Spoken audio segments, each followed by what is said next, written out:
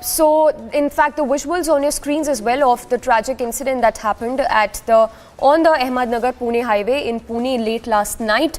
5 members of a family, we are told, lost their lives, whereas 1 person is injured and getting treated. So, the road accident that has been reported from Pune late last night, and this incident happened after a car collided with a bulldozer. So that's the update coming in, this news coming in from Ahmednagar-Pune highway in Pune late last night, where a car, we are told, collided with a bulldozer that was allegedly coming from the wrong side. The container, in fact, we are told that the driver of this particular vehicle is absconding.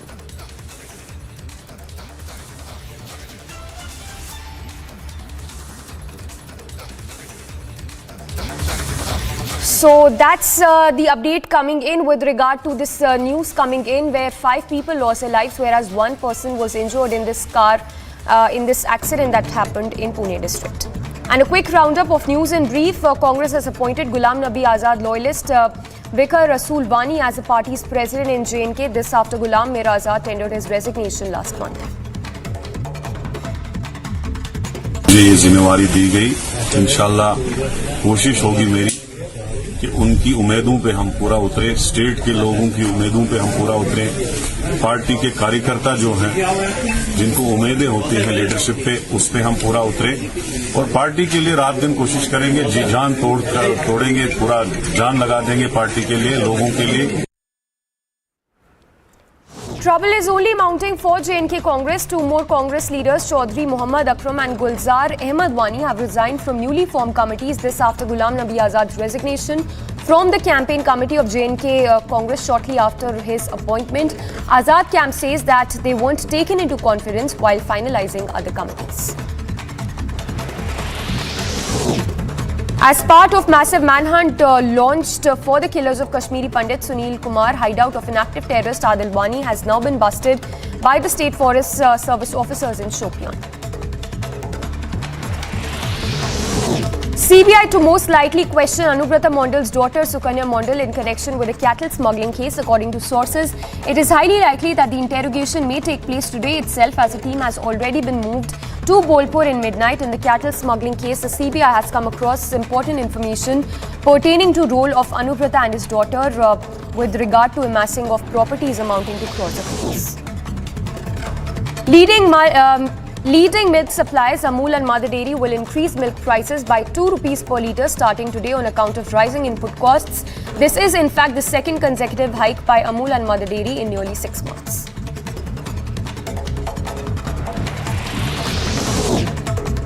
In Odisha's Bhadrak district, normal life of people has now come to a standstill as floodwater from Baitarani river has inundated several residential areas. The DM of the area was quoted as saying that 3 blocks in Bhadrak district have been affected due to floodwaters. Meanwhile, 80,000 to 90,000 people have been affected in this area. 3 block में अभी partly कुछ पंचायत में बाढ़ का स्थिति है। हमारा Dhamnagar block, Bhandari पोखरी block एवं चांदबाली ब्लॉक। तो उस हिसाब से प्रशासन की तरफ से सारे स्टेप्स लिए गए हैं कि जहां पे बोट डिप्लॉयमेंट हो, साइक्लोन जो शेल्टर सेफ शेल्टर आइडेंटिफिकेशन हो, ये सारा चीज़ें किया गया है। हमारे फील्ड फंक्शनरीज सारे जीपी जो कट ऑफ हुए हैं वहाँ पे है। कॉन्स्टेंटली हम पीआरआई मेंबर्स के टच में भी है। अराउंड हम बोल सकते हैं कि 80,000 टू 90,000 लोग अफेक्ट हुए हैं जितना वो जीपीज़ में रहते हैं। बट अभी तक पूरा स्मूथ सारी चीज़ें कैसे रहते हैं उसका प्रशासन इंश्योर कर रहा है।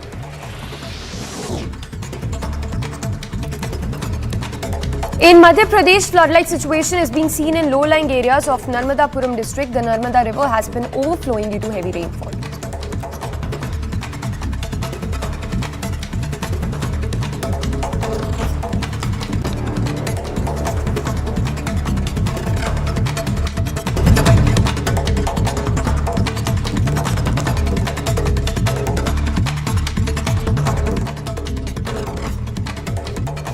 Now let's take a look at the situation in Karnataka's Shivamoga and the political mudslinging over Savarkar.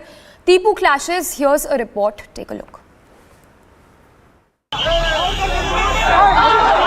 Karnataka is on the boil after a youth was stabbed following clashes in Shivamoga. And the reason was because of a mega face-off over Veer Savarkar's portrait being erected, resulting in communal clashes, Tipu Sultan's poster replacing it, and Section 144 being imposed in the area.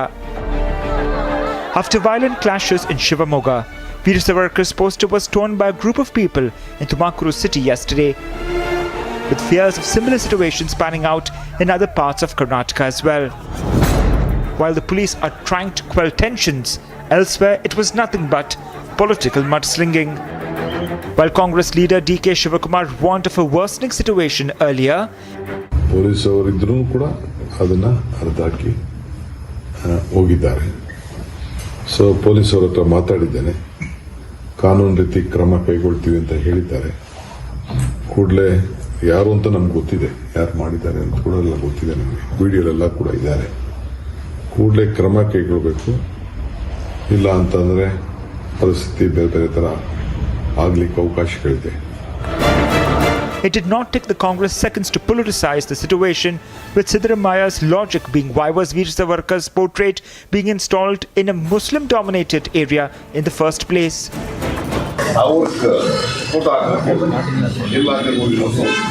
ಮುಸಲ್ಮಾನರು ಏರಿಯಾದಲ್ಲಿ ಹಾಕೊಳ್ಳಿ, ನಮ್ದು ತಕರಾರಿಲ್ಲ,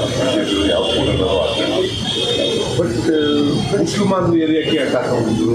ಆಯ್ತು, ಅವ್ರು ಹಾಕಲು Tipu Sultan photo ಯಾಕೆ ಬೇಡ ಅಂತ. Siddaramaya's remark came in as a sharp attack to BJP leader K.S. Ishwarappa's comments. ये मुसलमान लोगों में कौन सीनियर्स है, उसको मैं रिक्वेस्ट कर रहा हूँ, आपका यूथ राष्ट्रद्रोही काम वो कौन कर रहा है, उनके ऊपर आप उनको क्या बोलना बोलो, नहीं तो ये हिंदू समाज है और पुलिस डिपार्टमेंट है, उनको क्या हम सिखाना है, हम सीखेंगे, सिखाना है. In the past as well, the Congress has tried to paint Savarkar in poor light. Bhajpa के पूर्वजों के देश तोड़ने के इरादे अभी रुके नहीं थे. 1937 में हिंदू महासभा का अध्यक्ष बनते ही सावरकर ने दो राष्ट्र के अपने इरादे यानी विभाजन के अपने कुटिल इरादे जाहिर कर दिए. उधर जिन्ना और मुस्लिम लीग तो हिंदुस्तान को तोड़ने की ताक में थे ही, और उनके विभाजन के सिद्धांत को सावरकर, श्यामा प्रसाद मुखर्जी जैसे भाजपा के पूर्वजों का पुरजोर समर्थन भी मिल रहा था. वीर सावरकर जी का जो योगदान रहा है भारत की स्वतंत्रता मूवमेंट में, वो कोई भी नकार नहीं सकता है. इंदिरा गांधी जी ने भी जब प्रधानमंत्री थी, उन्होंने उनका पोस्टल स्टैम्प जारी किया था, उन्होंने उनके ऊपर एक फिल्म बनाई थी और उनका पार्लियामेंट में एक बहुत ही बड़ी पोर्ट्रेट भी लगी हुई है. तो मैं मानती हूँ कि हर जन का योगदान होना चाहिए. किसी को बड़ा दिखाने में और किसी को छोटा दिखाने में जो आजकल काम हो रहा है, उससे हमें बचना चाहिए. While police are conducting flag marches to maintain law and order, 4 accused have been arrested in connection with the Shivamoga violence, while 2 have been remanded to police custody for 2 days. 2 others are expected to be produced in court today. Right now, the situation is normal. After yesterday's incident, we have arrested all the 4 accused persons, and we are keeping a strict vigil, close vigil on the situation. And tonight also that will continue, and tomorrow also will continue. As political mudslinging continues, the big question is why incite, divide and polarize, celebrating the contribution of Veer Savarkar? Bureau Report, Republic TV.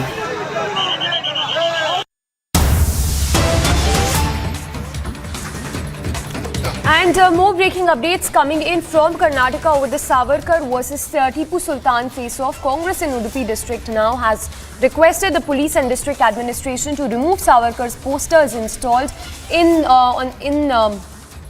that were installed on the Independence Day. So face-off that has only intensified now, and the Congress seeking removal of the posters that were installed of V.D. Savarkar. So the big face-off that has erupted over Savarkar versus Tipu Sultan. Remember, there were violent clashes as well that were reported in Shivamoga. Piyush, they're reporting live from Shivamoga. Piyush, if you could give us more details. Congress now are demanding a removal of posters of Savarkar.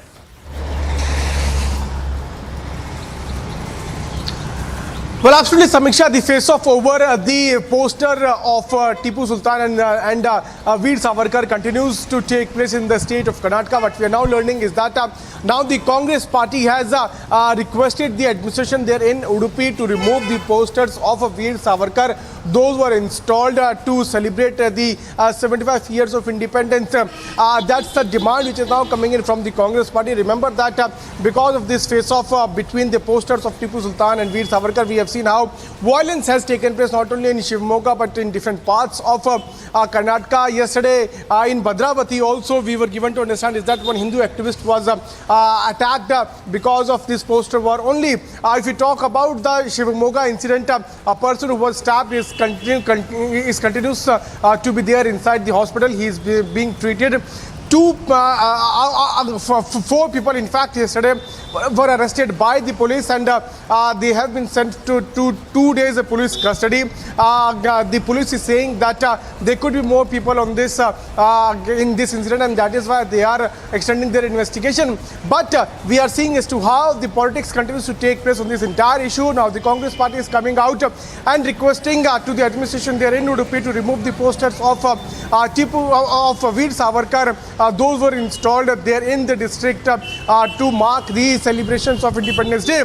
Also yesterday, Siddaramaiah, top leader of the Congress party, had come out and made a statement on a Shivamogga incident where he had asked the government as to why to put the posters of Veer Savarkar in a Muslim-dominated area. Why not the poster of Tipu Sultan? So the politics continues to take place. The government is saying that it will ensure that no untoward incident takes place, and that is why Section 144 continues to be in place in the district Shivamogga. I am right now present here in Shivamogga, and let me try to show you pictures in and around me. You can see how there is a bit a relaxation given by the administration, and because of this relaxation, we are now seeing a good traffic movement here in the district. But Section 144 will be in place, and still, as we are speaking, the police has said that there should be complete ban on large gatherings. Traffic vehicular movements have been allowed to take place. Shops have also been allowed to open today, looking at the controlled situation. But police does not want to take any kind of chance, and that is why there is still a ban on large gatherings in the district. We'll have to wait and watch how things are further going to take place, or what is going to happen in coming few days. But police is of the view that so far the situation is under control. Yesterday we also saw the pictures coming in of the police officers and paramilitary forces taking out flag march in Shivamogga district. But on the other side, politics continues to take place where Congress continues to politicize, and now they have requested the administration there in Udupi to remove the posters of Veer Savarkar. Those were installed for Independence Day celebrations. Yes, Piyush, briefly, if you could also talk to us about more reactions coming in. We understand that DK Shivakumar has also responded and made some controversial remarks as well regarding this incident. If you could take us through the details. Well, yes, not only Siddaramaiah, but also another top leader of Congress party, DK Shivakumar, has also reacted on this and has slammed the government over the kind of incidents those are taking place not only in Shivamogga but also in Bhadravati, in Tumkur, in other parts of Karnataka. On the other side, BJP maintains that situation is now under control. But it started simmering. Samiksha, you would remember that that whole protest started simmering after the kind of advertisement which was released by the BJP government, where it had omitted the name of Jawaharlal Nehru, and the posters of Veer Savarkar were there in that particular advertisement of Har Ghar Tiranga. Since then, we saw how things started getting heated, started getting tensed in Karnataka. Also, if we talk about the incident which took place on August 14 in a mall, a poster was torn by SDPI activists in Shivamogga, and that poster poster was of Veer Savarkar. After that, the gathering took place here in Shivamogga, there Ahmed Mir roundabout, and then we saw clashes took place where a man was unfortunately stabbed. So politics on this entire issue continues to take place. Similar incidents have been reported from different parts of Karnataka. Congress party is now slamming the government, be it D.K. Shivkumar or Siddaramaiah. BJP continues to maintain that the situation is now under control, and BJP, we have seen since beginning eulogizing the achievements of Veer Savarkar, and we have seen how there has been politics going on the issue of Veer Savarkar and Tipu Sultan for the last many years, and this has been a central topic of politics here in the state of Karnataka, and now which has led to violence also taking place in Shivamogga, in Bhadravati, and also in other parts of Karnataka. We'll have to wait and watch how things are going to pan out in coming few days. But if you talk about Shivamogga's condition, it is right now under control. Situation is now under control. Police is saying that they have arrested 4 people. All of them have been sent to 2 days police custody, and the further investigation will take place in this entire case. Yes, Piyush, and yesterday we saw how the police was also the personnel who was seen conducting a flag march in Shivamogga. Is anything planned for today as well to prevent the situation, to ensure that the situation remains at ease and tension does not simmer in the area? Well, if you talk about the police's flag march, today it is going to take place in Bhadravati, and if we specifically talk about the incident took place in Bhadravati, a Hindu activist was yesterday attacked and he also faced serious injuries because of that particular attack, and this also took place because of the face-off over Tipu Sultan versus Veer Savarkar's posters there in Shivamogga and in other parts of Karnataka. What we are given to understand is that after yesterday's attack, the police had stepped up its vigil, and deployment was done there in many parts of Bhadravati. So today the flag march is also to be taken out in Bhadravati, which is very much near to Shivamogga, and that flag march is scheduled at 10:30. Most likely it will begin by 10:45, and that will once again be done to instill a sense of confidence, to instill a sense of security among the law keepers, among the people who follow law, and at the same time a message to the people who wants to take law in their hands.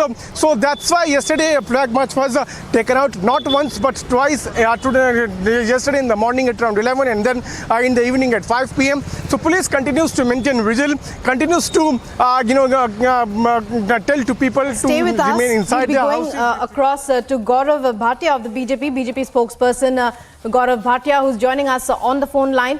Mr. Bhatia, when we talk about the situation in Karnataka, well, disruption of normal life to be sure. However, we see that right now the government and the police and authorities seem to be in full control. How do you look at the way the entire situation erupted there? It's a revelation that is shocking for the reason it seems that Congress party and its workers have a very sinister design for the country and the state of Karnataka. They are disrespecting national heroes. And in doing that, they are also taking away the right of every citizen to express their own opinion. Congress party has turned into a band of other people, and they break laws with impunity. I think this is the problem of Congress party. This will not be tolerated. And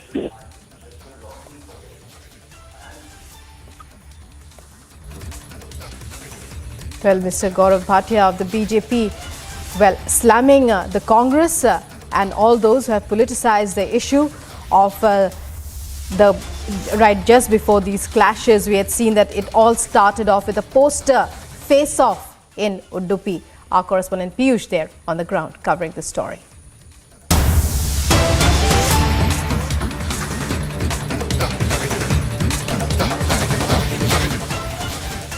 And a fresh update on freebie face-off politics. DMK has moved an impleachment motion notice before the Supreme Court, asking to be made a respondent to a plea seeking that political parties be prohibited from promising freebies during election campaigns. DMK has also challenged the definition of freebies in its application. So reports coming in of the DMK stand on freebies. It has put in an application in the court in this regard, asking for a proper definition of freebies and much more. And it's an impleadment motion that is in the Supreme Court, filed by the DMK, seeking a definition of what freebies means.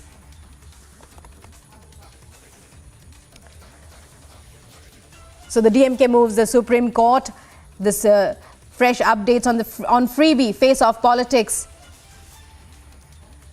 The DMK has moved an impleadment motion notice before the Supreme Court. Varshini to tell us all about it. Varshini, what can you tell us about the DMK moving the Supreme Court now? Give us the details of the impleadment motion that it has presented. Well, the Dravida Munnetra Kazhagam party has now joined the Aam Party in this fight for this freebies. They want to make a statement in this matter in the Supreme Court about this freebies.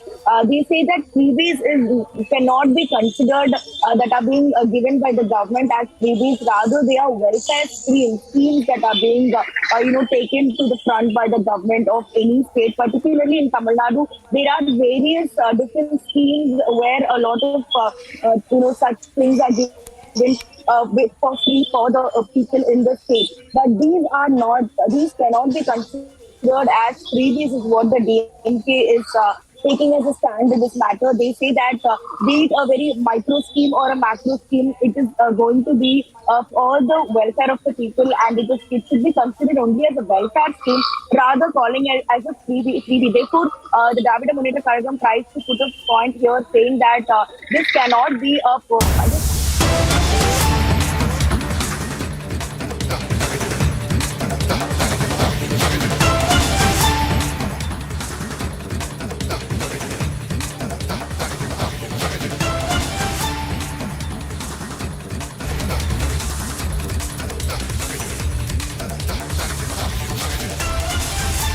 And breaking news, our correspondent Piyush, who's in the Shivamogga area in Karnataka, has a fresh update for us in the poster face-off there.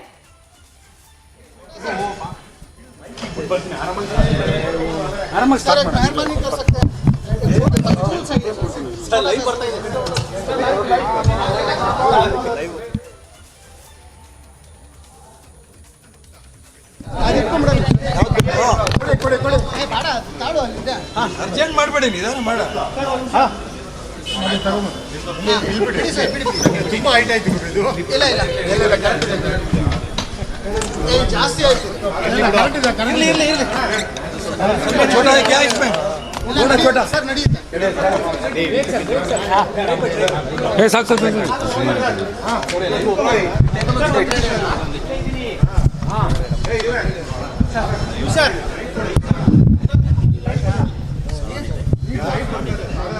Start ಮಾಡೋದಾ?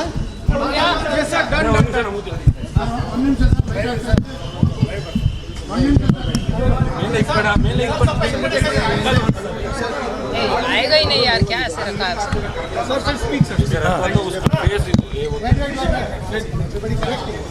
अरे आराम से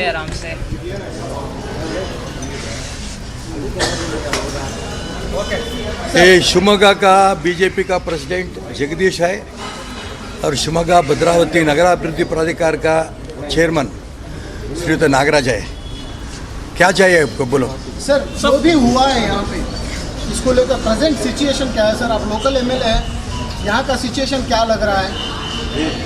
यहाँ का situation अभी तो सरकार और पुलिस अधिकारियों ने शांत करने के लिए अभी यशस्वी तो हो गया है। ये हम सबको अभी खुशी है। कल तक स्कूल कॉलेजेस सभी उनको हॉलीडेज था, आज से वो भी शाला कॉलेज भी ओपन किया है। सर, लगातार आपके ऊपर एक इल्ज़ाम किया जा रहा है कि कांग्रेस की तरफ से और एसडीपीआई हो, पीएफआई हो, ऑर्गेनाइजेशन कह रहे हैं कि ईश्वरप्पा जी ये सारे चीज़ों के शुरू होने के मेन रीज़न है। सर यही यही लगातार ऐसे ही इल्जाम लगा रहे हैं। सर यही नहीं, श्रीमालू जी ने भी यही बात कही है। कौन कहे?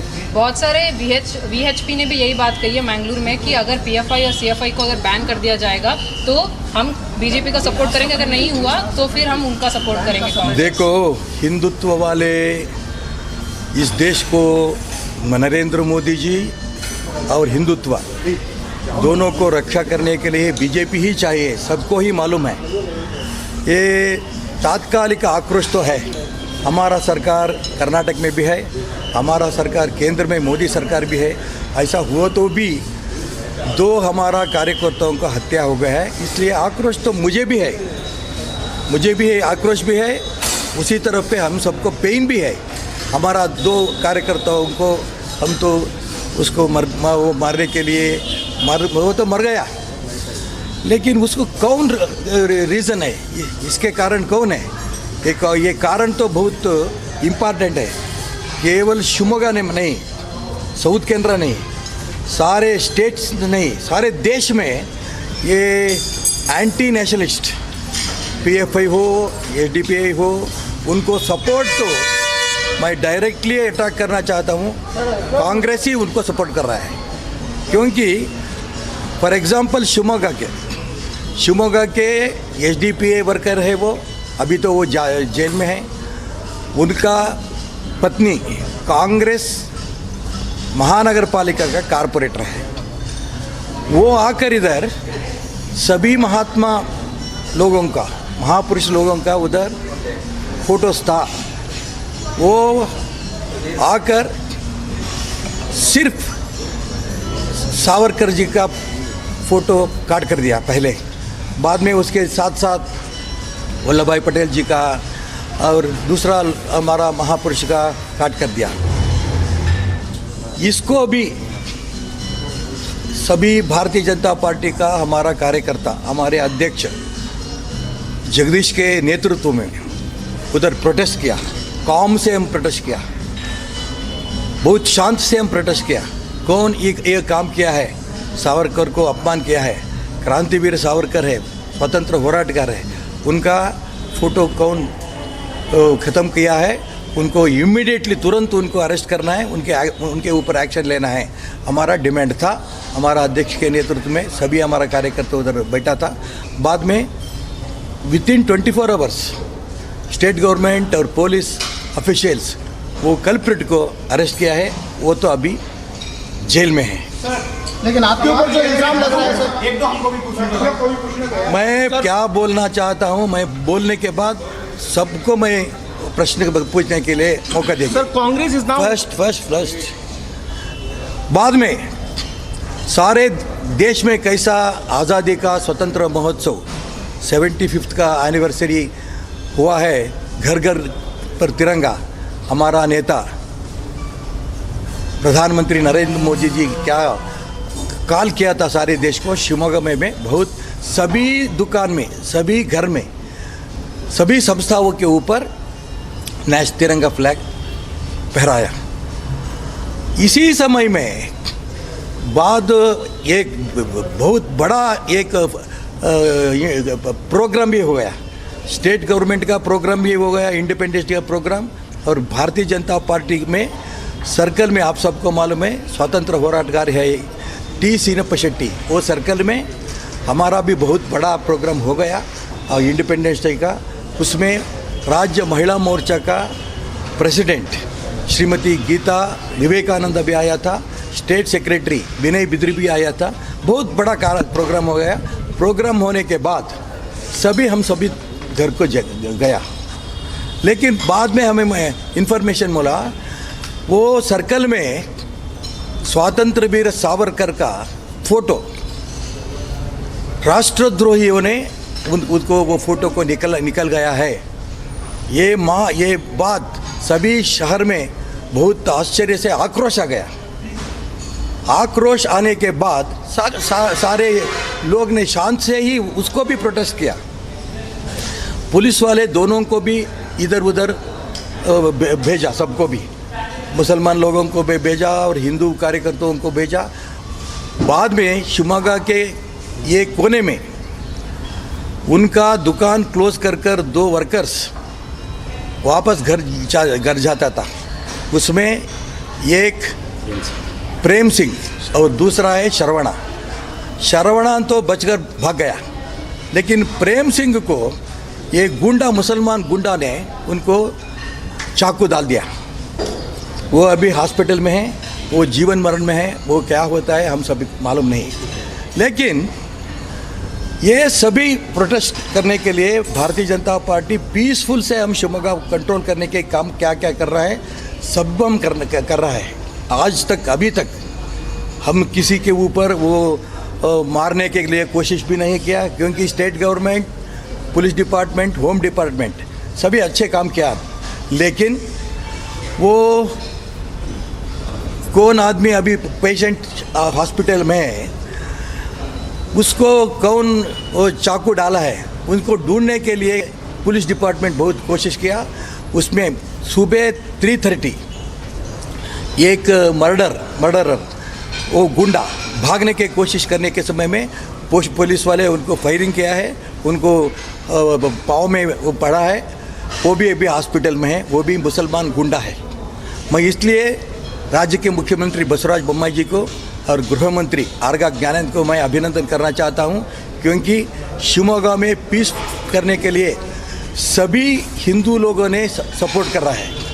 लेकिन मुसलमान गुंडा ने, मैं सभी मुसलमानों को गुंडा ऐसा नहीं बोलूँगा, क्योंकि हमारा मोदी, हमारा नेशनल प्राइम मिनिस्टर बोल रहा है हिंदू मुस्लिम क्रिश्चियन भाई भाई जैसा आप जीवन करना है। इसलिए सभी मुसलमानों को मैं गुंडा नहीं बोलूँगा, लेकिन कौन हत्या करने के लिए कोशिश किया है, सिर्फ वो मुसलमानों को मैं गुंडा बोलना चाहता हूँ।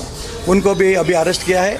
इसलिए मैं ज्ञानेंद्र, हमारा होम मिनिस्टर और हमारा चीफ मिनिस्टर बसवराज बोम्माई को भी मैं अभी अभिनंदन करना चाहता हूँ। नेक्स्ट डे भद्रावती में एक आदमी, हिंदू आदमी, वो जाने के समय में अगेन 4-5 दिन के पहले जेल से वापस आया था एक आदमी, मुसलमान गुंडा, वो इनको मारने के लिए कोशिश किया है।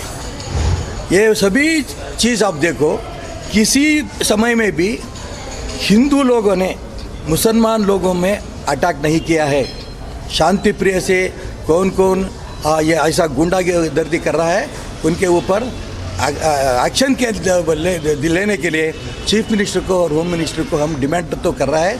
लेकिन ये गुंडा लोगों ने सारे स्टेट में, सारे डिस्ट्रिक्ट में, शिवमोगा भद्रावती में ऐसा ही कर रहा है। इसलिए उनके ऊपर क्या एक्शन ले लेना, सभी बोल रहा है PFI और SDP आपका सरकार ये है, उसको बैन नहीं कर रहा है, सभी बोल रहे हैं।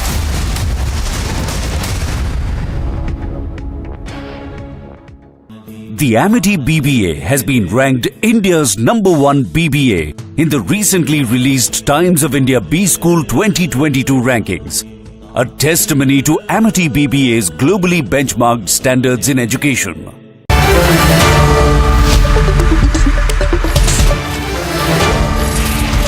Ladies and gentlemen, good evening and welcome. Today there has been a national embarrassment completely avoidable.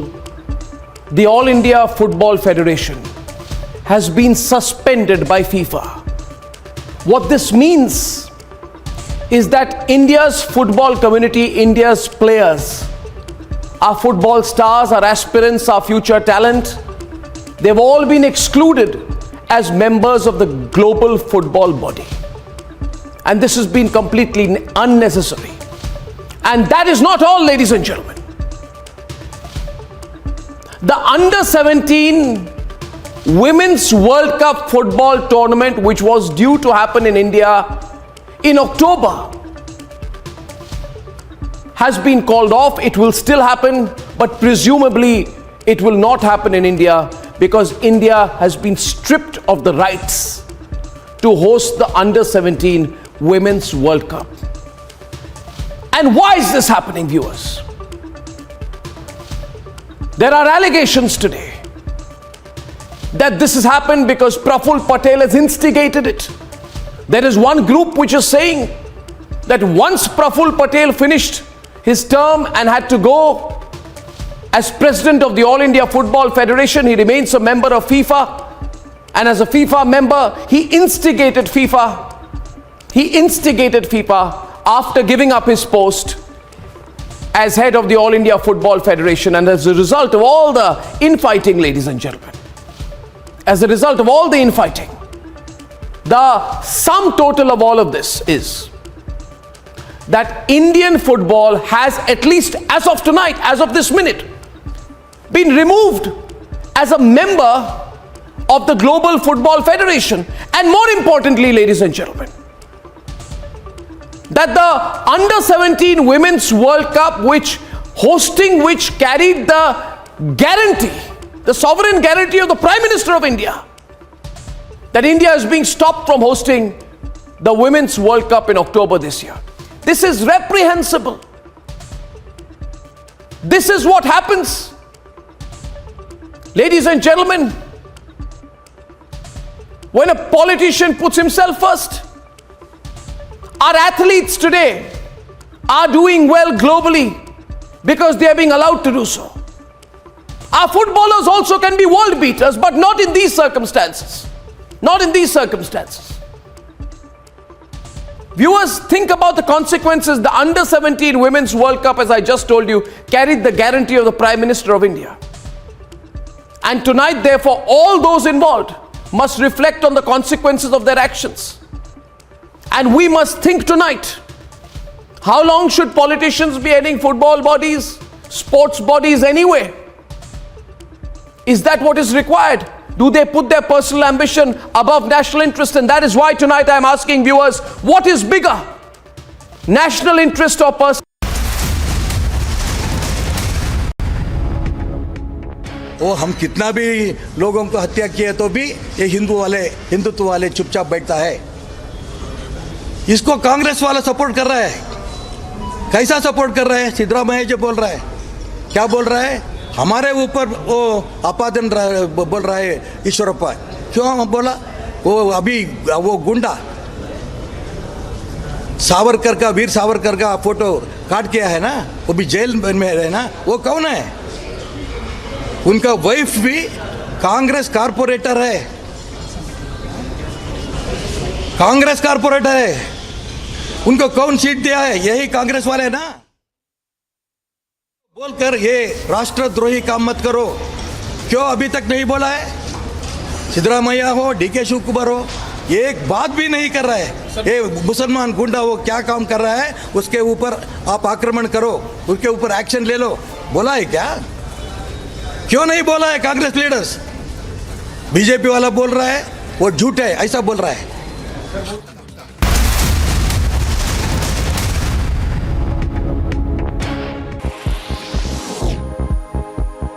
According to a statement by the European Commission, it said as several European countries endure high temperatures and a lack of rain, Europe could be facing its worst drought in 500 years. It also further stated that a definite answer for the same cannot be given at the moment. But according to current data presented, it looks like it might take a bad shape, even worse than 2018. As of now, the drought that the country is experiencing is affecting agriculture, forcing water restrictions and causing wildfires. United Nations spokesperson Stefan Dujarric announces Secretary General Antonio Guterres will be in leave to meet with Turkey's president. And the Ukrainian President Volodymyr Zelensky, the chief, is also scheduled to visit Odessa and Istanbul to see one of the ports involved in the Black Sea Grain Initiative and the Joint Coordination Center set up to implement it. Peru records the highest number of monkeypox patients in Latin America and the second highest in South America, according to Peru's Medical Association. Infectiologists in the country have begun to draw hypotheses to find the reasons for the rapid expansion of the virus. In Odisha's Bhadrak district, normal life of people has now come to a standstill as floodwater from Baitarani river has inundated several residential areas. The DM of the area was quoted as saying that 3 blocks in Bhadrak district have been affected due to floodwaters. Meanwhile, 80,000 to 90,000 people have been affected in this area. 3 block में अभी partly कुछ पंचायत में बाढ़ का स्थिति है, हमारा Dhamnagar block, Bhandari पोखरी block एवं चांदबाली ब्लॉक। तो उस हिसाब से प्रशासन की तरफ से सारे स्टेप्स लिए गए हैं कि जहाँ पे बोट डिप्लॉयमेंट हो, साइक्लोन जो शेल्टर सेफ शेल्टर आइडेंटिफिकेशन हो, ये सारा चीज़ें किया गया है। हमारे फील्ड फंक्शनरीज सारे जीपी जो कट ऑफ हुए हैं वहाँ पे है। कॉन्स्टेंटली हम पीआरआई मेंबर्स के टच में भी है। अराउंड हम बोल सकते हैं कि 80,000 to 90,000 कर सकता है। सर कांग्रेस का डिमांड, ये उडुपी की बात हो रही है, कांग्रेस का डिमांड है कि वहाँ पोस्टर है वीर सावरकर का, उसको हटाया जाए। ये डिमांड है कांग्रेस का, उसको लेकर अगर नहीं हटाते क्या तो प्रोटेस्ट करेंगे। मैं इसलिए बोल रहा हूँ, कौन कौन इस देश में रहना चाहता है। ये माता का फूड लेता है, वो सभी हिंदुस्तान में रहने वाले वंदे मातरम बोलना ही होगा। हमारा सभी महापुरुषों को गौरव देना ही पड़ेगा। हम किधर हम चाहता है सभी जगह में हमारा महापुरुष का, वो वीर सावरकर का हो, डॉक्टर श्यामा प्रसाद मुखर्जी का हो, और हमारा सभी नेताओं का, सरदार वल्लभ भाई पटेल की सभी नेताओं का फोटो हम किधर चाहता है वो सभी जगह में रहता है। United Nations spokesperson Stefan Dujarric announces Secretary General Antonio Guterres will be in leave to meet with Turkey's president. And the Ukrainian President Volodymyr Zelensky, the chief, is also scheduled to visit Odessa and Istanbul to see one of the ports involved in the Black Sea Grain Initiative and the Joint Coordination Center set up to implement it. Peru records the highest number of monkeypox patients in Latin America and the second highest in South America, according to Peru's Medical Association. Infectiologists in the country have begun to draw hypotheses to find the reasons for the rapid expansion of the virus. In Odisha's Bhadrak district, normal life of people has now come to a standstill as floodwater from Baitarani river has inundated several residential areas. The DM of the area was quoted as saying that 3 blocks in Bhadrak district have been affected due to floodwaters. Meanwhile, 80,000 to 90,000 people have been affected in this area. 3 block में अभी partly कुछ पंचायत में बाढ़ का स्थिति है, हमारा Dhamnagar block, Bhandari पोखरी block एवं चांदबाली ब्लॉक। तो उस हिसाब से प्रशासन की तरफ से सारे स्टेप्स लिए गए हैं कि जहाँ पे बोट डिप्लॉयमेंट हो, साइक्लोन जो शेल्टर सेफ शेल्टर आइडेंटिफिकेशन हो, ये सारा चीज़ें किया गया है। हमारे फील्ड फंक्शनरीज सारे जीपी जो कट ऑफ हुए हैं वहाँ पे है। कॉन्स्टेंटली हम पीआरआई मेंबर्स के टच में भी है। अराउंड हम बोल सकते हैं कि 80,000 to 90,000 लोग अफेक्ट हुए हैं, जितना वो जीपीज़ में रहते हैं। बट अभी तक पूरा स्मूथ सारी चीज़ें कैसे रहते हैं उसका प्रशासन इंश्योर कर रहा है। As part of massive manhunt launched for the killers of Kashmiri Pandit Sunil Kumar, hideout of inactive terrorist Adil Wani has now been busted by the State Forest Service officers in Shopian. CBI to most likely question Anubrata Mondal's daughter Sukanya Mondal in connection with a cattle smuggling case. According to sources, it is highly likely that the interrogation may take place today itself, as a team has already been moved to Bolpur in midnight. In the cattle smuggling case, the CBI has come across important information pertaining to role of Anubrata and his daughter with regard to amassing of properties amounting to crores of rupees. भी है, हिंदू भी है, Christian भी है। ये सिद्धरामैया ये समझा है हिंदुस्तान पाकिस्तान जैसे समझाए हो, उधर मुसलमान लोग ज़्यादा रहा होगा, उधर वो चुनाव करने के लिए सोच रहा है, मुझे मालूम नहीं। पाकिस्तान में वो चुनाव करो, लेकिन ये हिंदुस्तान है। हिंदुस्तान में मुसलमानों का उसी धर्म लोगों का 1 इंच भी भूमि उनका नहीं है, सारे हिंदुस्तान वालों का है। हिंदुस्तान में जगह है। सर गणपति उत्सव भी है।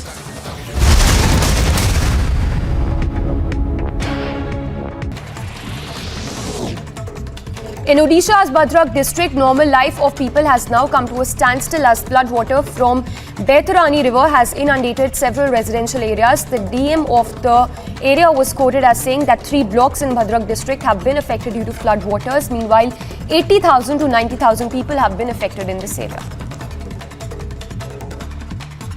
3 ब्लॉक में अभी पार्टली कुछ पंचायत में बाढ़ का स्थिति है, हमारा धामनगर ब्लॉक, भंडारी पोखरी ब्लॉक एवं चांदबाली ब्लॉक। तो उस हिसाब से प्रशासन की तरफ से सारे स्टेप्स लिए गए हैं कि जहाँ पे बोट डिप्लॉयमेंट हो, साइक्लोन जो शेल्टर सेफ शेल्टर आइडेंटिफिकेशन हो, ये सारा चीज़ें किया गया है। हमारे फील्ड फंक्शनरीज सारे जीपी जो कट ऑफ हुए हैं वहाँ पे है। कॉन्स्टेंटली हम पीआरआई मेंबर्स के टच में भी है। अराउंड हम बोल सकते हैं कि 80,000 to 90,000 लोग अफेक्ट हुए हैं जितना वो जीपीज में रहते हैं। बट अभी तक पूरा स्मूथ सारी चीज़ें कैसे रहते हैं उसका प्रशासन इंश्योर कर रहा है। As part of massive manhunt launched for the killers of Kashmiri Pandit Sunil Kumar, hideout of an active terrorist Adil Wani has now been busted by the State Forest Service officers in Shopian. CBI to most likely question Anubrata Mondal's daughter Sukanya Mondal in connection with a cattle smuggling case. According to sources, it is highly likely that the interrogation may take place today itself, as a team has already been moved to Bolpur in midnight. In the cattle smuggling case, the CBI has come across important information pertaining to role of Anubrata and his daughter with regard to amassing of properties amounting to crores of rupees. Leading milk suppliers Amul and Mother Dairy will increase milk prices by 2 rupees per litre starting today on account of rising input costs. This is in fact the second consecutive hike by Amul and Mother Dairy in nearly 6 months. In other international stories, Ukrainian President Volodymyr Zelensky accuses Russia of nuclear blackmail, calls for new sanctions to be imposed in response to it. Further, Zelensky warns the presence of Russian forces around Europe's largest nuclear power plant threatens Europe and beyond.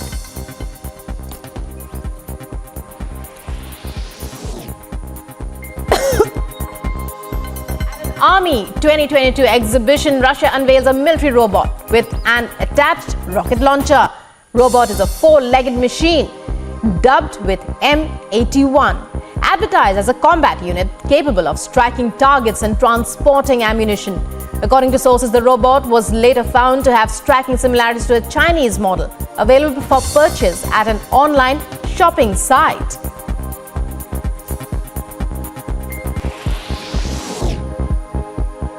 According to a statement,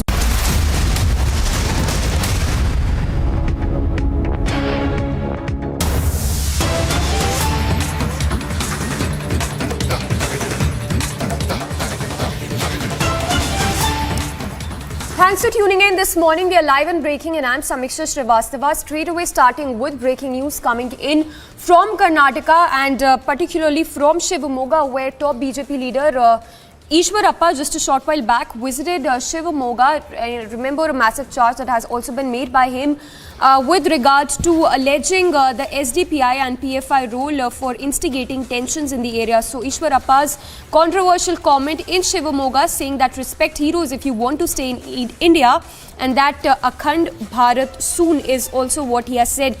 So a lot of remarks, statements that have been made by Ishwarappa while on his visit to while he visited Shivamogga. Even as tensions continue to simmer in the area, we have Ishwarappa who just visited Shivamogga and said that there could be he also alleged a PFI and SDPI role.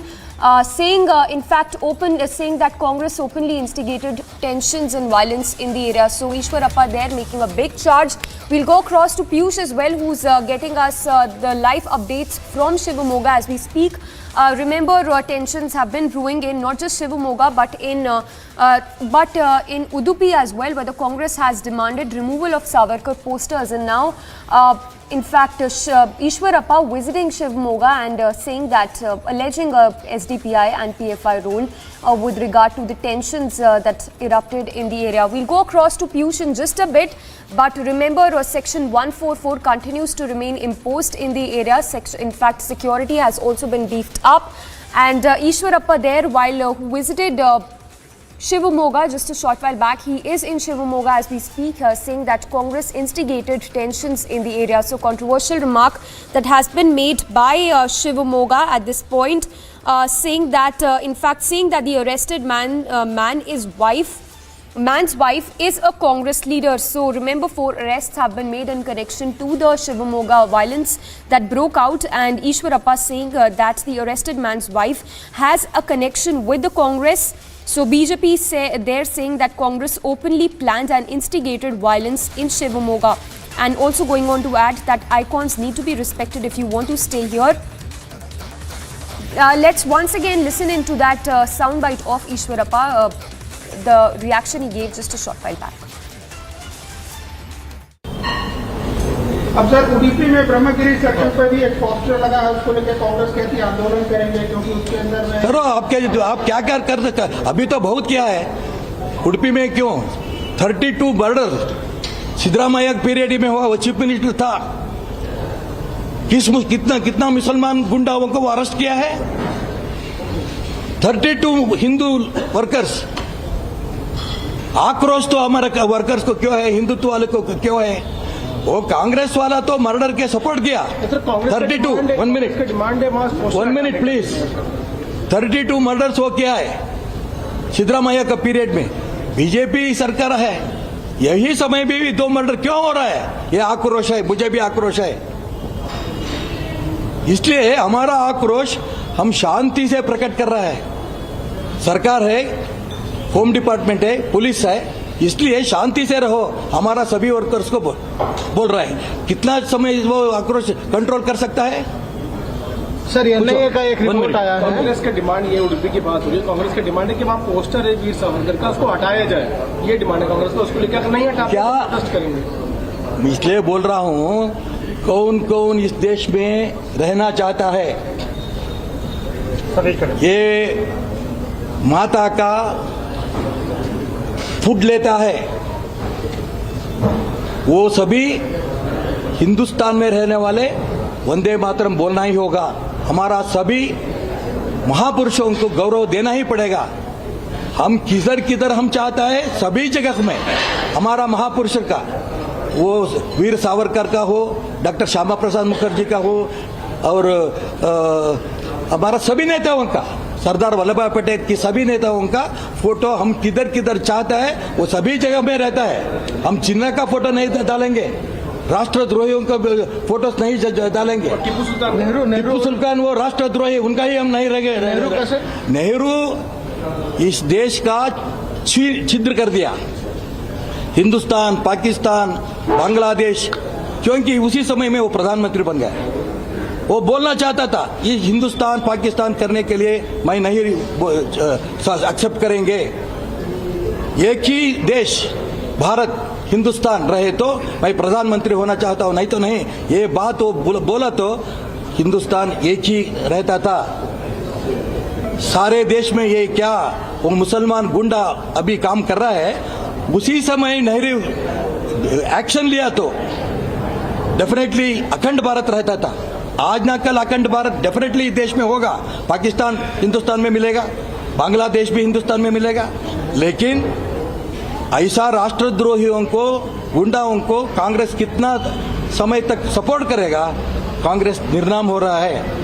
अभी तो सारे देश में कांग्रेस नहीं, सिर्फ कर्नाटक में तो उसका ये आ रहा है। सर 2 चीजें हैं, कांग्रेस लगातार कह रही है कि ये सारे चीजों के बुनियादी आपसे स्टार्ट होती है, आपने भड़का रहे हैं। दूसरी चीज है, एनआईए का एक रिपोर्ट आया है, वो कहता है कि मंगलूर का जो डेथ हुआ, मर्डर हुआ।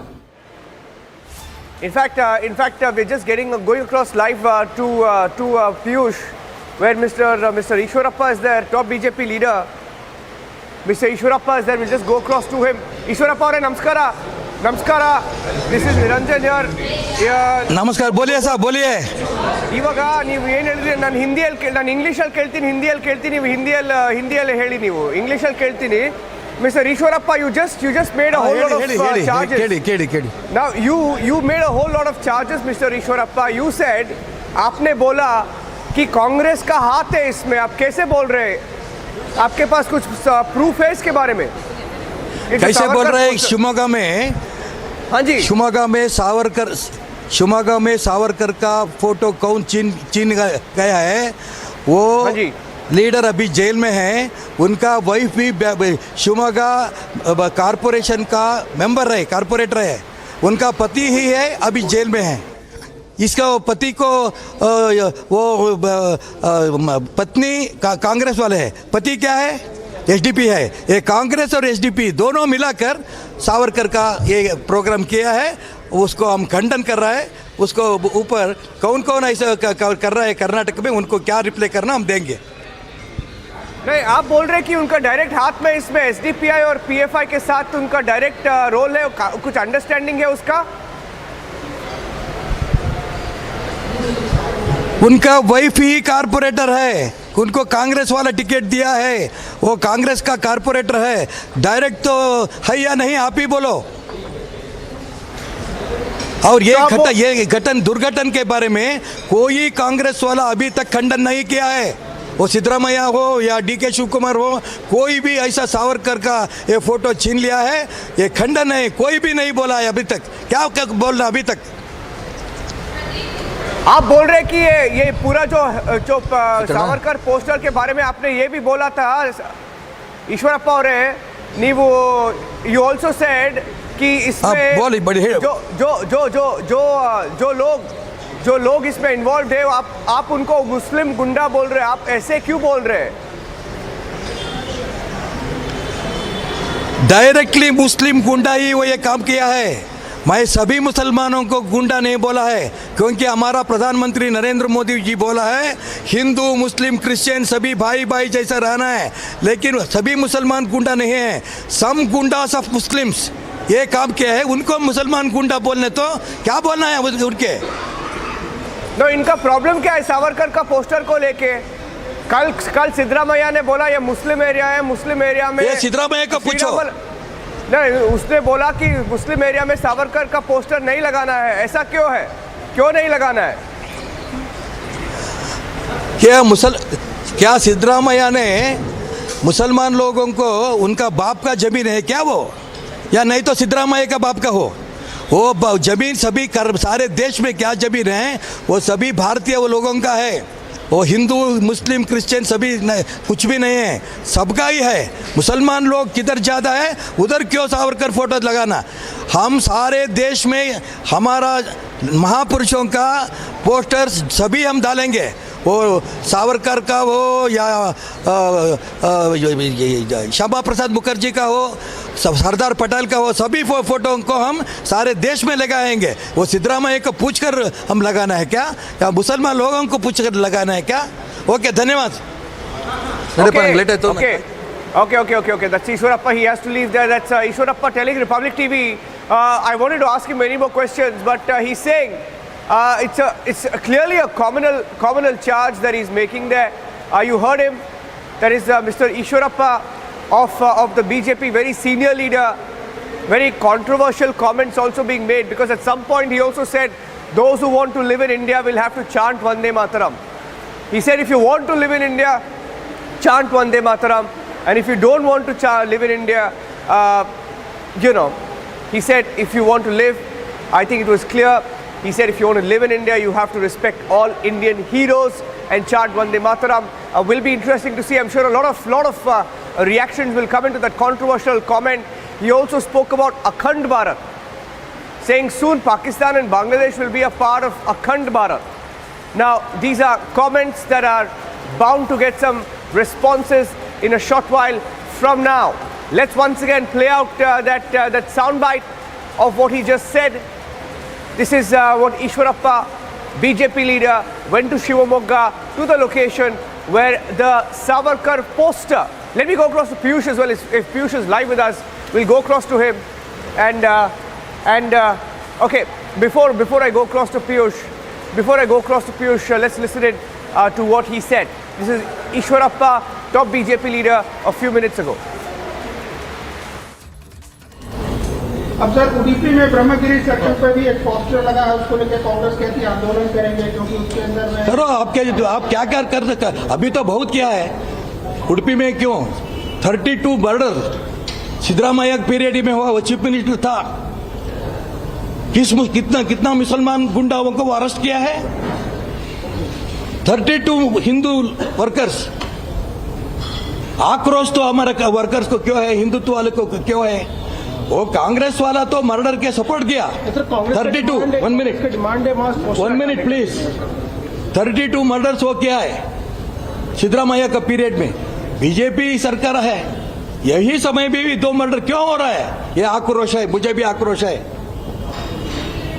इसलिए हमारा आक्रोश हम शांति से प्रकट कर रहा है। सरकार है, होम डिपार्टमेंट है, पुलिस है, इसलिए शांति से रहो, हमारा सभी वर्कर्स को बोल रहा है। कितना समय वो आक्रोश कंट्रोल कर सकता है? सर, एनआईए का एक रिपोर्ट आया है। कांग्रेस का डिमांड, ये उडुपी की बात हो रही है, कांग्रेस का डिमांड है कि वहाँ पोस्टर है वीर सावरकर का, उसको हटाया जाए। ये डिमांड है कांग्रेस का, उसको लेकर नहीं हटा क्या प्रोटेस्ट करेंगे। इसलिए बोल रहा हूँ, कौन कौन इस देश में रहना चाहता है? ये माता का फूड लेता है, वो सभी हिंदुस्तान में रहने वाले वंदे मातरम बोलना ही होगा। हमारा सभी महापुरुषों को गौरव देना ही पड़ेगा। हम किधर हम चाहता है, सभी जगह में हमारा महापुरुष का, वो वीर सावरकर का हो, डॉक्टर श्यामा प्रसाद मुखर्जी का हो, और हमारा सभी नेताओं का, सरदार वल्लभ भाई पटेल की सभी नेताओं का फोटो हम किधर चाहता है, वो सभी जगह में रहता है। हम चिन्ह का फोटो नहीं डालेंगे, राष्ट्रद्रोहियों का फोटो नहीं डालेंगे। टीपू सुल्तान वो राष्ट्रद्रोही, उनका ही हम नहीं रहेंगे। नेहरू इस देश का छिद्र कर दिया, हिंदुस्तान, पाकिस्तान, बांग्लादेश, क्योंकि उसी समय में वो प्रधानमंत्री बन गया। वो बोलना चाहता था, ये हिंदुस्तान पाकिस्तान करने के लिए मैं नहीं एक्सेप्ट करेंगे। एक ही देश भारत हिंदुस्तान रहे तो मैं प्रधानमंत्री होना चाहता हूं, नहीं तो नहीं। ये बात वो बोला तो हिंदुस्तान एक ही रहता था।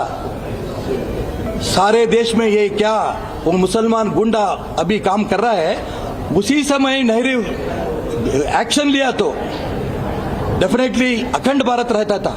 आज ना कल अखंड भारत डेफिनेटली देश में होगा। पाकिस्तान हिंदुस्तान में मिलेगा, बांग्लादेश भी हिंदुस्तान में मिलेगा। लेकिन ऐसा राष्ट्रद्रोहियों को, गुंडाओं को कांग्रेस कितना समय तक सपोर्ट करेगा?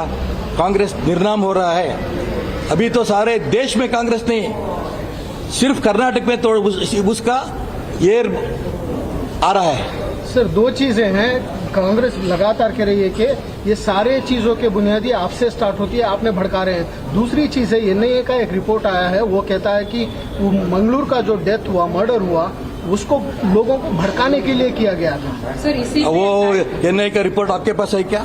है क्या आपके पास? झूठ क्यों बोल? So as you just heard there, top BJP leader Ishwarappa there making a big charge, claiming that miscreants belonging to a particular community were involved in these clashes and the violence that broke out in Shivamoga, going on to add that there could be a PFI as well as the SDPI role behind the clashes that broke out in Shivamoga. Well, let's move on to more news then. Some more breaking news that is coming in.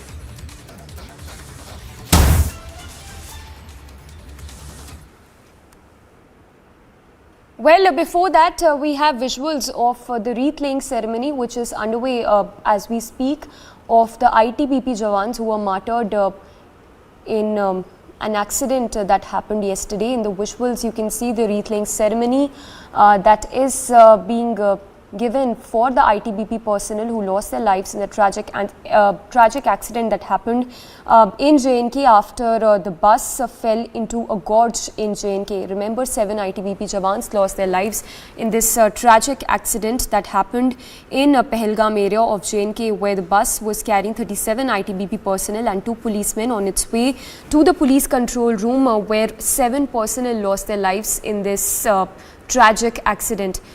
In the visuals, you see the wreath laying ceremony, which is happening in Srinagar as we speak. So the tributes and the respects being paid to the ITBP Jawans who lost their lives in this accident. We also have Zeenat reporting live. Zeenat, if I can come across to you, talk to us about these ITBP Jawans. Of course, a very, very unfortunate incident to have happened. If you could talk to us more about these ITBP Jawans and that tragic incident that happened yesterday.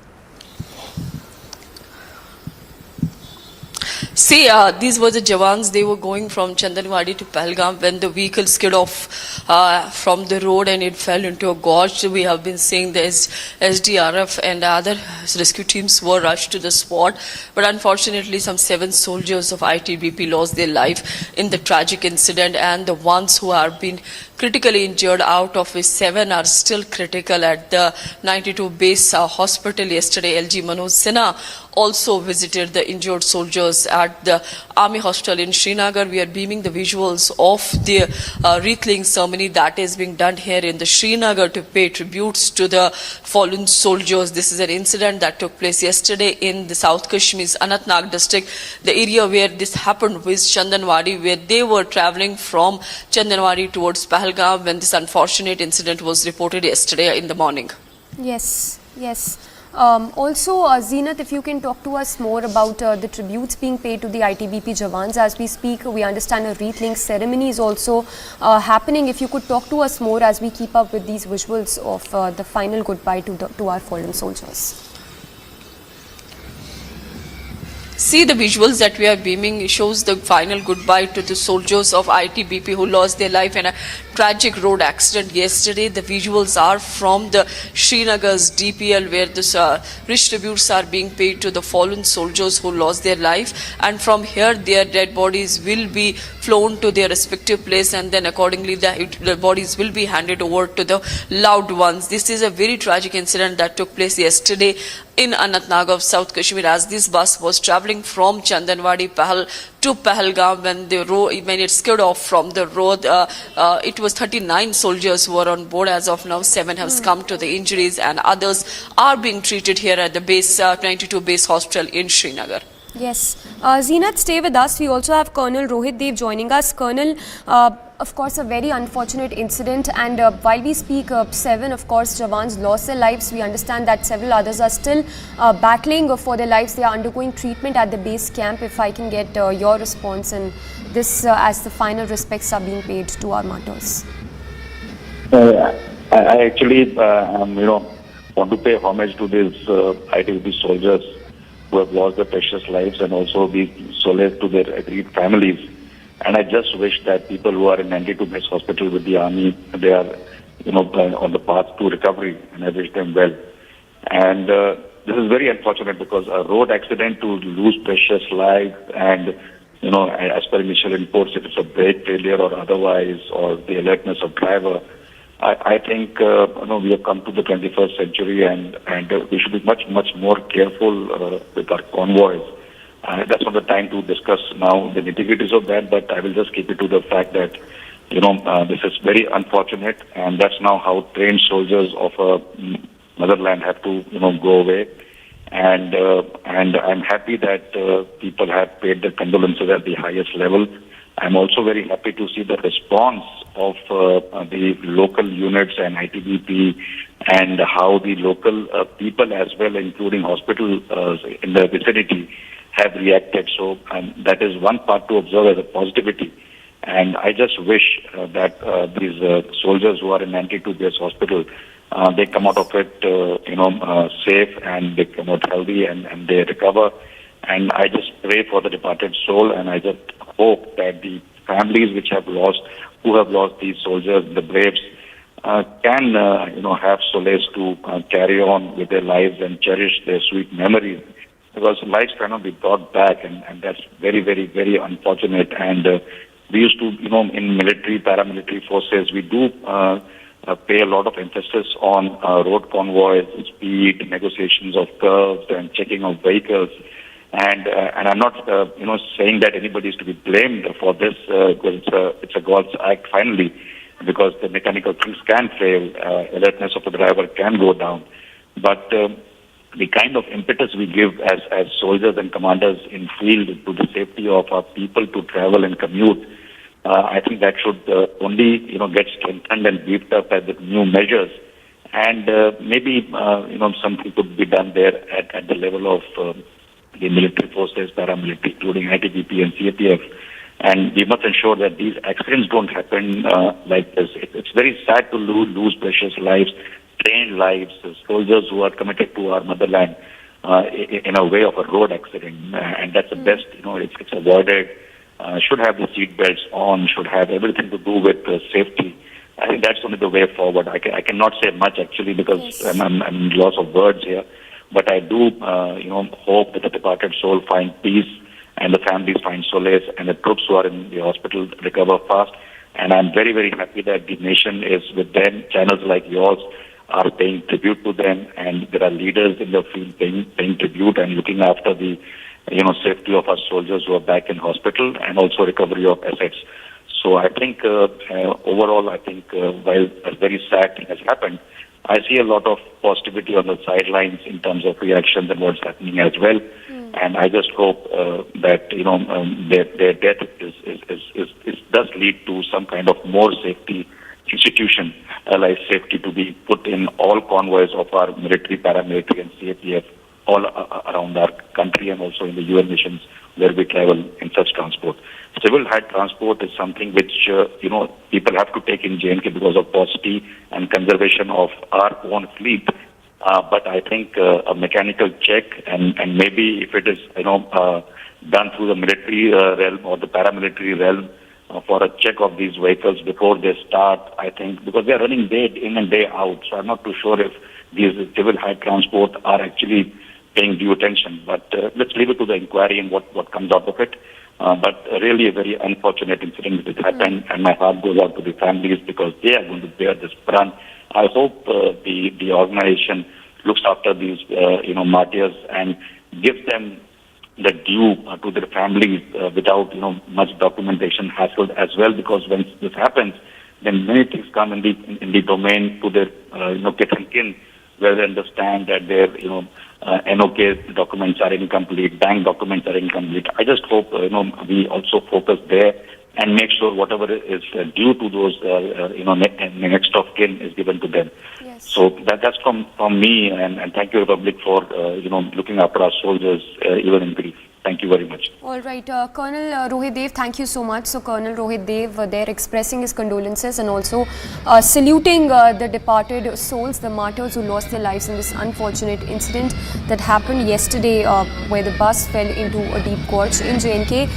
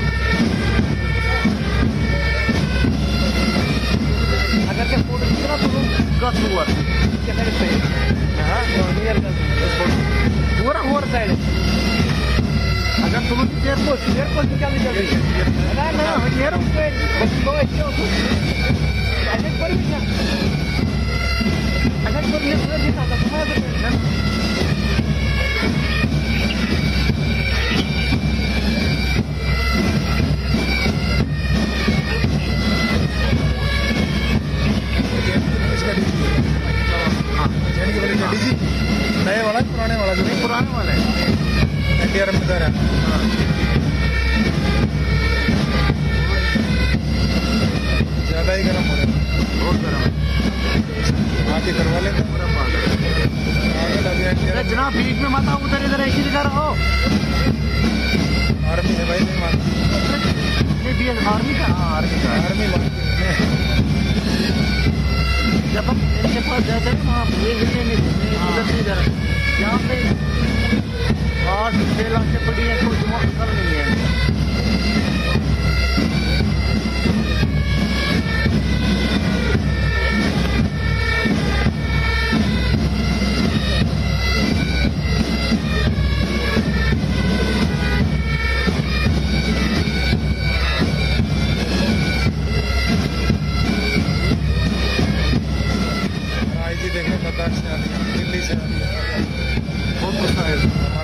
Ceremony there being held for our martyred Jawan. Zeenat continues to be with us, reporting live from Srinagar. Zeenat, talk to us more about the sacrifice that are made on a daily basis by these Jawans. A very unfortunate incident to have happened. Talk to us more about these Jawans who work in these rough terrain away from their family members.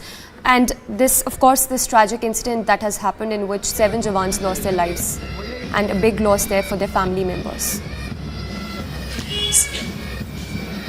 See, as far as this visuals are concerned, we are seeing the visuals coming from the district police line of Srinagar, where the tributes are being paid to the fallen soldiers. In the visuals, one can see the ADGP Kashmir Vijay Kumar. Similarly, the officers from the CRPF and other forces are paying tributes to the fallen soldiers. When we talk about Pahalgam at its terrains and what the soldiers were doing there, they were on duty there. They were traveling from the Chandanwadi to the Pahalgam. You see, Pahalgam has been quite busy for the last 2 months or so because of the Amarnath Yatra, which just concluded on Monday before a day of on Raksha Bandhan. That Yatra was concluded. In this Yatra, more than 3 lakh Yatris pays visit, and the soldiers from the Army, ITBP, BSF, CRPF, JNKP are always the part of the Yatra to conduct not only the Yatra but to see the situation and also see the safety and security of the Yatris. So ITBP was the part of the Amarnath Yatra, and yesterday they were being de-inducted.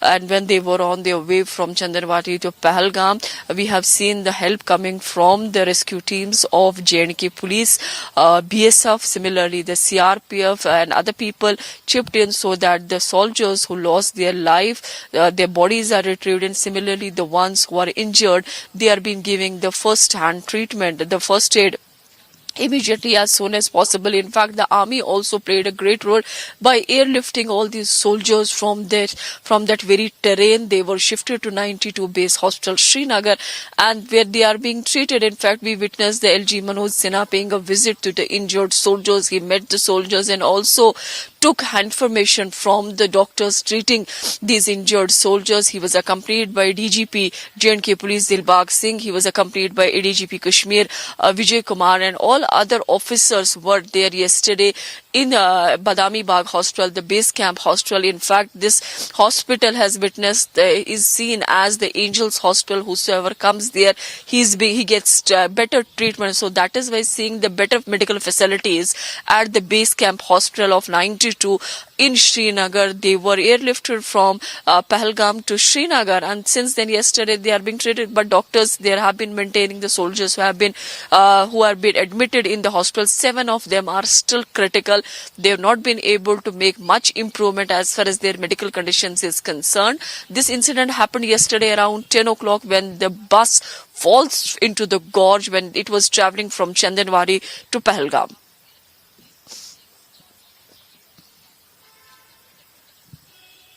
Yeah, accident there. 7 of our precious Jawans losing their lives. Zeenat, when we spoke yesterday, this is Rukma here, you also told us that the driver who was a Jammu and Kashmir police personnel, he too lost his life. Meanwhile, when we talk about this particular ceremony, it's full of tradition, it's full of, solemnity, as we see in those visuals. Zeenat, what about the family members have they been informed? Take us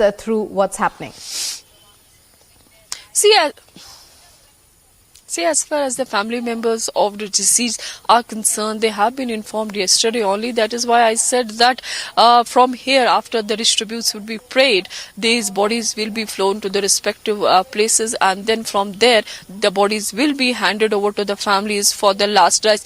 This is one of the it's one of the unfortunate incident that was reported yesterday in Pahalgam, where these ITBP soldiers lost their life. In fact, they were also accompanied by the 2 jawans of the J&K police, who too have suffered the critical injuries in the entire incident. Right, and take us through what's happening now. The wreath laying ceremony, we believe, is currently underway. Zinat, are we waiting for the ceremony to begin, or is it complete?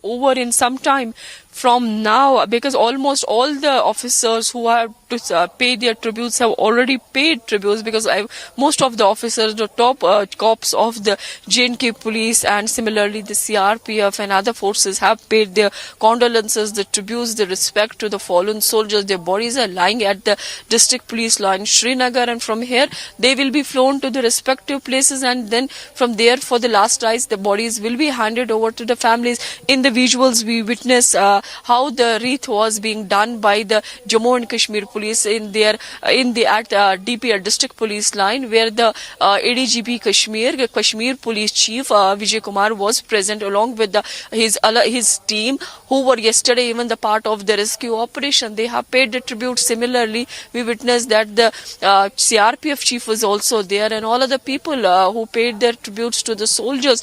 Meanwhile, we are also seeing and hearing that the treatment for the injured one is still on at the 92 base hospital of Army in Srinagar. And viewers, as Zinat's been telling us, this is the wreath laying ceremony. Most of the top officials of the Jammu and Kashmir police as well as ITBP have performed the ceremony, have paid their tributes. And as Zinat was telling us, in a short while from now, once the ceremony is over here, the mortal remains of the fallen soldiers, of the martyred soldiers of the ITBP will be taken to their respective hometowns. What we are witnessing is the final salute, the last salute to our brave martyrs of the Indo-Tibetan Border Police who lost their lives in a tragic accident yesterday. And as tweets and condolences are pouring in, mourning the loss of these precious lives. President Draupadi Murmu has said, I quote, "The tragic loss of precious lives of ITBP personnel is an unfortunate incident in Jammu and Kashmir and fills me with sadness." This is what President Draupadi Murmu said on Tuesday and offered condolences to the bereaved families. She also said that she was praying for the speedy recovery of the injured. As we know, 6 personnel of the Indo-Tibetan Border Police and a policeman died, while 32 others who were returning. And as Zinat, who's been giving us each and every update regarding this incident, has been telling us, well, it's a huge tragedy that has taken place. Major General K.K. Sinha now joining us on the phone line. Major General Sinha, we are witnessing a very solemn ceremony full of tradition, and the entire nation today mourning the loss of these tragic loss of these precious lives, our ITBP Jawans who lost their lives in that tragic accident yesterday. Your thoughts? Yeah, it is a great loss to the nation. These boys who are, going for their duty and deployed into a very, very rough terrain and in the rough area and meeting an accident where the bus has gone down the street. And, some of them died and some of them critically injured. It is a great loss. ITBP is doing a wonderful job and a very difficult duty they are performing. The ITBP is basically, deployed and has been raised for defense of the country against China. And they are deployed in these areas and the higher Himalayas where they are doing this duty round the clock. So this is a great loss, and these boys who have been, coming down and going through the duty. There are two aspects of it. Today, of course, we are, actually, having this ceremony which is going on, where we are honoring these people for their duty, for the devotion, for the thing which they have, set for doing for the nation. But the second time, this type of accidents which are taking place, sometimes gives me a feeling that we have to go in detail. These accidents are avoidable accidents in my mind. I do not know this bus belongs to whom. Have you gone in detail? Who was the driver? Is this a civil bus which has been hired? Is this bus going all the time and taking them? Who was the driver? And what condition? What was the speed? One has to go, because this type of accidents are taking place quite frequently, where the security forces, they are traveling for their journey up and down to this difficult area, whether they are going to their duty from their leave, they're from the transit camp, traveling in these areas. This has to be gone in detail. I do not know. I'm raising the issue on, this occasion when the whole, India is, mourning the loss of these people. But this has to be gone in detail, and we have to check that what is the reason, who was the driver, because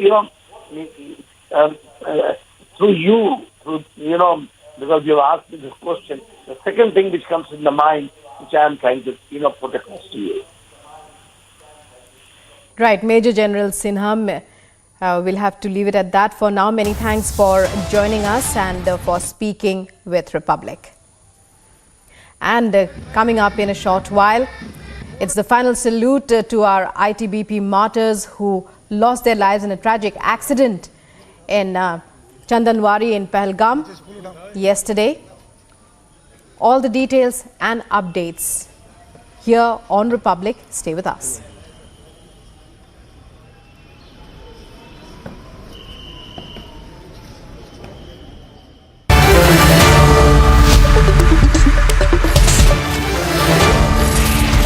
Ladies and gentlemen, good evening and welcome. Today there has been a national embarrassment completely avoidable. The All India Football Federation has been suspended by FIFA. What this means is that India's football community, India's players, our football stars, our aspirants, our future talent, they've all been excluded as members of the global football body. And this has been completely unnecessary. And that is not all, ladies and gentlemen. The Under-17 Women's World Cup football tournament, which was due to happen in India in October, has been called off. It will still happen, but presumably it will not happen in India, because India has been stripped of the rights to host the Under-17 Women's World Cup. And why is this happening, viewers? There are allegations today that this has happened because Praful Patel has instigated it. There is one group which is saying that once Praful Patel finished his term and had to go as president of the All India Football Federation, he remains a member of FIFA, and as a FIFA member, he instigated FIFA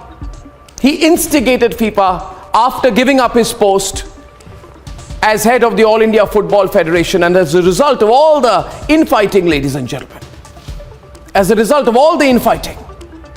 the sum total of all of this is that Indian football has, at least as of tonight, as of this minute, been removed as a member of the Global Football Federation. And more importantly, ladies and gentlemen, that the Under-17 Women's World Cup, which carried the guarantee, the sovereign guarantee of the Prime Minister of India, that India is being stopped from hosting the Women's World Cup in October this year. This is reprehensible. This is what happens. Ladies and gentlemen, when a politician puts himself first, our athletes today are doing well globally because they are being allowed to do so. Our footballers also can be world beaters, but not in these circumstances. Not in these circumstances. Viewers, think about...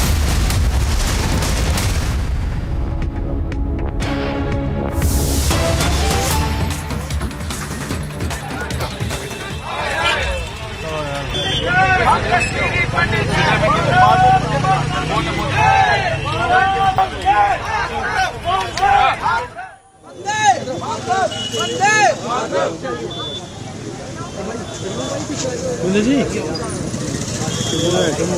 ji mobile पे photo खींच लेना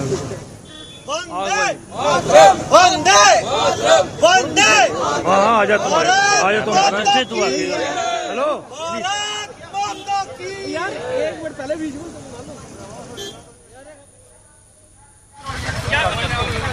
भाई जाना भाई साहब करना है करो यार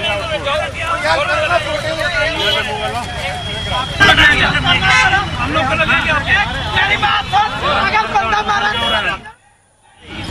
Breaking news coming in from the Kashmir Valley. As you can see, those are visuals of protests, loud protests by the Kashmiri Pandit community since yesterday's ghastly killing, the shooting rather of two brothers in an apple orchard, which shocked the entire community and in turn the entire nation.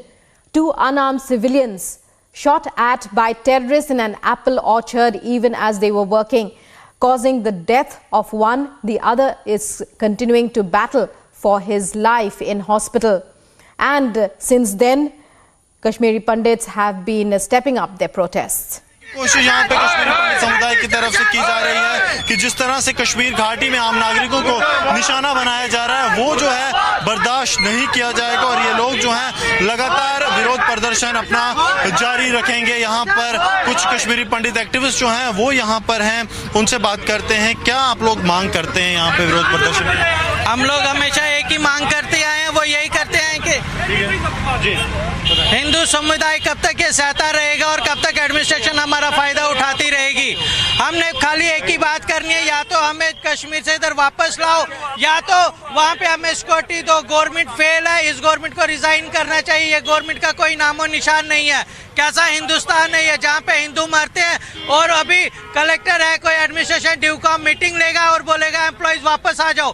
एक एक घर का बंदा मर रहा है और ये लोग मजाक समझ रहे हैं हर एक चीज को। इनके घर के तो लगातार जो है इनका कहना है कि जो सरकार की तरफ से सुरक्षा है वो मुहैया नहीं करवाई जा रही और यही कारण है कि लगातार विरोध प्रदर्शन ये लोग कर रहे हैं। गौरव साहनी के साथ Gursimran Singh, Republic media network. So Kashmiri Pandits, they're stepping up their protest, demanding peace, demanding more security for themselves. There are a list of demands. The Gursimran, our correspondent on the ground there, speaking with the Kashmiri protesters.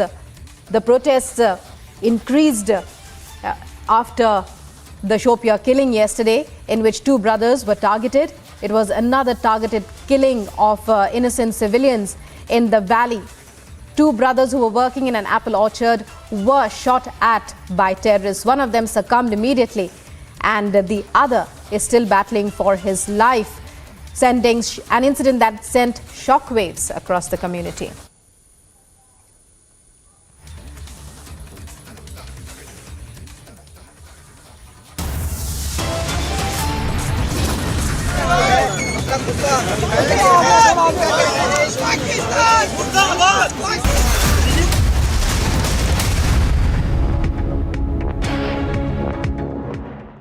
In other international stories, Ukrainian President Volodymyr Zelensky accuses Russia of nuclear blackmail, calls for new sanctions to be imposed in response to it. Further, Zelensky warns the presence of Russian forces around Europe's largest nuclear power plant threatens Europe and beyond.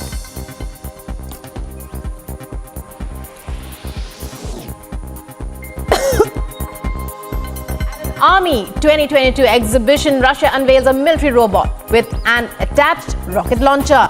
Robot is a four-legged machine dubbed with M81, advertised as a combat unit capable of striking targets and transporting ammunition. According to sources, the robot was later found to have striking similarities to a Chinese model available for purchase at an online shopping site.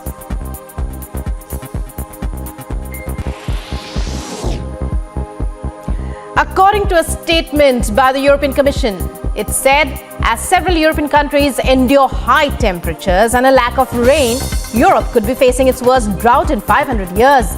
It also further stated that a definite answer for the same cannot be given at the moment. But according to current data presented, it looks like it might take a bad shape, even worse than 2018. As of now, the drought that the country is experiencing is affecting agriculture, forcing water restrictions and causing wildfires. United Nations spokesperson Stefan Dujarric announces Secretary General Antonio Guterres will be in leave to meet with Turkey's president. And the Ukrainian President Volodymyr Zelensky, the chief, is also scheduled to visit Odessa and Istanbul to see one of the ports involved in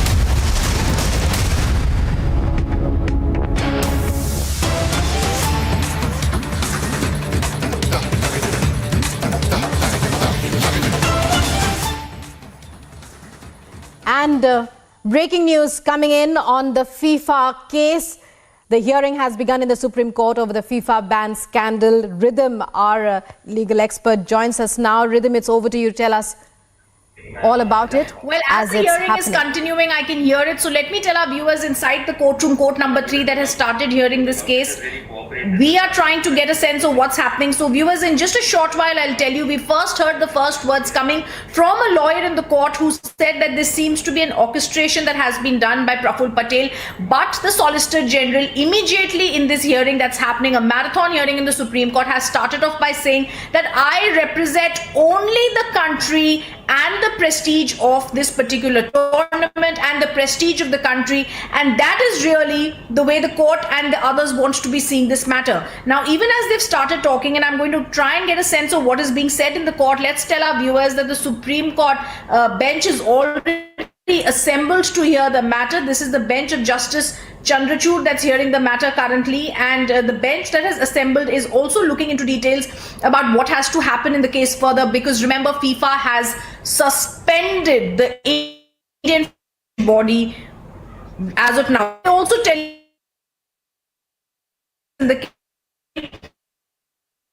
you this matter can be adjourned for later because the Solicitor General has made this request that the matter should be posted later. Our discussion is going on. This matter can be heard on Monday. So all right, so right in the start, the Solicitor General asks for time, and that's what's going to happen. Rahul Mehra, the advocate, says some members of the AIFF stepped down, CA took on, these members orchestrating. Even as they're trying to go into the merits of the case, the Solicitor General right at the start of the hearing has asked for time till Monday and said that discussions are going on. So very crucial that the court is now being told that our discussion is going on, and let's hear this matter on Monday.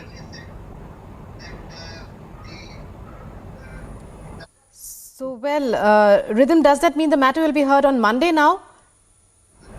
Well, same kind of thing is happening here. Okay, I also want to tell you that as the viewers, lots of people, lots of lawyers inside the courtroom. Let me just put this into perspective. This is the All India Football Federation matter that has now come up in the top court, court number 3, bench of Justice Chandrachud hearing the matter. What is happening in the matter right now is the Solicitor General right at the start of the hearing has asked for time. He said discussions are going, which is very interesting and very important, because at the end of the day, India wants host the Under-17 World Cup Federation. We also want to, at this point of time, ensure that every footballer is allowed to go for the international FIFA matches. Keeping that in mind, the first words that the Solicitor General has said is, I represent the country and the prestige of the country. He then goes on to ask for time on Monday. We've seen 3 people get up in court. One was a lawyer who spoke against Praful Patel. I couldn't quite see who it was. Then there was Prashant Bhushan, who was speaking currently as I'm speaking to our viewers. And there was Rahul Mehra, who was the original petitioner commissioner in the case who also spoke. So as this is happening, let's also tell our viewers that the court is being told our focus is the country should have this event, and it's really good for the under 17 athletes. So the Supreme Court observation that has come in now extremely crucial, because the Supreme Court setting the house of the Football Federation in order has really come down to what is the most important issue here that has to be discussed, which is that they want this case to be heard. They also want to go ahead and ensure that the under 17 FIFA World Cup does happen in India. So as I'm telling you the updates that are coming in from the crucial hearing, I also want to tell our viewers that I'm picking up from inside the courtroom that all the sides who are speaking are giving details about what happened with the Football Federation. So a short introduction is also being said where the centre has now told Supreme Court it is holding talks with the most important bit of information that's come in, and we're going to break this down. Is the centre tells Supreme Court it is holding talks with FIFA officials, and breaking of ice could soon take place to resolve the crisis arising after FIFA bans India. So the huge development taking place right in the start. The centre has already told the Supreme Court as we are speaking that it is holding talks with FIFA officials, and there could be breaking of ice soon, and this matter could be resolved, the crisis arising after FIFA ban in India. This is an extremely crucial juncture and meeting that is taking place currently, where the courts are now being told there could be a way forward, because at the end of the day we don't want to get into mudslinging. All we want is the under 17 World Cup needs to be held in India. This is also something that the Supreme Court that's hearing this matter is being told, and as the Supreme Court has begun hearing the matter, the Solicitor General is saying our discussion is going on, the matter should be heard on Monday. The Supreme Court then says our focus is this event should be held, it will be really good for the under 17 athletes. The Supreme Court says I do not know if someone inside government, but if someone's outside. The Solicitor General says there should be harshest action. Senior advocates are talking in the courtroom saying young girls from Uzbekistan are here. Supreme Court says yes. Solicitor General says this is about the pride of our country. I'm telling you exactly who's speaking and saying what. I'll just put it into perspective. The Solicitor General also says right to the authorities. Supreme Court says learned Solicitor General has informed the court the government of India has an active engagement with FIFA and stakeholders, and to ensure the under 17 World Cup happens as the discussions are ongoing. All right, so on the request of the Solicitor General, they have listed the matter on Monday. They request the centre to take proactive measures. So the hearing in this case is almost over, viewers, with the Supreme Court now stating that they want this matter to be resolved. And the news... All right. So even as I'm speaking and the court has stated this, there are people inside the courtroom who continue talking, and we do believe, as the Supreme Court has said, this matter will be listed on Mondays. They've asked for the centre to take proactive measures to ensure holding of the Under 17 World Cup and lift the suspension. So objective is duly achieved. Viewers, big breaking news coming in from the Supreme Court, where the central government has told the Supreme Court we are trying to resolve this issue, give us some time, give us time till Monday. The Supreme Court has agreed and said on the request of SG list the matter on Monday. They also say we request the centre to take proactive measures to ensure the holding of this World Cup. They also add that the learned Solicitor General has informed the courtroom the government of India has an active engagement with FIFA and stakeholders to ensure the Under 17 World Cup is happening on time. So even as there are a lot of people in this marathon hearing in Court 3 in the Supreme Court that is continuing, viewers, the first two bits of massive breaking news that are coming in from this hearing is the Solicitor General putting his best foot forward as a government law officer has said we are in constant touch with FIFA officials. We are hoping to break the ice and to resolve the matter. And for us, this is the biggest relief coming in, because other than the mudslinging, other than the muck that's being thrown about how the internal workings of the Football Federation in India are, the largest picture is for the players and for the viewers. We want the Under 17 World Cup match to be held. So hence, keeping that in mind, the Solicitor General has given his assurance to the courtroom that they are trying to resolve the matter. Hopefully there will soon be a solution. The Solicitor General representing the government has also said we are very bothered about the hearing of the prestige of the country, and now the breaking news that the case has been adjourned to 22nd of August after an assurance has been given the Solicitor General in the case. And very, very clearly the Supreme Court has also told the centre lift the suspension on AIFF so that objective is finally achieved.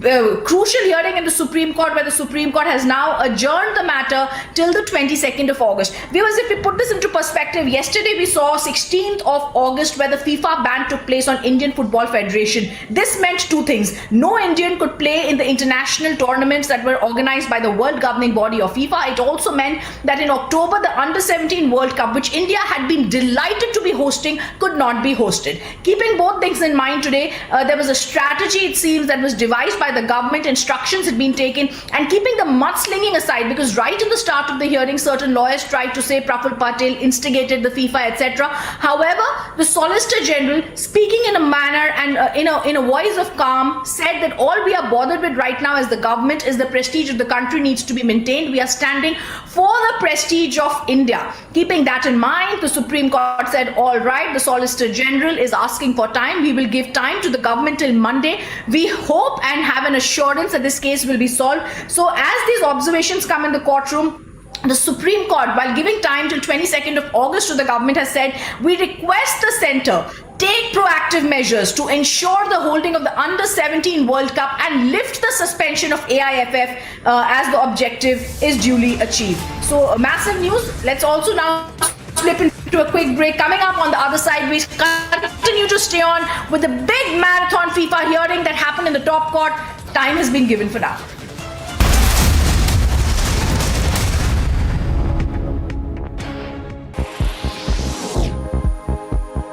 According to a statement by the European Commission, it said as several European countries endure high temperatures and a lack of rain, Europe could be facing its worst drought in 500 years.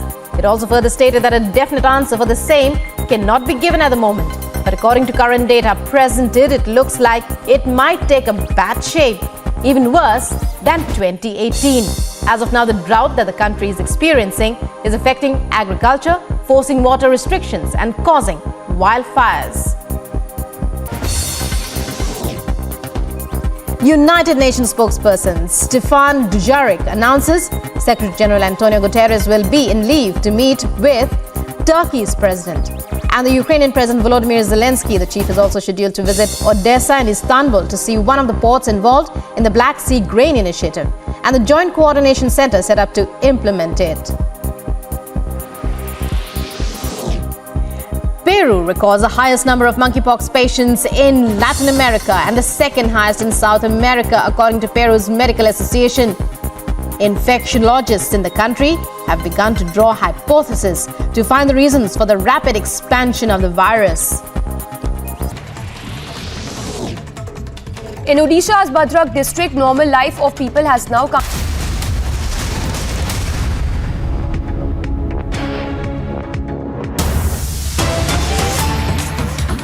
Fifa Ban that took place where they suspended the All India Football Federation yesterday, which means as the FIFA has suspended this AIFF from working, it means that no Indian could participate in the world governing body's matches internationally, and also it's the Under-17 World Cup that could be affected. Today, as the hearing began in the courtroom, there were 3 to 4 lawyers that began speaking. Justice Chandrachud's bench, Court 3, was hearing the matter. Right in the start, the Solicitor General of India has asked for time in this case till Monday. Very clear indication has been given from him that they are trying to break the ice with FIFA officials and they are hoping that there will be a resolution of this matter soon. The most important statement made by the Solicitor General right in the start is he's representing the government and also the prestige of the country. This is not a time for mudslinging. There were other lawyers who tried to say it's Praful Patel as the former chief of the Football Federation that has instigated FIFA. We also heard other lawyers like Rahul Mehra, Prashant Bhushan also try and speak up in the courtroom. But the Solicitor General's measured and calm tone set the pace in the Supreme Court that has given time till 22nd of August to the central government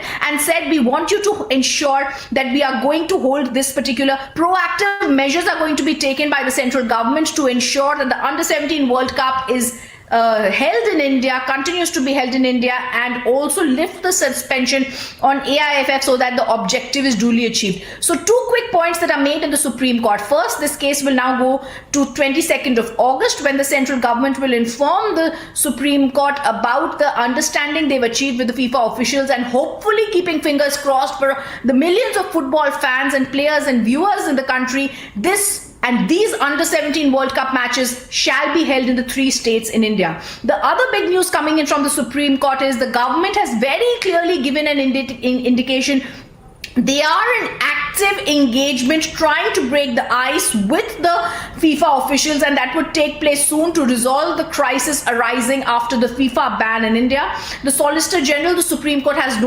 observed that they are in active engagement with FIFA.com and stakeholders to ensure that the World Cup in the country continues as planned. Meetings happened yesterday, discussions are ongoing. Viewers, a very, very positive hearing in the Supreme Court where meetings continue happening with FIFA officials to resolve the matter, where the Supreme Court has said continue actively participating and ensure that the holding of the Under-17 World Cup happens in India, and the ban that is there on India is lifted from the world governing body of FIFA.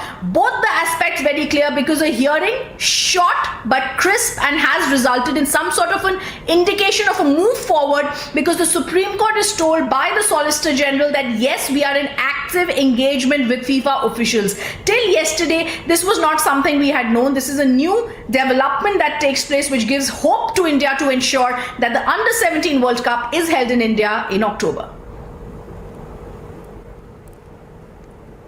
Yes, Rhythm continues to be with us. Rhythm, if you could talk to us more, because like you're telling us, government is in active engagement with FIFA to lift the FIFA ban. What can we expect in the next hearing? Also, if you can talk to us more about what kind of talks are likely to happen between the FIFA and the centre when it comes to lifting of that ban.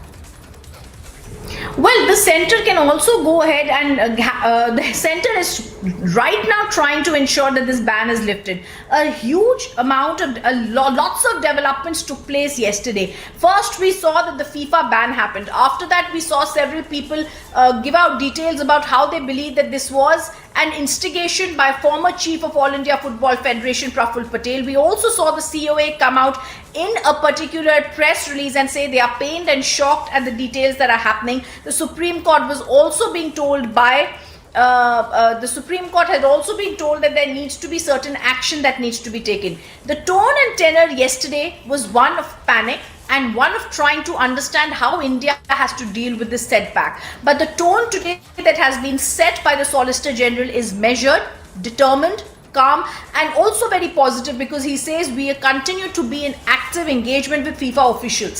So this is a great sign forward. It's good news for India, because if we are trying to solve the matter and the government is in active engagement with FIFA officials, then definitely there will be a way forward that will be achieved. What we also need to see from the side of the government and the assurance by the Solicitor General is it is the pride of the country that needs to be seen here.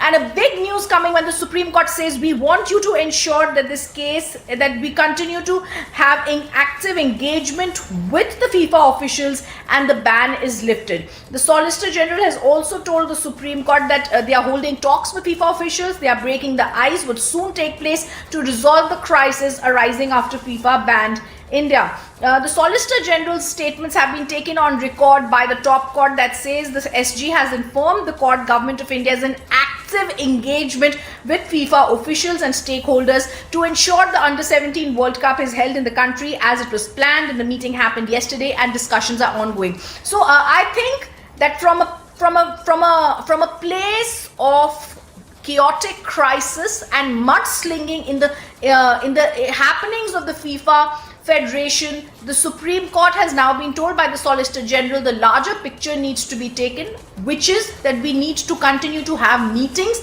with FIFA officials. We shall do.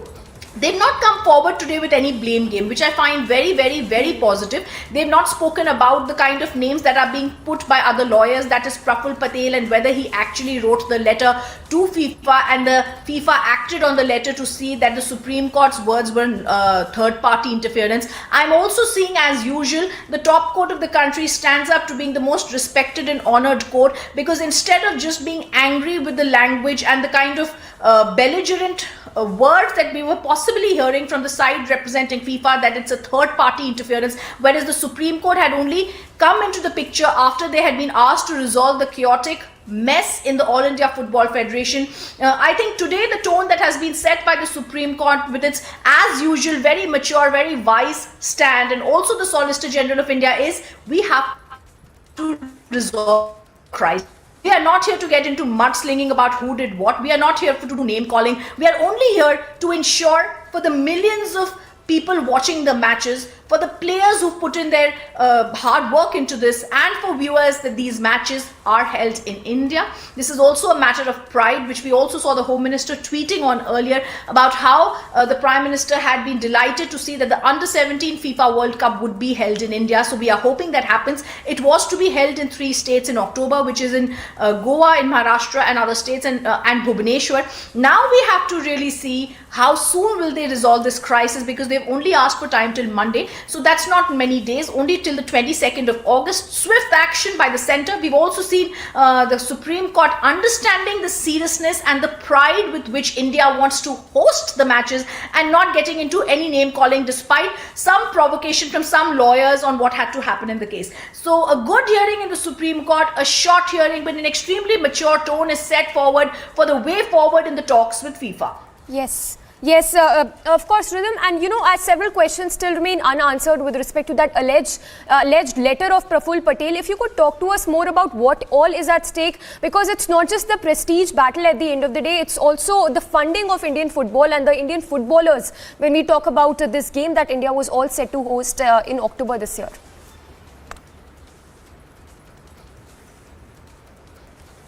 Alright, let me also tell our viewers that as we are speaking about what happened, I also want to go back and give a sense of what happened in this hearing yesterday and what were the kind of actions that have been taking place till August. On the 18th of May in 2022, the Supreme Court has said that a committee of administrators will be overlooking the elections and all the elected body representative work that has to happen in the Football Federation. This came on the 18th of May. On the 23rd of May, and a letter was apparently shot off by ex-Football Federation Chief Praful Patel to the FIFA as possibly a member of the FIFA Council, stating that these were the developments that had taken place, and also saying that the Supreme Court's interference could be seen as a third-party interference. It was indirectly stated in the letter. It was not clear, but it was almost like an indirect push to FIFA. Now after that, FIFA wrote to India warning us, I think around the 5th of August, about the developments and them not wanting any third-party interference. Remember, FIFA is a very independent body. In several other countries also we've seen such similar bans have taken place, but the difference in those countries is there is the Football Federation themselves are troubled with the interference of the third parties. Here in India there was no such issue. So now what happened is the FIFA, the Football Federation of India, wrote back to FIFA. They are surprised that someone has been misguiding them on what happened in the Supreme Court hearing. They put the house on order. They told them that all the actions that FIFA officials had wanted are taking place, and they also very clearly clarified there are certain people profiting from being in power in the Football Federation in India for over 16 years, and their words should be taken a bit lightly. That is the crux of the letter sent by AIFF to FIFA. The COA yesterday, and we spoke to several members within the COA, we spoke to our sources, and they said they are pained and shocked at this occurrence that has taken place, even as FIFA was continuing to be in talks with them. Now, what we are trying to say is, yesterday we saw a lot of mudslinging, but today we are talking about nationalism, we are talking about patriotic fervor for the sports and the love for football in India, and keeping both things in mind, the first words the Solicitor General said today are, I am here for the prestige of my country. If that is the way forward, then he's continued to say that FIFA officials have already engaged with us, we continue to engage with them, we are trying to break the ice and to ensure the Under-17 Women's World Cup continues to be held in India, something that the government had been extremely proud about. Now, stating that, the Supreme Court has then said, the Supreme Court has then been saying that we want active engagement and want to continue in this regard by ensuring that by ensuring that the Under-17 World Cup is held in India.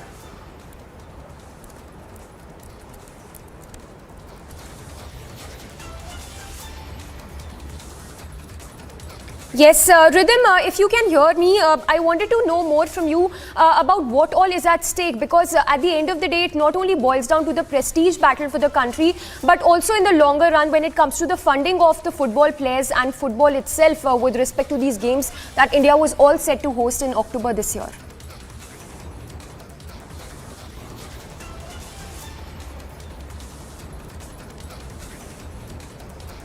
Okay, let me also tell our viewers that inside the courtroom, yes, sorry, I'm sorry I missed your question because I was seeing what's happening inside the courtroom where this case has now ended.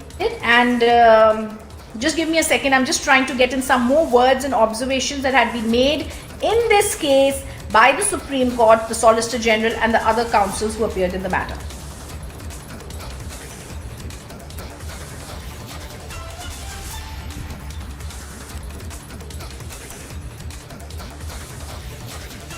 So, Rhythm, they're getting us all those details and insights on the big SC hearing that happened just a short while back. Remember, the hearing has been adjourned now till August 22nd. But a swift action there that's been taken by the centre, as centre, we are told, may break ice with FIFA soon. And SC, in fact, has called for working to lift the FIFA ban. Remember, India was all set to host these games in October this year. Here, what we understand as of now is that the government is in active engagement with FIFA to lift the FIFA ban.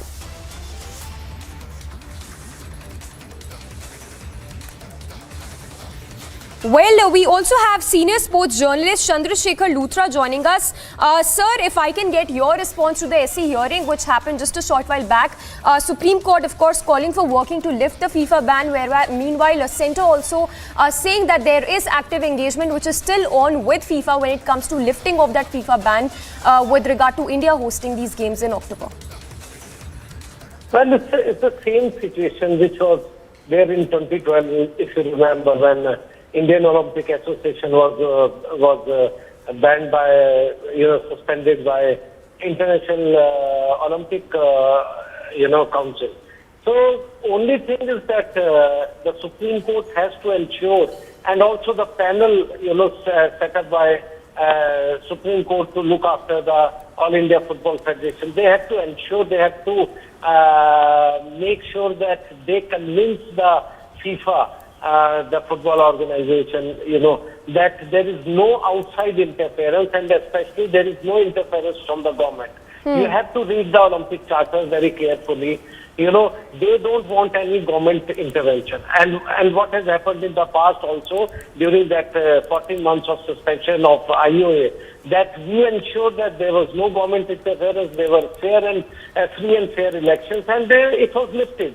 So I'm not bothered about the suspension, because that would be lifted in the due course. Only concern is whether or not this girls' FIFA World Cup will be hosted in India, will be handled in India or not. That is the only concern. And if we can make sure, we can convince them, this committee of administrators, that government is not interfering, government guarantee is there, Prime Minister guarantee is there, then I think it should go forward. But again, these are very tricky matters, and one has to be very careful while dealing with FIFA. Yes. Yes, Mr. Luthra, and when we talk about these games, India was eagerly looking forward to it, all set to host these games in October this year. If you can talk to us about what all is at stake, because at the end of the day, it's not just the prestige battle for the country, it also involves a lot of funding for our football players, for football itself, when it comes to hosting these games in October this year. You have to understand that for FIFA, probably the stakes are not too high in India.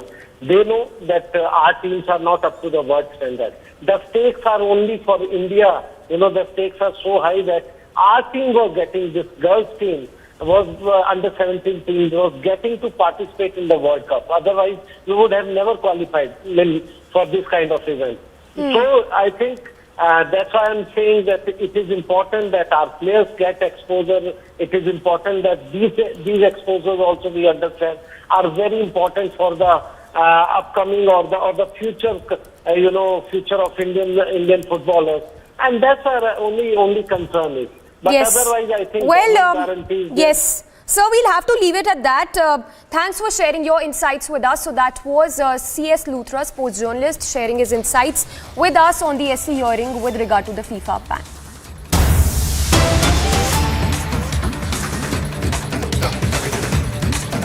Well, on to more break. breaking news coming in. This one in relation to Sukesh Chandrasekhar, conman Sukesh Chandrasekhar case, where we are told that Jacqueline will be made an accused in this case. We have our senior editor Shravan getting us all those details. Shravan, it's over to you. Help us with all the updates that you're picking up. A big development, in fact, in conman Sukesh case.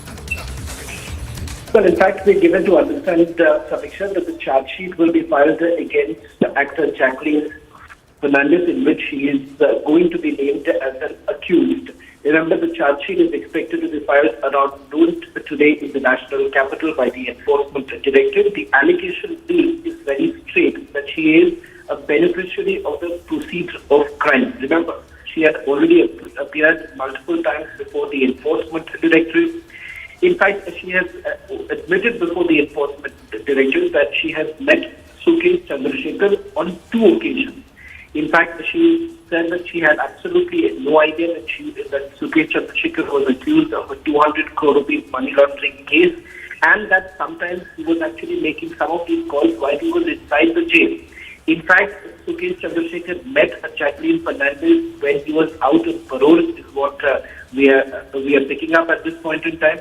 Now, in April, remember, the agency had basically attached assets worth about 7.27 crore of the actor in the registered under the NLA. In December 2021, Jacqueline was basically stopped from boarding a flight to Muscat from the Mumbai airport after the enforcement directorate had issued a lookout circular in her name. And there are multiple gifts that she has actually received. If you take a look at some of the gifts that Jacqueline Fernandez has received, that is in itself quite mind-boggling, because it turns out that there were 3 caps horse worth lakhs that she had received. In fact, if I can just take a look at some of the attachment that has taken place of the 7 crores of Jacqueline Fernandez, the agency had basically estimated that Sukesh had given the actor gifts worth about 5.71 crore rupees. And not just that, about $173, about 27,000 Australian dollars were also given to Jacqueline's family members. In fact, the enforcement directorate basically in its previous charge sheet that was filed said that he maintained, Sukesh Chandrasekhar mentioned the lavish gifts that were basically given to Jacqueline Fernandez, which also included 3 caps worth about 9 lakh rupees, an Arabian horse, several expensive bags. In fact, if you take a look at some of the breakup that we have with us, 3 Persian cats costing about 9 lakh rupees, Arabian horse worth about 52 lakh rupees, diamond sets, 15 pairs of earrings, expensive crockery, several designer bags from Gucci and Chanel, 2 Gucci outfits for a gym wear, few pairs of Louis Vuitton shoes, 2 Hermes bracelets, a Mini Cooper, Rolex watch, and this basically goes on. There's a long list of gifts that Jacqueline has got, and not just Jacqueline's family members who live in the US were also given a BMW X5 car, along with about a loan of about 1.13 crore rupees. So that's the long list of the money that she has actually received from Sukesh Chandrasekhar. Yes. Shravan, stay with us. If you can also talk to us about the summons that have been sent to Jacqueline in the past. We understand that she's been summoned and quizzed by the agencies in the past as well. What has been Jacqueline's stance so far when it comes to her link with the conman Sukesh Chandrasekhar? Well, she has never said that she's not met Sukesh Chandrasekhar. In fact, there are certain photographs of the actor that went viral, if I may say so. But she has essentially said that there are only 2 occasions when there was a physical, a physical meeting that actually took place. And that physical meeting, one of the meetings took place in Chennai. And in fact, she also went on to tell the enforcement director that on several occasions she had actually asked Sukesh Chandrasekhar to meet, but it was Sukesh who could not meet. That was only because Sukesh was behind bars. And the pretext that was actually given, or rather, the reason that was given by Sukesh Chandrasekhar for not being able to meet Jacqueline Fernandez was the fact that there was a pandemic, and that is the reason why there are certain COVID restrictions, and that's why they could not meet. So those are some of the reasons that were basically cited. But the fact that Jacqueline Fernandez was meeting Sukesh Chandrasekhar, the fact that she was, a beneficiary of the proceeds of crime.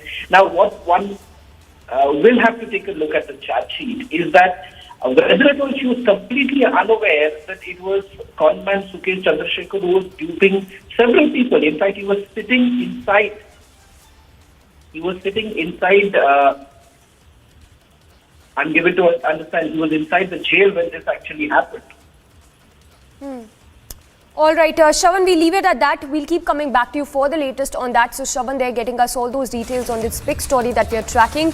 The charge sheet will be filed very soon in the Delhi court, and Shravan saying they're pulling out the big lead when it comes to Jacqueline, who will be made an accused in this case with respect to conman Sukesh Chandrasekhar. So we are told that Bollywood actor Jacqueline Fernandez will be charge sheet in the Patiala House Court. In fact, the charge sheet mentions that Jacqueline benefited from the proceeds of crime. So trouble there only mounting for Bollywood actor Jacqueline Fernandez. Remember, in the past as well, she's been summoned by the agencies in connection with her role with the conman. Slipping into a very short break. On the other side, we'll get you the big leads as the trouble mounts for actor Jacqueline Fernandez.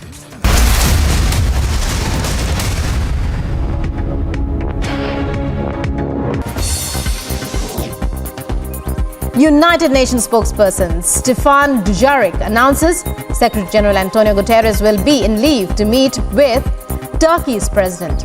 And the Ukrainian President Volodymyr Zelensky, the chief, is also scheduled to visit Odessa and Istanbul to see one of the ports involved in the Black Sea Grain Initiative and the Joint Coordination Center set up to implement it. Peru records the highest number of monkeypox patients in Latin America and the second highest in South America, according to Peru's Medical Association. Infectiologists in the country have begun to draw hypotheses to find the reasons for the rapid expansion of the virus. In Odisha's Bhadrak district, normal life of people has now come to a standstill as floodwater from Baitarani river has inundated several residential areas. The DM of the area was quoted as saying that 3 blocks in Bhadrak district have been affected due to floodwaters. Meanwhile, 80,000 to 90,000 people have been affected in this area. 3 block में अभी partly कुछ पंचायत में बाढ़ का स्थिति है। हमारा Dhamnagar block, Bhandari पोखरी block एवं चांदबाली ब्लॉक। तो उस हिसाब से प्रशासन की तरफ से सारे स्टेप्स लिए गए हैं कि जहां पे बोट डिप्लॉयमेंट हो, साइक्लोन जो शेल्टर सेफ शेल्टर आइडेंटिफिकेशन हो, ये सारा चीज़ें किया गया है। हमारे फील्ड फंक्शनरीज सारे जीपी जो कट ऑफ हुए हैं वहाँ पे है। कॉन्स्टेंटली हम पीआरआई मेंबर्स के टच में भी है। अराउंड हम बोल सकते हैं कि 80,000 टू 90,000 लोग अफेक्ट हुए हैं जितना वो जीपीज़ में रहते हैं।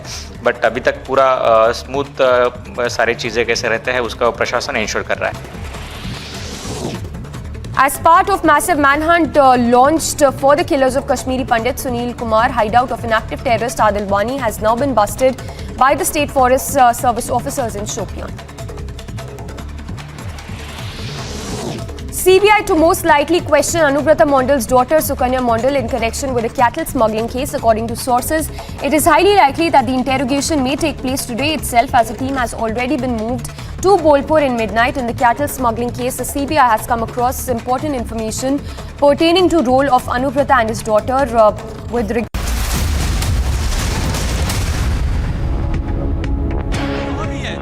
तो लगातार आप देखिए कश्मीरी पंडित समुदाय जो है वो यहाँ विरोध प्रदर्शन कर रहा है। साफ मांग ये लोग यहाँ पर कर रहे हैं कि सरकार को इन्हें जो है वापस जम्मू भेज देना चाहिए। सर, डर का माहौल है कि मतलब जिस तरह से लगातार किलिंग्स हो रही है? जी बिल्कुल डर का माहौल है। आप देखिए ना आज की सिचुएशन क्या है। जो 90 से वहाँ रह रहे थे उनको भी आज टारगेट बनाया गया, इसलिए आज का जो माहौल है वो 90 से भी बदतर है। हम ये चाहते हैं कि जितने भी हमारे वहाँ एम्प्लॉय उनको रिलोकेट किया जाए और जितने वहाँ कश्मीरी पंडित रह रहे हैं उनको भी आप जम्मू ले आए जब तक इनके दावे पूरे होते हैं कि हमारे कश्मीर में सिचुएशन से तब तक जो है इन्हें यहाँ सेफली लाया जाए। आप देखिए जहाँ तक नजर जाएगी वहाँ पर आपको जो है कश्मीरी पंडित समुदाय के लोग जो हैं वो देखने को मिलेंगे जो विरोध प्रदर्शन कर रहे हैं।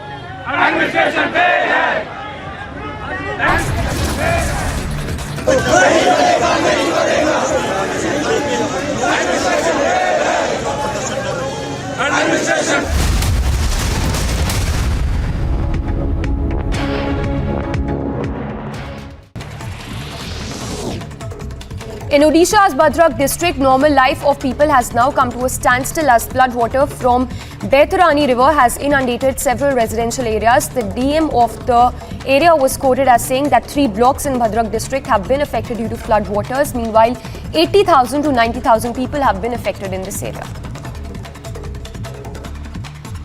3 ब्लॉक में अभी पार्टली कुछ पंचायत में बाढ़ का स्थिति है। हमारा धामनगर ब्लॉक, भंडारी पोखरी ब्लॉक एवं चांदबाली ब्लॉक, तो उस हिसाब से प्रशासन की तरफ से सारे स्टेप्स लिए गए हैं कि जहां पे बोट डिप्लॉयमेंट हो, साइक्लोन जो शेल्टर सेफ शेल्टर आइडेंटिफिकेशन हो, ये सारा चीज़ें किया गया है। हमारे फील्ड फंक्शनरीज सारे जीपी जो कट ऑफ हुए हैं वहाँ पे है।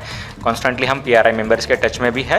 अराउंड हम बोल सकते हैं कि 80,000 टू 90,000 लोग अफेक्ट हुए हैं जितना वो जीपीज़ में रहते हैं, बट अभी तक पूरा स्मूथ सारी चीज़ें कैसे रहते हैं उसका प्रशासन इंश्योर कर रहा है।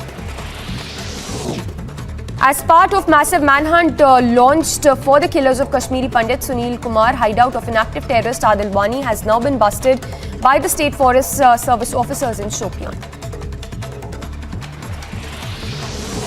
CBI to most likely question Anubrata Mondal's daughter Sukanya Mondal in connection with a cattle smuggling case. According to sources, it is highly likely that the interrogation may take place today itself, as a team has already been moved to Bolpur in midnight. In the cattle smuggling case, the CBI has come across important information pertaining to role of Anubrata and his daughter with regard to amassing of properties amounting to crores of rupees. Leading milk suppliers Amul and Mother Dairy will increase milk prices by 2 rupees per litre starting today on account of rising input costs. This is in fact the second consecutive hike by Amul and Mother Dairy in nearly 6 months. In other international stories, Ukrainian President Volodymyr Zelensky accuses Russia of nuclear blackmail, calls for new sanctions to be imposed in response to it. Further, Zelensky warns the presence of Russian forces around Europe's largest nuclear power plant threatens Europe and beyond.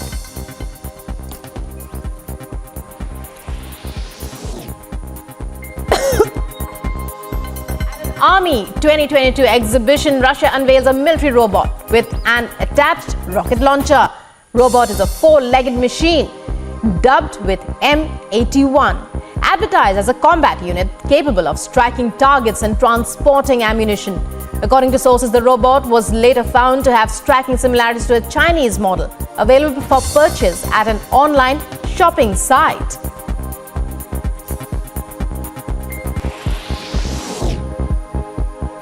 According to a statement by the European Commission, it said as several European countries endure high temperatures and a lack of rain, Europe could be facing its worst drought in 500 years.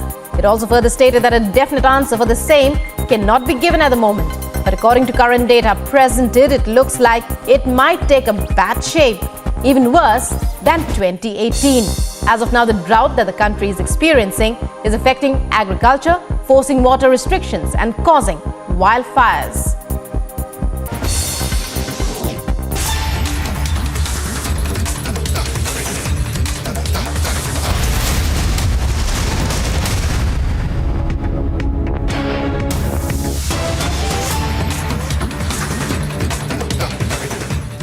And massive breaking news coming in from Bihar. It's a massive development. The law minister of the state is an absconder, and victims advocate makes the big charge. It's a charge made by the victim's advocate, and the arrest warrant against this particular Bihar minister, it's the law minister of Bihar, and he has been accused of kidnapping.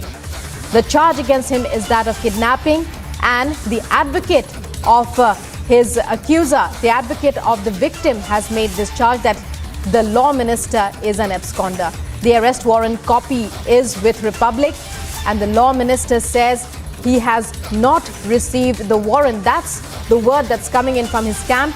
Will Nitish Kumar, will the chief minister ask him to step down?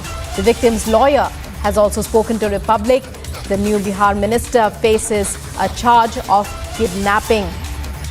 So a Bihar law minister who's facing a charge of kidnapping is absconding. That's what the advocate of the victim, of his victim, he has been charged with kidnapping. The new Bihar law minister, and the question is, What action will the Chief Minister take? That's the arrest warrant copy that we were telling you about. The arrest warrant copy is with Republic. So it's a massive development. The Law Minister of the state of Bihar is an absconder. The charge against him is that of kidnapping. His victim's advocate says that he is absconding. Prakash Singh, our senior editor in Patna, takes us through this massive development. Prakash, tell us all about it as it's happening. A massive development. The law minister in Bihar has been charged with kidnapping, first of all, and now the victim's advocate says that he is absconding.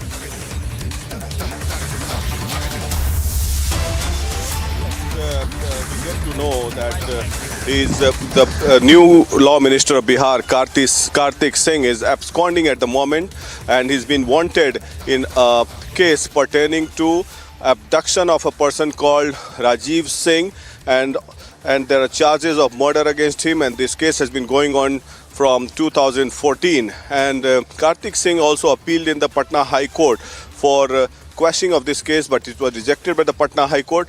This is the copy of the arrest warrant. We'll like to zoom it and show it to viewers. This is the warrant of arrest issued last month in July. But Kartik Singh says that he hasn't received any arrest warrant as of yet. We tried speaking to Kartik Singh as well. He says that everything has been mentioned in the affidavit, but as far as affidavit is concerned, it does not mention arrest warrant. Surprisingly, he's not even aware about it. That's a mockery of the entire police system, and the police is sitting on it. Is it in connivance with Kartik Singh or his associates that the police did not arrest him? That's the question. That's a matter of investigation. Now, the advocate of the victim has said that till date he has not got any bail in this particular case, and he is absconding at the moment, and the arrest warrant was issued by the Danapur court in Patna. So big question on Nitish Kumar. Will Nitish Kumar ask him to step down because he's been made the law minister from the RJD quota? Back to you. So he is a member of the RJD party, as you tell us. Prakash, tell us more about him. Mr. Kartik Singh, you say that this is a case that dates back to 2014, and yet Chief Minister Nitish Kumar has included him in his ministry, has given him a ministry, has given him the all-important law portfolio.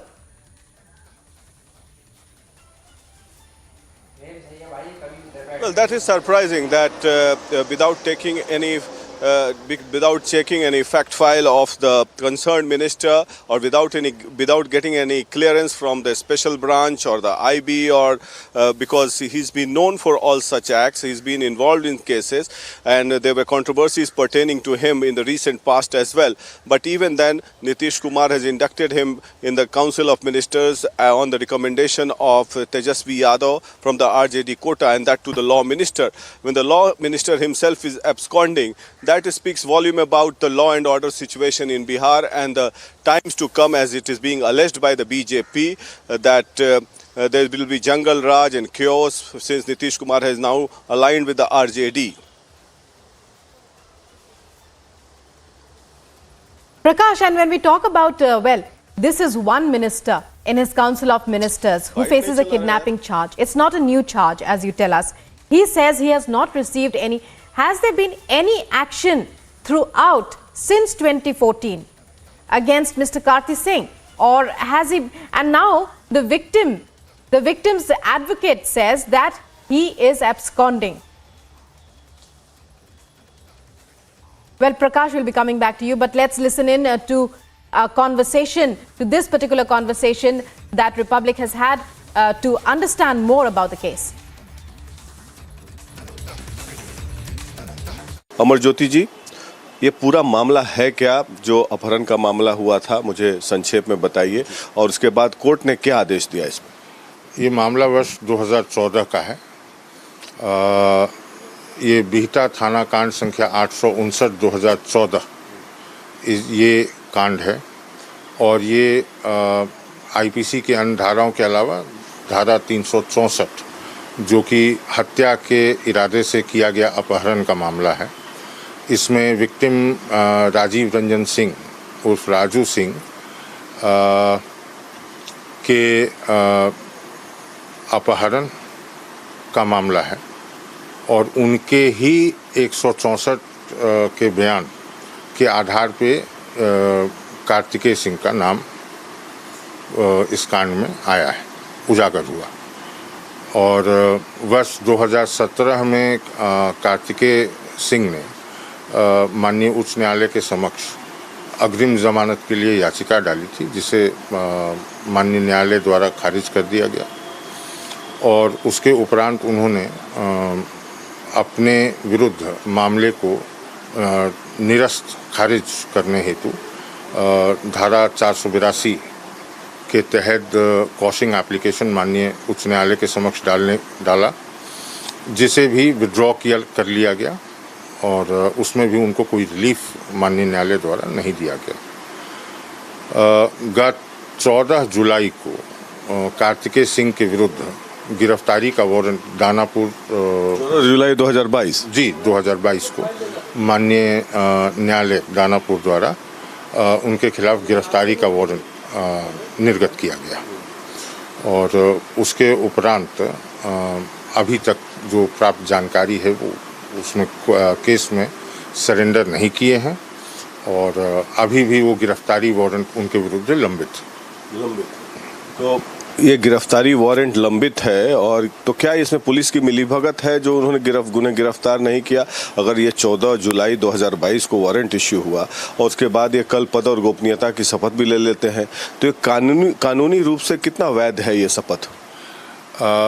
देखिए, शपथ की वैधता पर मैं कुछ नहीं बोल पाऊंगा, इस पे मत अलग अलग भिन्न हो सकते हैं, लेकिन पुलिस के द्वारा न्यायालय के आदेश को का पालन करना ये बहुत ज़रूरी है किसी भी सभ्य समाज में, और अगर नहीं किया गया है तो हम उसका कारण नहीं कह सकते हैं कि तो कार्तिक सिंह पर आरोप ये है कि कोई अपहरण के मामले में ये फरार चल रहे हैं, वारंट है। तो कार्तिक सिंह जी, ये वारंट का पेपर हम दिखा रहे हैं आपको, तो उसमें क्या आपको पहला बात तो मतलब कोई ऐसा तरह का केस मेरे ऊपर नहीं है और जो भी ऐसा कुछ है उसको हल्फनामा में सब लोग दिए हुए हैं, जितने भी हैं जो भी चुनाव लड़ते हैं सब देते हैं, आप हल्फनामा देख लीजिएगा, ऐसा कोई बात नहीं है।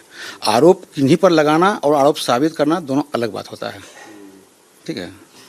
हम लोग का ऐसा कोई मतलब शुरू से अभी तक पता कीजिए कहीं कोई इस तरह का हम बेदाग रूप से रहे हैं। पॉलिटिकल तो मतलब यही चुनाव लड़े हैं तो वो आचार संहिता का केस कर दिए लोग, मतलब कोई समर्थक लगा दिया, ये क्या बोलता है बैनर लगा दिया, केस हम पर हो गया तो केस तो होगा। लेकिन ऐसा कोई बात नहीं है कि मतलब हमारा कोई पूरा उठा लीजिए सबसे, कभी हमारे ऊपर ऐसा कोई अथी नहीं। 16 जुलाई को जो अरेस्ट वारंट का बात आ रहा है पूर्ण निराधार है, ये सब कोई बात नहीं है। हाँ, अब कोर्ट प्रक्रिया में कहीं का तो कोई ऐसा बात नहीं है। आपको सरेंडर भी करना था क्या? नहीं, ऐसा कोई नहीं। अब वारंट नहीं है? नहीं, तो पुलिस से वारंट नहीं कुछ नहीं है ना, फिर वारंट पड़ा रहे हैं, कहीं कुछ है ही नहीं है तो ये मामला क्या था? अब नहीं मालूम है कुछ हमको इस सब का। आप हल्फनामा में सब लोग दिए हुए हैं, जितने मंत्री हैं विधायक हैं सब दिए, सब जगह देख लीजिए क्या है उसमें नहीं है तो इसमें कुछ ऐसा आज बीजेपी के नेता सुशील मोदी ने आरोप लगाया है, उन पर क्या कहेंगे? हमको काम करने के लिए जो जवाबदेही मिला है उस काम के प्रति हम जवाबदेह हैं और उस काम को हम बखूबी करने के लिए जा रहे हैं। जो जनता का विश्वास है, जो माननीय नेता का विश्वास है मेरे ऊपर, उस विश्वास को हम पूरा करने के लिए भरसक प्रयास करेंगे। सुशील मोदी ने आरोप लगाया है कि दागी मंत्री बन रहे हैं। उधर उनको बोलने का अधिकार है, विपक्ष में हमको बोलने का अधिकार है। आज ही मतलब उनको बोलने का जगह मिला था, पहले से नहीं जगह था, वो हटाइए, उस पर कुछ नहीं कहना है। उनका अधिकार है बात उठाना करना, हमारा है उनका मतलब अपना काम करना। हम सिर्फ काम में विश्वास करते हैं। कह रहे हैं कि संवैधानिक पद पर रहते हुए ऐसे कानूनी प्रक्रिया चल रही है, फिर भी पद और गोपनीयता की शपथ ले ली। अब क्या बतावें हमको, फिर कह तो दिए कि भाई सब हल्फनामा में सब लोगों का दिया हुआ है, आप जाकर के वहाँ। Thank you. Well, Kartik Singh, the Bihar Law Minister, even though he says that everything is mentioned in the affidavit, but Republic TV has accessed this copy of arrest warrant issued against him. And as a matter of fact, for the viewers tuning in, I would like to state that arrest warrants are never mentioned in the affidavit. And for more news, we'll sip into a short break. After the break, keep watching Republic TV.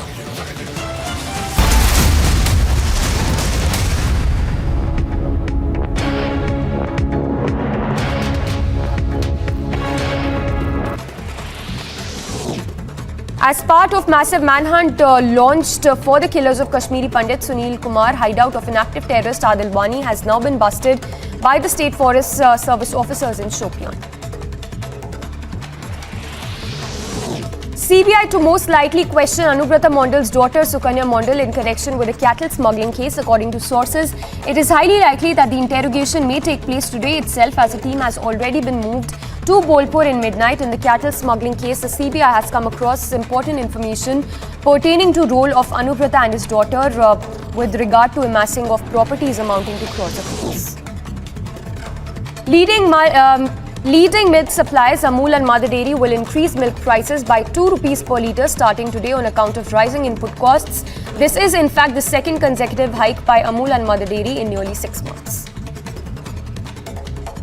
In other international stories, Ukrainian President Volodymyr Zelensky accuses Russia of nuclear blackmail, calls for new sanctions to be imposed in response to it. Further, Zelensky warns the presence of Russian forces around Europe's largest nuclear power plant threatens Europe and beyond.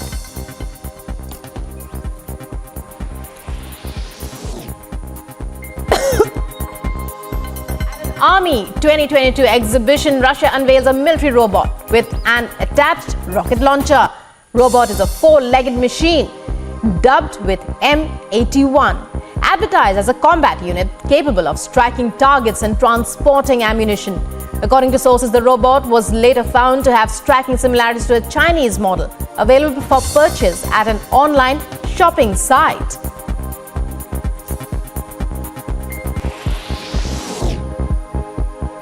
According to a statement by the European Commission, it said as several European countries endure high temperatures and a lack of rain, Europe could be facing its worst drought in 500 years.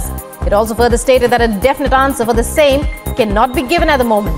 But according to current data presented, it looks like it might take a bad shape, even worse than 2018. As of now, the drought that the country is experiencing is affecting agriculture, forcing water restrictions and causing wildfires. United Nations spokesperson Stefan Dujarric announces Secretary General Antonio Guterres will be in leave to meet with Turkey's president. And the Ukrainian President Volodymyr Zelensky, the chief, is also scheduled to visit Odessa and Istanbul to see one of the ports involved in the Black Sea Grain Initiative and the Joint Coordination Center set up to implement it. Peru records the highest number of monkeypox patients in Latin America and the second highest in South America, according to Peru's Medical Association. Infectiologists in the country have begun to draw hypotheses to find the reasons for the rapid expansion of the virus.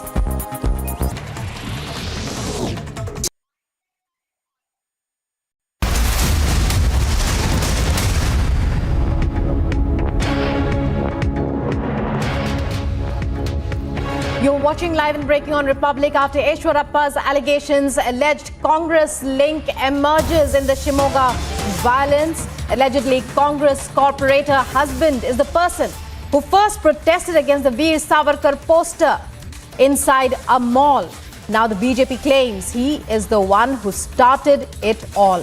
As per the BJP's charges, the yellow t-shirt clad person who is shouting in Kannada against the installation of the poster is the person who instigated the entire row as it happened. And there you can see that the person with the yellow t-shirt and who's been circled, he is being pointed out by the BJP as being behind the entire row in Shimoga over the Savarkar poster. And this has emerged after the allegations made by BJP leader of Shivamogga, Ishwarappa. Niranjan, our senior executive editor, joins us now. Niranjan, well, a new page unfolding in this entire story from Shivamogga in Karnataka. It's over to you.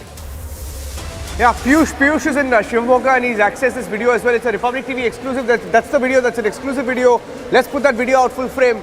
Let's put the video out full frame, please. That's an SDPI. I'll just speak over the video and I'll describe what's happening in this video because we have the translation that was done by Nivedana, who's also live with us. Once Nivedana's live, I will go across to her. She will translate what happens in this video. But this is where it all began. The Savarkar story begins here. The Savarkar story begins here on the 13th of August. And this is the video. Let me read out and tell you what is happening here. And in this particular video, let me just give you the background. This is in a mall and ahead of the 15th of August, at a mall in Shivamogga, there is a tribute to all our freedom heroes. A lot of heroes, Sardar Patel, Sardar Vallabhbhai Patel, you can see Bhagat Singh, Nehru, Gandhiji, Veer Savarkar, all of them are there. All of them are there in this particular video, okay? And they're all being honored. They're all being honored. And as they are being honored, this SDPI leader, we are hearing his name is MD Asif. Look at him, that's him in the yellow t-shirt. He comes in, behaves like a gunda, like a typical SDPI gunda. Let me get Nivedana, she will translate over this. We have the full translation that Nivedana has sent. Nivedana, why don't you just tell us about this video? Right, Niranjan. So basically, initially, if you see a woman is trying to come and stop, the movement over there, but he asks her to back off. And then he states that for starters, the ones who actually fought for freedom against the British, their posters have not been put up here. In fact, he goes on to state that... I have a breaking. Nivedana, I have a breaking. Let's go full frame. A story coming in from Tamil Nadu. Big setback to EPS. And there's been a big victory for OPS. I'm going full frame to that. Dual leadership will continue in the AIADMK. Which is a big setback to EPS. Because just a few days back, he threw OPS out of the party. And the High Court has now said, Madras High Court has said that the dual leadership will continue. Justice G. Jayachandran of the Madras High Court has ordered in favor of O. Pannirselvam. And the High Court has ordered status quo ante as on June 23rd, ordering conduct of a fresh General Council meeting in the AIADMK. This is a big setback for EPS who wanted to take over the party. And I'm going across to Varshini as well. Varshini will be joining us live. Big victory for OPS. It's back. Let me go across to Varshini. I think those are live pictures from Chennai. Let's go across to the live pictures from Chennai. I think those are live pictures from outside. Yeah, live pictures on ANI Select of celebration of the OPS camp. On ANI Select. Varshini, over to you. Varshini, take us to the celebration. Varshini.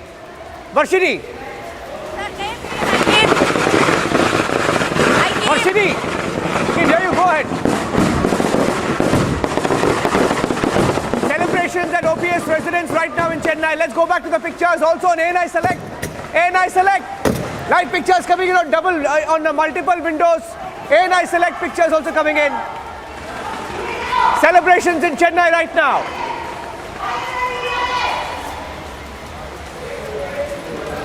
Celebrations outside the house of OPS. It's a big moment in Tamil Nadu politics because AIADMK, after Jayalalitha, has been in a flux as two factions fight it out for control. Two factions of the AIADMK have been fighting for control, and it's a big victory. Celebrations there outside OPS residence. Live pictures in Chennai. Varshini is live. Varshini.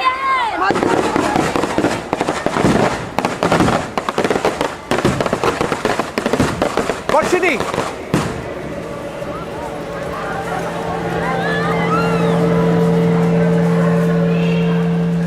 Varshini, can you hear me? Okay, I'm staying with the live pictures. And these are celebrations outside the residence of OPS residents. Take us through the celebrations, Varshini. Well, the OPS cadres are absolutely excited and celebrating after the Justice J. Chaitranjan's verdict has come out from the Madras High Court. As the Madras High Court has now told that their status quo has to remain as of June 23rd, which means the dual leadership will be continuing. Edapadi K. Palliswamy and O. Pannirselvam will have to together administer the party now. They will be the coordinator and the co-coordinator of the party, and the celebration here is absolutely, high.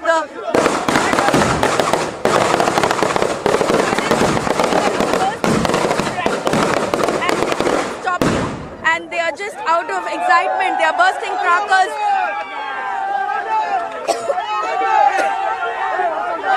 There are cadres, hundreds and hundreds of cadres who have gathered here in front of O. Pannirselvam's residence in Chennai, where they are bursting crackers, giving away sweets, chocolates to everybody on the road, and they are shouting slogans. They say that the justice has won. Dharmam Vellum is what they are shouting. They say the justice has been given finally. Finally, justice has been given. This is what OPS and his team and his whole OPS's camp was fighting for the past couple months. We've been seeing the extreme number of steps, the different kind of steps that OPS took. You can take a visuals of the cadres dancing in front of OPS residents. They're all enjoying this moment that they've been waiting for the past 2 months. It's definitely a big win, a big victory for O. Pannirselvam. He's been waiting for this to happen. The OPS's camp had taken as many steps as possible to get this win right now. This is definitely the biggest win for O. Pannirselvam in a long time. There had been setback after setback for O. Pannirselvam's camp.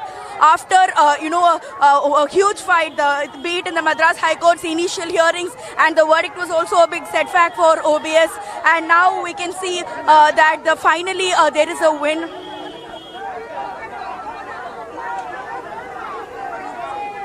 Break right now. We have to take a short break. We'll take a short break and come back with the live coverage. Varshini, you stay there. We're coming back to the live coverage with you. Stay with us. We'll take a short break, and we're going to come back. We're going to come back with the live coverage.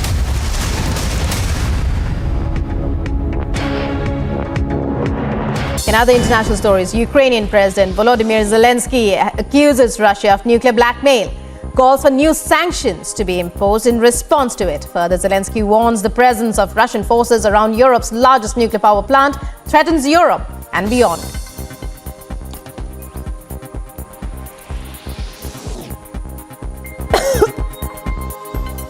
Army 2022 exhibition, Russia unveils a military robot with an attached rocket launcher.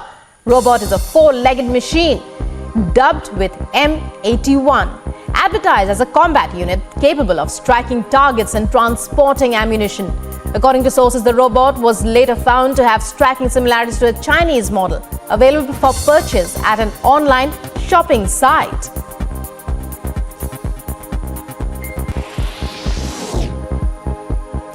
According to a statement by the European Commission, it said as several European countries endure high temperatures and a lack of rain, Europe could be facing its worst drought in 500 years. It also further stated that a definite answer for the same cannot be given at the moment. But according to current data presented, it looks like it might take a bad shape, even worse than 2018. As of now, the drought that the country is experiencing is affecting agriculture, forcing water restrictions and causing wildfires. United Nations spokesperson Stefan Dujarric announces Secretary General Antonio Guterres will be in leave to meet with Turkey's president. And the Ukrainian President Volodymyr Zelensky, the chief, is also scheduled to visit Odessa and Istanbul to see one of the ports involved in the Black Sea Grain Initiative and the Joint Coordination Center set up to implement it. Peru records the highest number of monkeypox patients in Latin America and the second highest in South America, according to Peru's Medical Association. Infectiologists in the country have begun to draw hypotheses to find the reasons for the rapid expansion of the virus.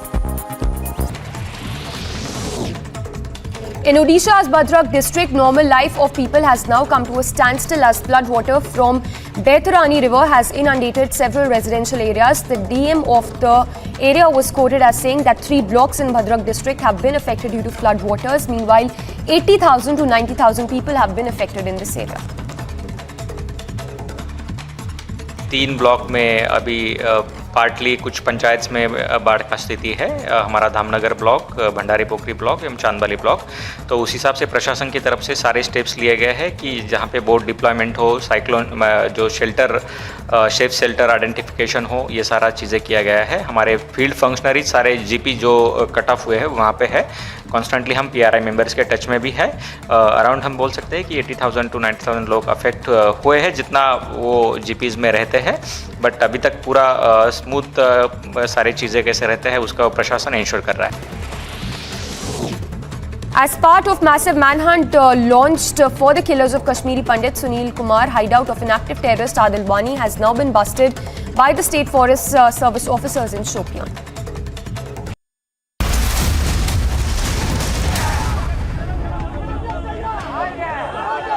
As you can see, celebrations are very, very high in front of the OPS residents in Chennai as the Madras High Court Judge Justice Jayachandran has pronounced the verdict in favor of O. Pannirselvam. We can see the cadres shouting the victory. They are celebrating, bursting crackers, giving away sweets, and the mood in front of the OPS house is definitely high. It has been a huge victory for O. Pannirselvam after having setback after setback, be it in the Madras High Court or in the Supreme Court. Now it is a big win for the OPS and a big setback for EPS. Therefore, we'll be seeing that a lot of discussions might happen after this, and we also hear that, and we'll see more information and updates about this. Let's take a break now.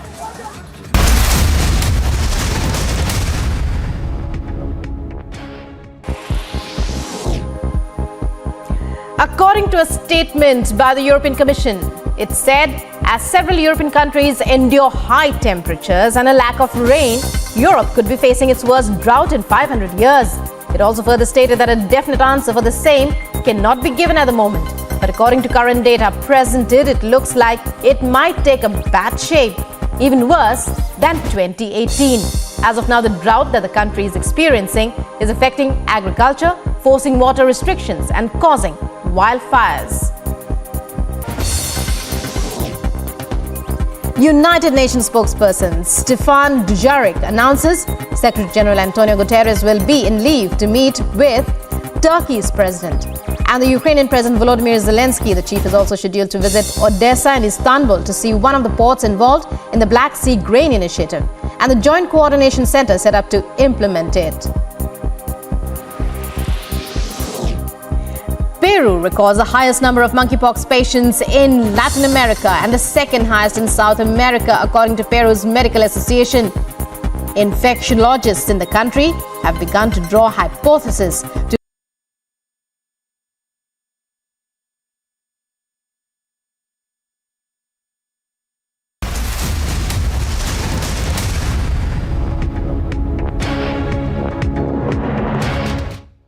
நிர்வாகிகள் இந்த 2 பதவிகளும் காலாவதியாகிவிட்டது, அதனால் எங்களுக்கு தான் இந்த கூட்டத்தை கூட்டுவதற்கு அதிகாரம் உள்ளது என்று எடுத்து வைத்த வாதம் தள்ளுபடி செய்யப்பட்டது. எனவே 11/7/2022 கொண்டு வரப்பட்ட அனைத்து தீர்மானம் செல்லத்தக்கது அல்ல, அது நிராகரிக்கப்பட்டு விட்டது என்றே அர்த்தம். அவ்வாறு தான் நீதிமன்றம் உத்தரவிட்டுள்ளது.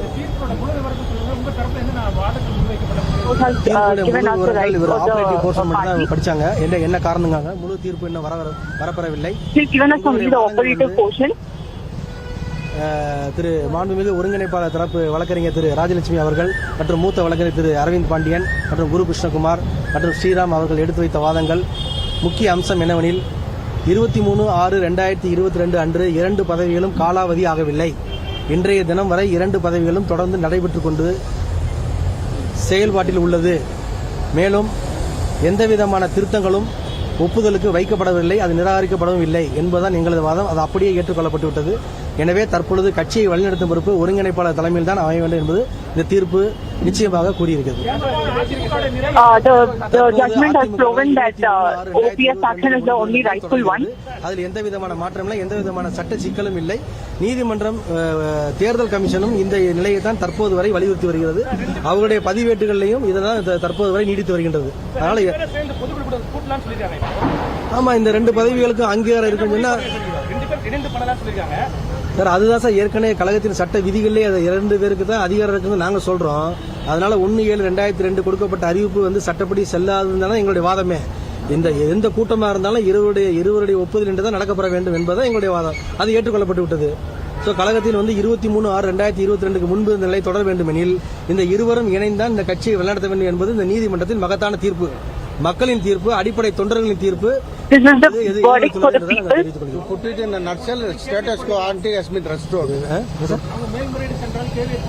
இது நீங்க அவர்களிடம் கேட்க வேண்டிய கேள்வி. எங்களை பொறுத்த வரைக்கும் அதெல்லாம் தலைமை கழகத்தோட கூடி முடிவெடுத்து நாங்கள் செய்ய வேண்டியதை தற்பொழுது கூற இயலாது. எங்களை பொறுத்தவரை நீதி நிலைநாட்டப்பட்டுள்ளது என்றுதான் நாங்கள். The party will take the action forward based on the verdict for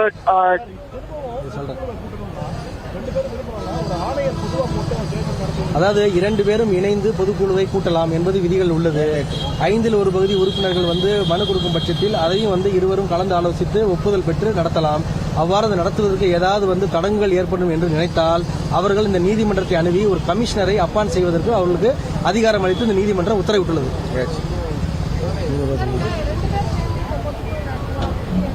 There's also a provision for both the factions to come together and run the party. ஒருங்கிணைப்பாளர் முழுவதும் படித்து தெரிந்த பிறகுதான் அவருடைய எந்த விதமான கருத்தையும் அவர் தெரிவிக்க இயலும்.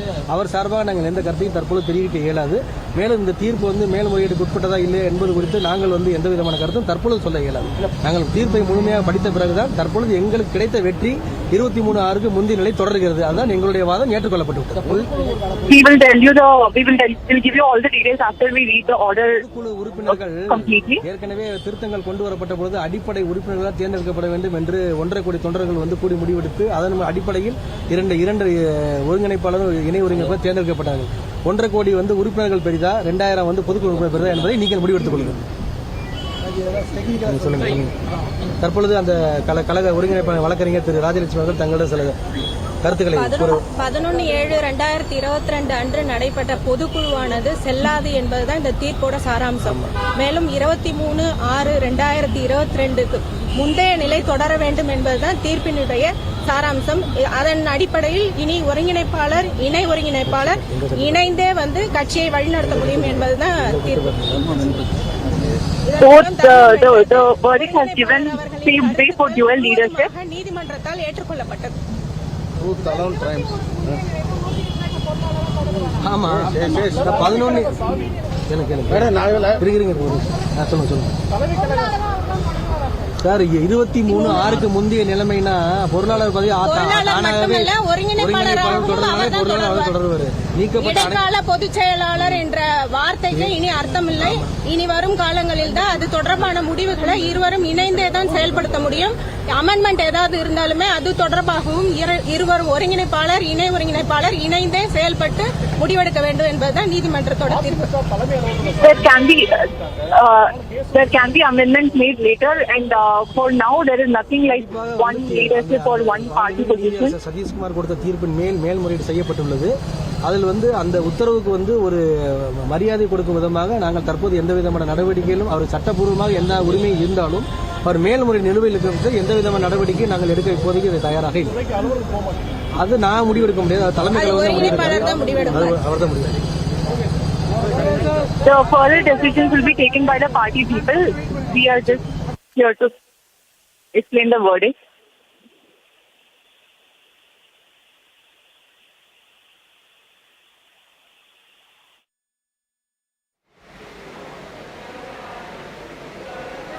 Well, so these are the live visuals as well that we are getting right now of the celebrations taking place. A big win there for the OPS camp as the Madras High Court order is out. The order is in favor of OPS as we speak. In fact, this order that has been passed by the Madras High Court, which says that the General Council meet will take place. It has ordered a status quo as on June 23. So dual leadership as well, that shall continue. Varshini getting us those live updates from Chennai. Varshini, over to you. Talk to us about what this essentially means for the AIADMK party as a whole. Well, you see, the AIADMK party had gone into a huge split when OPS and EPS, the main coordinator and the co-coordinator, had, and their followers, their cadres started demanding a dual leadership. I mean, single leadership. They wanted to dissolve the dual leadership and come with a unitary leadership. When this was happening, and that is why the June 23rd General Council meeting was very crucial, because there was a huge possibility that OPS could had a fear of losing his power in the party, and the major crowd of the AIADMK General Council meet was in favor of Edapadi K. Palaniswamy. And after the General Council happened, OPS made a walkout, and he started taking different steps to get back the power that he lost in the party. Particularly, he went to the Madras High Court, he went to the Election Commission of India. He took several steps to make sure that the June 23rd General Council meet went invalid, and he also has, he also got a verdict from the Madras High Court saying that only the prepared resolutions can be passed. Later on, the General Council meeting was pushed to July 11th, and on July 11th, OPS did not attend it. Rather, he went to the AIADMK headquarters, and in the General Council meeting, we saw how unanimously Edapadi K. Palaniswamy was elected as the interim General Secretary of the AIADMK party, and the whole party went under a unitary leadership. I'm sorry, I'm interrupting you just for a moment there. We have Kovai Satyan of the AIADMK joining us. Sir, if I can get your quick response to the order that has been out, how do you see that panning out for the party as well? Because we've long known the kind of rift that has existed between the EPS and the OPS camp. How do you see the order moving forward? How do you see that shaping for the party as a whole? At the outset, let me clarify, there are not two camps in AIADMK. It is AIADMK headed by EPS and a rebel OPS. It is the same court during the course of argument has passed on a comment. Why don't you go to the cadres, convince them, and make sure your point is heard? Why are you misusing the court? This is the same statement. And the status quo of 23rd is not a setback to EPS, it is indeed a setback to OPS, because 23rd, all the resolutions tabled were rejected by the General Council members, and any General Council meeting in future to be held, there has to be an agenda of single leadership. That was the resolution which got unanimously passed. Even if it were to be under a person appointed by the court, the General Council which is to be held will have the resolution and agenda of single leadership, where everybody knows the majority is with Mr. EPS, and he is going to get elected again. Okay, sir, just a follow-up question. So, would you say that everything is hunky-dory when we talk about the AIADMK party? Because there have been rifts and it has been out in the open for so long now. Yeah, that's the ulterior motive and selfishness of one person. And he is determined to take the task of the party, which has given him life, which has given him recognition, which has given him the post. Because of his ulterior motives, just because he lost his image and credibility in the minds of cadres, he doesn't want to give away the power. This is a democratically run party. It is run by the cadres. When the cadres decide the party needs to move towards single leadership, and the single leader has to be EPS, having known that he doesn't have any credibility nor any support among the cadres, now he is harping on the judicial means and banking his fortune and luck on the outcome of judiciary. All right. Thank you, Mr. Kovai Satyan. So that was the AIADMK spokesperson giving his response on the order that has been passed by the High Court. In fact, the order states that the General Council meet polls will take place, and it's said to be a big win for the OPS camp there. So tracking closely all the updates. Varshini, they're reporting live from Chennai. Varshini, if I can come back to you, if you can talk to us more reactions that have been coming in, any response that you are picking up from the AIADMK as of now?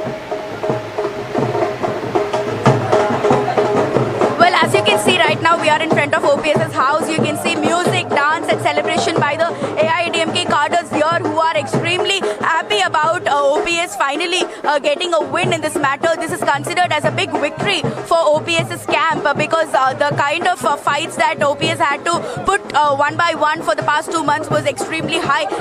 And now the cadres are celebrating like anything. You can see them dancing on the roads, literally on the road. There is music, dance, and also bursting of crackers happening here. While we also hear that O Pannirselvam might right now immediately leave to Jayalalitha's memorial so that he could take the blessings and move forward with his next course of action. As of now, the cadres are just enjoying the victory, the momentous victory, and at the same time, EPS also has been discussing with his camp, with the important supporters of his camp right from the morning today to discuss on the next course of action, if at all, whatever the verdict comes. And now that the verdict has definitely become a setback for Edapadi K. Palaniswamy's camp, there are huge meetings and discussions happening at his house in Chennai, where we can see how the discussions are happening at his house, where they will also be coming up with a lot of plans to appeal again to the Madras High Court or the Supreme High Court to come to a conclusion in this matter. While the Madras High Court verdict says that a new General Council meeting must be convened with both the leaders being the coordinator and co-coordinator. It's going to be a tough spot because now that the greatest rift between both the important leaders, them coming back together and taking a unitary decision in this matter is definitely and most anticipated right now. And the EPS faction will be definitely upset about the verdict that has come out, and they will be taking up a lot of discussions on the same, and we will have to wait and see what will be the next step that EPS will be taking so that he can get back the unitary leadership, the single leadership of the party once again. For the past 1.5 months, he's been completely enjoying the single leadership of the party, but right now this setback of a verdict is definitely going to change the course of things, and Edapadi K. Palaniswamy has to come up with some or the other plan so that they will be able to make it once again possible in the new General Council meeting that they have to convene very soon, and that will also be details will be divulged very soon by the AIADMK headquarters. But as of now, everything goes back to whatever it was before June 23rd. Therefore, whatever happened in the past 2 months will be nullified, and the status quo before June 23rd will remain, and O Pannirselvam will be the coordinator, and Edapadi K. Palaniswamy will be the co-coordinator, and all the other people who have also been terminated from the AIADMK along with O Pannirselvam, his supporters like Manoj Pandyan, Vaithilingam, and other supporters of OPS, more than 25 of them were completely terminated from the party, even from the primary membership. Now everybody will be resuming their previous positions in the party, and they will all have equal importance like they had before the General Council meeting that happened on June 23rd. So it's definitely a big day for the O Pannirselvam camp, and that is why we are seeing so much of excitement, so much of dance and music, and all these celebrations happening right in front of the OPS's house.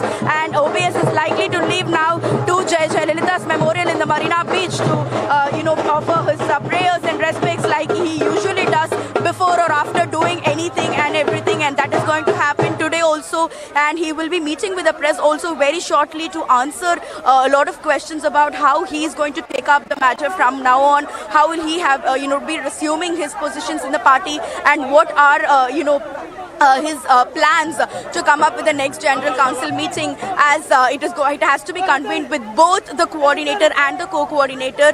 Edapadi K. Palaniswamy and O Pannirselvam has to come together to convene the upcoming General Council, and it is going to be definitely crucial for both the camps from now on. Yes, Varshini, stay with us. So Varshini, they're getting us those live updates from Chennai, where you can see the celebrations which are galore as soon as the order that came out by the Madras High Court, which came in favor of OPS. Varshini, if you're still with us, if you can talk to us more about this fresh General Council meet which is all set to take place, how significant it is to decide the future of the party leadership of AIADMK. Well, this General Council meeting that has to be newly convened is very, very important because, you know, the previous General Council meeting on June 23rd, the resolutions that were previously discussed was not completed, and that was the reason why OPS left the General Council meeting immediately, and, you know, there were a lot of commotion that happened, and that is why they had to reschedule it to another later date. And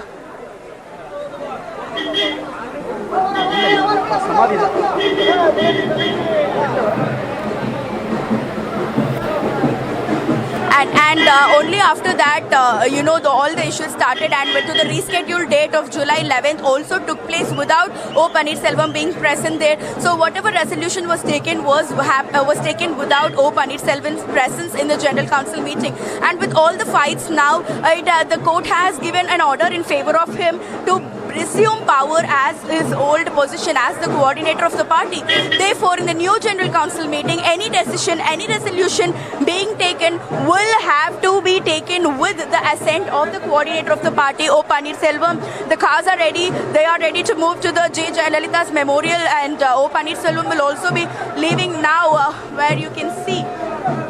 And it is expected that he will also be meeting with the press. He will answer a couple of questions, and that is what is being the situation currently right now. But at the same time, talking about the General Council meeting, it's going to be definitely very crucial because, you know, after this whole episode of O. Paneerselvam and Edapadi K. Palaniswamy having all the issues and the rift that has now currently created in between them coming back together and them deciding upon a mutual decision and a mutual agreement on who will have the single leadership, or will a single leadership happen, or will they be able to come back and reunite and have a dual leadership in the party once again, are the biggest questions that needs answers right now. And right now, looking at all the issues happening for the past few months, it is very unlikely that EPS and OPS will be able to come back together and work in a partnership mutually. Therefore, we'll have to see how this new General Council meeting is convened. What are these two factions coming up with, and how are they going to mingle together, combine together, and how are they going to, you know, make sure that the party and the cadres and the public and the people who follow the AIADMK party do not get affected by this leadership tussle that's going on between the top two leaders of the AIADMK party. So right now we just are waiting for an official statement by O. Paneerselvam, who is likely to come out of the house and leave to J. Jayalalitha's memorial anytime now. So we'll have to see how both the factions combine together and are making a decision upon the same about how a General Council meet could be, you know, convened, and how it could be, you know, taking a new dimension in this whole case, and how things are changing for the AIADMK party. Yes, Varshini, stay with us. So Varshini giving us some important details, saying that how difficult it is from the condition, from the situation we see as of now. It's very difficult for EPS and OPS to come back on the same page again, and of course all eyes will be on that General Council meet, which is all set to happen. For now, the dual leadership is set to remain until it's decided on the next leadership when it comes to the AIADMK party. Varshini continues to be with us. Varshini, we understand that the OPS from here will be going, is expected to go to Jaya's memorial as well. If you can talk to us more about how the day is going to pan out to be like. We understand there's going to be some media briefings as well by the party leaders. Take us through all the details that you're picking up. Well, currently we can see that the cadres are enjoying in front of the house. That is the scenario that we are picking up. The cadres are considering this to be a big victory, because for the past few weeks, all that OPS faction had got was setback after setback. It was a big, disappointment after disappointment for the OPS cadres. Therefore, right now, this is considered to be a big victory, and the cadres of the OPS supporters and the cadres are currently celebrating immensely in front of his house. And at the same time, like I mentioned, the OPS will be leaving to J. Jayalalitha's memorial immediately to pay respects and to get her blessings and to resume power as the coordinator of the party, because as he had been officially terminated from the party, not just him but also his supporters including Manoj Pandian and Vaidilingam etc. had also been terminated from the party. Therefore, this is definitely a big victory, because all of them, not just O. Paneerselvam, since the status quo has to be remained before June 23rd. All of his supporters will also be resuming power from today.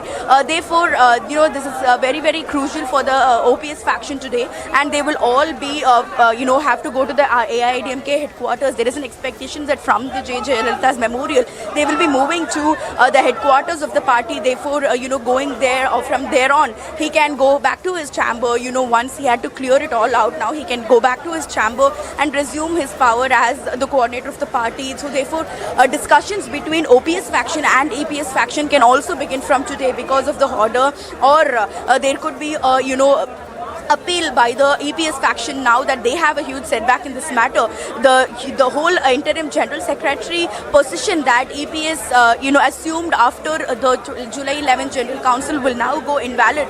Whatever happened in these 2 months is absolutely nullified by the order that has been passed by the Madras High Court right now. Therefore, EPS faction is expected to go on and on with their next course of action to get back the power that they had for all this while. Therefore, there is expectation that EPS will be discussing with his supporters throughout the day from various parts of the state to decide upon what will be their plan. Will they have to appeal in the Madras High Court, or are they going to take it to the Supreme Court, or whatever that they will be coming up with? And at the same time, there could be many attempt by the O Pannirselvam faction also to get in touch with EPS so that they can combine together and convene a new General Council meeting as per the Madras High Court order. So it's definitely a very big, exciting day for the AIADMK party from both the factions. There are so many expectations that about their next course of action. So Varshini there getting us those live visuals from Chennai where you can see the celebrations are galore after the Madras High Court verdict. So we'll be closely tracking all the updates that will come in with regard to that after the High Court ruled in favor of OPS. For now, moving on to more updates coming in, and now this is with regard to the last rites of Lance Naik Chandrasekhar, we understand is underway. So the final goodbye to Lance Naik Chandrasekhar, the visuals you can see. Harsha there getting us those live updates. Harsha, if you can hear us, talk to us more about Lance Naik. We understand that the final rites are being held, the final adieu goodbye to Lance Naik Chandrasekhar.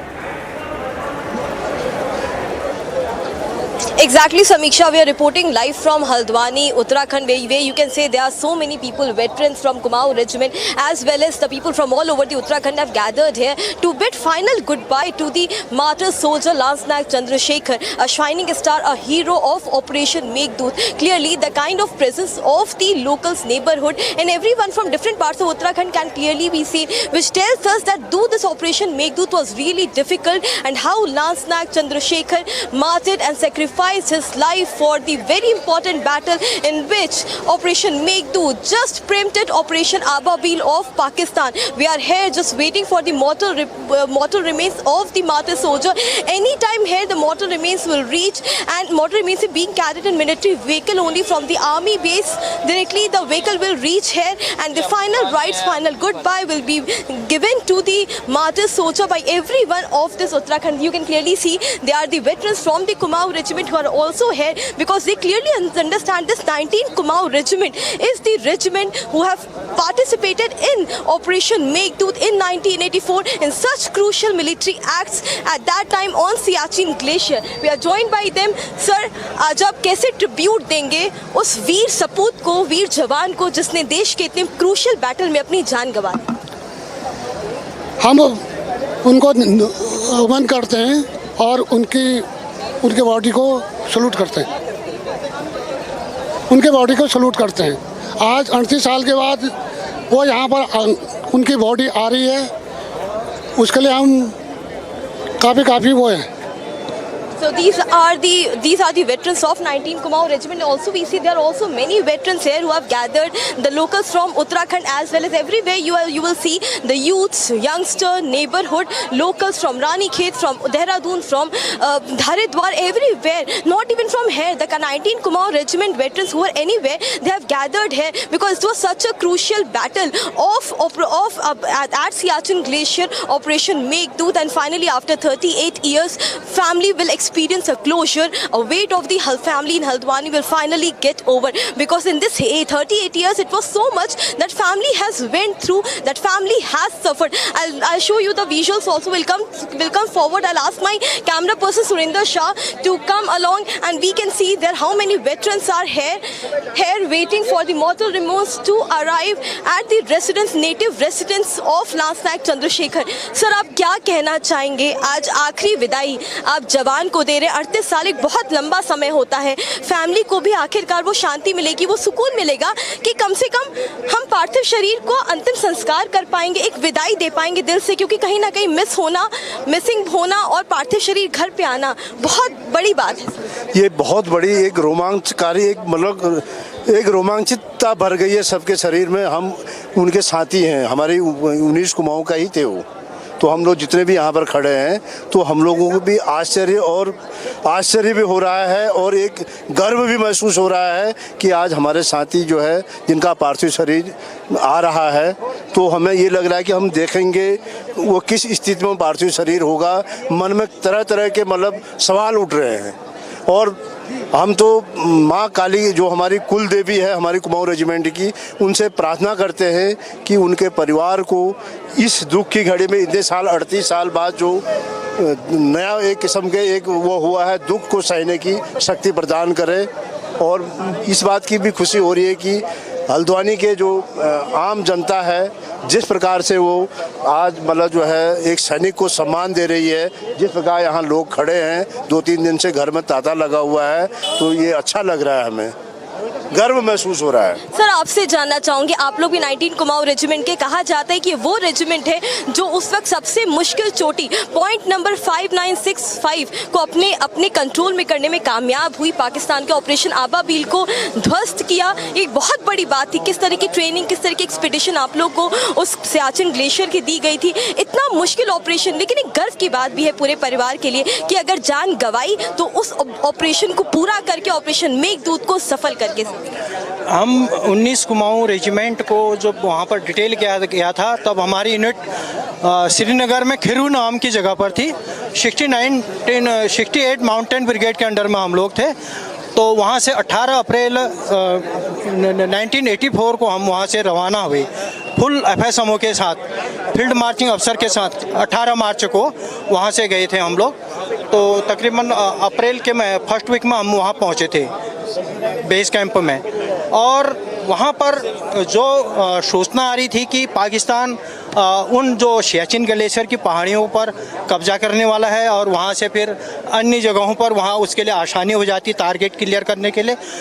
हमारी unit वहाँ पर पहुँच करके वहाँ पर उनको ऊंची चोटियों को कब्जा नहीं करने दिया और वहाँ उसको पीछे धकेला और लगातार गोलीबारी से और अपनी उपस्थिति दर्ज करके वहाँ पर उनको पीछे खदेड़ दिया, काफ़ी खदेड़ दिया, जिससे कि वो उनको हमारे ऊपर बढ़त बनाने की वो नहीं हुआ। These are the visuals we are showing you from outside the residence, and Samiksha, we clearly salute. We salute the brave heart with such a pride and with such a honor and valor. He has fought for the country this important, crucial battle, and today the pride, the respect for the soldier can clearly be seen. We'll show you the visuals here. As everyone here are sloganing Vande Mataram, Bharat Mata Ki Jai. So these are the visuals which we are showing you from Haldwani, clearly, which tells you that how much respect they have for the brave heart, for the martyr soldier. We are also joined by the locals here from Haldwani. आप लोगों से जानना चाहेंगे, एक युवा के तौर पर आप लोग कैसा महसूस कर रहे हैं? एक युवा के तौर पर आप लोग कितना रिस्पेक्ट महसूस करें कि हर युवा के लिए भी देश के लिए मन मिटना, सैक्रिफाइस करना एक बहुत बड़ी बात है, और 38 साल बाद पार्थिव शरीर पहुंचना। सर्वप्रथम तो मैं अपने देश के जो वीर हमारे देश में शहीद हो चुके हैं उनको मेरा जय हिंद, नमस्कार सबको। मैं उनके जो आत्मा है उनको सच्चा नमन करता हूँ। हमारे देश में प्रदेश जो उत्तराखंड है, हमारे प्रदेश के 38 साल के बाद चंद्र सिंह हरबोला सर जो शहीद हैं आज हमारे हल्द्वानी में, उनका पता 38 साल बाद लग चुका है। हमें ये गर्व है कि उनके घर वालों को ये आशा होगी कि हमारा बेटा क्या पाकिस्तान में कब्जा है या कहीं है। उनको पता ही नहीं था कि शहीद हो चुका, उन्हें लगा था कि शहीद है, उन्हें कहीं ना कहीं उनको आशा थी, उनकी वाइफ को, उनके बच्चों ने कहाँ देखे होंगे, 38 साल हो चुके हैं, उनके घर वालों, उनके भाई लोगों ने भी अच्छी तरह नहीं देख चुके हैं। तो उनको पता चल चुका है कि हमारा बेटा आ चुका है। उनके माता पिता लोग होंगे तो उनके भाई लोगों को, उनकी जो वाइफ इंतजार कर रही थी 38 साल के बाद, आज उनका जो अंतिम संस्कार होगा यहाँ लाया जाएगा और किया जाएगा। वो जो इंतजार है वो आखिरकार वो इंतजार खत्म होगा, वो 38 साल का जो इंतजार है आखिरकार वो खत्म होगा और वो अंतिम विदाई दे पाएंगे घर वाले। एक बात आप लोग से जानना चाहते हो, कुमाऊं रेजिमेंट एक ऐसा रेजिमेंट माना जाता है, कुमाऊं से सबसे ज्यादा जो युवा है, जो नौजवान है भर्ती होते हैं आर्मी में, जो देश के लिए वो जो डेडिकेशन है, जो स्ट्रेंथ है, वो कुमाऊं के लोगों में देखा जा सकता है। वो रेजिमेंट में जिस तरह से सियाचिन ग्लेशियर पे वो रेजिमेंट गया था, 19 कुमाऊं रेजिमेंट, वो एक ऐसा कठिन मिलिट्री ऑपरेशन था। जब आप लोग सुनते हैं तो कैसी देशभक्ति उमड़ती है? हमें यह गर्व होता है कि हमारे उत्तराखंड राज्य से सबसे ज़्यादा हमारे देश में भर्ती हो चुके हैं, सबसे ज़्यादा उत्तराखंड राज्य से। हमें गर्व होता है कि हमारे जो राज्य है आज तक सबसे ज़्यादा सैनिक भर्ती हो चुके हैं और हमारे जो माता पिता लोग हैं, हमें उम्मीद करते हैं कि हमारे देश का नाम रोशन करें, हमारे बेटे आगे बढ़ें और हमारे देश को आगे बढ़ें, जो कि हमारा अन्य जो दूसरा देश हमारे देश में कब्जा ना करें। हम तैनात है, अपने देश के लिए आगे होते हैं, कभी भी पीछे नहीं हटते हैं। हम ये भाग्यशाली कहते हैं कि हमारे जो आने वाली पीढ़ी है वो भी क्या कहते हैं आगे बढ़ें और पीछे कभी ना हटें और देश का नाम रोशन करें। So these are the visuals of the youths we are clearly showing you. There are so many youths here who have gathered in Haldwani outside the residence. आप लोगों से जानना चाहेंगे कि युवा होने के नाते जब आप लोग सुनते हैं कि 38 साल बाद पार्थिव शरीर पहुंच रहा है, उस जवान ने ऑपरेशन मेघदूत, इतने कठिन ऑपरेशन में अपनी जान गंवाई, परिवार का इंतजार खत्म हुआ, बतौर युवा कैसी देशभक्ति आप लोग के मन में उमड़ती है? क्या आप लोग को भी लगता है कि नहीं हम भी सैन्य में जाएं, हम भी इंडियन आर्मी ज्वाइन करें, ज़्यादा से ज़्यादा युवाओं को ज्वाइन करनी चाहिए? जी बिल्कुल। सबसे पहले तो शव नहीं पहुंच रहा है, एक शहीद पहुंच रहा है, जैसा कि कहा जाता है martyrs never die. Bhagat Singh never died, lance Naik Chandrashekhar बोला never died, he will never die. Now he owns a special space in our hearts. हमारे दिल में उनके प्रति एक अलग प्रकार का प्रेम है, एक अलग प्रकार की इज्जत है। और हमारे लिए बड़ी बात यह है कि हमारे प्रदेश में, हमारे शहर में, जिस शहर से हमारा जुड़ाव है, वहाँ पर यह सौभाग्य हमें इसे देखने का मिल रहा है। ये जिंदगी में किसी को सौभाग्य नहीं मिलता जो हम लोगों को आज यहाँ पहली बार मिल रहा है, वो भी इतनी छोटी उम्र में। हम भी, हमारा भी मतलब तहे दिल से है, आर्मी के प्रति जो सम्मान है, उसके प्रति जो प्रेम है, वो इससे और कई 10 गुना बढ़ चुका है। और हम यही कहेंगे, वंदे मातरम, वंदे मातरम, भारत माता की जय।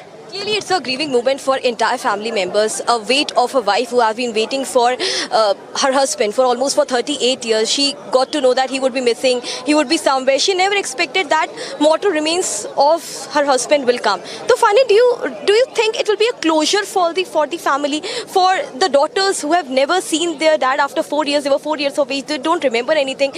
A heartfelt tribute will be a honorable respect for the martyr. This must have been a little bit agitating in the very first instance when they just came to know about that they've found the body of their father. After, yes, they never expected, completely unexpected. They don't even remember the flashes of their father. So it must be agitating, but at the same time, the bigger thing is that the moment is a very proud moment. We can see too many people here standing. We can see too much crowd here, and we will in such high temperature. We are waiting for our shaheed. We are waiting for our jawan, the jawan of our state, the jawan of our nation.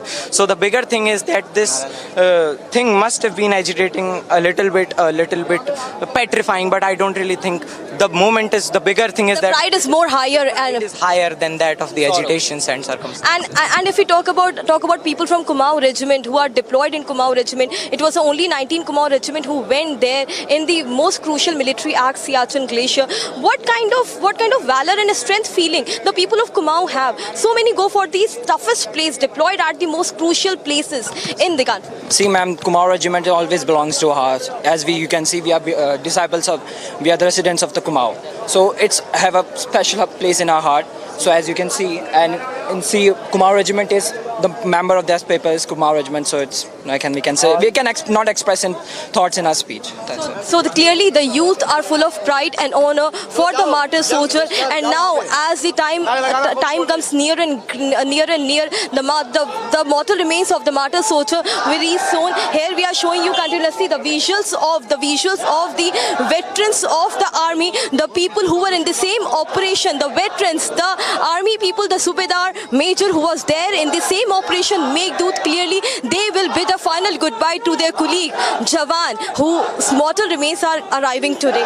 Sir, जिस साथी ने आपके साथ operation Meghdoot में रहा, आज उसका पार्थिव शरीर जब 38 साल बाद जब घर अपने आ रहा है, आप उसको आखिरी विदाई देंगे, तो अंदर से एक दुख, एक लॉस की क्षति, वो सब महसूस कर पा रहे होंगे कि आखिरकार वो जो इंतजार है हमारा कि हमारा जवान साथी कहाँ दबा होगा, आखिरकार वो खत्म हुआ इंतजार ऐसा?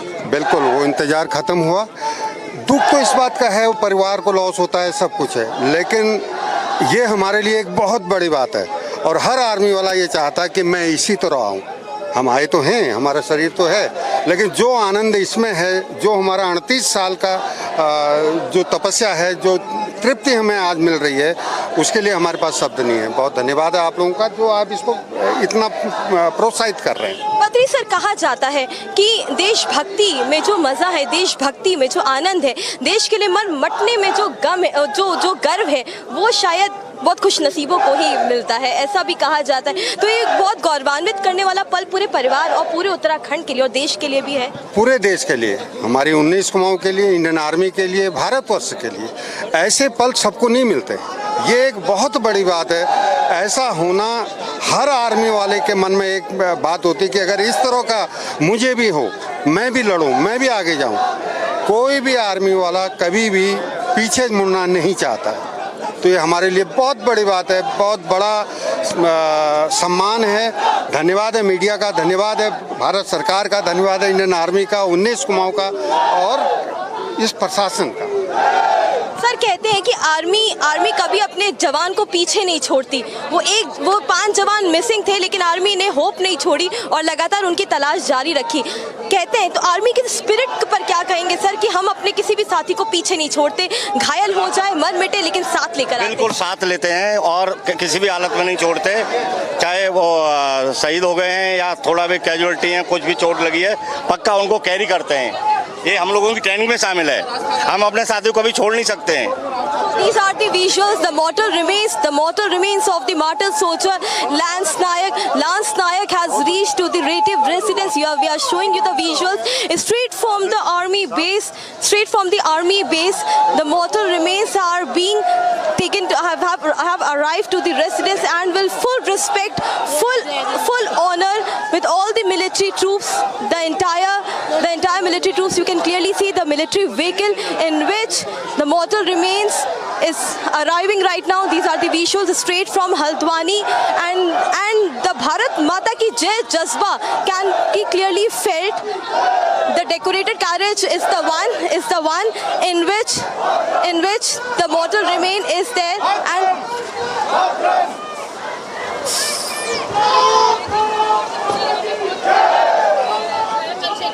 जी का अब थोड़ी देर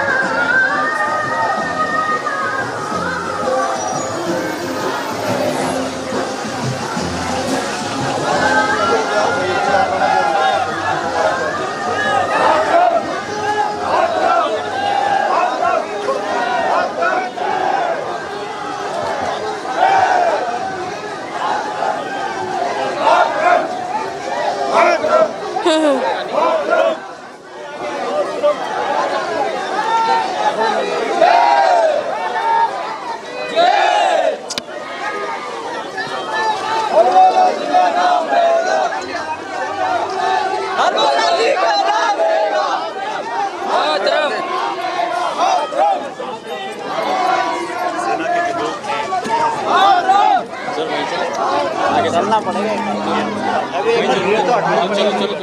आप हट जाइए थोड़ा सा हट जाइए आपके आवाज़ के बाहर जो है यहाँ आगे बढ़ो आगे।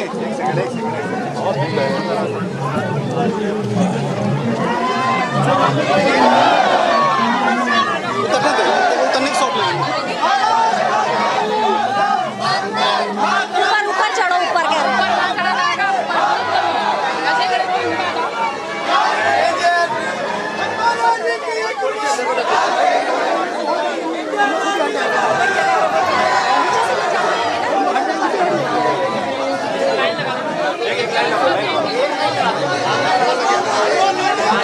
भैया आएगी यहाँ से एक लाइन लगा के मस्त आएगी।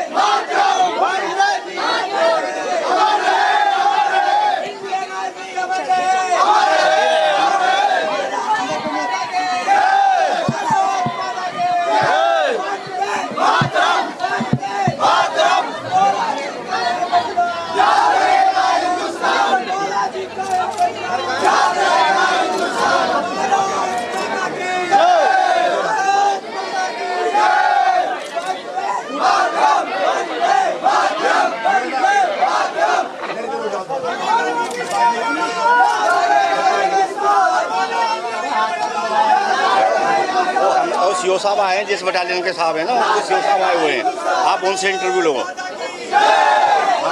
बताऊँ आपको, आज तक कौन से इसमें हो आप?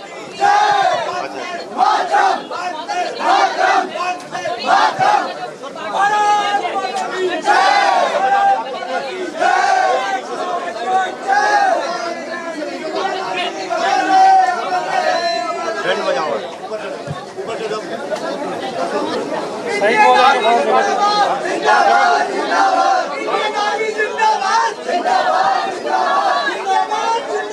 मैं बताऊंगा।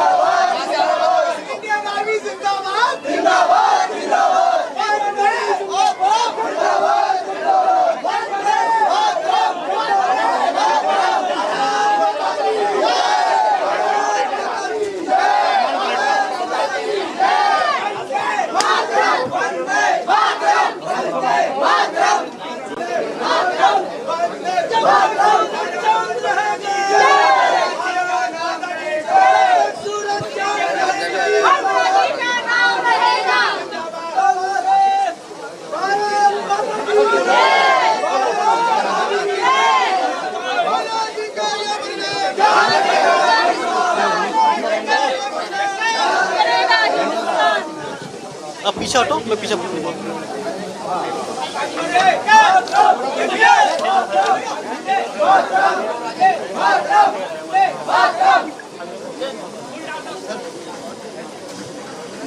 चलो पीछे पीछे पीछे पीछे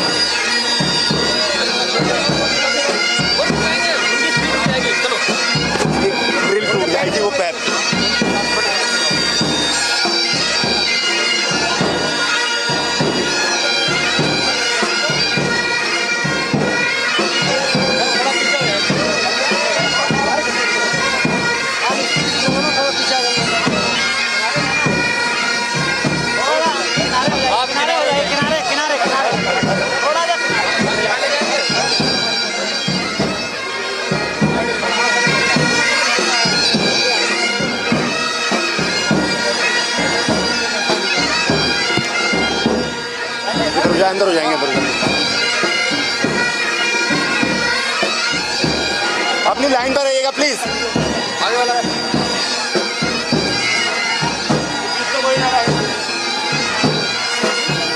इधर साइड ऊपर हो जाए प्लीज, बाबू जी ऊपर हो जाओ।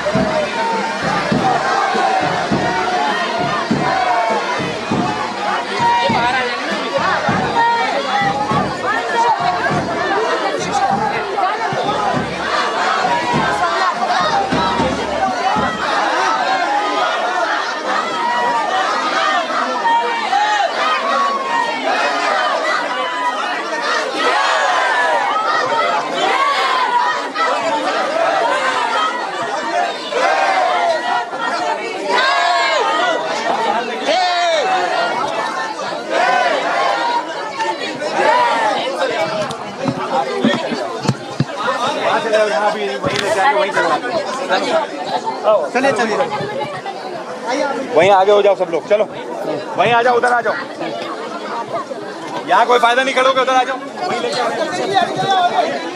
चलो उधर से, यहाँ पे कोई फायदा नहीं, किसी को सिर्फ 5 मिनट के लिए घर पे लाएंगे। So these are the visuals which we are showing you from outside the residence of Martyr Lance Naik Chandrasekhar. The coffin, the mortal remains have reached to his residence, and all the family members, the residents, the neighbors, the locals, the veterans, you can clearly see the respect ceremony, the respect parade, the wrestling parade. We clearly saw how the respect was being given, that ceremony, that parade, in which the entire mortal remain was brought to the residence, and the visuals outside the residence clearly tells us the pride, the honor, the respect everyone has for this brave soldier, the martyr soldier. You can see the visuals, the mortal remains have been kept inside residence, and one on one the family members, wife Shanti Devi, 2 daughters Kavita, martyr soldier Lance Naik, brother Puran Chand Harbola, all will be giving tribute and will be bidding goodbye, and we will clearly see the army.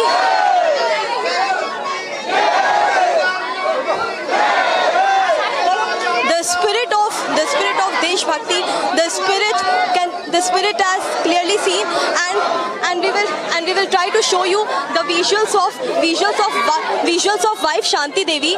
We'll try to show you the visuals of wife Shanti Devi, daughters Kavita and Babida. I'll ask my camera person Surendra Shah to try to show you with more focus wife Shanti Devi, who was expecting her wait of 38 years finally comes to a closure. She's seeing the mortal remains of her husband, martyr soldier Lance Naik Chandrasekhar. The grieving, the teary-eyed can clearly be seen. Lots of tears and sadness and grief amongst the family members. But yes, proud and respect can also be clearly seen, because as wife Shanti Devi also said, this is a proud moment for every countryman whose soldier, whose family member, whose jawan get martyred for this nation in the battlefield. This is such a proud moment. We are proud. And we'll try our camera person to show you more visuals of the family members. We'll try to ask him to zoom the camera from here and show you the visuals of wife and are being showered and flowers are being, the tribute through flowers is being paid to the mortal remains of martyr soldier. And here also we can listen the voices of locals who are saying the martyr soldier Vande Mataram will always remember the honor he has left for the country.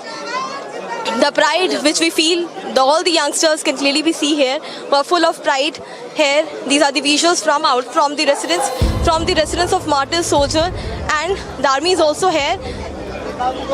And clearly there are so many people who are waiting here to give their last tributes and bid a final goodbye. All family members have gathered here. The brothers who used to live so these are the visuals we are showing you from Haldwani, Uttarakhand, the last rites of martyr soldier Lance Naik Chandrasekhar. Stay tuned, keep watching Republic TV, because as the cremation and the guard of honor will show you straight exclusive on Republic TV. Stay tuned with us, we'll be right back after a short break.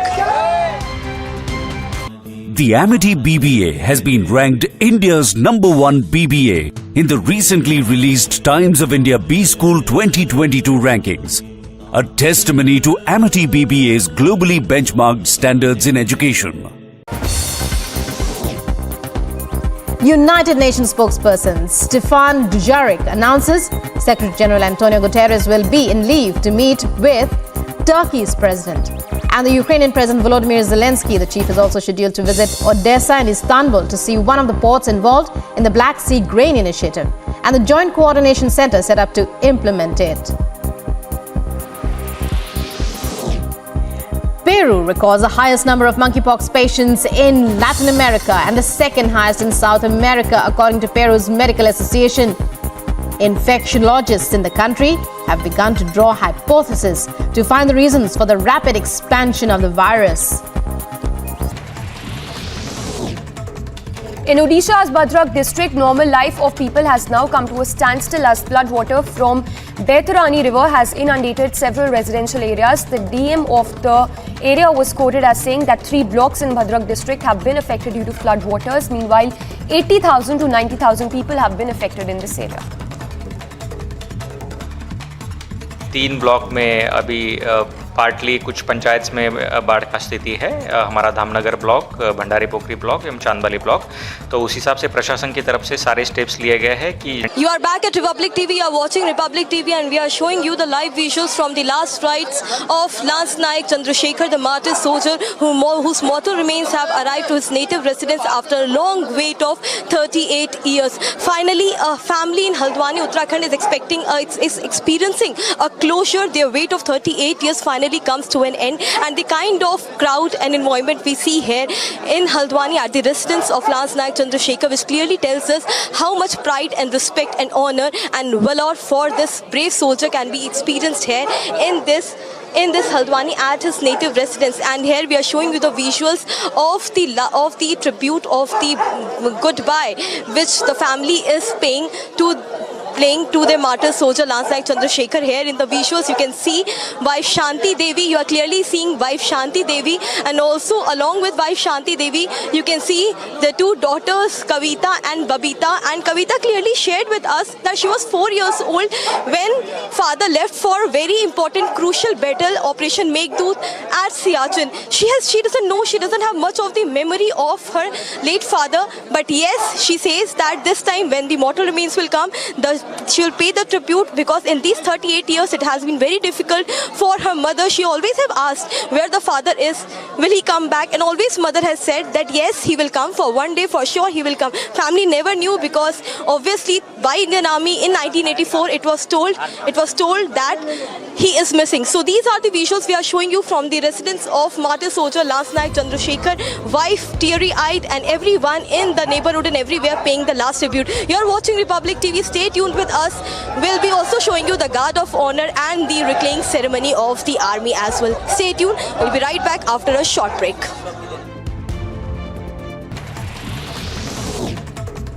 In Odisha's Bhadrak district, normal life of people has now come to a standstill as flood water from Baitarani river has inundated several residential areas. The DM of the area was quoted as saying that 3 blocks in Bhadrak district have been affected due to flood waters. Meanwhile, 80,000 to 90,000 people have been affected in this area. 3 block में अभी partly कुछ पंचायत में बाढ़ का स्थिति है। हमारा Dhamnagar block, Bhandari पोखरी block एवं चांदबाली ब्लॉक, तो उस हिसाब से प्रशासन की तरफ से सारे स्टेप्स लिए गए हैं कि जहां पे बोट डिप्लॉयमेंट हो, साइक्लोन जो शेल्टर सेफ शेल्टर आइडेंटिफिकेशन हो, ये सारा चीज़ें किया गया है। हमारे फील्ड फंक्शनरीज सारे जीपी जो कट ऑफ हुए हैं वहाँ पे है। कॉन्स्टेंटली हम पीआरआई मेंबर्स के टच में भी है। अराउंड हम बोल सकते हैं कि 80,000 टू 90,000 लोग अफेक्ट हुए हैं जितना वो जीपीज़ में रहते हैं। बट अभी तक पूरा स्मूथ सारी चीज़ें कैसे रहते हैं उसका प्रशासन इंश्योर कर रहा है। As part of massive manhunt launched for the killers of Kashmiri Pandit Sunil Kumar, hideout of inactive terrorist Adil Wani has now been busted by the State Forest Service officers in Shopian. CBI to most likely question Anubrata Mondal's daughter Sukanya Mondal in connection with a cattle smuggling case. According to sources, it is highly likely that the interrogation may take place today itself, as a team has already been moved to Bolpur in midnight. In the cattle smuggling case, the CBI has come across important information pertaining to role of Anubrata and his daughter with regard to amassing of properties amounting to crores of rupees. Leading milk suppliers Amul and Mother Dairy will increase milk prices by 2 rupees per litre starting today on account of rising input costs. This is in fact the second consecutive hike by Amul and Mother Dairy in nearly 6 months. In other international stories, Ukrainian President Volodymyr Zelensky accuses Russia of nuclear blackmail, calls for new sanctions to be imposed in response to it. Further, Zelensky warns the presence of Russian forces around Europe's largest nuclear power plant threatens Europe and beyond.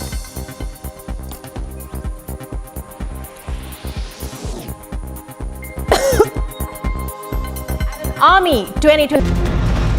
ADGP Law and Order, Alok Kumar, they are seen marching here.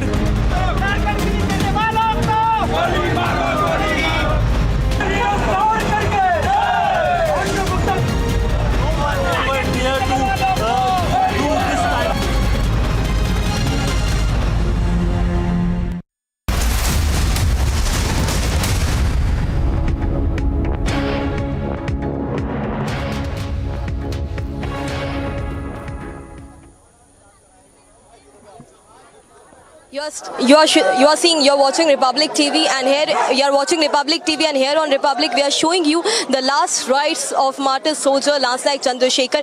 Everyone in the family, the son of brothers, the daughters of daughters, and everyone here is paying tribute. While Shanti Devi can also be cleaning, and one after the other, everyone from the neighborhood, the close entangled family members are here paying the last tributes to the brave martyr, brave soldier who lost his life in Operation Meghdoot, such an important military operation. Till date, it is being said the kind of Operation Meghdoot was, till now any such operation has not been carried out, because at that time 19 Kumaon Regiment 856 Army Jawan in that unit were there, who went on Siachen Glacier Strait to occupy that point 5965, and at the same time they preempted Operation Ababil of Pakistan, and therefore the spirit can clearly be feel, and when people are surrounding here are clearly saying Bharat Mata ki Jai, and when they say Jai Jawan Jai Kisan, and when they say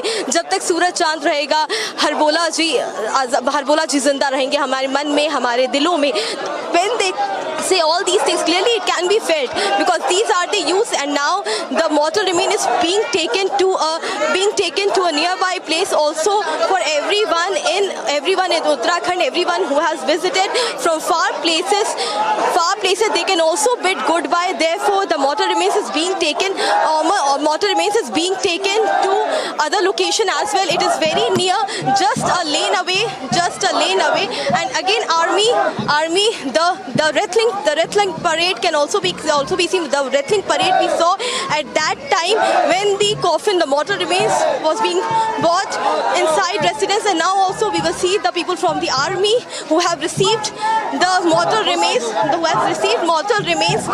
at the army base. They are clearly here. The parade can be seen, and everyone in the neighborhood can be seen. All are there in their terrace, in their balconies, showering flowers, paying last tribute, bidding final goodbye to the martyr soldier, to this brave soldier who lost. अंतिम दर्शनों के लिए रखा जाएगा ये एक लंबा when the mortal remain is brought here to the native residence after 38.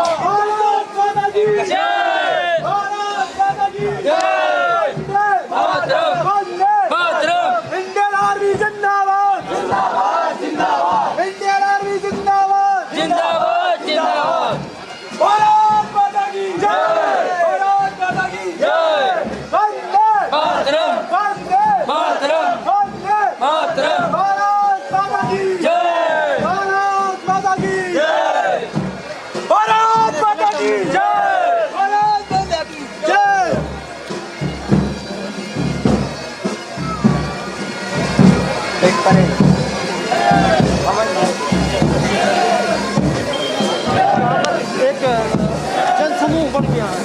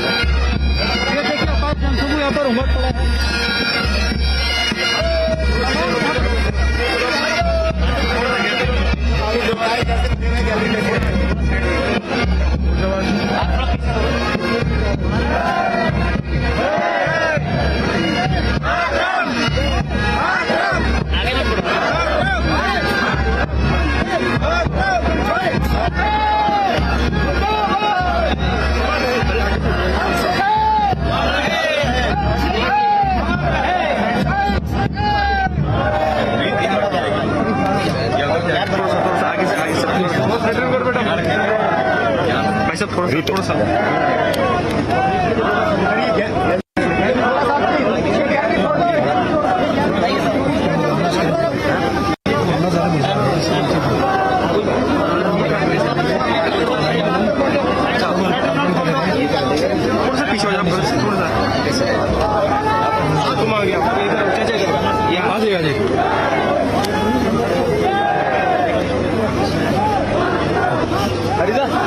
Lalit भाई ललित थोड़ा सा पैसा पीछे करना आप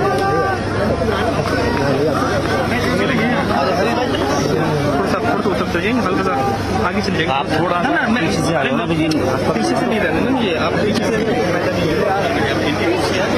Lalita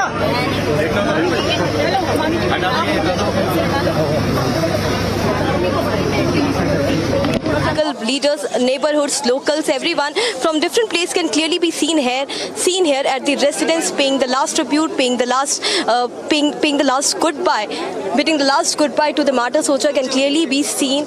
The showering, and right now what we saw the parade, it was a wreathing parade. The respect, the honor the samman which we see in the language of Indian Army being given to their soldier, the brave soldier who lost his life in Operation Meghdoot. And my camera person Surinder Shah showing you the visuals from the last rites, the tribute which is being paid, because not one but people from different places of Uttarakhand, be it Ranikhet, be it Haridwar, be it the people from Kumaon Regiment, veterans, army people, everyone have gathered here at the residence to pay the last tribute, because it is said army never leaves one of their own back. Even it is a battlefield or anywhere, if any soldier collapses, dies or is injured, army always takes the soldier along with them. And this 38 years of wait of a family comes to an end as army found in Siachen bunker mortal remains of Lance Naik Chandrasekhar. It was confirmed with the family through the batch number and through the identification disc which army had, that yes, this is the martyr soldier in the Siachen Operation Meghdoot. And then it was confirmed and the family was informed about that after 38 years the mortal remains of Jawan has been found in Siachen bunker. And straight after 2 days of the finding, today the mortal remain by army from Siachen to Haldwani has been sent to family members, and everyone is here, gathered here. And we also saw the kind of tribute, the showering of flowers.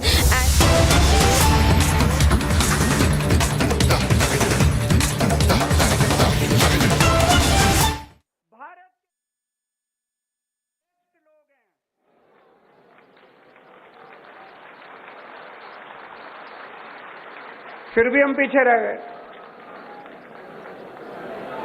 भगवान ने भारत को सब कुछ देने में कोई कसर नहीं छोड़ी, सब कुछ दिया है भगवान ने हमें।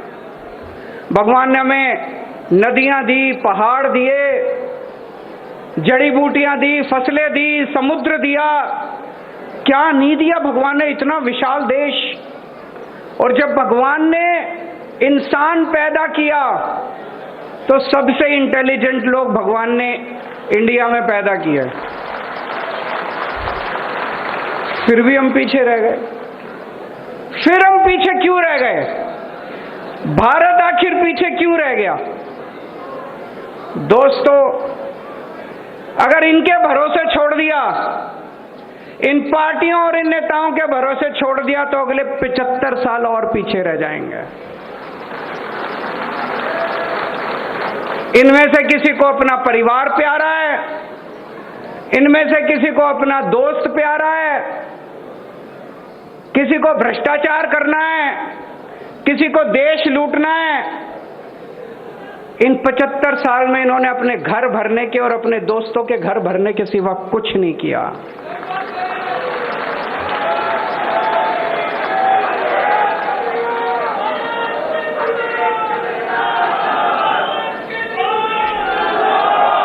दोस्तों, अगर इनके भरोसे, इन पार्टियों और इन नेताओं के भरोसे छोड़ दिया तो 75 साल और भारत पीछे रह जाएगा। कई लोग मेरे से पूछते हैं, can India lead the world? Why not? क्यों नहीं कर सकता इंडिया लीड? हमारे पास, हमारे देश में बेस्ट इंजीनियर हैं, बेस्ट डॉक्टर हैं, बेस्ट वकील हैं, बेस्ट साइंटिस्ट हैं, बेस्ट किसान हैं। किस चीज की कमी है हमारे देश में? लेकिन एक ही शर्त है, देश के 130 करोड़ लोगों को अब साथ आना पड़ेगा। अब देश के लोगों को बागडोर संभालनी पड़ेगी, इनके भरोसे नहीं छोड़ सकते। देश के 130 करोड़ लोगों को, इंजीनियर, डॉक्टर, मजदूर, किसान, आदमी, औरत, अमीर, गरीब, इस जात के, उस जात के, इस धर्म के, उस धर्म के, सब लोगों को साथ आना पड़ेगा। 130 करोड़ लोगों को मिलके अब देश की बागडोर संभालनी पड़ेगी।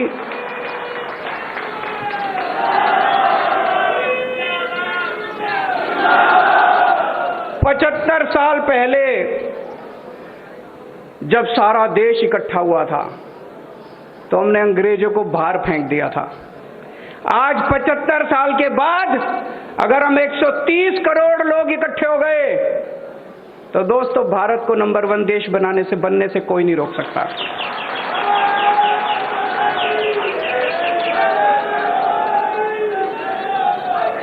एक शर्त है, 130 करोड़ लोगों को ये हमारा परिवार है। 130 करोड़ लोगों का हमारा परिवार है। ये एक टीम है। हम सब लोगों को मिलके एक परिवार की तरह सोचना है। 130 करोड़ लोगों के परिवार की तरह सोचना है। हमारा कोई भी बच्चा बिना अच्छी शिक्षा के नहीं रहना चाहिए। देश आगे कैसे बढ़ेगा? देश दुनिया का नंबर 1 देश कैसे बनेगा? भारत दुनिया का नंबर 1 देश कैसे बनेगा? हमें अपने हर बच्चे को 27 करोड़ बच्चे रोज स्कूलों में जाते हैं। हमें अपने हर बच्चे के लिए अच्छी शिक्षा का इंतजाम करना पड़ेगा, फ्री शिक्षा का इंतजाम करना पड़ेगा।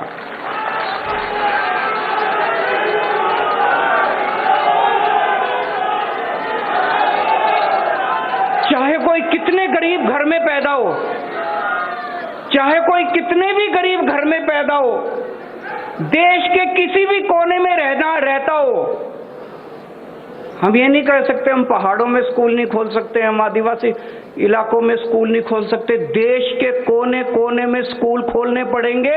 इसके लिए चाहे जितना पैसा खर्च करना पड़े अपने को, देश को चाहे जितना पैसा खर्च करना पड़े, सबसे पहला काम अपने को करना है देश के हर बच्चे के लिए अच्छी शिक्षा का इंतजाम करना है।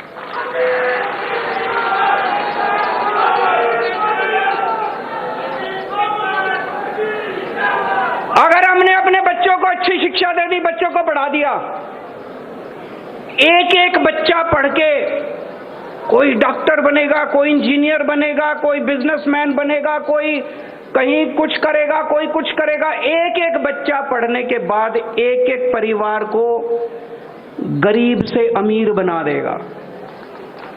और जब एक एक परिवार गरीब से अमीर बनेगा तो भारत का नाम अमीर देशों के अंदर लिखा जाएगा।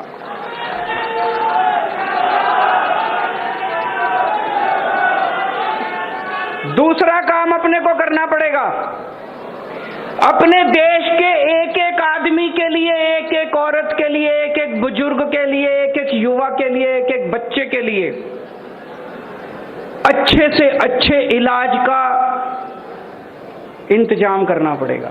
अगर बीमार हो जाए कोई, उसका अच्छे से अच्छा इलाज होना चाहिए कि नहीं होना चाहिए?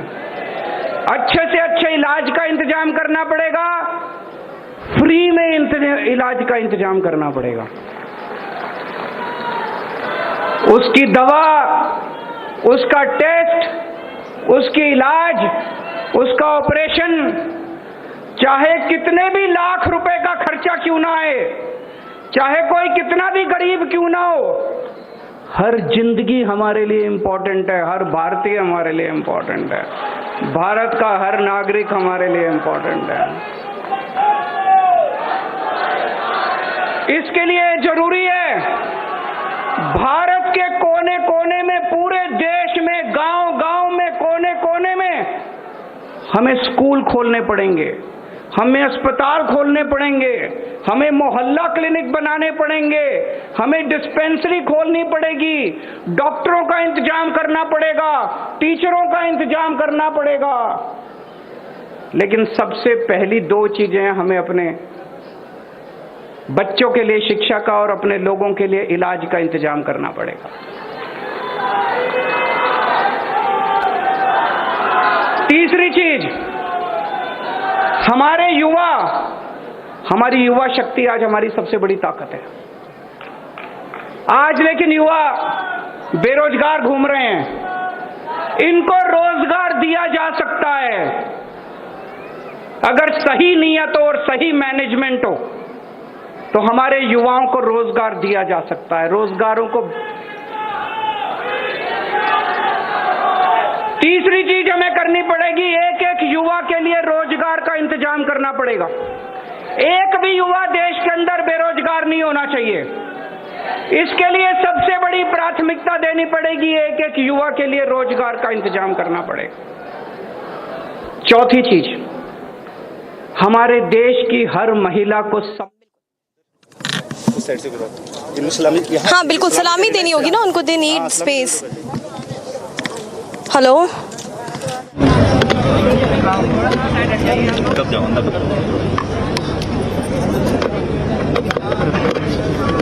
कैसे मिल गई?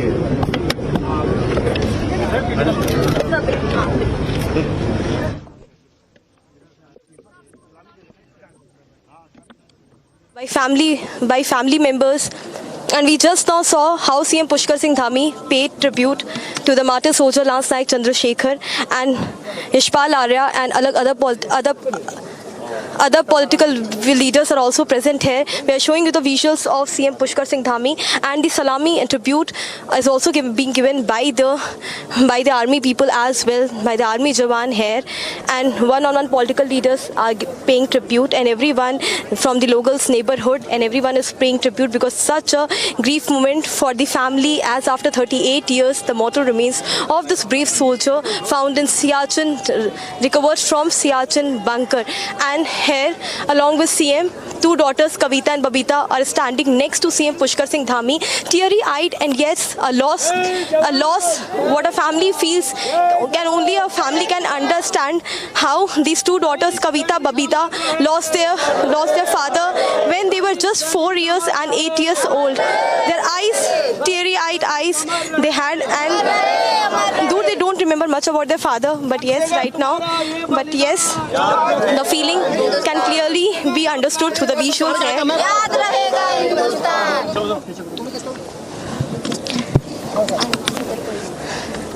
And even the commanding officer at that time in Operation Meghdoot is also here, and the veterans from Kumaon Regiment are also paying tribute through Wreath.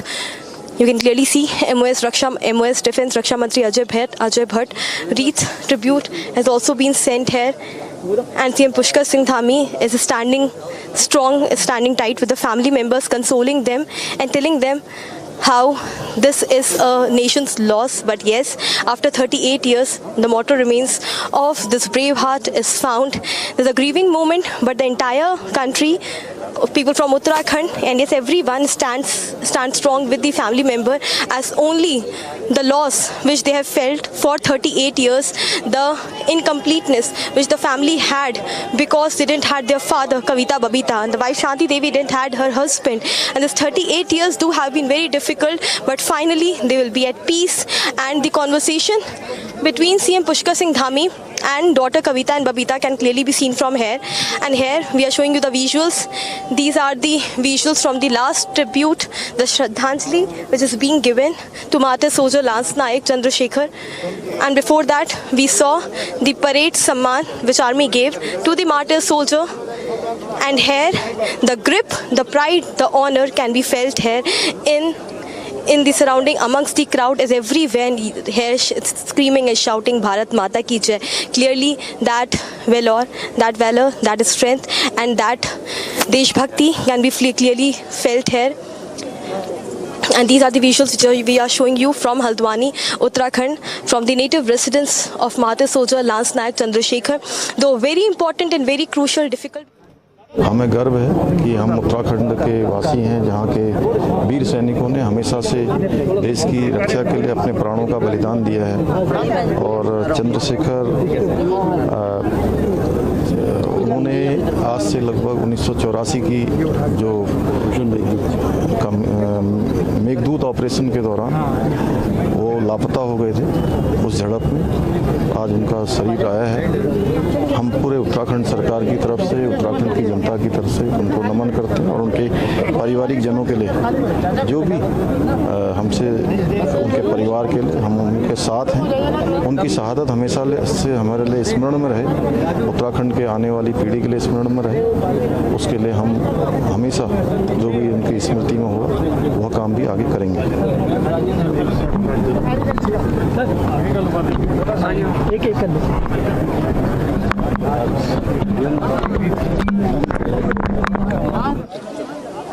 Yes, these were the visuals which my camera person Surinder Shah was showing you. CM Pushkar Singh Dhami speaking about martyr soldier Lance Naik Chandrasekhar.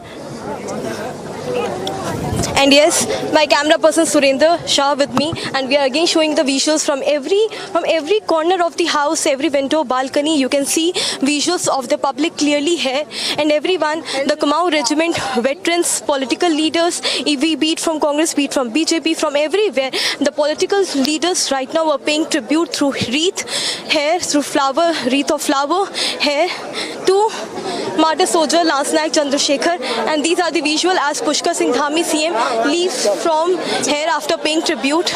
And the Kumaon Regiment, let me tell you one thing which is very important in this entire reclaim and the honor parade which was given by army people, that this time in Ranikhet Rage, the mother unit which we say Bahadur Company, in which Lance Naik Chandrasekhar was deployed, the Bahadur Company which went in 19 Kumaon Regiment, which went that time to Siachen Glacier, that mother company is right now here in Ranikhet Rage, is right now here in Haldwani at the native residence, and we are showing you the visuals of the army people.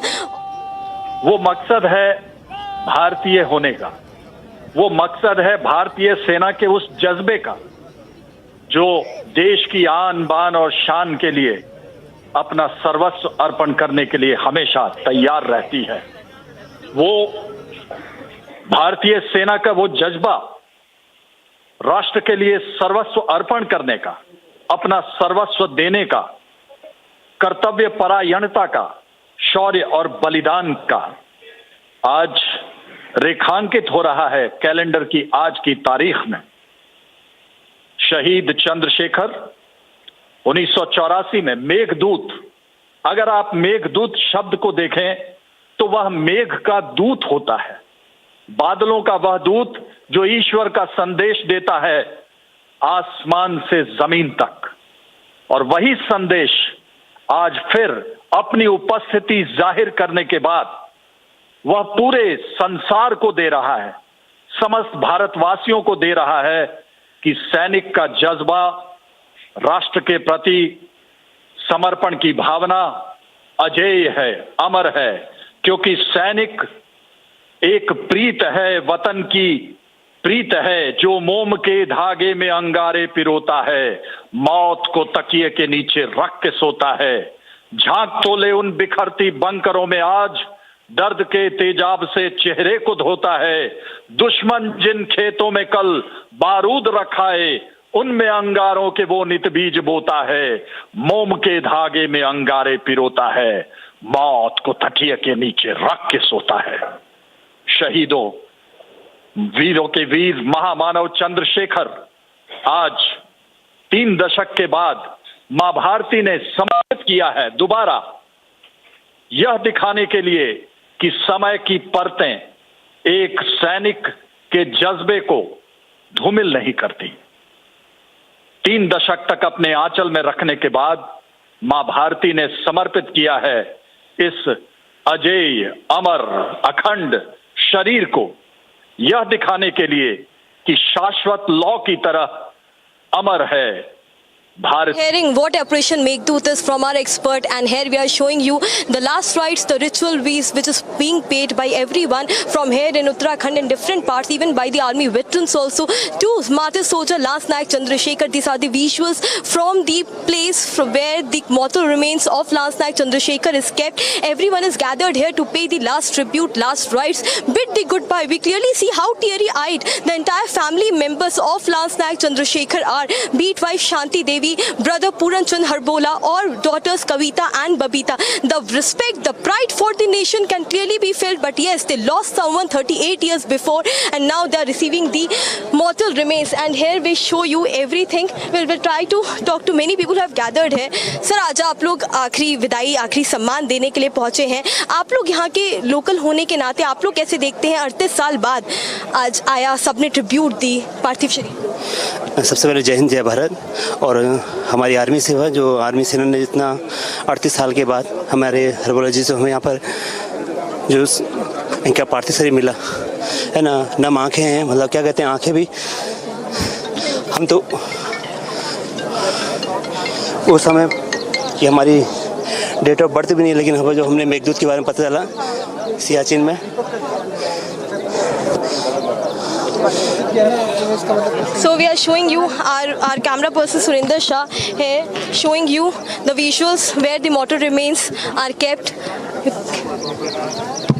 And many can be clearly seen. All the family members, you can see everyone are paying tribute to Lance Naik Chandrasekhar. We'll try to talk to family members. We'll go nearby as well as we show you the visuals from here.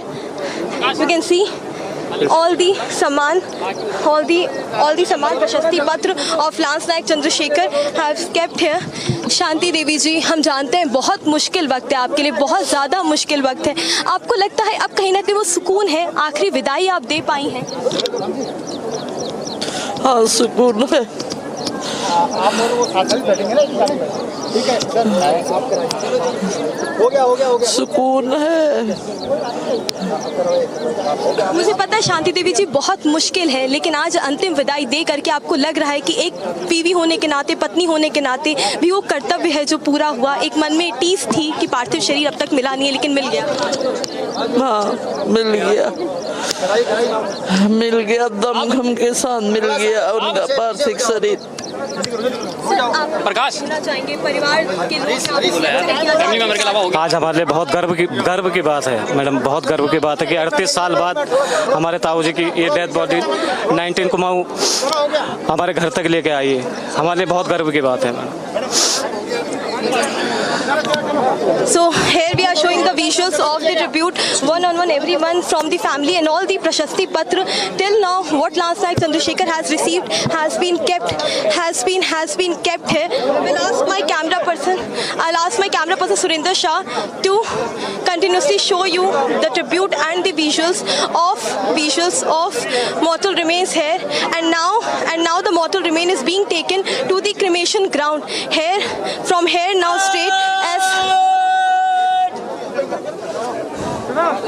and from here mortal remains is being taken to the cremation ground, where the timing of the cremation was already being told to us that the timing of the cremation is 3 o'clock, and at that time the body will be cremated.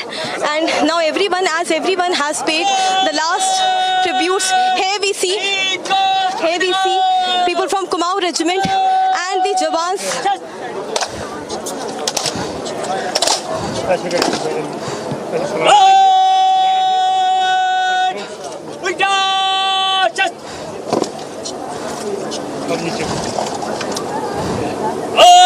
आइए चलेगा, आइए good.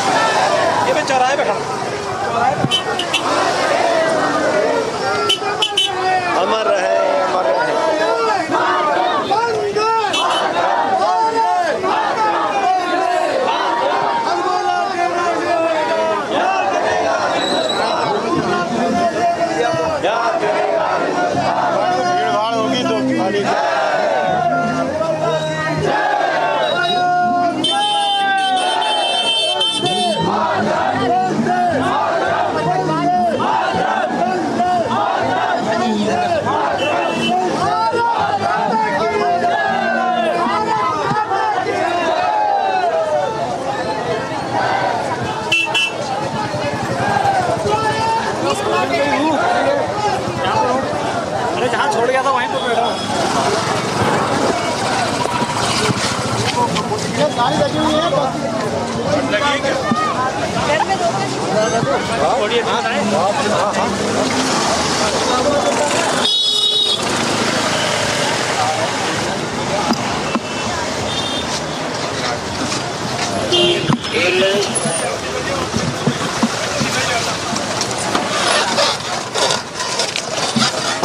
Sir आगे आगे आगे। हाँ भाई एक second. नहीं फॉलो आपको बनाते हैं। All right, full military honours being bestowed there to Lance Naik Chandrasekhar. India paying their last respects. And Indian Army is giving a patriotic farewell to him.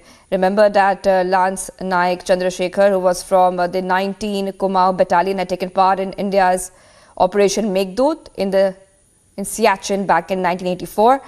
The mortal remains of Chandrasekhar were discovered in an abandoned bunker in the glacier on August 13th.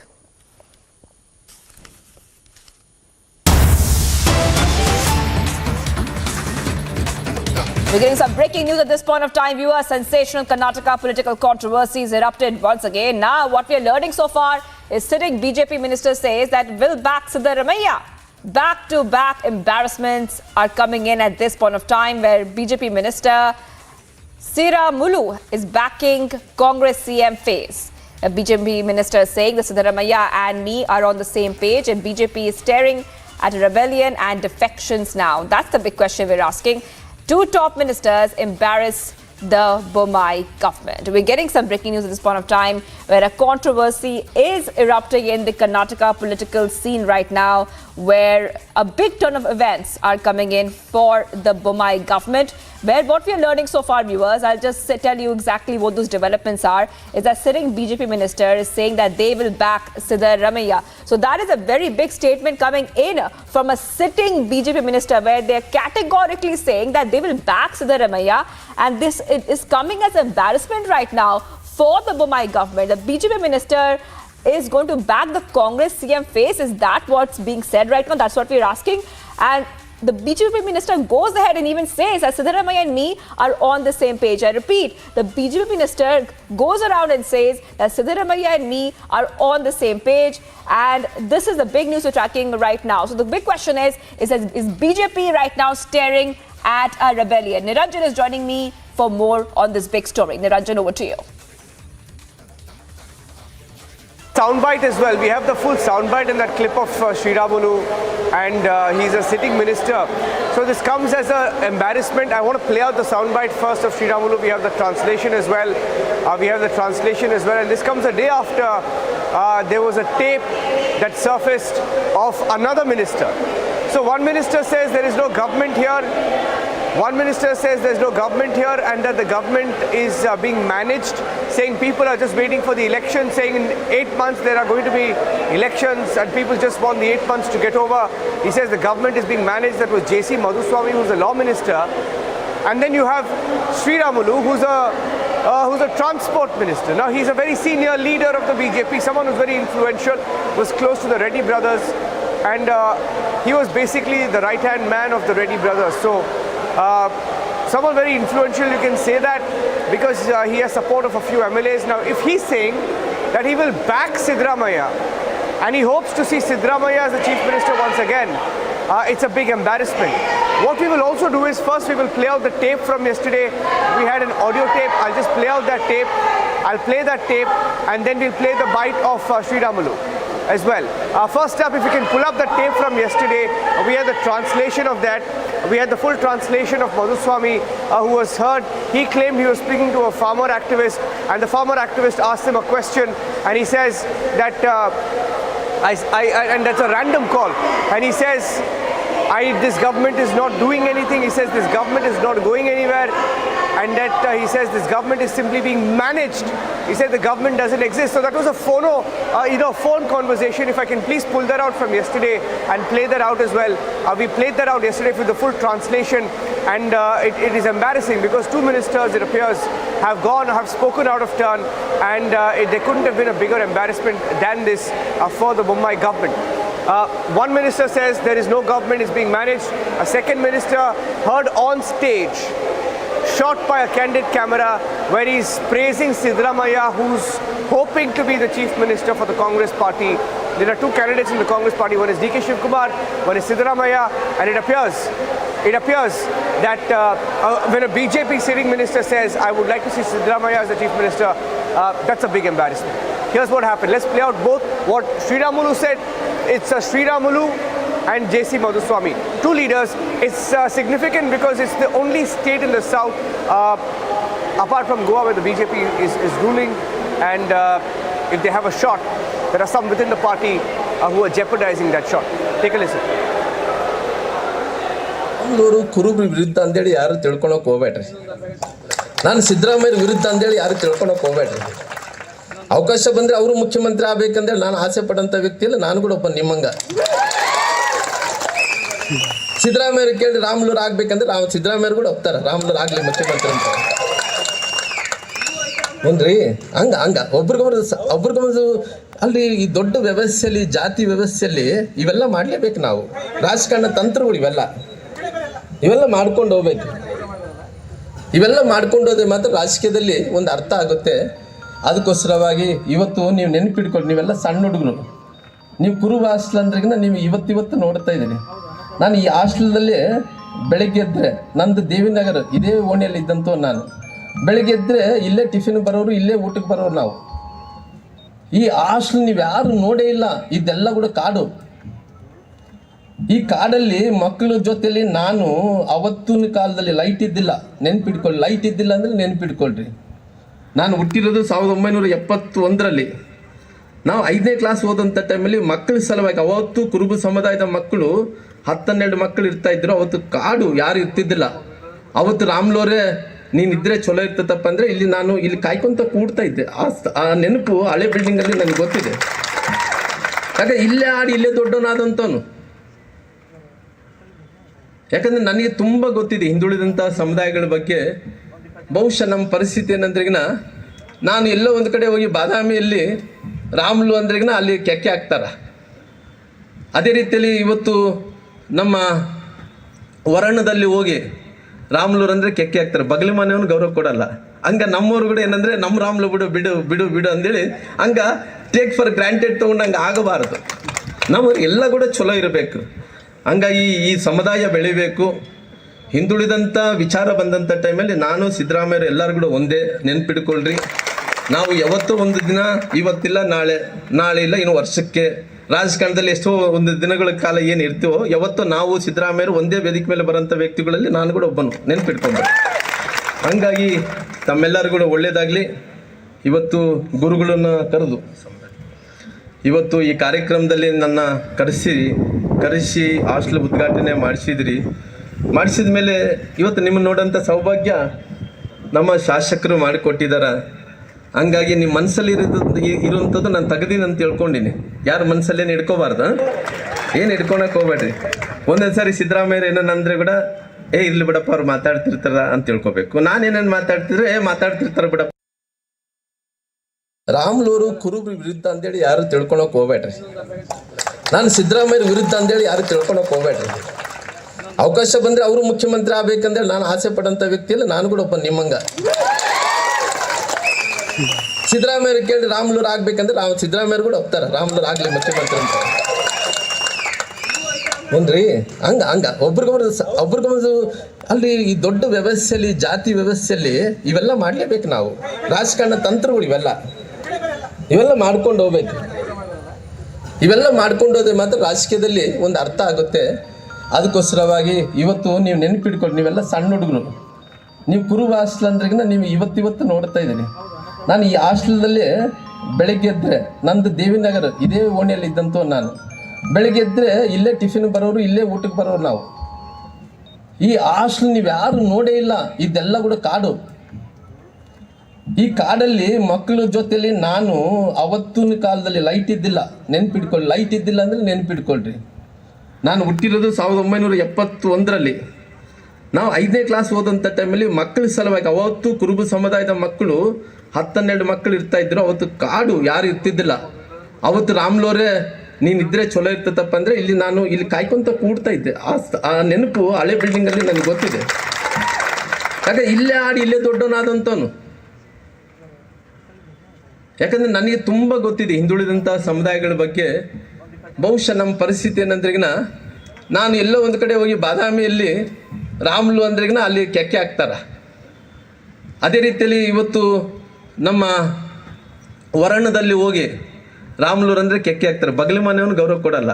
ಹಂಗೆ ನಮ್ಮವ್ರು ಕೂಡ ಏನಂದರೆ ನಮ್ಮ ರಾಮ್ಲು ಬಿಡು ಬಿಡು ಬಿಡು ಬಿಡು ಅಂದೇಳಿ ಹಂಗೆ ಟೇಕ್ ಫಾರ್ ಗ್ರಾಂಟೆಡ್ ತೊಗೊಂಡು ಹಂಗೆ ಆಗಬಾರ್ದು. ನಾವು ಎಲ್ಲ ಕೂಡ ಚಲೋ ಇರಬೇಕು. ಹಂಗಾಗಿ ಈ ಸಮುದಾಯ ಬೆಳಿಬೇಕು. ಹಿಂದುಳಿದಂಥ ವಿಚಾರ ಬಂದಂಥ ಟೈಮಲ್ಲಿ ನಾನು ಸಿದ್ದರಾಮಯ್ಯರು ಎಲ್ಲರೂ ಕೂಡ ಒಂದೇ, ನೆನ್ಪಿಡ್ಕೊಳ್ರಿ. ನಾವು ಯಾವತ್ತೂ ಒಂದು ದಿನ, ಇವತ್ತಿಲ್ಲ ನಾಳೆ ಇಲ್ಲ ಇನ್ನು ವರ್ಷಕ್ಕೆ, ರಾಜಕಾರಣದಲ್ಲಿ ಎಷ್ಟೋ ಒಂದು ದಿನಗಳ ಕಾಲ ಏನು ಇರ್ತೀವೋ ಯಾವತ್ತೂ ನಾವು ಸಿದ್ದರಾಮಯ್ಯರು ಒಂದೇ ವೇದಿಕೆ ಮೇಲೆ ಬರೋಂಥ ವ್ಯಕ್ತಿಗಳಲ್ಲಿ ನಾನು ಕೂಡ ಒಬ್ಬನು, ನೆನ್ಪಿಟ್ಕೊಂಡ್ರೆ. ಹಂಗಾಗಿ ತಮ್ಮೆಲ್ಲರೂ ಕೂಡ ಒಳ್ಳೆಯದಾಗಲಿ. ಇವತ್ತು ಗುರುಗಳನ್ನು ಕರೆದು ಇವತ್ತು ಈ ಕಾರ್ಯಕ್ರಮದಲ್ಲಿ ನನ್ನ ಕರೆಸಿ ಹಾಸ್ಟೆಲ್ ಉದ್ಘಾಟನೆ ಮಾಡಿಸಿದ ಮೇಲೆ ಇವತ್ತು ನಿಮ್ಮನ್ನು ನೋಡೋಂಥ ಸೌಭಾಗ್ಯ ನಮ್ಮ ಶಾಸಕರು ಮಾಡಿಕೊಟ್ಟಿದ್ದಾರೆ. ಹಂಗಾಗಿ ನಿಮ್ಮ ಮನಸ್ಸಲ್ಲಿ ಇರುವಂಥದ್ದು ನಾನು ತೆಗೆದಿನಂತ. I mean, can you imagine the embarrassment? A sitting BJP minister says he will back Siddaramaiah to be the chief minister. And I think there are back-to-back embarrassments for the BJP in Karnataka. Wonder what's going on, whether it is deliberately being done or whether it's part of a plan. But here's what another minister said. Yesterday we had the tape that's doing the rounds. This minister called J.C. Madhuswamy, who also met the Karnataka chief minister. Listen to that tape and we have some more breaking news updates coming in from Shivamogga. Sir ನಮಸ್ತೆ. ನಾವು ಭಾಸ್ಕರ್ ಅಂತ social worker ಚನ್ನಪಟ್ಟಣದಿಂದ sir. Sir ಇದು VSSN ಬ್ಯಾಂಕಲ್ಲಿ 50,000 ಸಾಲ ತಗೊಂಡಿರ್ತಾರೆ ರೈತರು. ಅದಕ್ಕೆ ಕಟ್ಟಬೇಕಾದ್ರೆ ರಿನ್ಯೂವಲ್ಗೆ ಅಂದ್ಬಿಟ್ಟು 1,300 ರೂಪಾಯಿ ಬ್ಯಾಂಕ್ನವರೇ ಸಿಬ್ಬಂದಿಗಳೇ ತಗೊಂಡು ಅವರೇ ಫುಲ್ ದುಡ್ಡನ್ನ ಅಮೌಂಟ್ನ ಕಟ್ಕೊಂಡು ಆ 1,300 ರೂಪಾಯಿ ಬಡ್ಡಿಗೆ ಅಂತ ಇಟ್ಕೊತಾ ಇದ್ದಾರೆ. ಎಲ್ಲ ಆಲ್ ಓವರ್ ಕರ್ನಾಟಕದಲ್ಲೇ. ಏನಪ್ಪ ಮಾಡ್ಲಿ, ಇದೆಲ್ಲ ನನಗೆ ಗೊತ್ತು. ಹೌದು ಸರ್. ಎಲ್ಲ ಸನ್ಮಾನ್ಯ ಸೋಮಶೇಖರ್ ಗಮನಕ್ಕೆ ತಗೊಂಡೋಗಿದ್ದೀವಿ. ಸರ್ ಬಡ್ಡಿ ಹೊಡ್ಕೊಂಡ್ ತಿಂತಾವ್ರೆ, ಅಡಿಷನಲ್ ಶೇರ್ಸ್ ತಗೋತಾವ್ರೆ, ಅದ್ರೂ ಬಡ್ಡಿ ತಟ್ಟಿಸ್ಕೊಂತಾವ್ರೆ ಅಂತ ಎಲ್ಲ. ಸರ್ ಅವ್ರೇನೋ ಕ್ರಮ ಜರುಗಿಸ್ತಾ ಇರೋಲ್ಲ, ಏನ್ ಮಾಡೋಣ ನಾನು. ನೋಡಿ ಸರ್, ಏನೋ ಒಂಥರ ರೈತರನ್ನ ಒಂಥರ ಮಂಗಗಳ ತರ ಮಾಡ್ಬಿಟ್ಟವ್ರು ಸರ್ ಇವರು ಬ್ಯಾಂಕ್ನವರು. ನಾನೇ ಕಟ್ಟಿದ್ದೀನಿ ನಮ್ಮ ಅಡಿಷನಲ್ ಶೇರ್ ರೈತರಲ್ಲ. ಸರ್ ನಂತವಲ್ಲೇ ತಗೊಂಡವ್ರಿ. ನೋಡಿ ಸರ್, ಇದೆಲ್ಲ ಒಂದ್ ರೀತಿ ಏನೋ ಒಂಥರ ಸರಿಯಾಗಿ ಕಾಣಿಸಲ್ಲ ಸರ್ ಇದು ನೋಡಕ್ ಅಲ್ವಾ. ಸರ್ಕಾರ ನಡೀತಾ ಇಲ್ಲ, ಇಲ್ಲಿ ಮ್ಯಾನೇಜ್ಮೆಂಟ್ ಮಾಡ್ತಾ ಇದ್ರು ಅಷ್ಟೇ. ಸರ್ ಸಲೀರ್ ಸಾಕಿ 8 ತಿಂಗಳು ಅಂತ ಸರ್ ಹೇಳ್ತಾ ಇದ್ರು. So those were the two embarrassments and a controversy that's brewing in Karnataka, which will see elections in 2023. One minister says waiting for the next election, people just want the next election to come. Another says he wants Siddaramaiah to be the chief minister. What's going on? We'll take a short break. Tracking the story very closely, we have an exclusive news break from Shivamogga where Savarkar poster has divided people. There were riots, people were stabbed. A BJP leader who was there says there is an SDPI and a Congress connection. There is a video of SDPI. Getting you all the details on Republic. Tracking the story very closely. Stay tuned.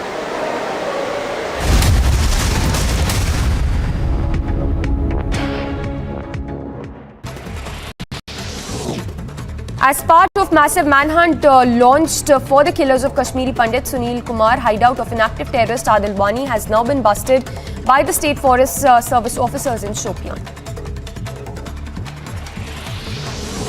CBI to most likely question Anubrata Mondal's daughter Sukanya Mondal in connection with a cattle smuggling case. According to sources, it is highly likely that the interrogation may take place today itself, as a team has already been moved to Bolpur in midnight. In the cattle smuggling case, the CBI has come across important information pertaining to role of Anubrata and his daughter with regard to amassing of properties amounting to crores of rupees. Leading milk suppliers Amul and Mother Dairy will increase milk prices by 2 rupees per litre starting today on account of rising input costs. This is in fact the second consecutive hike by Amul and Mother Dairy in nearly 6 months. In other international stories, Ukrainian President Volodymyr Zelensky accuses Russia of nuclear blackmail, calls for new sanctions to be imposed in response to it. Further, Zelensky warns the presence of Russian forces around Europe's largest nuclear power plant threatens Europe and beyond.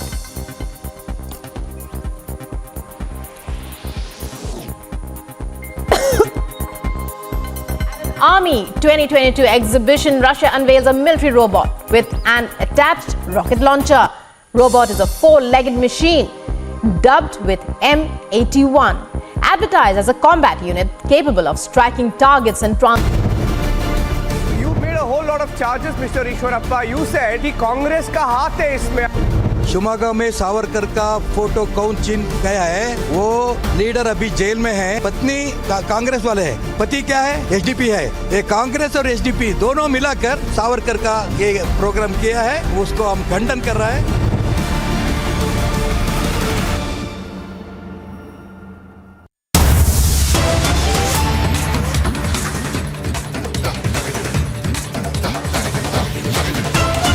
Some breaking news updates coming in right now. A big political scoop from Delhi. Aishwarya is breaking a story that the BJP has announced a new parliamentary party board. The BJP has just announced a new parliamentary party board. JP Nadda, the BJP chief, has announced a new parliamentary party board. I'm going across to Aishwarya on the story being broken by him right now.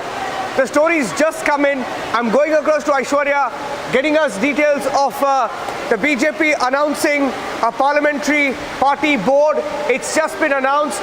Aishwarya is joining us with the details. Aishwarya, what do we know at this point?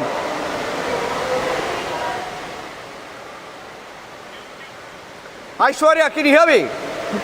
Well, absolutely. At this point of time, we are being told that a new parliamentary board has been constituted by the BJP National President Jagat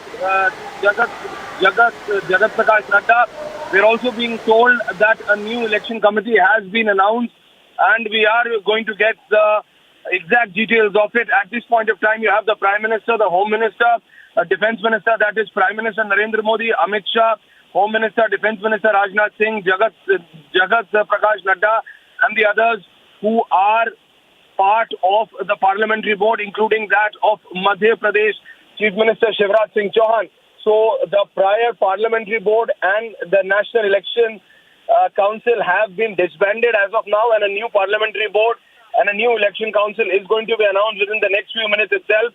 So a new election committee and a new parliamentary board will be announced by the BJP National President. It was ever pending.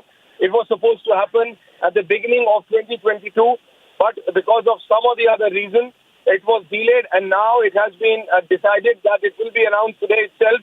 Within the next few minutes, the new BJP parliamentary board and also the new election committee of the BJP, which at this point of time, Niranjan, comprises of the BJP National President Jagat Prakash Nadda, the Prime Minister of India, the tallest leader of the BJP, is a part of the parliamentary board. Home Minister Amit Shah is a part, Defence Minister Rajnath Singh is a part, and then so on and so forth.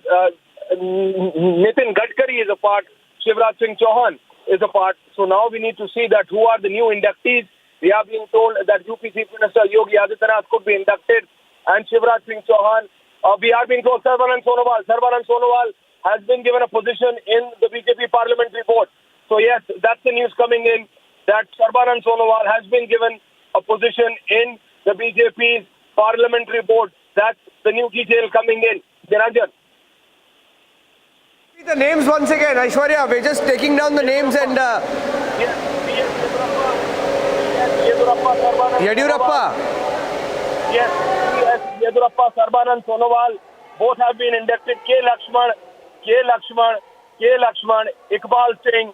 These are the new four names which we are being confirmed right now, that Sarbanand Sonowal, I repeat, Shivraj Singh Chauhan has been taken out of the parliamentary board.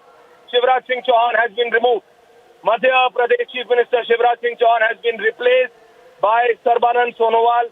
So Sarbanand Sonowal has been given the place. Yediyurappa has been given a place. We are being told Iqbal Singh Lalpura has been given a place. K. Lakshman has been given a place. Satyanarayan Jatia has been given a place. B.L. Santosh has been given a place. Yes, Senator. I think we have the full list here. I have the full list. I'm just reading it out from the list. From the list here. B.L. Santosh, very senior leader. I think I think some of these decisions are being taken with keeping in mind the elections that are coming up in some of these states as well. Aishwarya, I'm quickly reading the names and I'm adding. Jagat Prakash Nadda, Narendra Modi, Rajnath Singh, Amit Shah. I have it here. Okay, I'm just going to read out from the surface. The names are on the screen right now. Names are on the screen. I'm just going to read out. That's Jagat Prakash Nadda, that's JP Nadda, the first name. Narendra Modi, the second name. Rajnath Singh, Amit Shah. And I'm just going to take a snapshot of that. Okay, that's the new BJP Parliamentary Board that's just been constituted. That's Nadda. And that's the PM Modi. And I'm just requesting my team to reduce the audio because I'm getting an echo here. This is Rajnath Singh.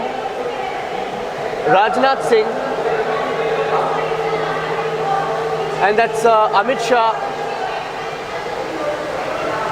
Amit Shah. Yediyurappa. And then there's Sonowal. And Lakshman. That's the more or less the new team. Lalpura, Iqbal Singh Lalpura. I'm sorry, it's a little illegitimate. Mr. Lalpura is also now on the BJP Parliamentary Board. And Sudha Yadav.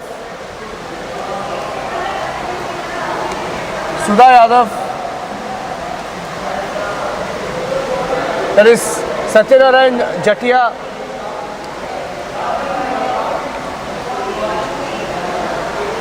And you have B.L. Santosh as well. So that's the new BJP Parliamentary Board. Significant. Okay, let me go back to Aishwarya. The fact that Yediyurappa and B.L. Santosh are there, I think both of them will have a huge role to play in the elections that are now going to come up in Karnataka. On the list are from 7 to 11. From 7 to 11. National President Nitin Gadkari has been removed of the BJP Parliamentary Board. Point number 1. Point number 2. Multiple time Madhya Pradesh Chief Minister Shivraj Singh Chauhan has also been removed. So these are the two big exclusions from the top body of the BJP. I repeat, Nitin Gadkari is no more a part of the BJP National Parliamentary Board. That is a very, very strong and a big decision. Shivraj Singh Chauhan, multiple time Chief Minister of Madhya Pradesh, present Chief Minister, Madhya Pradesh is also going to polls, but he has been removed of the BJP Parliamentary Board. The full list is at this point of time of 17. Led by the BJP National President Jagat Prakash Nadda, Prime Minister Narendra Modi, Rajnath Singh, Amit Shah, B.S. Yediyurappa, Sarbanand Sonowal, Shri K. Lakshman, Iqbal Singh Lalpura, Srimati Sudha Yadav, Satyanarayan Jatia, and B.L. Santosh. Yes, inclusions are there of B.L. Santosh, Yediyurappa, Sarbanand Sonowal, K. Lakshman, Iqbal Singh Lalpura, Sudha Yadav, Satyanarayan Jatia. But the removal of, and I repeat, removal of Nitin Gadkari and Shivraj Singh Chauhan. One is one of the topmost cabinet ministers in the Prime Minister's cabinet, and second is the sitting Chief Minister of Madhya Pradesh, multiple time Chief Minister. So these two exclusions from the BJP Parliamentary Board are very, very significant. And the next list which is going to come is going to be of the National Election Committee. That is also the second in command body which decides the tickets of elections. So as you said, Niranjan, Karnataka elections are going to happen soon. We are going to see elections in Madhya Pradesh, in Gujarat, so that is also going to be very, very important. Normally, we see repetitiveness as far as the parliamentary board and then the election committee is concerned. So now we need to wait and watch that what is going to be. But at this point of time, the list is also there of the Central Election Committee. We are being told, and the Central Election Committee, and as I said, the list of the Central Election Committee is also there now with us. It includes 15 people, Niranjan. I've shared the list with you also.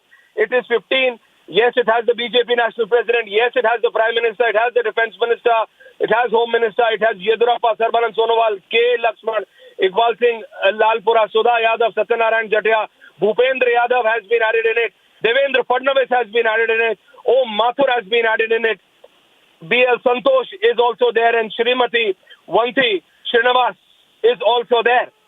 So you have 11 in the BJP National Parliamentary Board, 15 in the new election committee. Nitin Gadkari does not get space in both. Shivraj Singh Chauhan does not get space in both. These are the two big exclusions. I repeat, the two big exclusions which are there from both of these lists, Niranjan. If you can go through both these lists, the BJP Parliamentary Board includes 11. The poll committee includes 15. Nitin Gadkari and Shivraj Singh Chauhan are absent from both these lists. Nitin Gadkari, one of the senior most leaders of the BJP Central Cabinet Minister. Shivraj Singh Chauhan, multiple time Chief Minister. He is Chief Minister of Madhya Pradesh at present as well. So it is a message that Shivraj Singh Chauhan is no more a part of the BJP Parliamentary Board. And at this point of time, the new list of 15 of the BJP poll committee has come in. It has the 11 parliamentary board members, plus it has Devendra Fadnavis, Bhupendra Yadav, Om Mathur, and Srimati Vanti Srinivas. So the 4 add-ons in the election committee, the 11 are repeated. The complete parliamentary board has been taken over, and the 4 add-ons are Bhupendra Yadav, Devendra Fadnavis, Om Mathur, and Srimati Vanti Srinivas. I repeat, these are the 4 add-on leaders in the BJP's Central Election Committee list. Bhupendra Yadav, Devendra Fadnavis, Om Mathur, and Srimati Vanti Srinivas. So very, very clearly, we are being said that what is happening right now is that 2 senior leaders of the BJP have been replaced. One is the Central Minister, Nitin Gadkari, which is a very, very big decision taken by the BJP National President Jagat Prakash Nadda.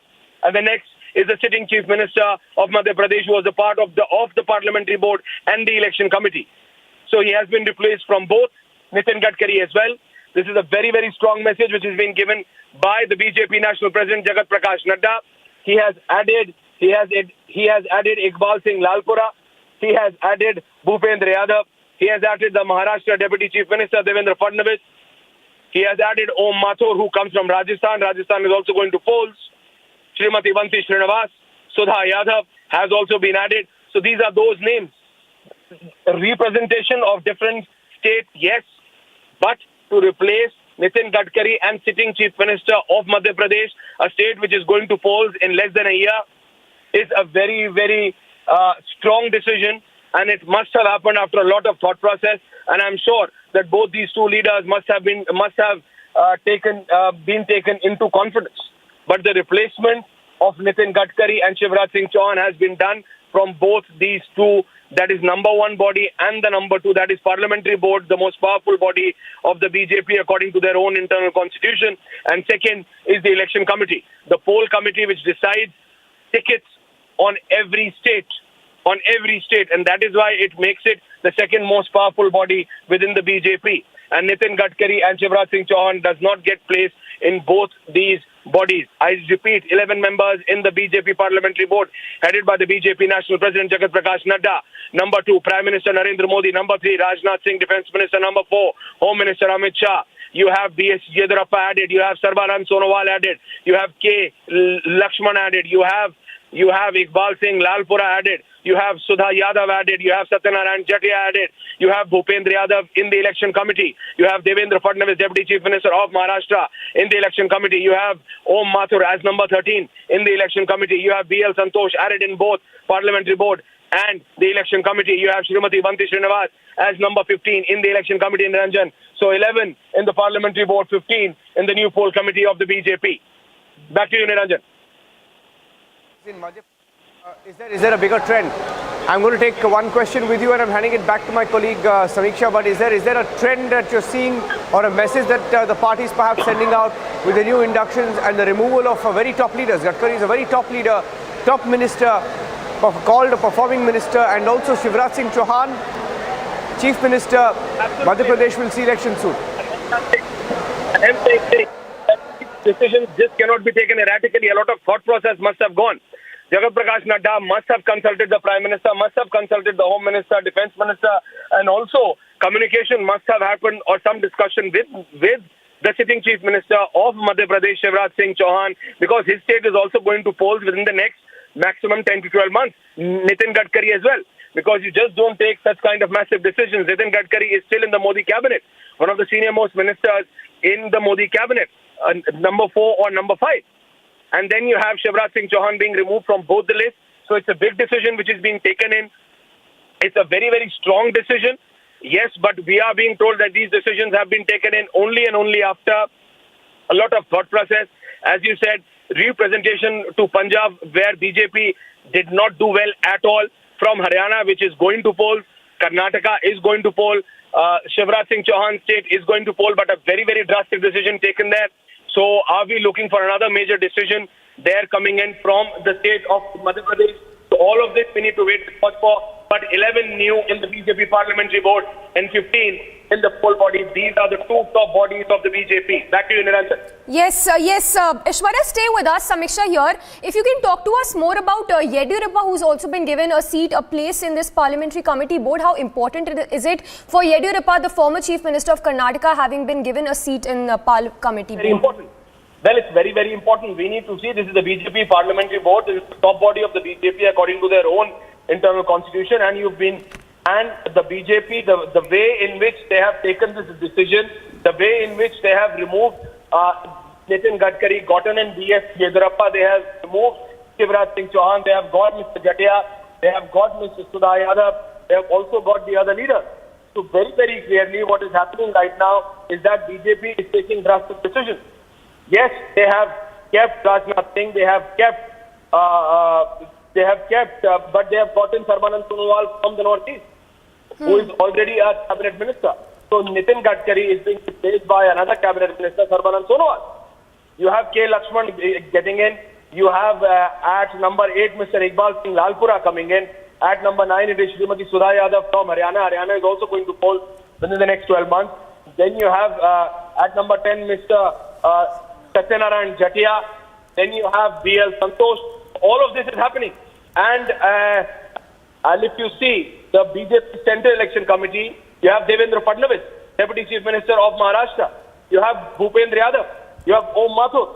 You have Shrimati Vanti Srinivas. So all of these are very senior leaders.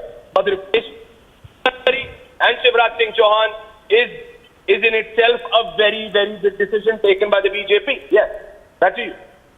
All right, Ishwarya, they're getting us all those details of the BJP PAL panel, the new panel which has been formed. 11 members are part of this. We have JP Nadda heading the committee. In fact, the other members include B.S. Yediyurappa, Sarbananda Sonowal, Sudha Yadav, B.L. Santosh, Narendra Modi, the Prime Minister, of course, JP Nadda, Rajnath Singh, K. Lakshman, Satyanarayan Jatia and Iqbal Singh Lalpura, as well as Amit Shah in the parliamentary board committee.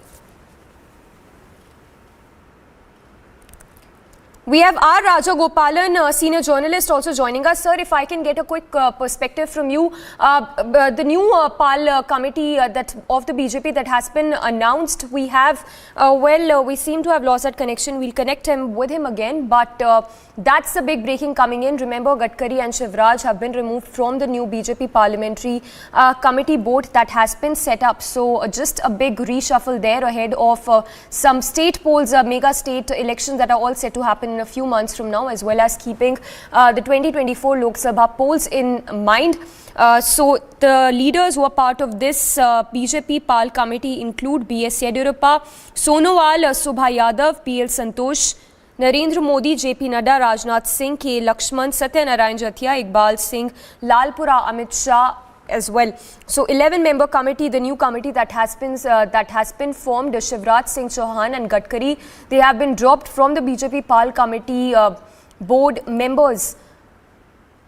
So a big reject there ahead of the 2024 Lok Sabha polls, as well as the state elections that are all set to happen in several states, including Karnataka and Gujarat. So all eyes on the mega strategy that is also happening at this point, and keeping that in mind, the new BJP committee panel that has now been formed, which includes B.S. Yediyurappa as well, and as Aishwarya was telling us, B.S. Yediyurappa has been given a central seat when it comes to the BJP PAL committee board that has the new board that has now been formed.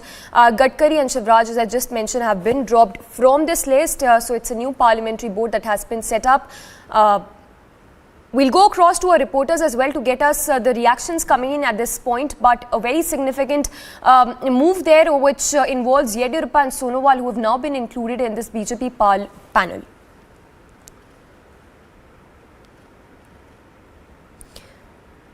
So, in fact, not just that, the new Central Election Committee that has also been formed, which has 15 members, in which Shivraj, Gadkari and Shahnawaz have been removed. So, Shivraj and Gadkari who have been removed from the new Central Election Committee board as well that's been formed. So, the new parliamentary board that has been announced by the centre there, along with that the new Central Election Committee that has also been formed, which includes 15 members. Yediyurappa there getting a spot in the new national board, so quite significant that the former Chief Minister of Karnataka has been given a place when it comes to the new BJP PAL committee panel. So tracking closely all the updates coming in.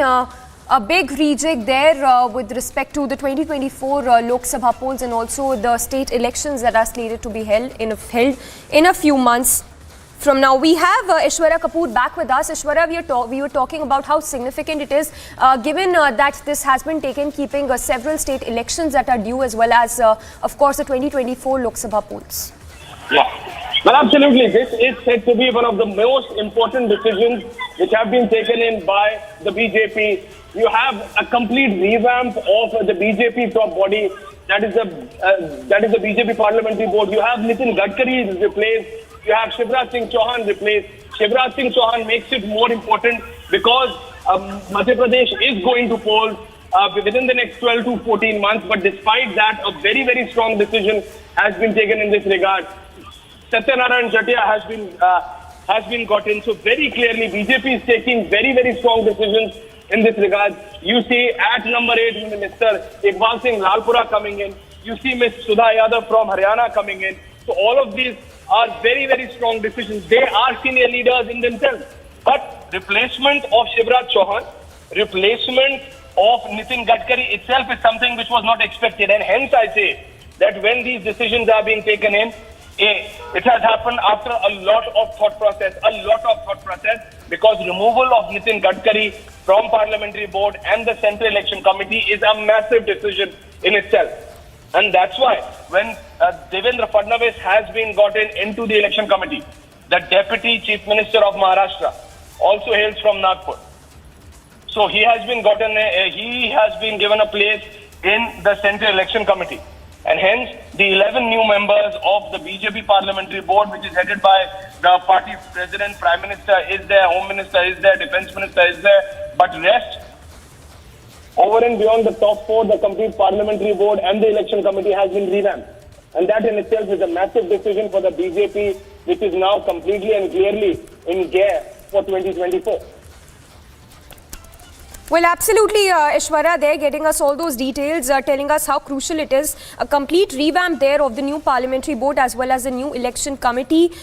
So that's the latest coming in. BJP announcing the new parliamentary board, which has 11 members to be precise. B.S. Yediyurappa, the former Chief Minister of Karnataka, has also been given a place in this new BJP parliamentary panel. In fact, Gadkari and Shivraj Singh Chauhan, the Madhya Pradesh Chief Minister, have been dropped from the PAL panel. So that's the full list that's been accessed by Republic as well. So latest details that are just coming in, and just to take our viewers through the details of this parliamentary BJP PAL panel which has been formed, the new panel which has been formed. The members include B.S. Yediyurappa, Sarbananda Sonowal, Sudha Yadav, BL Santosh, Prime Minister, of course, Narendra Modi, JP Nadda will be heading it. Rajnath Singh, the Defence Minister, K. Lakshman, Satyanarayan Jatia, Iqbal Singh Lalpura, as well as the Home Minister, Amit Shah. So the 11-member BJP panel which has been formed as we speak, and not just that, that's the election committee panel that has also been formed along with that, which includes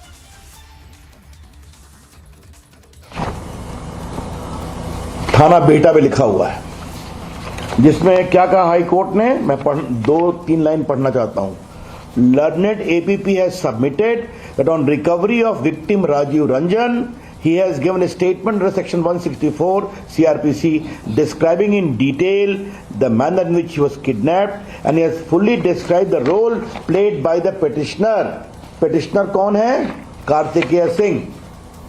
मतलब कार्तिकेय सिंह ने इस अपहरण में क्या भूमिका निभाई, ये victim ने 164 यानी मजिस्ट्रेट के सामने इस बात को स्पष्ट किया. तो ये है आज से 5 साल पहले का आदेश. उनको सरेंडर करना चाहिए था, क्योंकि कोर्ट ने लास्ट में क्या कहा, सुनिए आप, the petitioner is directed to surrender before the court below and make a prayer for regular bail. मतलब आप सरेंडर करिए, जेल के अंदर जाइए, गंभीर आरोप है, और आप बेल के लिए प्रेयर करिए. अब देखिए 5 साल बाद वो इसी केस के क्वॉशिंग के लिए आते हैं, और यहां पर भी हाईकोर्ट ने 7/7/2022 को उनके क्वॉशिंग एप्लीकेशन को रिजेक्ट कर दिया. और इसमें भी झूठ बोला गया कि 164 में हमारा नाम नहीं आया है, जबकि मैंने हाईकोर्ट के पुराने आदेश की प्रति दिखाई आपको, जिसमें लिखा हुआ है कि विक्टिम ने उनका नाम लिया है 164 में. उन्होंने सरेंडर क्यों नहीं किया? 5 साल हो गए. ये मैं फिर रिपीट करना चाहता हूं, 16/2/2017 का आदेश था. हाईकोर्ट ने कहा था कार्तिक सिंह, आपका अग्रिम जमानत की याचिका रिजेक्ट करते हैं, आप सरेंडर करिए. सरेंडर आपने क्यों नहीं किया? क्या मतलब है आपका? अब फिर देखिए क्वॉशिंग में रिजेक्ट हो गया. अब इसके बाद जो सबसे बड़ी बात, जो शर्मनाक है, निंदनीय है और एक स्कैंडल है, उसका मैं जिक्र आपके सामने करना चाहता हूं. जिनका एंटीसिपेटरी बेल 5 साल पहले रिजेक्ट हो गया हाईकोर्ट के द्वारा, तो ये एडिशनल डिस्ट्रिक्ट जज 3rd दानापुर ने उनकी अग्रिम जमानत की याचिका क्यों इंटरटेन की? पहली बात, मेरे पास ये कॉपी भी है, मैंने आपके पढ़ने के लिए फेयर कॉपी रखा है. और क्या लिखते हैं? आपको सूचित किया जाता है कि उपरोक्त अग्रिम जमानत आवेदन संख्या में 12/8/22 के आदेश के द्वारा बीटा कांड थाना संख्या 859 में अभियुक्त कार्तिकेय कुमार को 1/9/22 तक नो कोएर्सिव प्रदान किया जाता है. क्या मतलब है इसका? हाईकोर्ट ने आपका बेल रिजेक्ट कर दिया, एंटीसिपेटरी बेल. आपको सरेंडर करने को कहा, आपने 5 साल तक नहीं किया. हाई कोर्ट ने फिर आपका क्वॉशिंग भी डिसमिस कर दिया. तो ये एक एडिशनल डिस्ट्रिक्ट जज ने कैसे आपका एंटीसिपेटरी इंटरटेन किया, ये मैं सवाल उठाना चाहता हूं. मुझे बताया गया है कि यह आदेश कोर्ट के साइट पर अवेलेबल नहीं है. लेकिन फिर मैं बड़ा सवाल उठाना चाहता हूं. नीतीश कुमार जी, आपके कानून मंत्री कोर्ट की प्रक्रिया से खिलवाड़ कर रहे हैं. उनका एंटीसिपेटरी बेल पटना हाईकोर्ट के द्वारा 2017 के फरवरी में, आज से 5 साल पहले से अधिक रिजेक्ट कर दिया गया. वो सरेंडर नहीं करते हैं. उनका क्वॉशिंग एप्लीकेशन भी हाईकोर्ट, पटना हाईकोर्ट ने रिजेक्ट कर दिया. तो फिर ये 12/8 को यह आदेश आता कहां से है? ये इसलिए आया कि उनका मामला हो गया था मंत्री बनने का, और उनको 16 अगस्त को सरेंडर करना था. तो मंत्री कैसे बनते? तो 16 अगस्त को सरेंडर नहीं किया तो उन्होंने ये एक ऐसा आदेश दिखाया है जो गैर कानूनी है, नल एंड वॉइड है।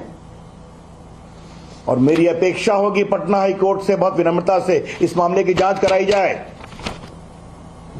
कि जब पटना हाई कोर्ट के दो माननीय न्यायमूर्तियों ने 2017 में इनके एंटीसिपेटरी को रिजेक्ट कर दिया और कहा कि आप सरेंडर करिए, और बाद में इनके क्वॉशिंग एप्लीकेशन को सरेंडर रिजेक्ट कर दिया, और 17 में हाईकोर्ट ने साफ कहा कि विक्टिम ने कहा है कि उनकी किडनैपिंग में कार्तिकेय सिंह की बहुत बड़ी भूमिका है।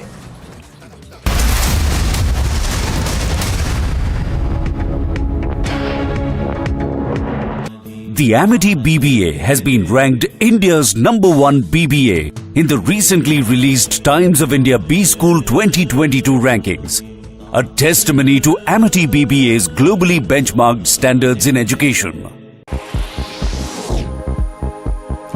According to a statement by the European Commission, it said as several European countries endure high temperatures and a lack of rain, Europe could be facing its worst drought in 500 years. It also further stated that a definite answer for the same cannot be given at the moment. But according to current data presented, it looks like it might take a bad shape, even worse than 2018. As of now, the drought that the country is experiencing is affecting agriculture, forcing water restrictions and causing wildfires. United Nations spokesperson Stefan Dujarric announces Secretary General Antonio Guterres will be in leave to meet with Turkey's president. And the Ukrainian President Volodymyr Zelensky, the chief, is also scheduled to visit Odessa and Istanbul to see one of the ports involved in the Black Sea Grain Initiative and the Joint Coordination Center set up to implement it. Peru records the highest number of monkeypox patients in Latin America and the second highest in South America, according to Peru's Medical Association. Infectiologists in the country have begun to draw hypotheses to find the reasons for the rapid expansion of the virus. In Odisha's Bhadrak district, normal life of people has now come to a standstill as floodwater from Baitarani river has inundated several residential areas. The DM of the area was quoted as saying that 3 blocks in Bhadrak district have been affected due to floodwaters. Meanwhile, 80,000 to 90,000 people have been affected in this area. 3 block में अभी partly कुछ पंचायत में बाढ़ का स्थिति है। हमारा Dhamnagar block, Bhandari पोखरी block एवं चांदवाली ब्लॉक। तो उस हिसाब से प्रशासन की तरफ से सारे स्टेप्स लिए गए हैं कि जहां पे बोट डिप्लॉयमेंट हो, साइक्लोन जो शेल्टर सेफ शेल्टर आइडेंटिफिकेशन हो, ये सारा चीज़ें किया गया है। हमारे फील्ड फंक्शनरीज सारे जीपी जो कट ऑफ हुए हैं वहाँ पे है। कॉन्स्टेंटली हम पीआरआई मेंबर्स के टच में भी है। अराउंड हम बोल सकते हैं कि 80,000 टू 90,000 लोग अफेक्ट हुए हैं जितना वो जीपीज़ में रहते हैं। बट अभी तक पूरा स्मूथ सारी चीज़ें कैसे रहते हैं उसका प्रशासन इंश्योर कर रहा है। As part of massive manhunt launched for the killers of Kashmiri Pandit Sunil Kumar, hideout of an active terrorist Adil Wani has now been busted by the State Forest Service officers in Shopian. CBI to most likely question Anubrata Mondal's daughter Sukanya Mondal in connection with a cattle smuggling case. According to sources, it is highly likely that the interrogation may take place today itself, as a team has already been moved to Bolpur in midnight. In the cattle smuggling case, the CBI has come across important information pertaining to role of Anubrata and his daughter with regard to amassing of properties amounting to crores of rupees. Leading milk suppliers Amul and Mother Dairy will increase milk prices by 2 rupees.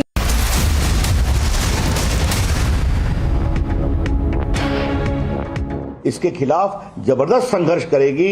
हम पूरी विनम्रता से कहना चाहते हैं, Nitish Kumar ji RJD के सामने झुक गए, नीतीश कुमार जी आरजेडी के सामने दब गए, और अगर उनकी इच्छा है कि वो भारत के प्रधानमंत्री बनने का ख्वाब देखते हैं तो कौन सा ख्वाब दिखा रहे हैं आप, ये भी देश देखना चाहता है।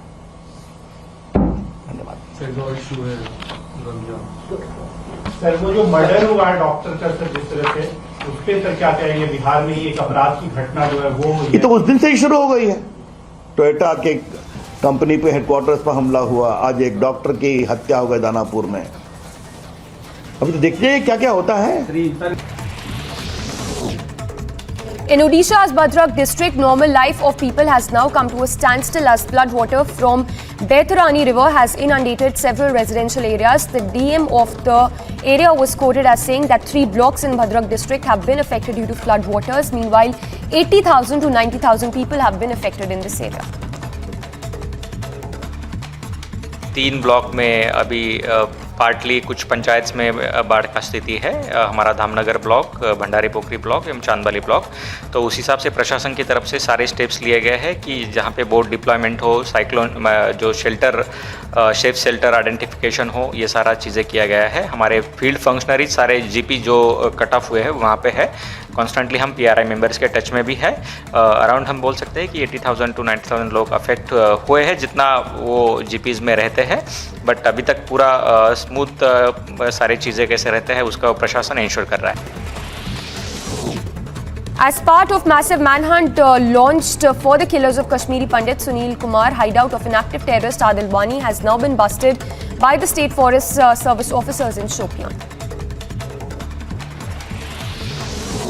CBI to most likely question Anubrata Mondal's daughter Sukanya Mondal in connection with a cattle smuggling case. According to sources, it is highly likely that the interrogation may take place today itself, as a team has already been moved to Bolpur in midnight. In the cattle smuggling case, the CBI has come across important information pertaining to role of Anubrata and his daughter with regard to amassing of properties amounting to crores of rupees.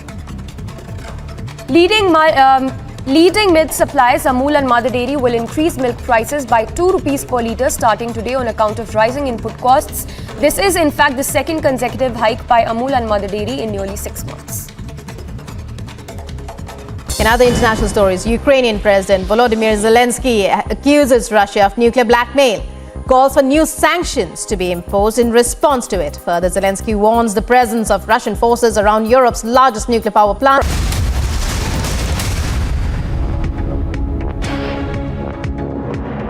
Well, getting in visuals right now of OPS paying tribute to Jayalalitha, and this of course comes after the Madras High Court ruled in favor of OPS, saying that in fact ordering a status quo on the June 23rd order, saying that there would be fresh General Council meet. So after that we are seeing the celebrations also that have been taking place by the cadre, by the OPS cadre there. And now of course the visuals coming in of OPS paying tribute to Jayalalitha. So these are the live visuals coming in after the big win for the OPS camp there in the Madras High Court after its order came in. So remember, the Madras High Court has ordered fresh General Council meet which will take place, which of course has come as a massive jolt for the EPS faction. Slipping into a very short break. On the other side, we'll continue to get you all the latest updates. We'll also get you the latest from Chennai as OPS pays tribute to Jayalalitha.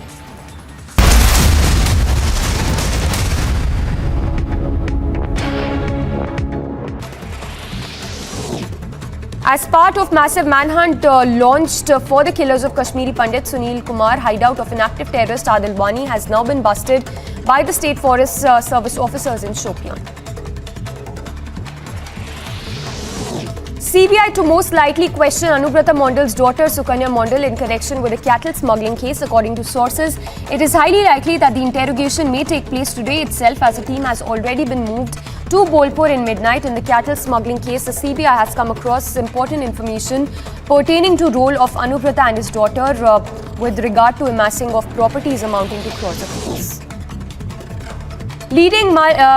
Leading milk suppliers Amul and Mother Dairy will increase milk prices by 2 rupees per litre starting today on account of rising input costs. This is in fact the second consecutive hike by Amul and Mother Dairy in nearly 6 months. In other international stories, Ukrainian President Volodymyr Zelensky accuses Russia of nuclear blackmail, calls for new sanctions to be imposed in response to it. Further, Zelensky warns the presence of Russian forces around Europe's largest nuclear power plant threatens Europe and beyond.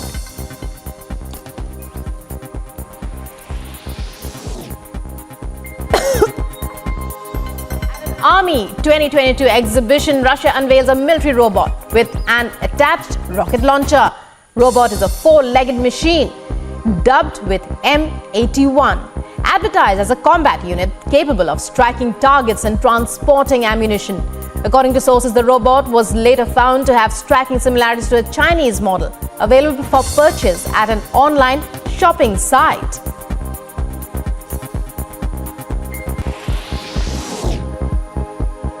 According to a statement by the European Commission, it said as several European countries endure high temperatures and a lack of rain, Europe could be facing its worst drought in 500 years. It also further stated that a definite answer for the same cannot be given at the moment. But according to current data presented, it looks like it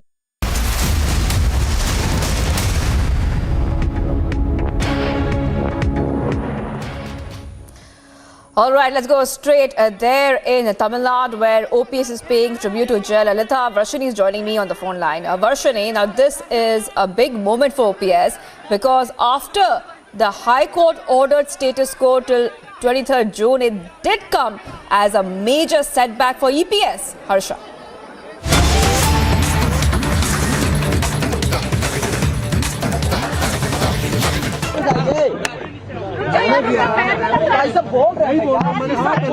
अरे शीशा खोले हुए बोल रहे हैं sir. सरकार बनते ही जो सरकार पर हमलावर सुशील मोदी ने कहा है, ये सुशील मोदी का क्या झूठा है? ऐसा कोई मामला है सर? कोई ऐसा मामला नहीं, ऐसा कोई मामला है सर? नहीं नहीं, गलत बात। बस हो गया हो गया हो गया हो गया हो गया हो गया हो गया। All right, we're getting some reactions coming in right now on this big controversy which has been coming from Bihar, where the Bihar law minister has been slapped with an arrest warrant, and a reaction coming there. The first reaction on the Bihar minister controversy. Just a short while back, we also saw the BJP press conference on the Bihar law minister, where a couple of points were made there on him. Ravi Shankar Prasad saying that Kartik Singh should be sacked. A big controversy emerging there from Bihar. Remember that just a day after RJD's Kartik Singh had taken over as Bihar law minister, it had emerged that an arrest warrant was issued against him in a kidnapping case on July 14th. And he was elected to the Legislative Council in April. He's considered a close Dawn-turned politician, Anand Singh, who was disqualified as an MLA. So he's seen it close to him. And this is coming in, of course, as the new government had just taken oath there in Bihar. Now, Kartik Singh has been charged under IPC sections 34, 363, 364 as well. And a big controversy coming in there from Bihar. Prakash is joining me on the phone line. Prakash, there's a big controversy coming in right now, where a couple of serious allegations also being leveled by the BJP. Prakash, the Lalu there backing the minister facing arrest warrant. Prakash. Well, the minister has been facing arrest warrant, and we have got the news that the minister's advocate would be doing a press conference at 4 p.m. And this is a serious allegation of abduction. That is, the case was lodged in 2014, and there was an arrest warrant against the minister. But we are told that some coercive action was also issued by the district court of Danapur. But Ravi Shankar Prasad, the BJP leader, has contested this entire judgment. First, the minister has not got any bail, regular bail. His warrant still exists. He has got some reprieve of, say, 10 or 12 days. That's what we get to know. And exact legal tenability would be known only when we speak to the advocate of the accused. And the advocate of the victim clearly went on to say that he's an absconder in this particular case, which pertains to abduction of one Rajiv Ranjan Singh. So this has become a serious issue in Bihar, high voltage political drama unfolding in Bihar. And earlier, Anand Mohan's case was still not yet over when he visited his residence when he was out of jail for production in Patna Civil Court, and he stayed in the government circuit house. And not only that, he also visited RJD office. And both these persons belonging to RJD office, BJP has been alleging that the Jungle Raj has come back in Bihar.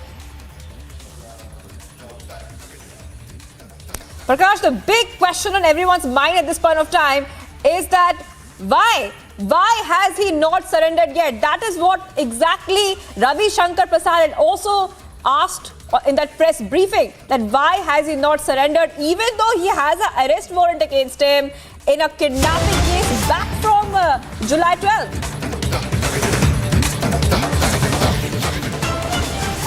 அந்த சூழலில் இருந்து சென்னை உயர்நீதிமன்றத்திற்கு டெல்லி உச்சநீதிமன்றம் அறிவுறுத்தியபடி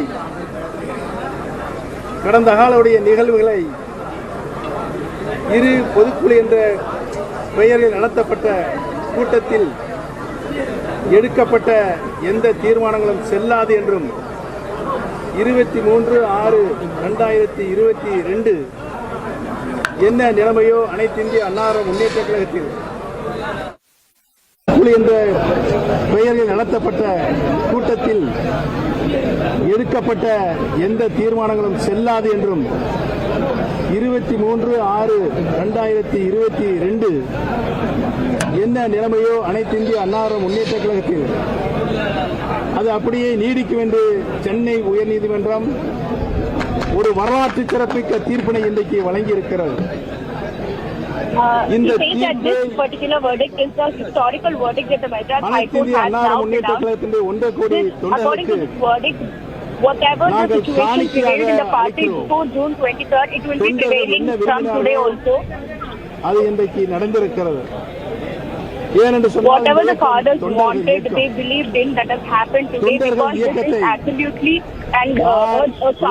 நினைத்தாலும் அது நடக்காது. சர்வாதிகாரத்தில் ஒரு தனிநபருக்கோ அல்லது ஒரு குழுவிற்கோ அல்லது ஒரு குடும்பத்திற்கோ இந்த இயக்கத்தை கொண்டு செல்ல வேண்டும் என்று நினைத்தால் அதுவும் நடக்காது என்றுதான் இன்றைக்கு இந்த தீர்ப்பின் மூலமாக நல்ல நிதி authority or sole ownership of the party will happen. It will never belong to any family.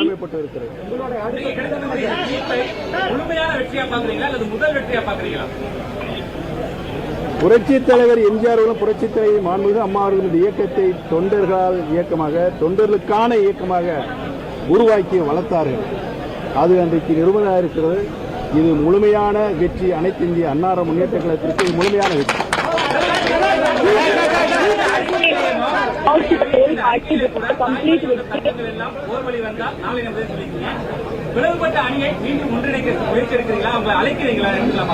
நாங்கள் ஏற்கனவே அறிக்கையின் மூலமாக தெரிவித்திருக்கிறோம். அனைவரும் ஒன்றுபட வேண்டும். யாரெல்லாம் கழகத்திலிருந்து நீக்கி வைக்கப்பட்டிருக்கிறார் அவர் அனைவரையும் கழகத்தில் சேர்ப்போம் என்று சேர்த்திருக்கிறோம் என்று சொல்லியிருக்கிறோம். He's always taken the stand about the whole party being united to function properly, and he also mentions that now since he is the coordinator, whoever has been terminated from the party will also be welcomed back into the party, and they can also join the party from now on. Chennai உயர்நீதிமன்றத்தினுடைய அளித்த தீர்ப்பு 23/6/2022 அனைத்து இந்திய அண்ணா முன்னேற்ற கழகம் என்ன நிலையில் இருந்ததோ அந்த நிலை நீடிக்கும் என்று அளித்திருக்கிறது. அதற்கு நாங்கள் மதிப்பளித்து நீதிமன்றத்திற்கு மதிப்பளித்து நாங்கள் நடப்போம்.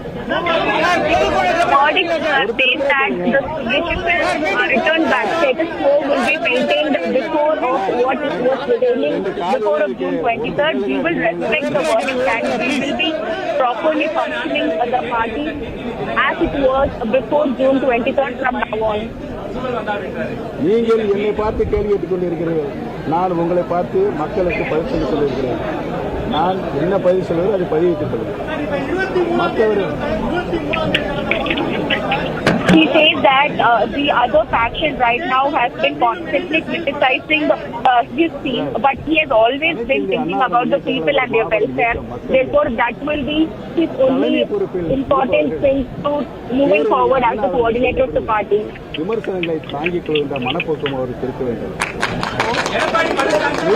that Anna Adurai has always spoken about how a person should be able to take all the criticism that he is facing, and a leader has to take criticism, and I will always follow those words.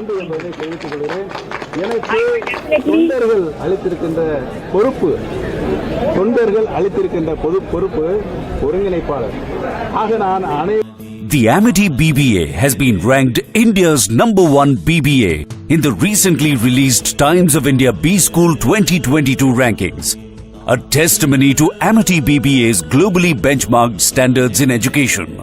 In other international stories, Ukrainian President Volodymyr Zelensky accuses Russia of nuclear blackmail, calls for new sanctions to be imposed in response to it. Further, Zelensky warns the presence of Russian forces around Europe's largest nuclear power plant threatens Europe and beyond.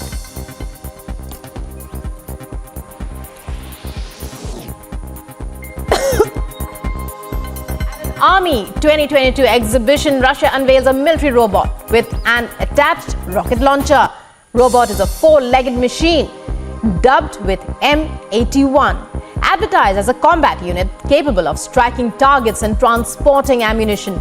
According to sources, the robot was later found to have striking similarities to a Chinese model available for purchase at an online shopping site.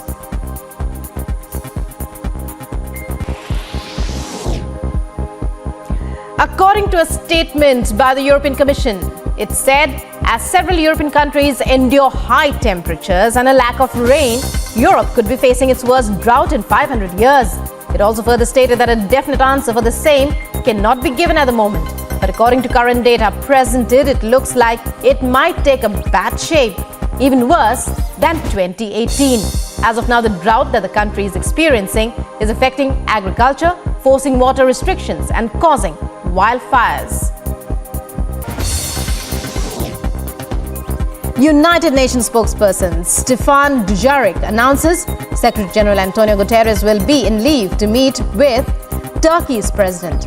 And the Ukrainian President Volodymyr Zelensky, the chief, is also scheduled to visit Odessa and Istanbul to see one of the ports involved.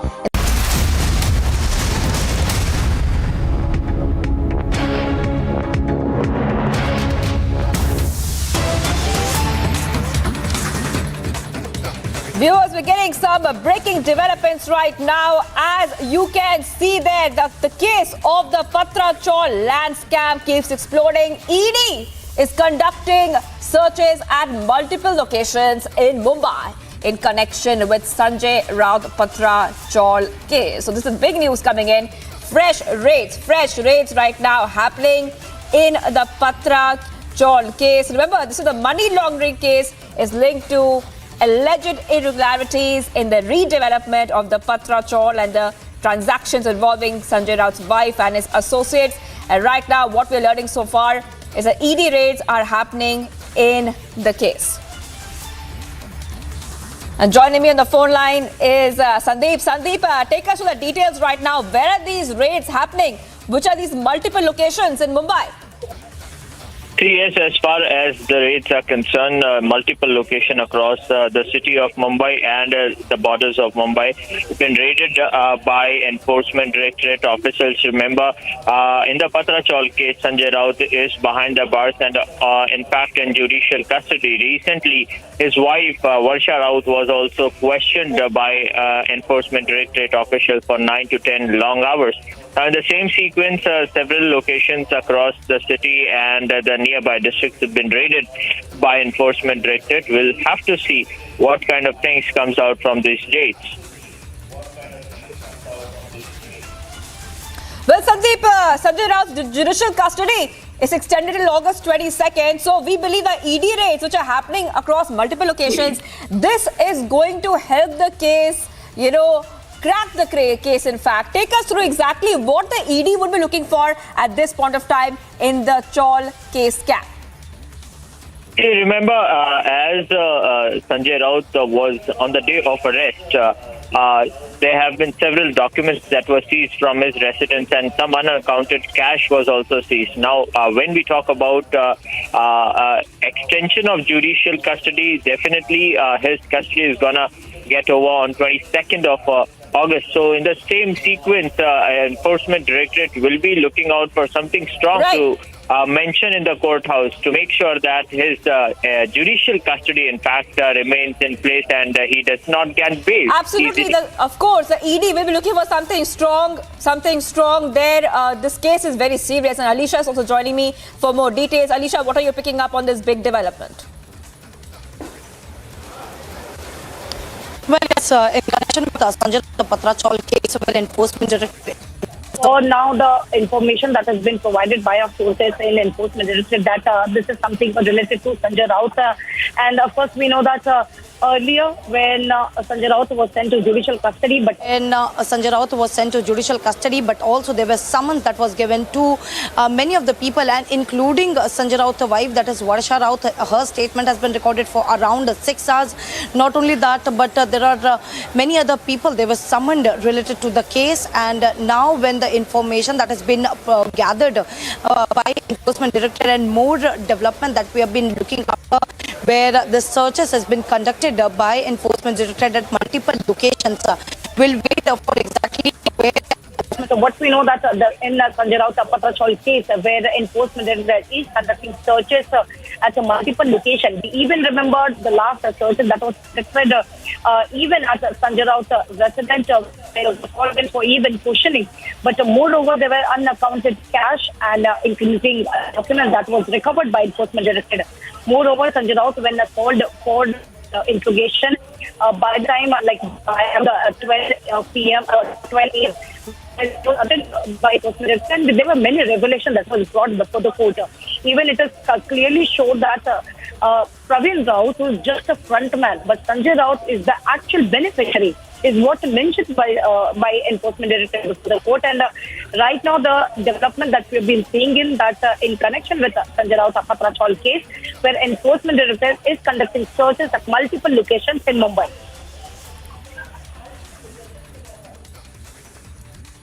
All right, thank you, Alisha, for getting us up to date with this big development. Fresh ED raids underway right now in the Patrachal case. We continue tracking this big story as ED conducts searches at multiple locations in Mumbai in connection with the Sanjay Raut Patrachal case. Stay tuned, we have a lot lined up for you next.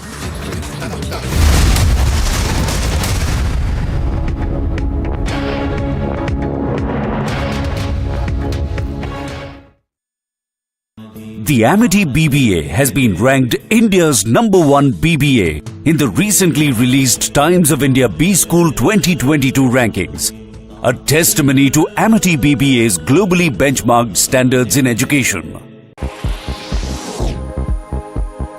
According to a statement by the European Commission, it said as several European countries endure high temperatures and a lack of rain, Europe could be facing its worst drought in 500 years. It also further stated that a definite answer for the same cannot be given at the moment. But according to current data presented, it looks like it might take a bad shape, even worse than 2018. As of now, the drought that the country is experiencing is affecting agriculture, forcing water restrictions and causing wildfires. United Nations spokesperson Stefan Dujarric announces Secretary General Antonio Guterres will be in leave to meet with Turkey's president. And the Ukrainian President Volodymyr Zelensky, the chief, is also scheduled to visit Odessa and Istanbul to see one of the ports involved in the Black Sea Grain Initiative and the Joint Coordination Center set up to implement it. Peru records the highest number of monkeypox patients in Latin America and the second highest in South America, according to Peru's Medical Association.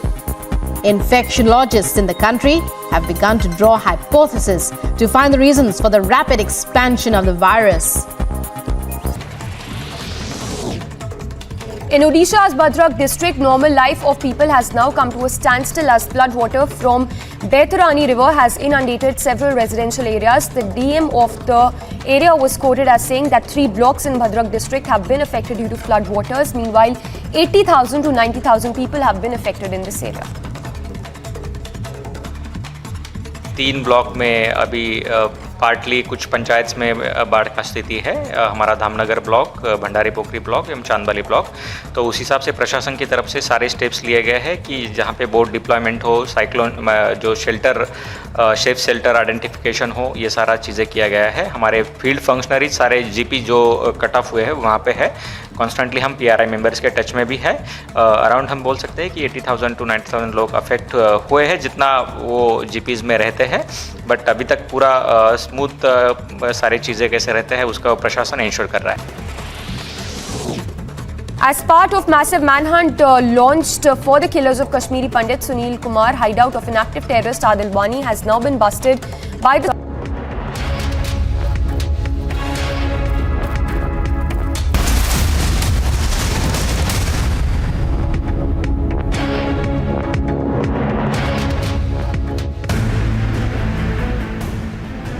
A passenger train collided with a goods train near Gondia in Maharashtra. More than 50 passengers suffered injuries after a train named Bhagat Ki Kothi on its way from Nagpur to Raipur pushed into a goods train on its path. At least 3 compartments from the Bhagat Ki Kothi reportedly derailed as a result of the collision, injuring at least 50 passengers as a result.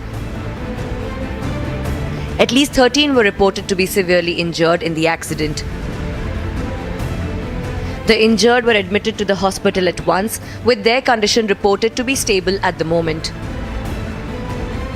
The incident is reported to have taken place at around 4 in the morning. The police and railways maintenance services were present at the site to inspect the cause for the accident and assess the damage done to the train. Bureau Report, Republic TV.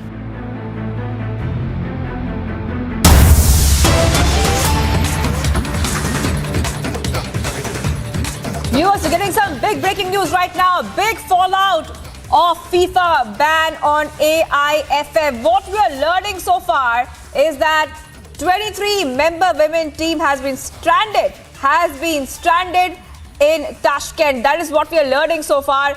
Big news coming in after, remember that this big controversy which has broken out right now in a development which just happened short time back. Union government has informed the Supreme Court that it was holding an active discussion with FIFA over the suspension of the All India Football Federation. But what's happening at this point of time is that it's having many serious repercussions. One of which is what we're telling you right now. And that is that a 23-member women team has been stranded abroad. That is what we are learning so far, viewers, in this big story coming in at this point of time. And FIFA has suspended the AIFF, which we had reported. It was a big blow for Indian football as FIFA suspended AIFF with immediate effect due to quote-unquote undue influence from third parties. And right now, women's team from India has now been stuck there in Uzbekistan. That is what we are learning after that ban which has been placed on Indian football. Remember that there was a reference to the fact that Supreme Court had relieved NCP MP Praful Patel from his post as AIFF president on May 18th, as elections had not been conducted, even as he served 3 terms of 4 years each at the helm of affairs. So right now what we're learning is that a women's team is now stuck there in Tashkent. And now the visuals of that women's team which is stuck there, which is facing the blow of the FIFA ban on AIFF on India. You can see the visuals of that team, the women members of the team there at this point of time. Natasha is joining me live from the Mumbai newsroom. Natasha, you know, this is a big fallout coming in. It's a big blow to Indian football, and right now we are seeing that women members of the football team are stranded abroad and they have no way of coming back. Tell us the details right now, Natasha. What are we learning? Absolutely, Shivangi. Now, because of sports politics, our players have had to face the brunt. Now, this is a 23-member women team of a Kerala football club, a local football club from Kerala, stuck essentially in Tashkent and requesting now, writing to the PMO and Anurag Thakur here to intervene, where they can come back, in fact, to the country or even participate for the tournament that they have already gone to. So here, 23 players from our country, from Kerala, are stuck in Tashkent right now, not able to play the tournament that they have been going for and not even coming back because FIFA has now banned the AIFF. Now, this is clearly, again, no one's fault here. The sports players are stuck there and requesting. They have written, in fact, issued a statement that viewers you can also see and read on republicworld.com. And if I can read from the statement there, they have written to Anurag Thakur, Sports Minister, and also the PMO here. They're saying, our club, Shri Ghulam Kerala FC, is the current champion club of India in women's football, having achieved distinction of becoming champion club of India in May. Now they are here having to prove that they are in fact champions and stuck in Tashkent here, Shivangi. They further say that our team reached Tashkent, Uzbekistan during early hours of 16th August. So they essentially reached on 16th August and they have been since then stuck there. And they are going to, the first match against Iran was scheduled on 23 August, which they do not know whether it will happen because of this current ban or whether they will be allowed to in fact contest or play in that tournament. They further go on to say that our club's football team consisting of 23 players with a verge of 21 got grounded at Tashkent. So all the average age of the players here is just 21, Shivangi. All young women, 23 young women, in fact, stuck in Tashkent. Entire statement here, viewers, you can read on republicworld.com, and also we have the entire team photos beaming on our screens right now as we speak. Back to you. All right, thank you, Natasha, for getting us all those details. Urgent intervention requested to help these women's team members who are stranded there. We'll be tracking the story very closely on Republic. Stay tuned, viewers.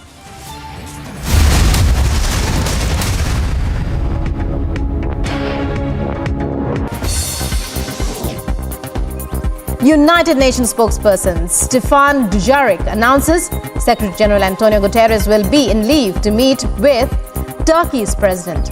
And the Ukrainian President Volodymyr Zelensky, the chief, is also scheduled to visit Odessa and Istanbul to see one of the ports involved in the Black Sea Grain Initiative and the Joint Coordination Center set up to implement it. Peru records the highest number of monkeypox patients in Latin America and the second highest in South America, according to Peru's Medical Association. Infectiologists in the country have begun to draw hypotheses to find the reasons for the rapid expansion of the virus. In Odisha's Bhadrak district, normal life of people has now come to a standstill as floodwater from Baitarani river has inundated several residential areas. The DM of the area was quoted as saying that 3 blocks in Bhadrak district have been affected due to floodwaters. Meanwhile, 80,000 to 90,000 people have been affected in this area. 3 block में अभी partly कुछ पंचायत में बाढ़ का स्थिति है। हमारा Dhamnagar block, Bhandari पोखरी block एवं चांदबाली ब्लॉक, तो उस हिसाब से प्रशासन की तरफ से सारे स्टेप्स लिए गए हैं कि जहां पे बोट डिप्लॉयमेंट हो, साइक्लोन जो शेल्टर सेफ शेल्टर आइडेंटिफिकेशन हो, ये सारा चीज़ें किया गया है। हमारे फील्ड फंक्शनरीज सारे जीपी जो कट ऑफ हुए हैं वहाँ पे है। कॉन्स्टेंटली हम पीआरआई मेंबर्स के टच में भी है। अराउंड हम बोल सकते हैं कि 80,000 टू 90,000 लोग अफेक्ट हुए हैं जितना वो जीपीज़ में रहते हैं, बट अभी तक पूरा स्मूथ सारी चीज़ें कैसे रहते हैं उसका प्रशासन इंश्योर कर रहा है। As part of massive manhunt launched for the killers of Kashmiri Pandit Sunil Kumar, hideout of an active terrorist Adil Wani has now been busted by the State Forest Service officers in Shopian. CBI to most likely question Anubrata Mondal's daughter Sukanya Mondal in connection with a cattle smuggling case. According to sources, it is highly likely that the interrogation may take place today itself, as a team has already been moved to Bolpur in midnight. In the cattle smuggling case, the CBI has come across important information pertaining to role of Anubrata and his daughter with regard to amassing of properties amounting to crores of rupees. Leading milk suppliers Amul and Mother Dairy will increase milk prices by 2 rupees per litre starting today on account of rising input costs. This is in fact the second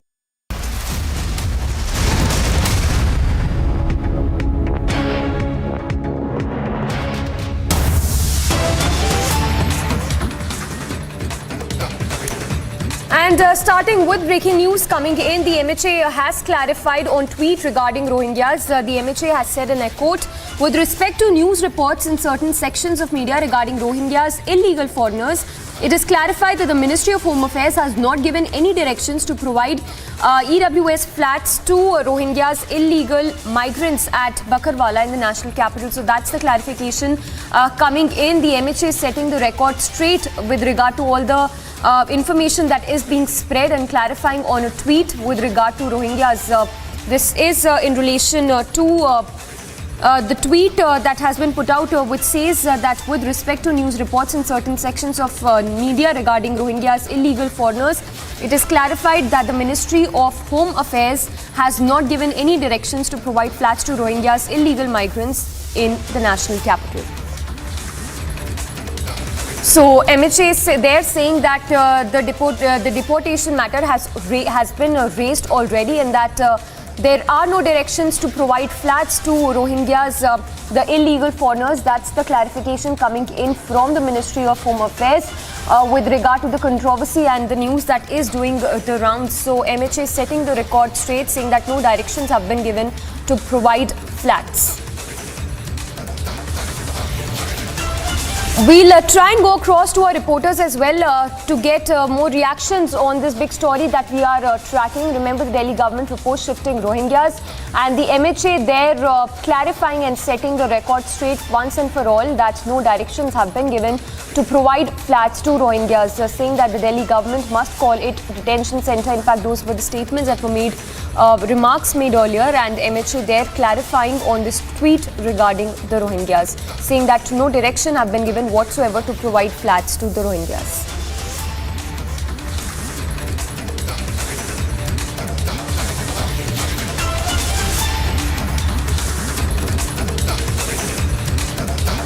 So that's the latest coming in, the news break coming in this hour, the MHA tweet that has been put out, in which the MHA has clarified with regard to the Rohingyas, saying that no direction has been given to provide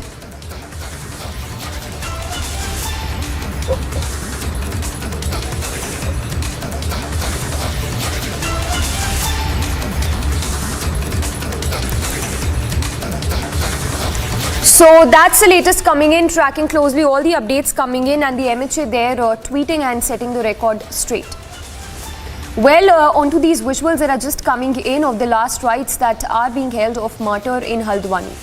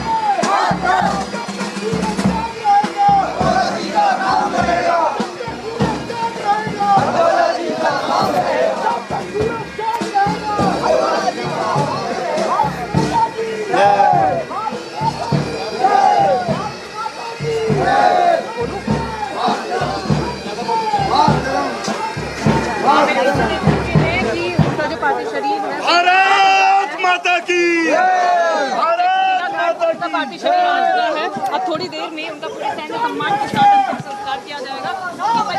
Bharat माता की भारत माता की भारत माता की वंदे वंदे वंदे मातरम। जब तक सूरज चांद रहेगा हर बोला तुम्हारा नाम रहेगा। जब तक सूरज चांद रहेगा हर बोला तुम्हारा नाम रहेगा। जब तक सूरज चांद रहेगा भारत माता की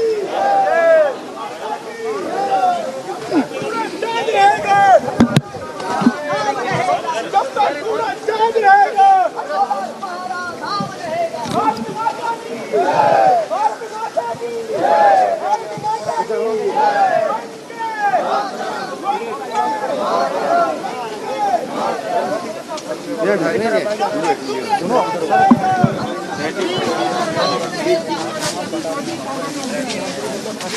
नहीं तो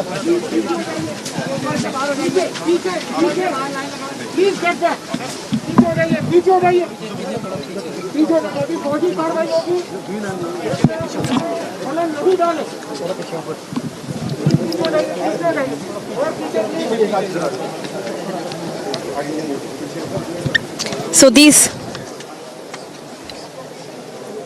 So these are the visuals we are showing you from the cremation ground Chitrashila in Haldwani, Uttarakhand, and now the coffin has been placed, the mortal remain has been placed. Now the last rite, the final respect from the army will be given, and these troops which you are seeing just now in the visuals are the people from Jawans from the Kumaon regiment. The guard of honor will be given by the army, and then the final rite, the final cremation ceremony will take place. These are the visuals from Chitrashila Ghat, and we can clearly see apart from the family members, all the veterans, all the Jawan from the Sena, from the Kumaon regiment are here. The locals, the neighborhood, with flags in their hand are in their hand are here. And these are the visuals we are showing you from the cremation ground, where all the family members of Martyr Soldier Lance Nayak Chandrasekhar are here.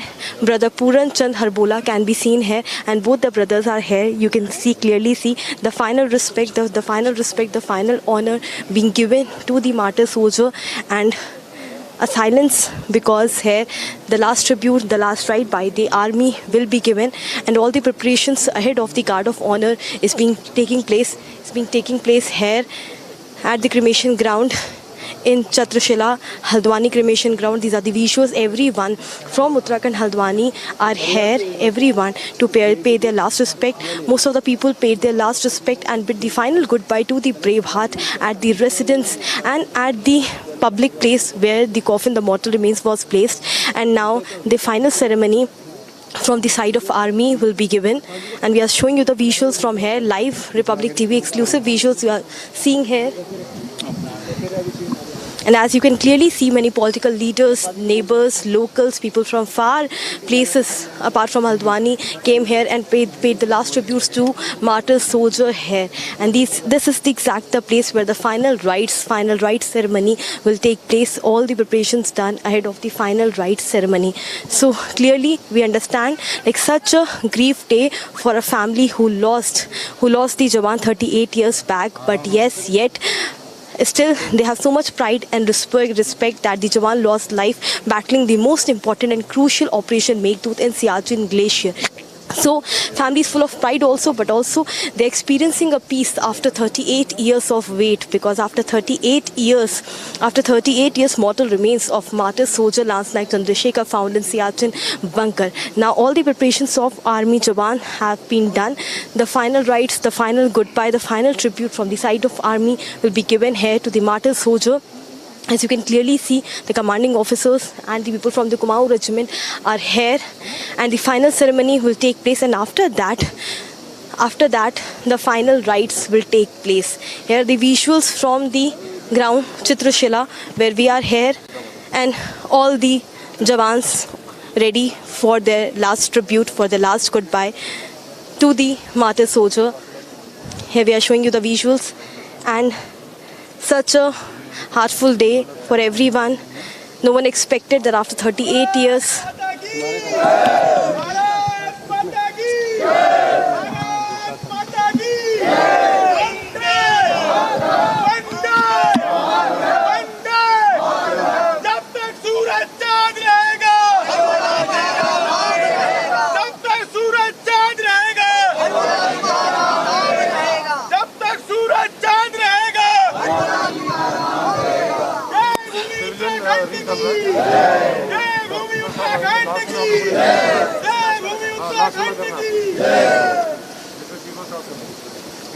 So clearly, this shows the spirit of the residents, the people of Uttarakhand. Okay, when clearly it can be seen that a soldier lost his life battling this important operation Meghdoot, such a pride moment for entire nation, for Uttarakhand, and as well as for the family of the soldier too. They are full of pride, but yes, now with a heart now full of grief and heartfelt tributes they have given to the Jawan, to their family member. And now almost we are getting to know that almost all the preparations from the army is done, and now the soldiers you are seeing in front are one from the Ranikhet Range here, who are here give reclaiming ceremony, and the tribute now also can be seen, the wreath being showered on the martyr soldier. These are the visuals, the family members, the people who were close to the family, who also didn't expect that such news will come after 38 years long wait. And the final tribute here at the cremation ground is also being given, the final salute from the side of everyone. But yes, this sacrifice of this brave soldier cannot be forgotten. He is the hero and shining star, obviously the hero and shining star of Operation Meghdoot. Though lost his life, but yes, one that important part of the Siachen Glacier, that peak 5965, which was very important to take at that moment to seize the control over that Siachen Glacier peak. Very important. These are the visuals, the final tribute one-on-one we are seeing from the commanding officers, from the people of the unit, and the people who has served along with them, along with martyr soldier. Here are people from Haldwani, Uttarakhand as well. Authorities from army are also here, who have paid their final tribute and bid a final goodbye to the martyr soldier. And now we are seeing in line, we are seeing the colleague from the Kumaon regiment at that time, who were the colleague of Lance Nayak martyr Chandrasekhar. And here you see the visuals, the wreath laying at the coffin, the mortal remains of martyr soldier, one-on-one saluting the brave heart. And they all remember how the brave heart was at the time they went to Siachen together. That operation, they clearly shared with us the very crucial time, the night of patrolling when this entire incident happened, and how the unit got to know about the avalanche, and how 14 bodies were recovered, but 5 went missing. And amongst that 5 missing, one Lance Nayak Chandrasekhar body recovered after 38 years. So these are the colleagues who have clearly told what exactly at the night of Operation Meghdoot, night of 29th April 1984 took place. So this is the respect, the honor which an army man surely gets after he does his duty very proudly. And this is spirit, the pride clearly tells us that the entire everyone from this nation, from this country, from Uttarakhand is very proud of Harbola. Lance Nayak Chandrasekhar Harbola. Though they are very sad, but they are also very proud, and the family also says. So the final tribute that is being paid to the hero who lost his life, and the remains of him have come back to the family after 38 years of wait.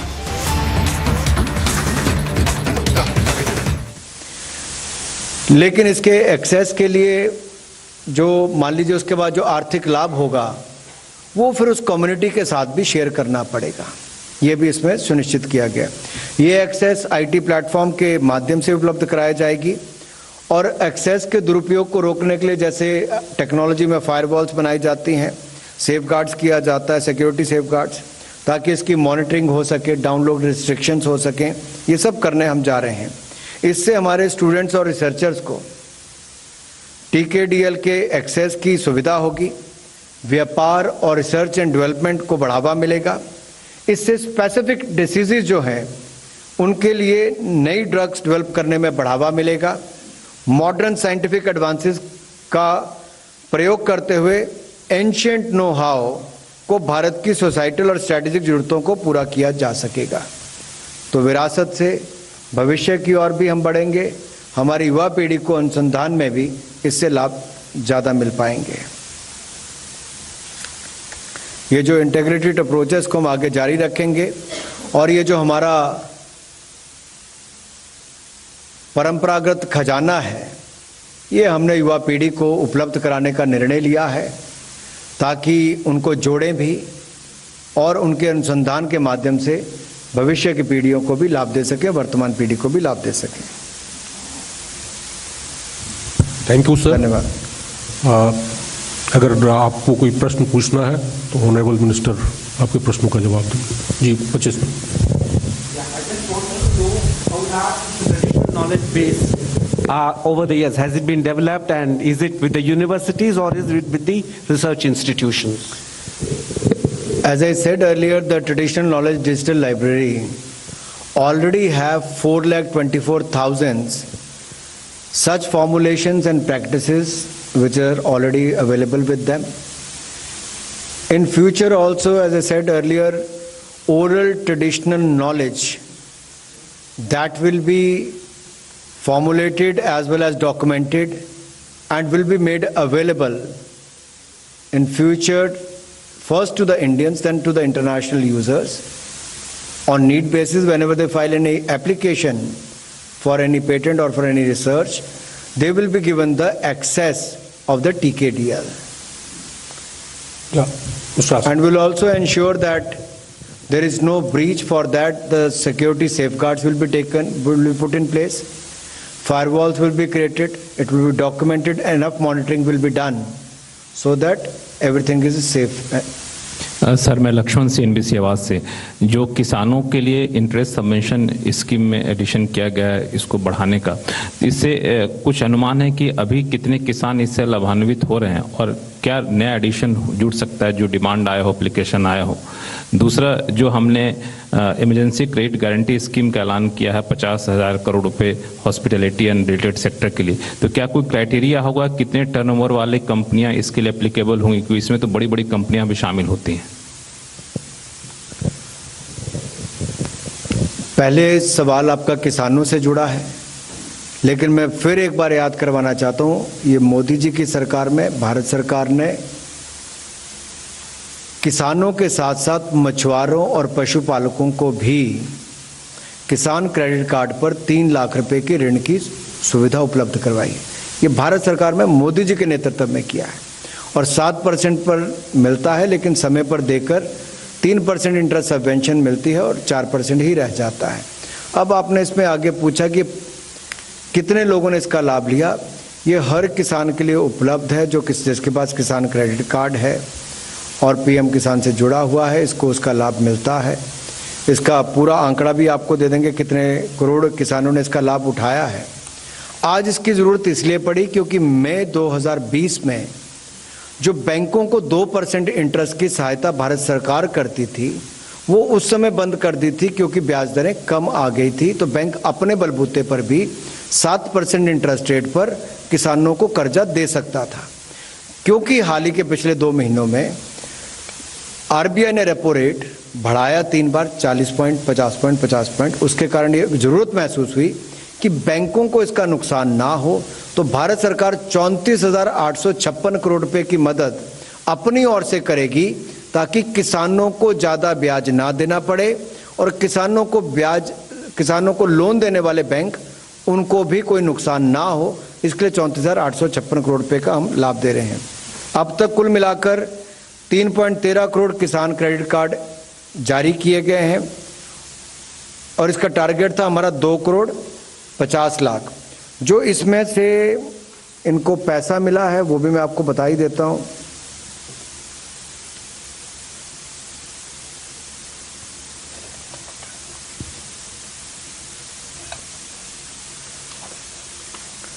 ये 2013-14 में 7,30,000 करोड़ था जो बढ़कर 16 लाख करोड़ रुपया हुआ है। तो आप कल्पना कीजिए, जहां मछुआरे और पशुपालक जोड़े उसका लाभ भी मिला और किसानों को बाकी लाभ भी मिला है। और 2.5 करोड़ किसानों का हमने टारगेट रखा था, 3 करोड़ 36 लाख किसानों को इसका लाभ मिला। और यही नहीं, जैसे मैंने पहले कहा, किसानों के लिए तो हमने जो दुनिया भर में खाद के दाम बढ़ गए, लेकिन भारत सरकार ने यहाँ पर पिछले साल, अगर ये वित्तीय वर्ष अगर आप देखेंगे तो तो पिछले साल अगर 1.5 लाख करोड़ रुपया खाद की सब्सिडी थी तो हमने इस साल बढ़ाकर लगभग 2 लाख करोड़ से ऊपर चली जाएगी। लेकिन किसान के ऊपर हमने बढ़ते हुए खाद के दामों का बोझ नहीं पड़ने दिया, भारत सरकार ने ही वहन किया है। इसी तरह से ही इंटरेस्ट सबवेंशन भी जारी रहेगी और लोन भी जारी रहेंगे। दूसरा सवाल जो पूछा था 50,000 करोड़ रुपया वो ट्रैवल, टूरिज्म, हॉस्पिटैलिटी सेक्टर के लिए है। और पहले भी आपको याद होगा हमने सबके लिए वो किया था, लेकिन उसमें आपने देखा था कि 95% जो है वो एमएसएमई ही है। 95% जो लोग हैं एमएसएमई हैं।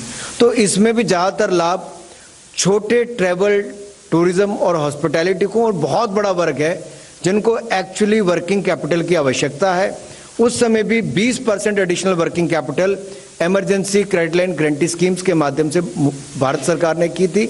अब भी इसमें 50,000 करोड़ रुपया केवल और केवल ट्रैवल, टूरिज्म और हॉस्पिटैलिटी के लिए किया जा रहा है।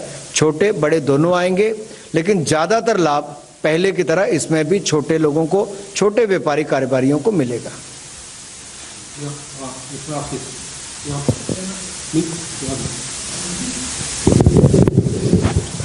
मंत्री जी, मेरा सवाल है कि जो पेटेंट लॉ आप लाए हैं जो नया, तो इसमें क्या चेंजिंग किया है जिससे फर्क पड़ रहा है?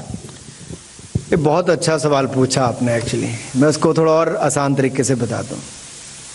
ट्रेडिशनल नॉलेज डिजिटल लाइब्रेरी 2001 में अटल बिहारी वाजपेयी जी की सरकार में बनी।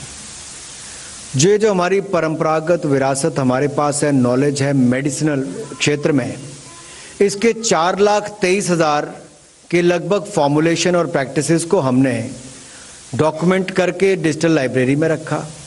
इसका एक्सेस किसको मिलता था? इसका एक्सेस मिलता था इंटरनेशनल पेटेंट ऑफिसेस को। जब कोई पेटेंट के लिए दायर करता था वो चेक करते थे कि ये है कि नहीं है। अब हमने इसको खोल दिया है भारत के रिसर्चर्स को, स्टूडेंट्स को, वैज्ञानिकों को, बाकी सबको, जो भारत के लोग हैं उनको सबसे पहले इसका एक्सेस मिलेगा। इसका लाभ क्या होगा? मान लीजिए आप कोई शोध करना चाहते हैं, आपको जानकारी नहीं होगी कि इस क्षेत्र में पहले शोध हुआ है कि नहीं हुआ।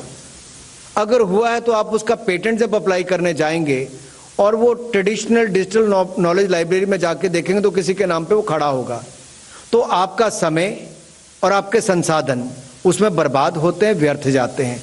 उसको रोकने के लिए आपका समय खराब ना हो, आपके संसाधन खराब ना हो, लेकिन आप अनुसंधान में अपना पूरा योगदान दे सकें, तो आपको एक्सेस भी दिया गया है, संसाधन भी बचाए गए और विरासत में जो हमें मिली नॉलेज है वो भी आपको देने के द्वार खोले गए हैं।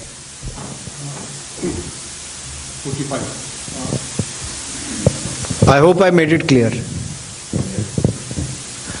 तो इसमें समय भी बचेगा, संसाधन भी बचेंगे, अनुसंधान भी होगा और विरासत अनुसंधान को जोड़ के युवा पीढ़ी को ट्रेडिशनल नॉलेज देकर हम भविष्य में मेडिकल यूज के लिए बहुत सारी ऐसी बीमारियां हैं उसके लिए बहुत कुछ यहाँ से खड़ा कर सकते हैं। और अटल टिंकरिंग लैब हो, अटल इनोवेशन मिशन हो, ऐसी जगह पर भी छोटे से लेकर बड़े तक।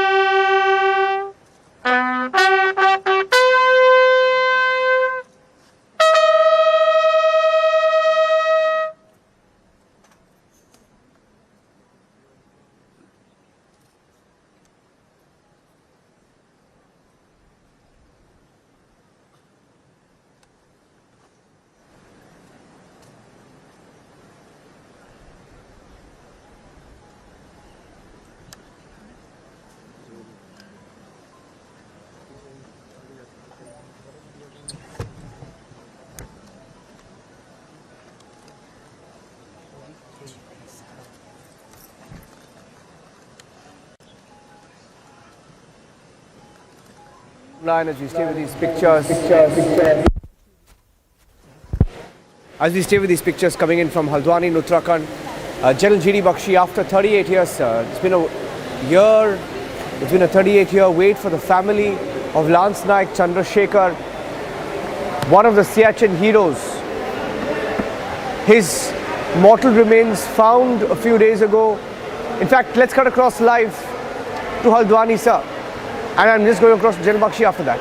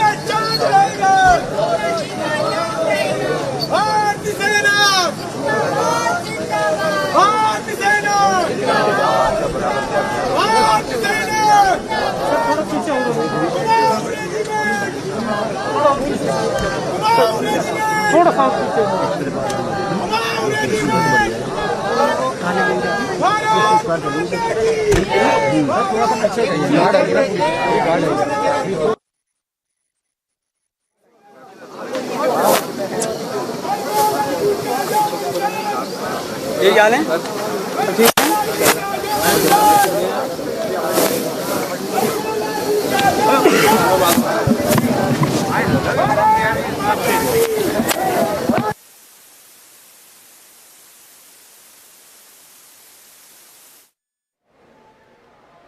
Staying with these pictures, let me get one response from Major General G.D. Bakshi joining us on the phone line. General G.D. Bakshi, Lance Naik Chandrasekhar's remains have been brought to his hometown. He's been his final journey underway in Haldwani.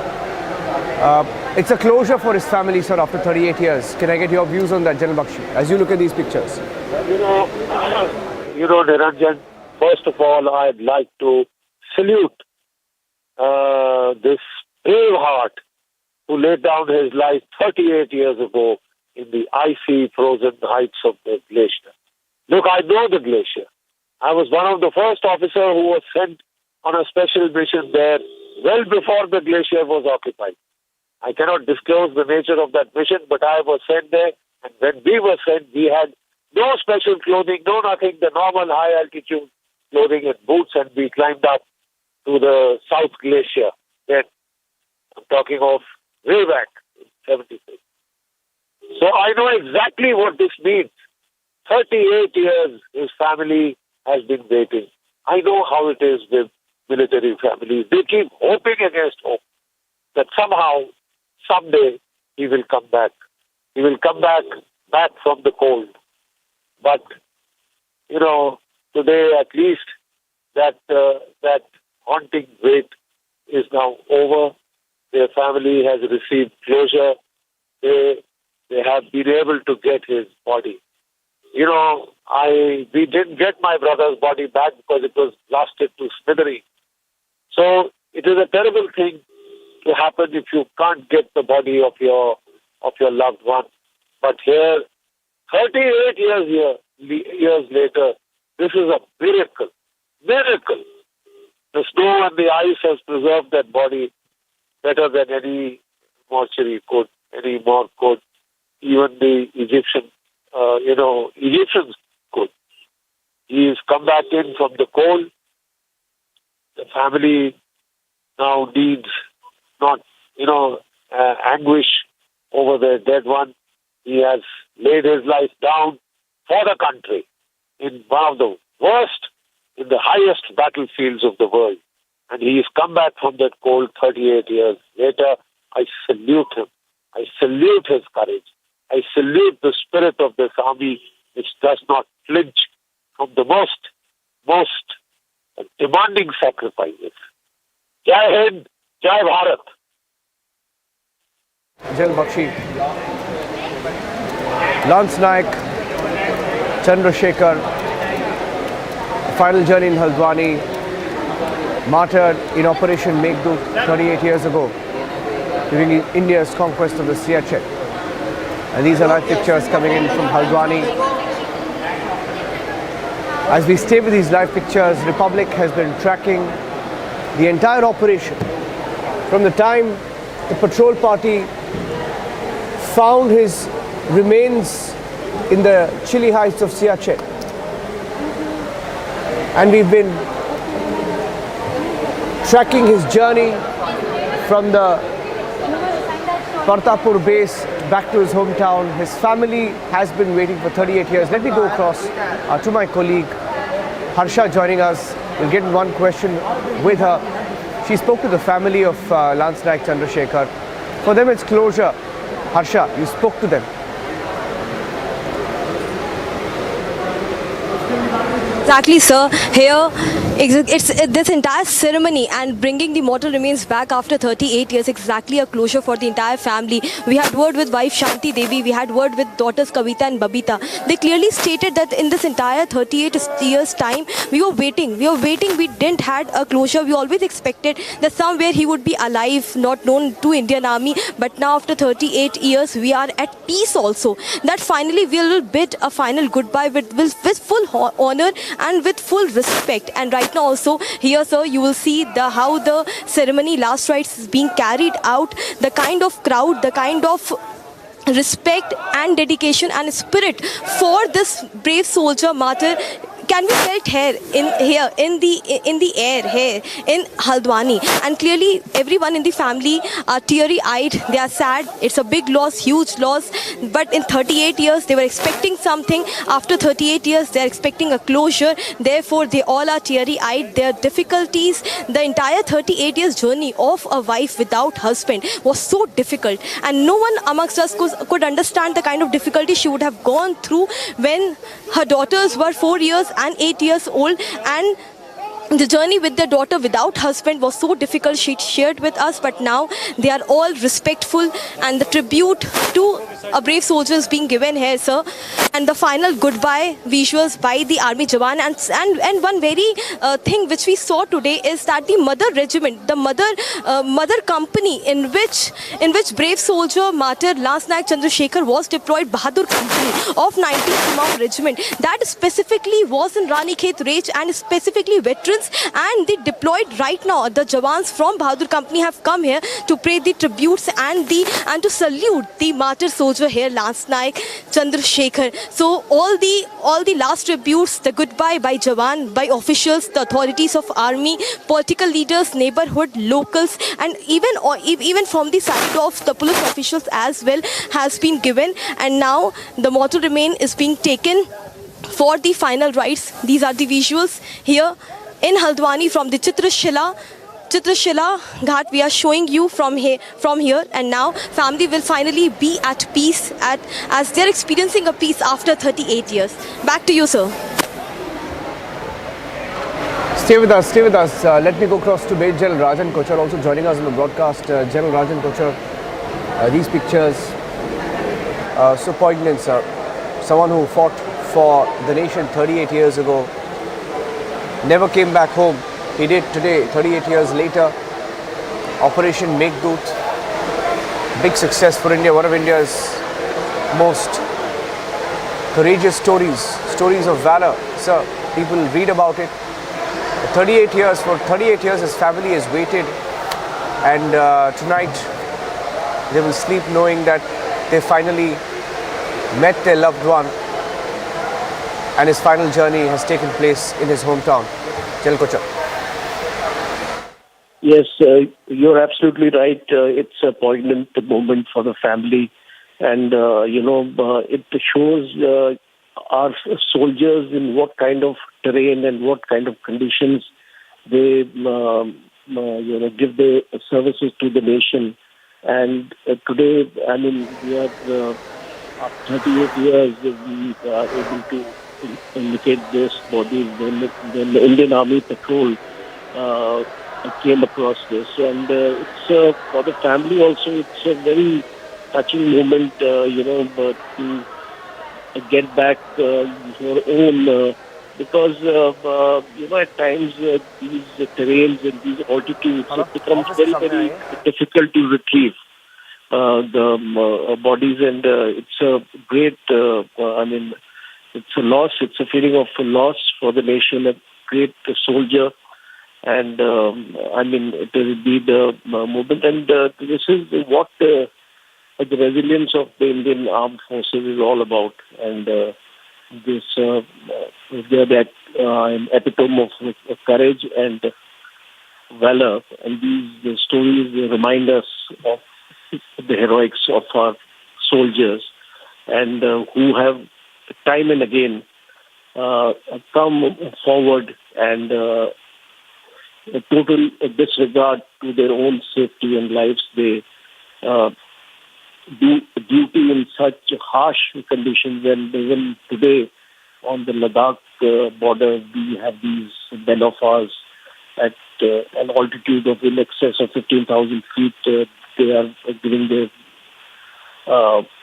duty day and night. So we salute them today for this day. Before that, and his mortal remains will be consigned to flames. Major General Harsha Kakkar also joining us on the phone line. General Harsha Kakkar, over to you, sir, as you look at these pictures. What a story. After 38 years, our men never stop looking. I think that is a tradition which the Indian Army has always maintained.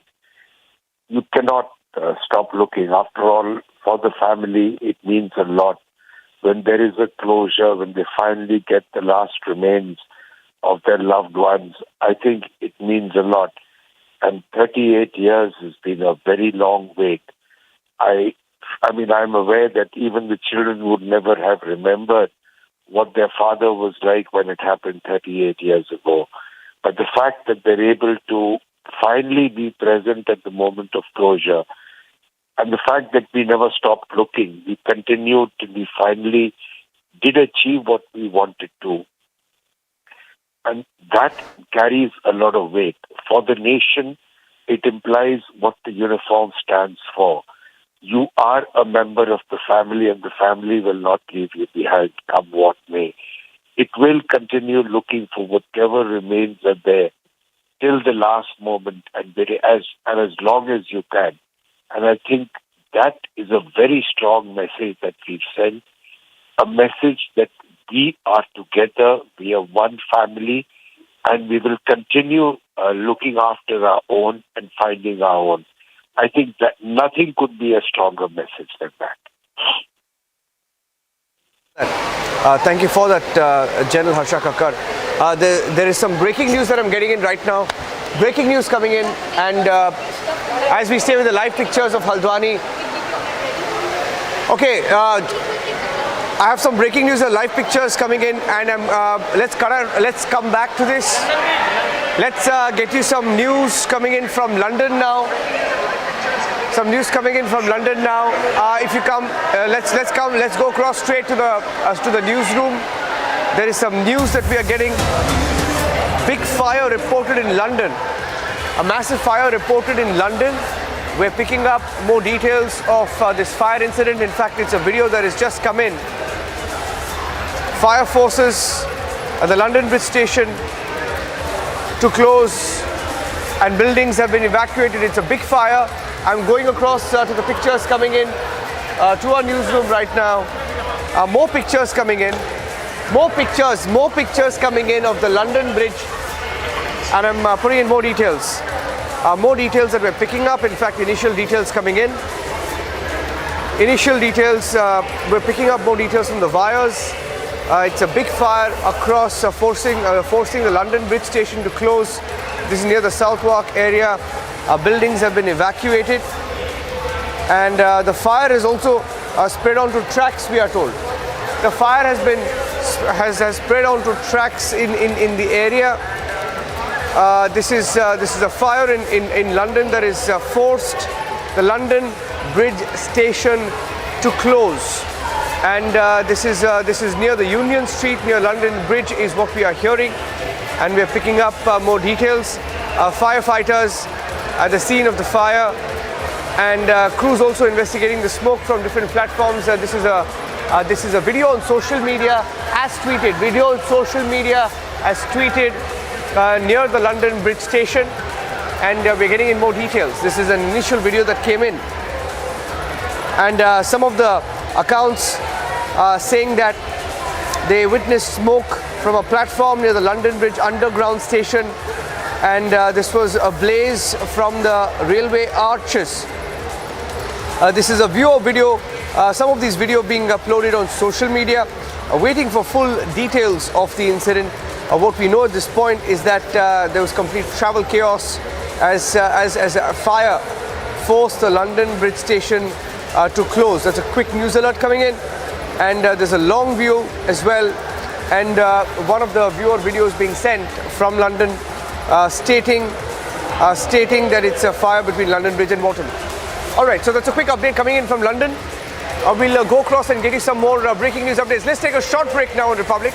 We'll take a short break and come back with the live coverage of all the news.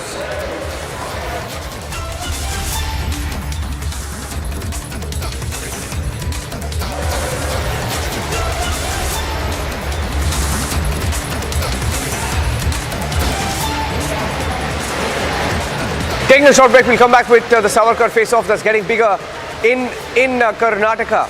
In Udupi, posters were taken down. Congress asking police and administration to take down Savarkar posters. So that story continues, getting you more details.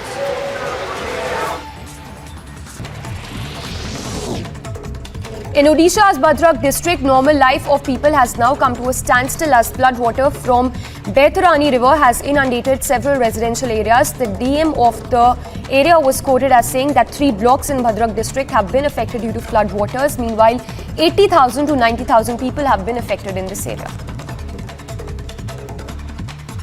3 block में अभी partly कुछ पंचायत में बाढ़ का स्थिति है। हमारा Dhamnagar block, Bhandari पोखरी block एवं चांदबाली ब्लॉक, तो उस हिसाब से प्रशासन की तरफ से सारे स्टेप्स लिए गए हैं कि जहां पे बोट डिप्लॉयमेंट हो, साइक्लोन जो शेल्टर सेफ शेल्टर आइडेंटिफिकेशन हो, ये सारा चीज़ें किया गया है। हमारे फील्ड फंक्शनरीज सारे जीपी जो कट ऑफ हुए हैं वहाँ पे है।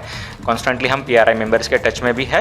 अराउंड हम बोल सकते हैं कि 80,000 टू 90,000 लोग अफेक्ट हुए हैं जितना वो जीपीज़ में रहते हैं, बट अभी तक पूरा स्मूथ सारी चीज़ें कैसे रहते हैं उसका प्रशासन इंश्योर कर रहा है। As part of massive manhunt launched for the killers of Kashmiri Pandit Sunil Kumar, hideout of an active terrorist Adil Wani has now been busted by the State Forest Service officers in Shopian.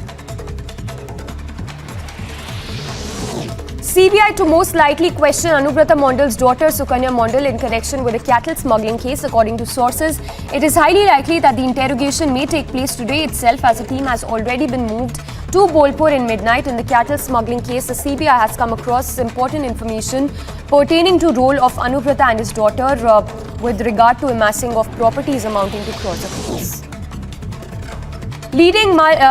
Leading milk suppliers Amul and Mother Dairy will increase milk prices by 2 rupees per litre starting today on account of rising input costs. This is in fact the second consecutive hike by Amul and Mother Dairy in nearly 6 months.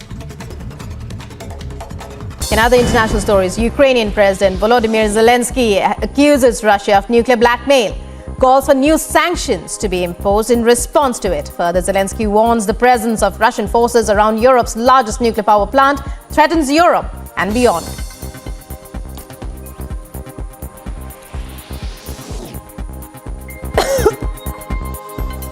Army 2022 exhibition, Russia unveils a military robot with an attack. Law Minister of Bihar, Kartik Singh, is absconding at the moment, and he's been wanted case pertaining to abduction of a person called Rajiv Singh, and there are charges of murder against him, and this case has been going on from 2014. ये IPC के अन्य धाराओं के अलावा धारा 364 इसमें victim Rajiv Ranjan Singh के अपहरण का मामला है और उनके ही के बयान के आधार पे कार्तिकेय सिंह का नाम इस कांड में आया है।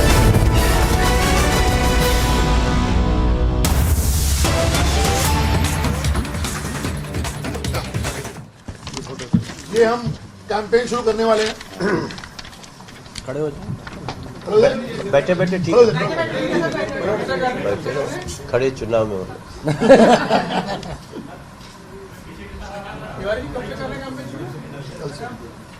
सर, ये कैंपेन हमारा आज आपसे बात करने के बाद ही शुरू है। कल से ये पूरी तरह से हम लोग इसको लेके आएंगे, क्योंकि ये सवाल पे किसी को छोड़ा जाना दिल्ली का बहुत बड़ा।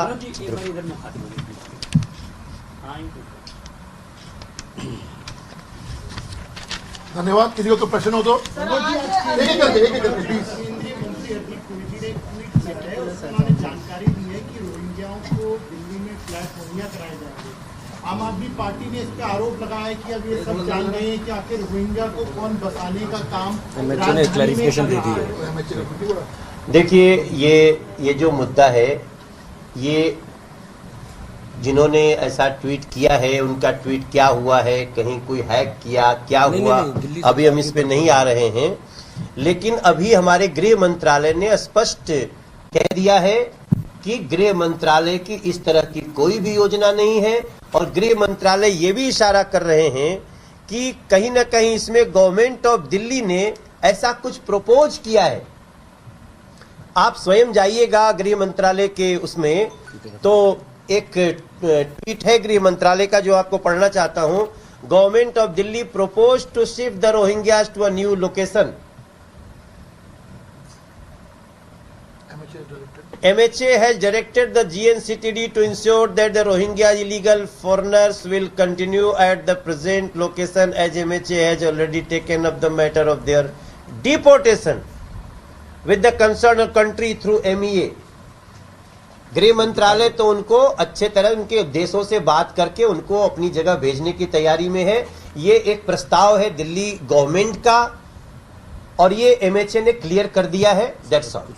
जी मोहित जी, एक मिनट मोहित जी, एक एक करके। केजरीवाल की बात करिए, आज फिर से एक टाउन हॉल किया उन्होंने तालकटोरा स्टेडियम में। उन्होंने कहा कि मेक फॉर इंडिया है, प्रचार के लिए करते हैं, देश में घूमेंगे। एक तरह से 2024 के लिए वो खुद को ऐसे प्रोजेक्ट कर रहे हैं, it would be prime minister Narendra Modi versus इन। क्या कहेंगे आज जो नहीं, देखिए, ये सबका अपना, हर नेता का अपना अधिकार है। ऐसे नेता हैं जो इस तरह की कोशिश कर रहे हैं, उससे हमें कोई फर्क नहीं पड़ता। हम तो, हमारा फर्क ये पड़ता है कि वो कहते हैं ना कि कुछ लोग रंग बदल के और दिखाने को कुछ और है और खाने को कुछ और है। उसका मैं आपके सामने जो आज मैंने खुलासा किया उसका जवाब चाहता हूं। वो दुनिया के सारे लोगों की तैयारी। ने बोला तिरंगे का केजरीवाल जी ने सम्मान नहीं किया, लेकिन राष्ट्रीय स्वयंसेवक संघ के फेसबुक पेज पे भी तिरंगा नहीं लगा था। लग गया, गलत कह रहे हो, सब जगह लग गया। आपको नहीं पता, 13 से 15 लगा है अभी हमारे देश की। 13 से 15। एक मिनट देख लीजिए, हमारी देश की सरकार ने एक निवेदन किया था कि 13 से 15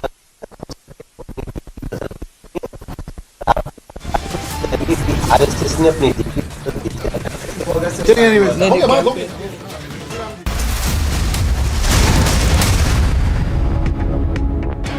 The Amity BBA has been ranked India's #1 BBA in the recently released Times of India B School 2022 rankings, a testimony to Amity BBA's globally benchmarked standards in education. As part of massive manhunt launched for the killers of Kashmiri Pandit Sunil Kumar, hideout of inactive terrorist Adil Wani has now been busted by the State Forest Service officers in Shopian. CBI to most likely question Anubrata Mondal's daughter Sukanya Mondal in connection with a cattle smuggling case. According to sources, it is highly likely that the interrogation may take place today itself, as a team has already been moved to Bolpur in midnight. In the cattle smuggling case, the CBI has come across important information pertaining to role of Anubrata and his daughter with regard to amassing of properties amounting to crores of rupees. Leading milk suppliers Amul and Mother Dairy will increase milk prices by 2 rupees per litre starting today on account of rising input costs. This is in fact the second consecutive hike by Amul and Mother Dairy in nearly 6 months. In other international stories, Ukrainian President Volodymyr Zelensky accuses Russia of nuclear blackmail, calls for new sanctions to be imposed in response to it. Further, Zelensky warns the presence of Russian forces around Europe's largest nuclear power plant threatens Europe and beyond.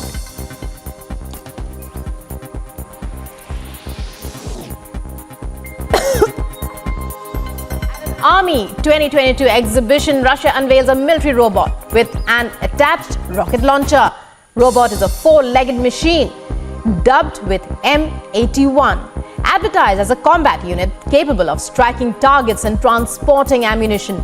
According to sources, the robot was later found to have striking similarities. A passenger train collided with a goods train near Gondia in Maharashtra. More than 50 passengers suffered injuries after a train named Bhagat Ki Kothi on its way from Nagpur to Raipur pushed into a goods train on its path. At least 3 compartments from the Bhagat Ki Kothi reportedly derailed as a result of the collision, injuring at least 50 passengers as a result. At least 13 were reported to be severely injured in the accident. The injured were admitted to the hospital at once, with their condition reported to be stable at the moment. The incident is reported to have taken place at around 4 in the morning. The police and railways maintenance services were present at the site to inspect the cause for the accident and assess the damage done to the train.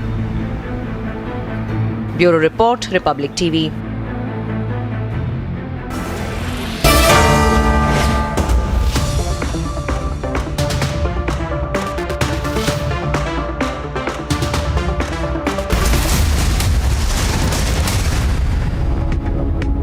In other international stories, Ukrainian President Volodymyr Zelensky accuses Russia of nuclear blackmail, calls for new sanctions to be imposed in response to it. Further, Zelensky warns the presence of Russian forces around Europe's largest nuclear power plant threatens Europe and beyond.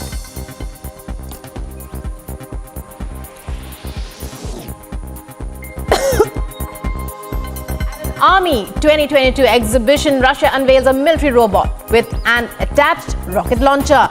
Robot is a 4-legged machine dubbed with M81, advertised as a combat unit capable of striking targets and transporting ammunition. According to sources, the robot was later found to have striking similarities to a Chinese model available for purchase at an online shopping site.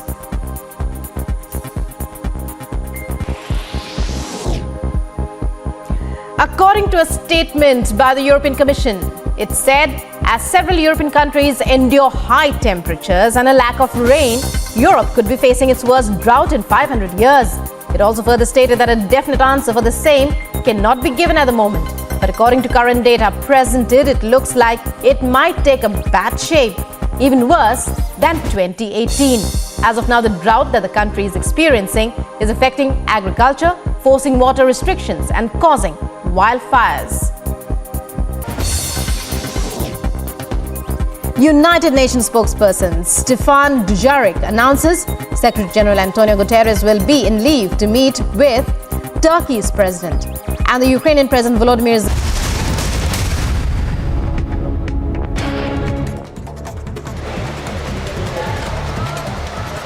The unprecedented politics and communal tensions continue to prevail over the poster of Veer Savarkar in Karnataka's Shivamogga and now even Udupi district. This comes after Savarkar's posters were installed as part of the Independence Day celebrations. Amid unprecedented politics in Karnataka, the BJP's K.S. Ishwarappa took a controversial jibe with the Congress party, accused Congress of supporting SDPI PFI, the Savarkar poster controversy. The nation saluted the 7 ITBP martyrs this morning. A wreath-laying ceremony was held to pay homage to the ITBP Jawans who lost their lives in the line of duty in an accident in Pahalgam.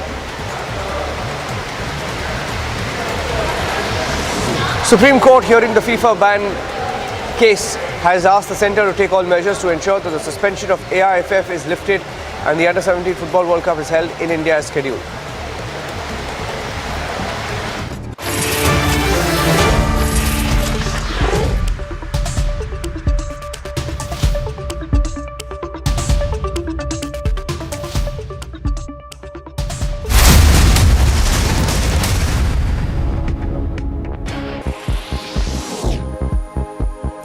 According to a statement by the European Commission, it said as several European countries endure high temperatures and a lack of rain, Europe could be facing its worst drought in 500 years. It also further stated that a definite answer for the same cannot be given at the moment. But according to current data presented, it looks like it might take a bad shape, even worse than 2018. As of now, the drought that the country is experiencing is affecting agriculture, forcing water restrictions and causing wildfires. United Nations spokesperson Stefan Dujarric announces Secretary General Antonio Guterres will be in leave to meet with Turkey's president.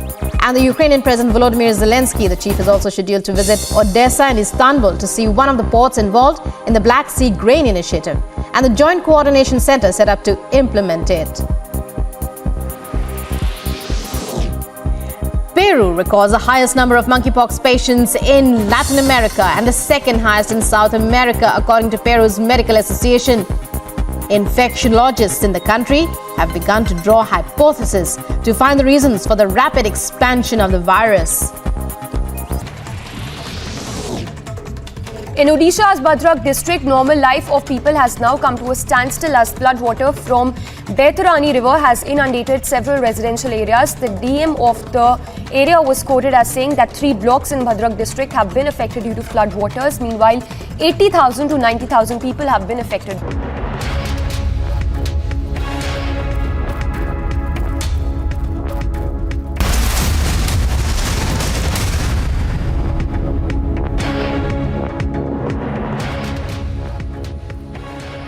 Welcome to the 4 p.m. live and breaking. Let's see what's happening around the country at this hour. Let's begin with the headlines.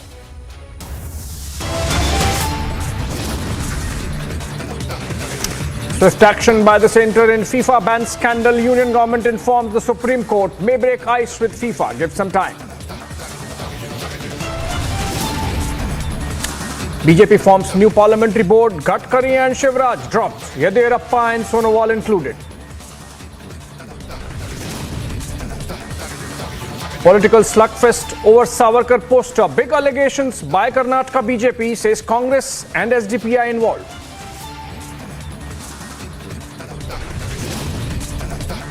Top BJP leader Ishwarappa visits Shivamogga. Claims Congress provoked tensions in the area.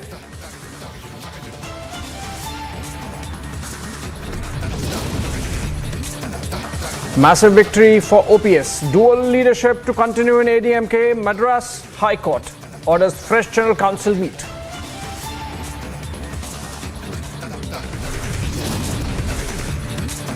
Arrest warrant against Bihar Law Minister with Chief Minister Nitish Kumar.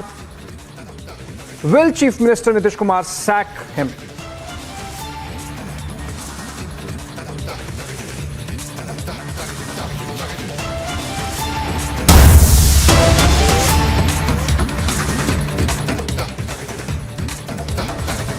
The controversy around Savarkar posters refuses to die down in Karnataka after Ishwarappa's allegations. Alleged Congress link emerges.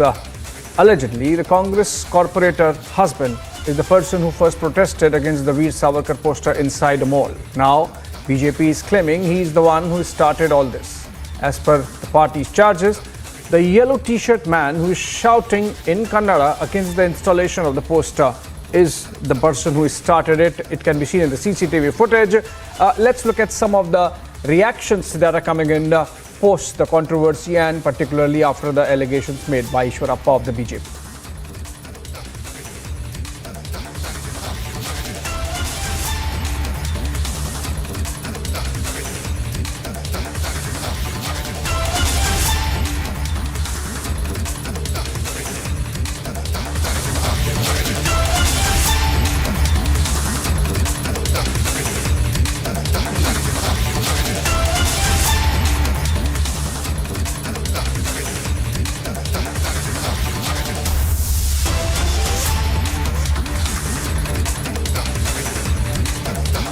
All right, this is the video, in fact, not a CCTV footage. Somebody shot it, and the man can be clearly seen as objecting to the presence of Veer Savarkar in the pictures of freedom fighters. That happened on August 15th, India's 76th Independence Day.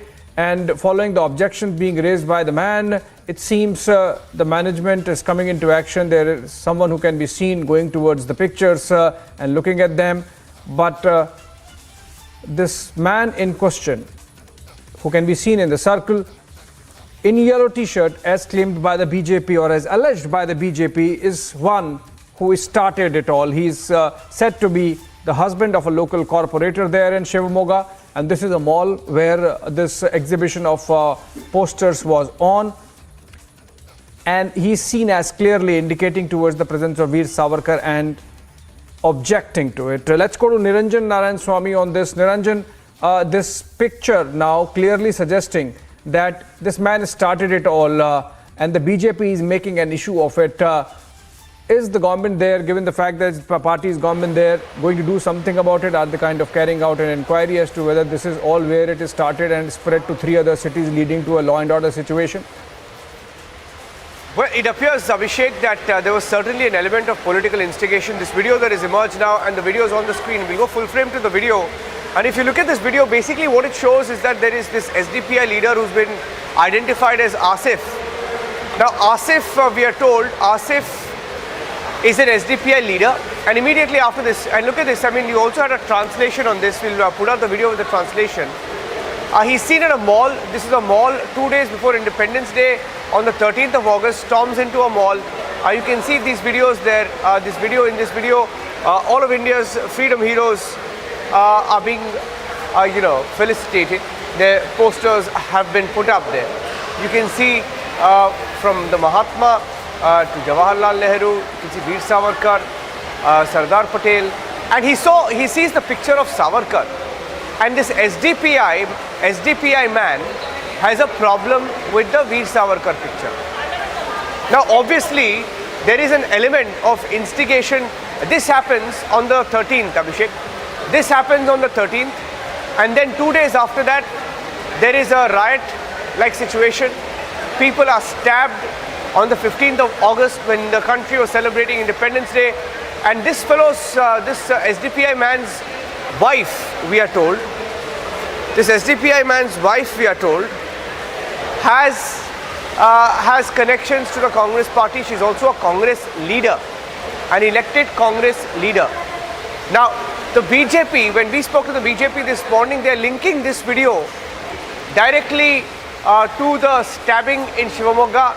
They say that this proves that the SDPI instigated, the SDPI wanted violence, the SDPI's hand is directly proven, and they're also linking this to the comment of the Congress party, where you can hear Siddaramaiah, was a senior leader of the Congress, say, and he's heard saying that why did they have to put up a poster of Savarkar in a Muslim area? Now, obviously, they're seeing a correlation between both. And if you look at this SDPI vandal, this violent SDPI man, is forcing them to remove the posters of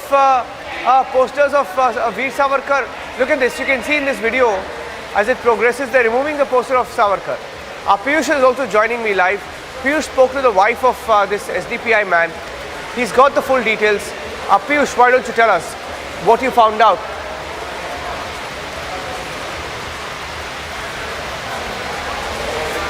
pertains to August 13, Niranjan, and in that particular video we can clearly see as to how this man MD Asif is seen raising the issue, is seen shouting there inside the mall, and after that we saw how the poster of Veer Savarkar was torn apart by him and one of his close aides. After that, police registered a complaint and he was arrested also. But the point here is that why did he do that? Now the BJP is coming out and linking the entire stabbing incident with that incident only by saying that the day this SDPI activist went inside the mall and created the furor there, and also torn apart the poster of Savarkar, on that very day the tensions started simmering in the district, and since then on 15th of August we saw how around 50 to 60 people gathered there at Ahmed Mir roundabout in Shivamoga, where clashes took place. The group of 50 to 60 people, they wanted to remove the poster of Veer Savarkar and they wanted to affix the poster of Tipu Sultan there. After that, we also saw how a man was stabbed. Today we also spoke to a Congress leader and wife of MD Asif, SDPI activist, Mehak Sharif. She has now come out and she is saying that why did they put the posters of Mahatma Gandhi, Jawaharlal Nehru and other freedom fighters with Veer Savarkar, and if you see such poster, obviously you would get agitated, and this is what Asif did. This is what the wife of Asif is telling us. Remember that she is a Congress corporator, and BJP is linking to the entire incident with the Congress party by saying that this has been done basically by Congress, and Congress party at the national level and also at the state level is supporting Mehak Sharif, and subsequently being the husband of Mehak Sharif, he went there to the mall and torn the poster of Veer Savarkar. So looking at the entire incident, now police is saying that they will continue to investigate. So far 4 people have been arrested. The situation of the man who was stabbed is still not very good. He is being treated there in the hospital. Today the top BJP leaders including BL Santosh, Ishwarappa, Raghavendra, they went to hospital to check about his condition. We'll have to wait and watch how the investigation further proceeds. Right, Piyush, there is a man injured because of this Savarkar Tipu Sultan controversy, and in the pictures is the man who possibly started it all. He's identified as Asif, and also apart from the fact that he's husband of a Congress corporator, he belongs to the SDPI, and that's why the BJP up in arms and making an issue of it. The question is whether they would be acting against him if he started it all. Piyush spoke to the wife of Muhammad Asif a while back. Let's listen into how she defended her husband.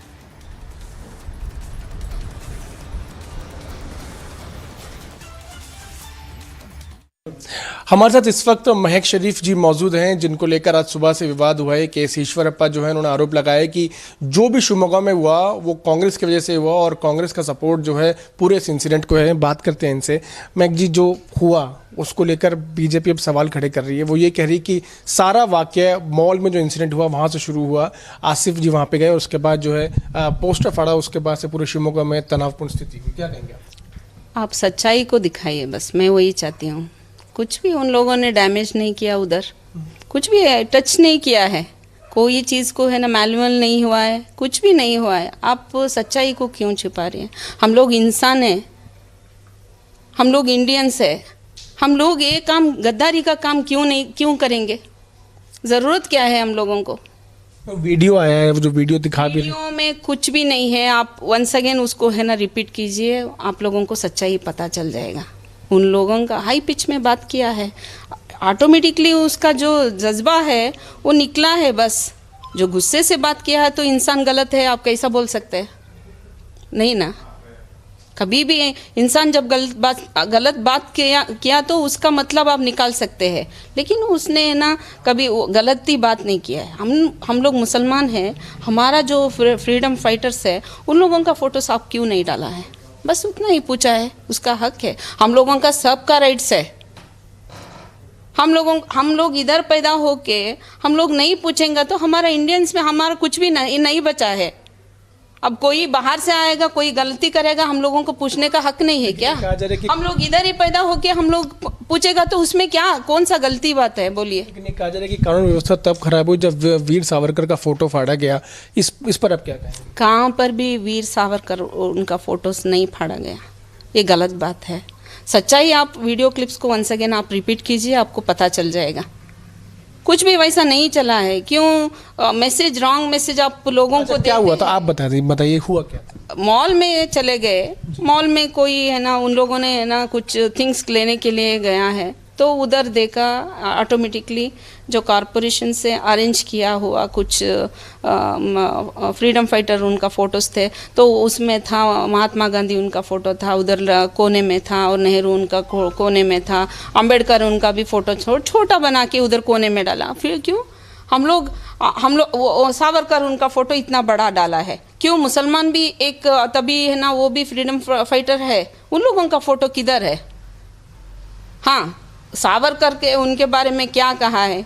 वो British के time में है ना, वो कितने की बार है ना लेटर लिख के डाल के वो लोग ऐसा काम किया, ऐसा चप्पल चाटा है बोल के ऐसा बोला तो बोला है। लेकिन है ना, अब इतना सोशल मीडिया में किधर भी जाएंगे आपको इतना लोग गलत बात करते हैं, उन लोगों को कुछ भी एक्शन नहीं लिया है आपने।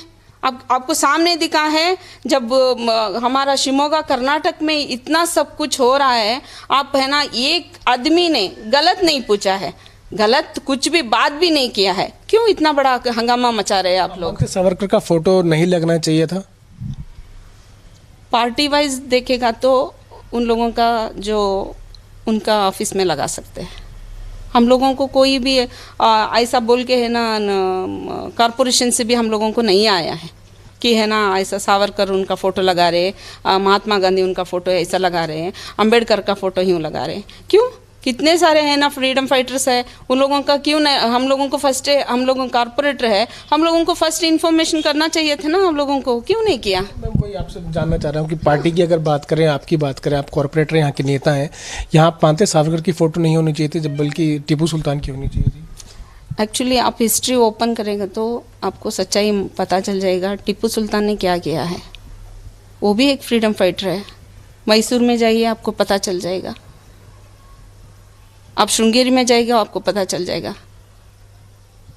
कुछ उन्होंने जो अच्छा किया है छपा जा रहा है, वो अच्छा किया हुआ क्यों आप नहीं सामने नहीं लेके नहीं आ रहे?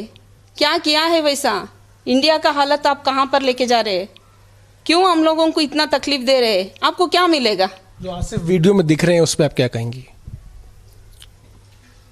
कौन सा वीडियो? वीडियो जो आया है जिसमें आसिफ गुस्से में है और वो वहाँ फोटो फाड़ा जा रहा है, वहाँ पे और भी लोगों की वो गुस्से में आया है, वो उसका मतलब है ना गुस्से में जब भी इंसान बात करता है गलत है बोल के मैं कुछ नहीं बोलूँगी।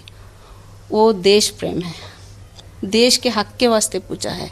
हम लोग इधर जी रहे हैं, सब मिलजुल के जीने के वास्ते हम लोग इतना ट्राई कर रहे हैं। ये क्यों इतना ये ऐसा काम करना चाह रहे हैं कि हम लोग हिंदू मुसलमान क्यों लड़ाई चाहिए? क्यों चाहिए?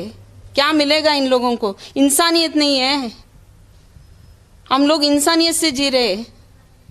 अब मेरे वार्ड में भी है ना तो ये 80% माइनॉरिटी रहेगा, 30% हम लोगों को इधर है ना हिंदू भी है, क्रिश्चियंस है, सब लोग हैं, हम मिलजुल के हैं। किसी को भी दुख होगा हम लोग चले जाएंगे। क्यों? इंसान नहीं है?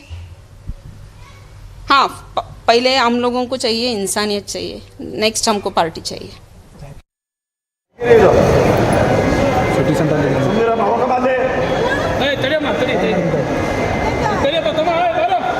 ಸ್ವಲ್ಪ ಈ ಕಡೆ ಬರ್ರಿ.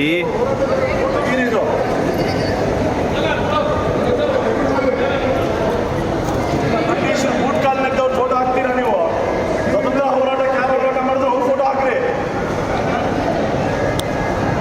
ಕ್ಷಮಾಪಣೆ ಪತ್ರ ಬರ್ಬಿಟ್ಟು ಬ್ರಿಟಿಷ್ ಬೂಟ್ ಕಾಲ್ನದ್ದವ್ರಿಗೆಲ್ಲ ಫೋಟೋ ಹಾಕ್ತೀರಾ?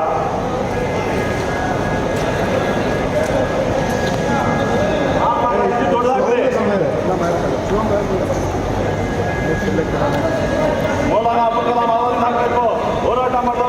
ಸ್ವಾತಂತ್ರ್ಯಕ್ಕೋಸ್ಕರ ಅವ್ರು ಹೋರಾಟ ಮಾಡಿಲ್ವಾ? ಅವರು ಇವರು ಇಷ್ಟೇನ ಸೌರಕರನ ಮಾಡಿರೋದು, ಅವನೇನ ಮಾಡಿರೋದು? ಅವನು ಬ್ರಿಟಿಷರ ಗುಲಾಮ, ಅವನ ಫೋಟೋ ಇರಬೇಕಿಲ್ಲಿ. ದೇಶಕ್ಕೋಸ್ಕರ ಸ್ವಾತಂತ್ರ್ಯಕ್ಕೋಸ್ಕರ ಹೋರಾಟ ಇರೋದಿಲ್ಲ ಅವ್ರದ್ದಿಲ್ವಾ? ಯಾಕಂದ್ರೆ ಅವ್ರು ಮುಸ್ಲಿಮ್ಸ್ ಅಂತ ಇಲ್ಲ, ಗಾಂಧೀಜಿ ಅವ್ರದ್ದು ಸಣ್ಣ ಫೋಟೋ, ಸೌರಕರಣ ದೊಡ್ಡ ಫೋಟೋ ನೋಡ್ರಿ. ಗಾಂಧೀಜಿ ಅವ್ರ ಫೋಟೋ ನೋಡ್ರಿ. ಗಾಂಧೀಜಿ ನೋಡ್ರಿ, ಮಹಾತ್ಮ ಗಾಂಧೀಜಿಗೆ ಯಾವ ರೀತಿ ಮರ್ಯಾದೆ ಕೊಟ್ಟಿದ್ದಾರೆ ಇವರು. ಮಹಾತ್ಮ ಗಾಂಧಿ ಅವರು ಸಣ್ಣ ಹಾಕಿದ್ದೀರಾ ಇದು ಇವ್ರದ್ದು ಬೂಟ್ ನೆಕ್ದವರು, ಬ್ರಿಟಿಷ್ ಬೂಟ್ ನೆಕ್ದವರು ಕ್ಷಮಾಪಣೆ ಪತ್ರ ಬರೆದ ಫೋಟೋ ಹಾಕಿದ್ದಾರೆ. ಈ ದೇಶಕ್ಕೆ ಬಲಿದಾನ ಕೊಟ್ಟ ಫೋಟೋ ಇಲ್ಲ.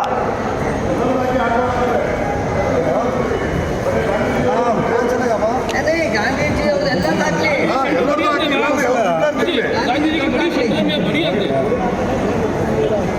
वहाँ जा रहा था, वहीं शादी जा रहा था, फारिग यहाँ को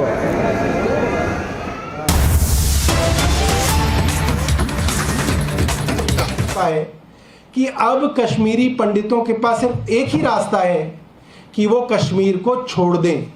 ये कश्मीरी पंडित संघर्ष समिति कह रही है।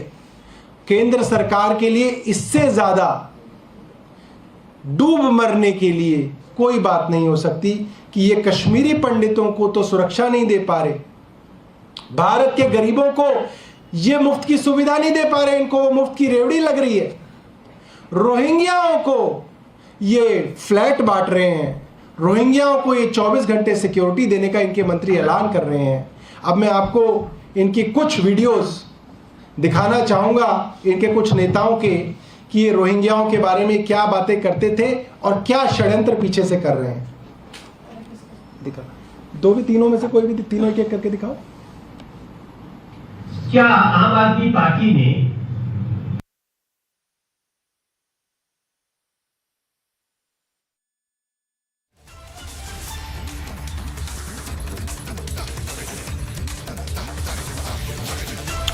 All right, that is Aam Aadmi Party spokesperson speaking on the issue of Rohingyas, which was picked up by the Ministry of Home Affairs, suggesting that it was the Delhi government which was planning to resettle Rohingyas, and a proposal had come which wanted those Rohingyas who have legal. सबक मिलेगा और दिल्ली की जनता उनको लेटा देगी, क्योंकि वो आतंकियों के समर्थन में आए, वो बांग्लादेशी रोहिंग्या के समर्थन में आए। आपने देखा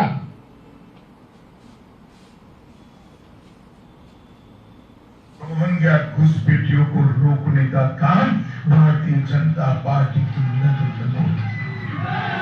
आप मुझे बताओ, भारत के नागरिक को यहाँ न आने देने वाली ये पीडीपी रोहिंग्या का स्वागत करती है। रोहिंग्याओं को रोकना चाहिए या नहीं रोकना चाहिए? जोर से बोलो, रोकना चाहिए या नहीं रोकना चाहिए? इसके लिए हम एनआरसी लेकर आने वाले हैं। एक बार नरेंद्र मोदी सरकार बना दो, अगले 5 साल के पहले देश भर से एक एक घुसपैठियों को चुन चुन कर निकालने का काम। अभी देखिए मजे की बात ये देश के गृह मंत्री अमित शाह, पहले गाली दी इन्होंने पीडीपी को कि पीडीपी ने रोहिंग्या बसा दिए, और फिर पीडीपी के साथ इन्होंने सरकार बनाई। पीडीपी के साथ सरकार के दौरान भी इन्होंने रोहिंग्याओं को वहां से नहीं निकाला, और आज की तारीख में भी केंद्र शासित जम्मू कश्मीर से रोहिंग्याओं को निकाल नहीं पाए हैं। इन्होंने उनको वहीं पे बसा रखा है। दिल्ली के अंदर रोहिंग्या किसने बसाए? इन्होंने बसाए।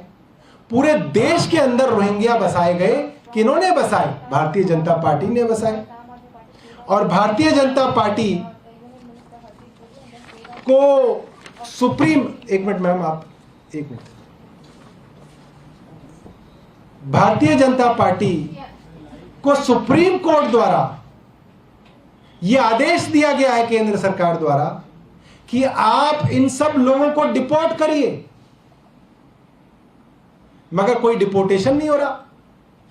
केंद्र सरकार ने तो 8 साल पहले कहा था कि इनको डिपोर्ट करेंगे, अभी तक डिपोर्ट नहीं किया गया।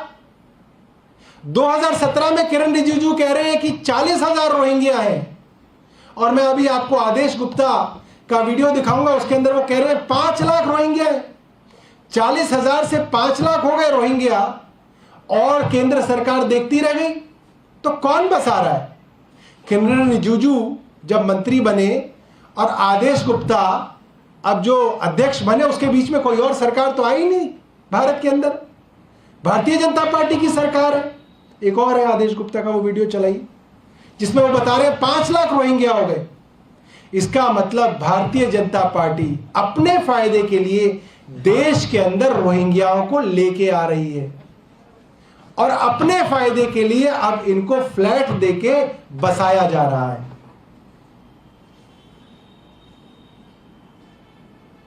सरकार ने 5 साल से जवाब नहीं। बांग्लादेशी जो 5 लाख के आसपास दिल्ली में रहते हैं, उस पर दिल्ली सरकार बस इतना ही हो गया। ये किरंज बांग्लादेशी रोहिंग्या, एक्चुअली क्या है, रोहिंग्याज के ऊपर भी जो बड़ा एलिगेशन ये है कि म्यांमार में उनको एक्सेप्ट इसीलिए नहीं किया गया क्योंकि वो बेसिकली बांग्लादेश से आए हैं, इसलिए म्यांमार ने उनको रोहिंग्या करके, बांग्लादेशी रोहिंग्या कह के उनको अपने देश से स्टेटलेस किया। जी, आपका कोई अगर सवाल है तो आप सवाल पूछ सकते हैं। मेरा सवाल है, दरअसल आप जिस मुद्दे पर प्रेस कॉन्फ्रेंस कर रहे हैं उस पर गृह मंत्रालय ने एक बयान जारी कर सफाई दी एक तरह से, और बयान में कुछ बातें की उस पर आपको जवाब भी चाहिए। उन्होंने ये कहा है कि गृह मंत्रालय ने किसी भी तरह के कोई डायरेक्शन नहीं दिया है इस तरह की EWS फ्लैट्स में शिफ्ट करने के लिए रोहिंग्या को, और इसका प्रपोजल दिल्ली सरकार ने दिया था, ये उनका बयान। जी देखिए, हरदीप पुरी का ट्वीट कब का है, आप समय देख के बताइए, मैं भी देख के बताता हूं। 8 घंटे पहले, आज सुबह गए है ना। आज सुबह का मैं एक बार देख के बता देता हूं।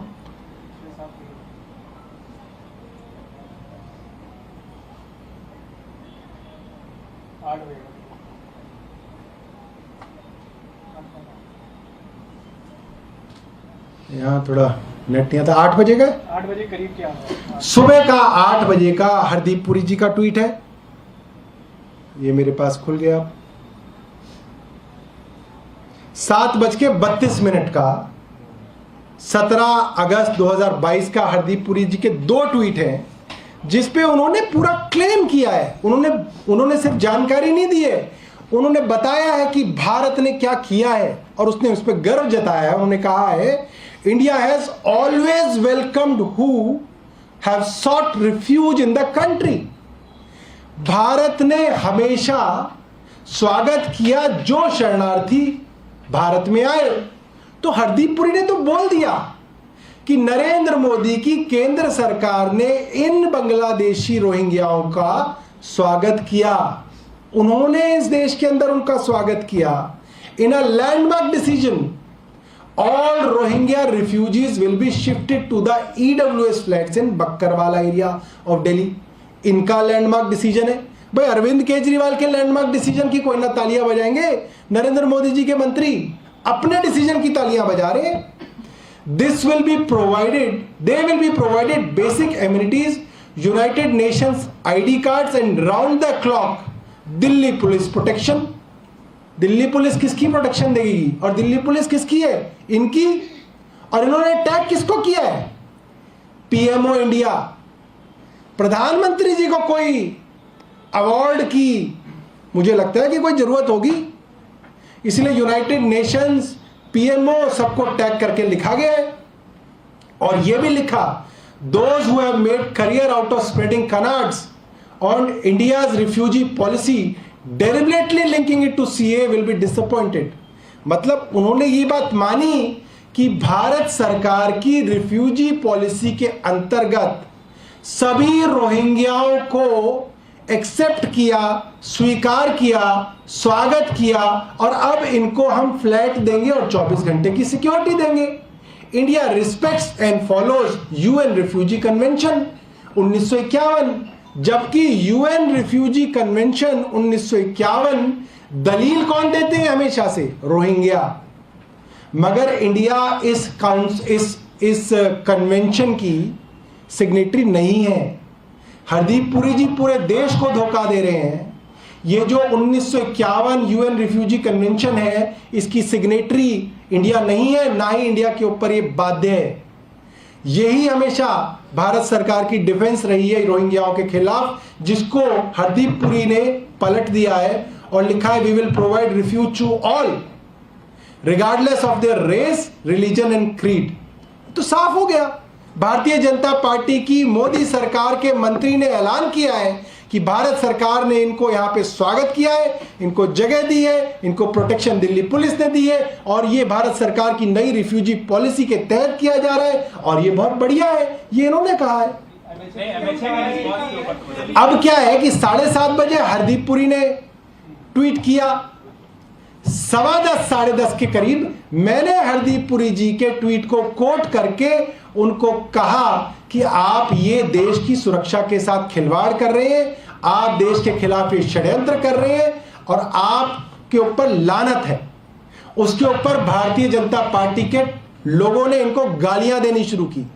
भारतीय जनता पार्टी के समर्थकों ने हमें फोन करने शुरू किए कि हम भारतीय जनता पार्टी आज ही छोड़ेंगे।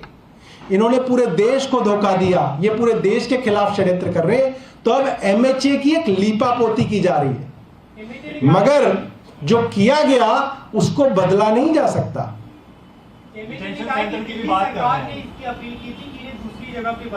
बहुत बढ़िया, बहुत बढ़िया। दिल्ली सरकार ने उसे डिटेंशन सेंटर क्यों नहीं घोषित किया? और उन्होंने ये भी कहा है कि जल्द से जल्द दिल्ली सरकार को डिटेंशन। सर, आप लोग का स्टैंड क्या है? डिटेंशन सेंटर में रहना चाहिए क्या? इसमें ये भी बात कही गई है कि दिल्ली सरकार के चीफ सेक्रेटरी किसी मीटिंग में गए थे इस बात को लेकर।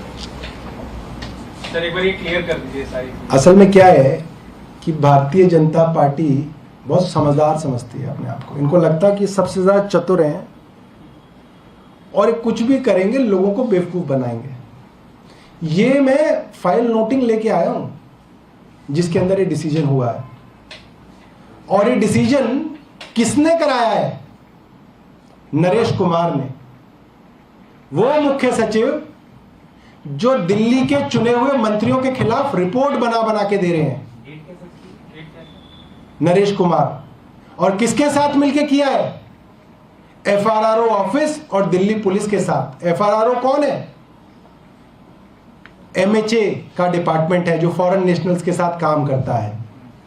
और दिल्ली पुलिस कौन है? जो दोबारा से फिर एमएचए के साथ माननीय अमित शाह जी के मंत्रालय के अंदर काम करता है। उसके साथ मिलकर यह षड्यंत्र किया। और फाइल में क्या लिखा? बड़ी मजेदार बात है।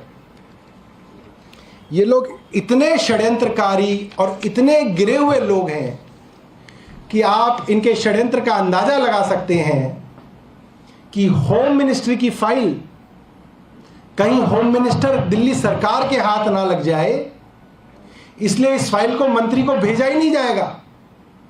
क्या लिखा है प्रिंसिपल सेक्रेटरी होम ने? As decided in the meeting and as per the para of minutes of meeting, as decided in the meeting and the para of minutes of meeting, a self-content note is prepared to be submitted, is proposed to be submitted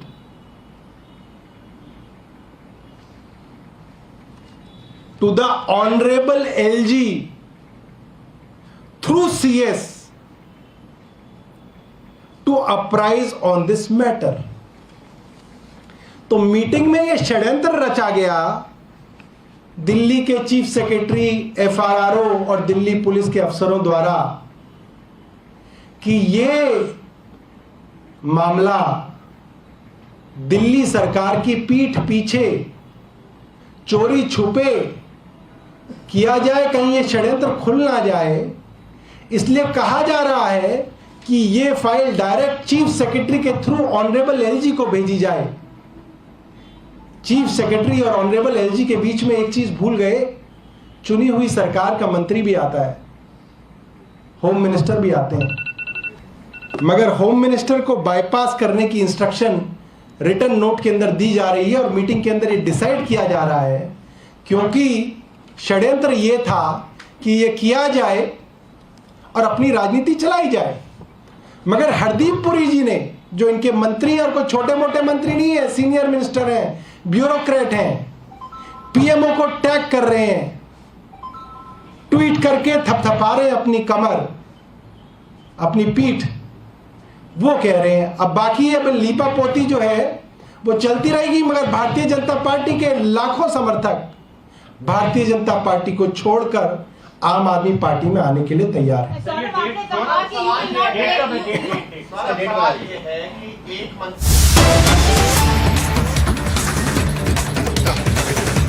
को नहीं मिला है, नहीं कुछ नहीं मिला है। हम लोग इतने जानते हैं कि 12/8 को वह स्थगन आदेश प्राप्त है।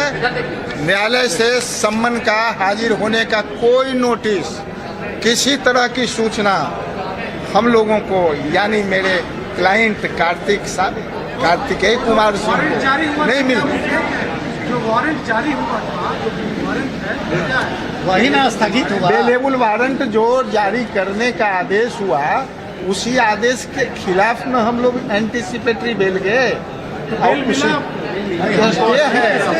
बेल मिला नहीं मिला, ये तो फाइनल हियरिंग होगा तब न निर्णय होगा। अभी उस वारंट को स्टे कर दिया गया। 12/8 को स्टे ट्रांसफर, 12/8 वह स्टेट है। अगला डेट फिक्स है 1/9 को। लोग हमको अनाप न शराब कुछ बोल करके पॉलिटिक्स में सब होता है। बेलेबल वारंट इसी केस का जो दानापुर वाला केस है, हाँ, बेलेबल वारंट का आदेश हुआ था, निकला नहीं था, आदेश रिकॉर्ड पर हुआ। उसी आदेश की जानकारी प्राप्त करते ही हम लोगों ने एंटीसिपेटरी कागजा के लिए ले अथवा से कागजा के लिए मनीष दिलाइए तो कागजा दीजिए। हाँ कागजा दीजिए। क्या हुआ देखिए उधर कुछ हमारा FIR है, हमारे हाथ में और कागज था तो क्या हुआ? ये है FIR, ये पढ़ के सुनाइए। नहीं हम कुछ नहीं, वो जो पूछेंगे वो सुना देंगे। ये कौन सा मामला है? कौन सा मामला था?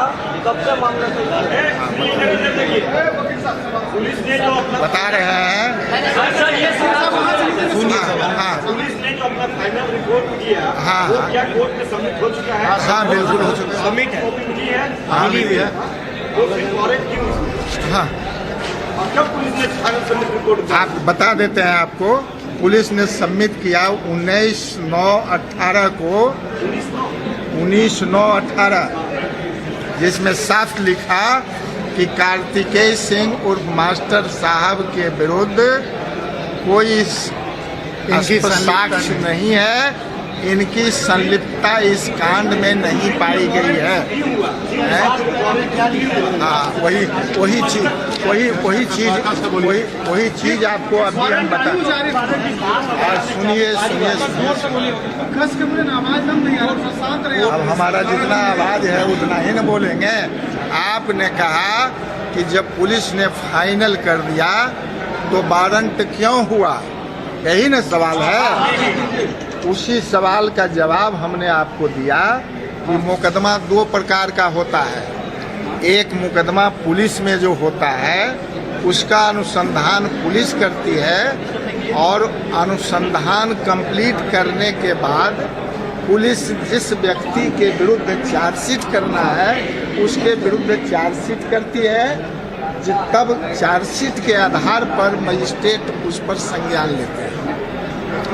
दूसरा मुकदमा कंप्लेंट केस होता है, जो पुलिस में कहने का मतलब नहीं सवाल है जो पूछ रहे। सुनिए चाहे तो पुलिस का जो डायरी गया मजिस्ट्रेट एक्सेप्ट कर ले, चाहे नहीं सो बात नहीं है। ये जो कह रहे हैं सवाल, उनका जवाब हम दे रहे हैं कि पुलिस फाइनल करने के बाद भी कोर्ट ने वारंट का ऑर्डर क्यों किया, उसी का जवाब दे रहे हैं कि दूसरा मुकदमा जो कंप्लेंट केस होता है उसी तरह से मजिस्ट्रेट को पावर दिया गया कि पुलिस फाइनल करने के बावजूद भी मजिस्ट्रेट उस पर अपना इंक्वायरी करेंगे, और इंक्वायरी करने के बाद उसके खिलाफ वह धारा 200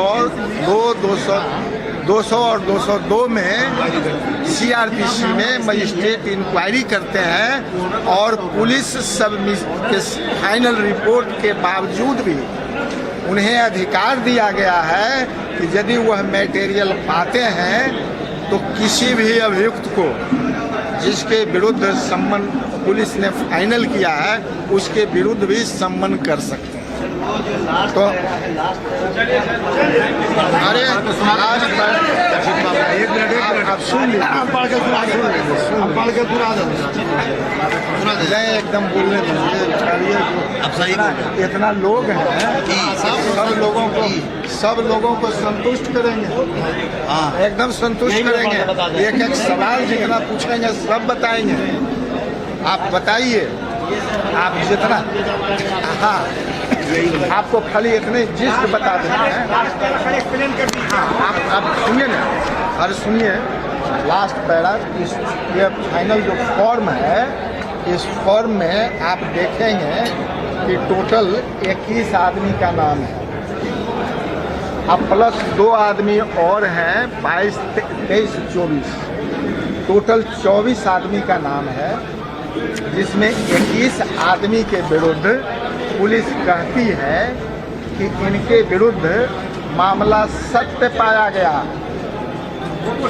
और बता, अरे भाई वही लास्ट पैरा बोल रहे हैं। आप इतना पूछे हैं तो एक्सप्लेन करके आपको बता दे रहे हैं, सब बता दे रहे हैं। लास्ट ही पैरा गया, लास्ट ही पैरा पर हमको बताया ना, जो बताया उसी के। इन लोगों के 21 लोगों के विरुद्ध यह सत्य पाया गया है एवं 23 नंबर कार्तिकेय सिंह उर्फ मास्टर साहब, 24 नंबर आशीष हल्दर की संलिप्तता इस कांड में नहीं पाई गई है। नीचे हाँ, अब देखिए यहाँ लास्ट जो है, यहाँ राकेश कुमार फलाना राजू शर्मा इतना के धारा अंतर्गत आरोप पत्र संख्या 408 दिनांक 19/9/18 समर्पित करता हूँ, ताकि माननीय न्यायालय में विचारण हो सके। बस यही नहीं है इसमें अनुप्रेषित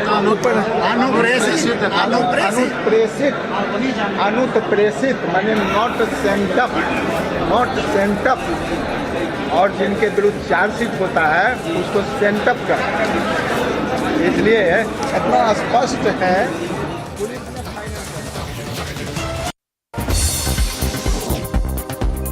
United Nations spokesperson Stefan Dujarric announces Secretary General Antonio Guterres will be in leave to meet with Turkey's president. And the Ukrainian President Volodymyr Zelensky, the chief, is also scheduled to visit Odessa and Istanbul to see one of the ports involved in the Black Sea Grain Initiative and the Joint Coordination Center set up to implement it. Peru records the highest number of monkeypox patients in Latin America and the second highest in South America, according to Peru's Medical Association. Infectiologists in the country have begun to draw hypotheses to find the reasons for the rapid expansion of the virus.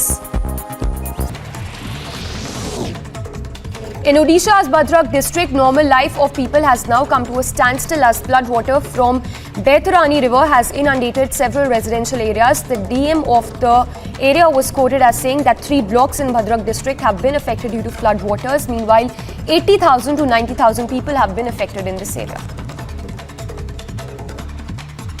3 block में अभी partly कुछ पंचायत में बाढ़ का स्थिति है, हमारा Dhamnagar block, Bhandari पोखरी block एवं chandbali block.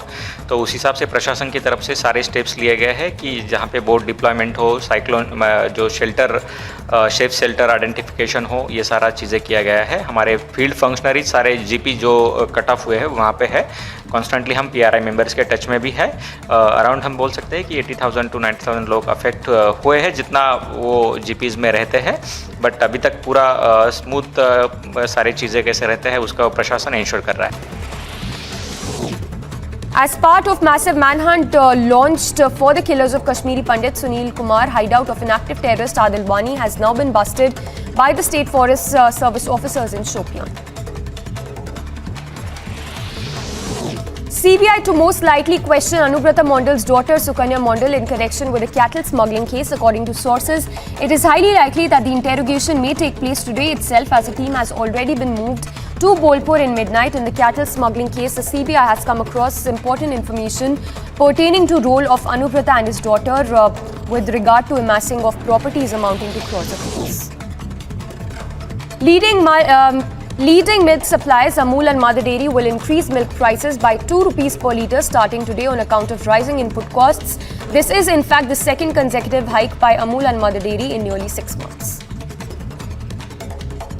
In other international stories, Ukrainian President Volodymyr Zelensky accuses Russia of nuclear blackmail, calls for new sanctions to be imposed in response to it. Further, Zelensky warns the presence of Russian forces around Europe's largest nuclear power plant threatens.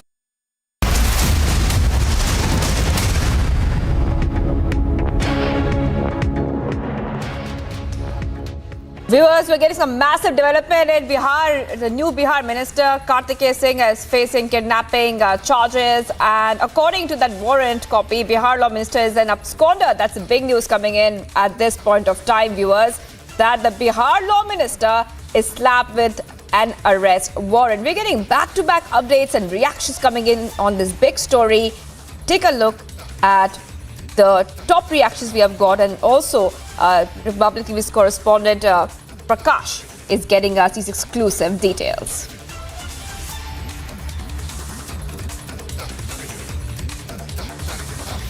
कानून मंत्री बना, मैं देश का कानून मंत्री रहा हूं, मेरे लिए पीड़ा की बात है। कानून मंत्री का एक महत्व होता है, उसकी एक गरिमा होती है, वो कानून का रखवाला होता है, और वो कानून मंत्री अपहरण के आरोप का भगोड़ा है। और देखिए, जैसा मैंने पहले कहा, उनके एंटीसिपेटरी बेल को 16/2/2017 को ही पटना हाईकोर्ट ने रिजेक्ट कर दिया था। कितने साल हो गए? 5 साल से अधिक। और कहा था आप सरेंडर करेंगे, रेगुलर बेल लेंगे, मतलब जाइए जेल जाइए। 364 की सजा होती है आजीवन कारावास, किडनैपिंग विथ मर्डर होता है। और ये सब आपने किया, फिर आप क्वाशिंग में आए, वो भी हाई कोर्ट ने रिजेक्ट कर दिया 7/7/22 को, 2022 को कहा कि जाइए ट्रायल फेस करिए। तो जब पटना हाई कोर्ट ने 5 साल पर रिजेक्ट कर दिया, तो फिर क्या कहा जा रहा है? दानापुर के एडीजे ने उनको 12/8 को कहा कि एंटीसिपेटरी बेल में नो कोएर्सिव एक्शन। ये एडीजे को पावर नहीं है। जब हाई कोर्ट ने रिजेक्ट कर दिया तो एडीजे कोई पावर ही नहीं है। ये बहुत बड़ा स्कैंडल है। मैं अपेक्षा करूंगा कि पटना हाईकोर्ट इसका संज्ञान लेगा, एडीजे सी दानापुर के खिलाफ कार्रवाई करेगा। और अगर मतलब तो ये है कि उनका नाम जब तय हो गया, उनको 16 अगस्त को सरेंडर करना था, तो रास्ता कहीं से कुछ मैनेज करो, तो ये मैनेज्ड आदेश है, मैं इसकी भर्त्सना करता हूं। लेकिन नीतीश कुमार इतने निरीह हो गए, इतने बेचारे हो गए कि सुशासन बाबू का दावा करते हैं और आपके कानून मंत्री का ये हाल है, और आप कहते हैं मुझे कुछ नहीं पता है। सरकार को हटाना, 24 को लेकर जो न्याय योजना है हटाना है, मोदी को हटाना है। मंत्रिमंडल से क्या बोलिएगा सर? सर मंत्रिमंडल से क्या बोलिएगा? क्या बोलिएगा? बोल रहे हैं, अरे शीशा खोले हुए बोल रहे हैं। सर सरकार बनते ही जो सरकार पर हमलावर सुशील मोदी ने कहा है, और ये सुशील मोदी का क्या झूठा है? ऐसा कोई मामला है सर? कोई ऐसा मामला नहीं, ऐसा कोई।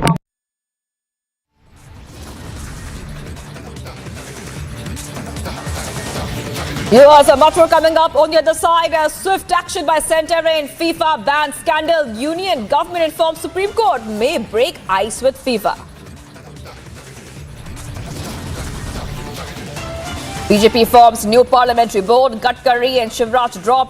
Yediyurappa and Sonowal now included.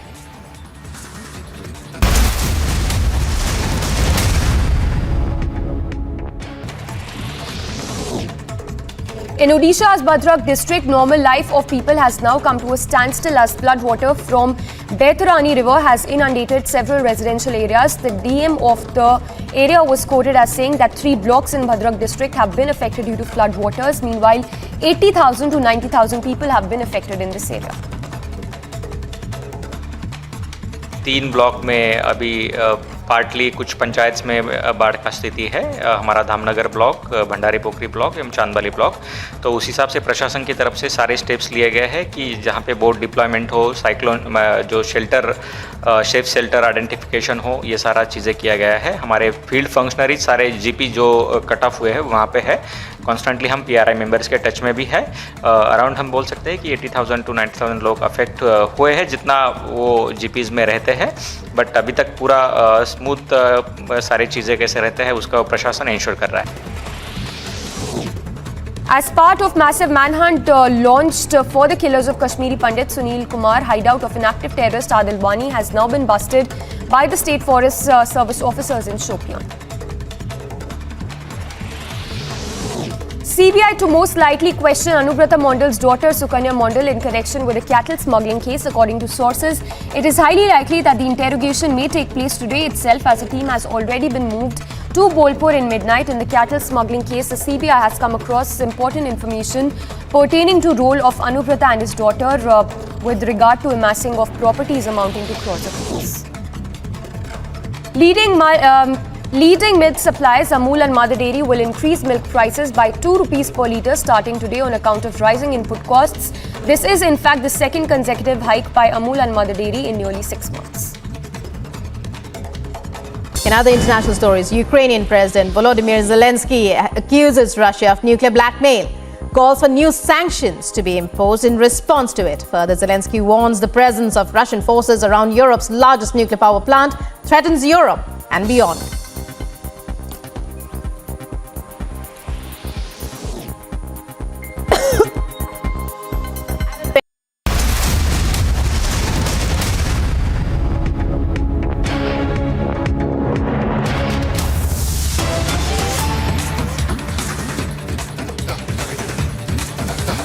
Viewers, we're getting an update right now, and a breaking update at that, on the cattle smuggling case. Now, Anubrato's daughter, Sukanya Mondal's name has come up in the West Bengal teachers recruitment scam. Remember that the recruitment scam is something which is troubling the West Bengal government right now. High Court has instructed her to appear by 3 p.m. tomorrow. Advocate Firdoz Shamim mentioned this in the court, how Sukanya got a job as a teacher without clearing the exam which is required for her to assume such a role. She's working as a teacher in Kalikapur Primary School. Kishalev is joining me live. Kishalev joining us live from the Republic Bangla newsroom. Kishalev, we are seeing back-to-back updates. Now the focus is on Anubrata's daughter's role in this cattle smuggling case. Take us to the details. Well, Shivangi, this is one of the biggest breaking of the day. We were keeping an eye on Anubrata Mondal's daughter in the cattle smuggling case. But right now, there is a big twist that has come up where it is mentioned in the High Court by one of the advocates in this case that Anubrata Mondal's daughter too, like Paresh Adhikari's daughter, got a job as a primary teacher in the school without appearing for the TET examination. I'll remind you that Partho Chatterjee and Orpita Mukherjee are already in custody, in judicial custody in this case. Partho Chatterjee was the ex-education minister and one of the very senior Trinamool leaders. He is in jail right now.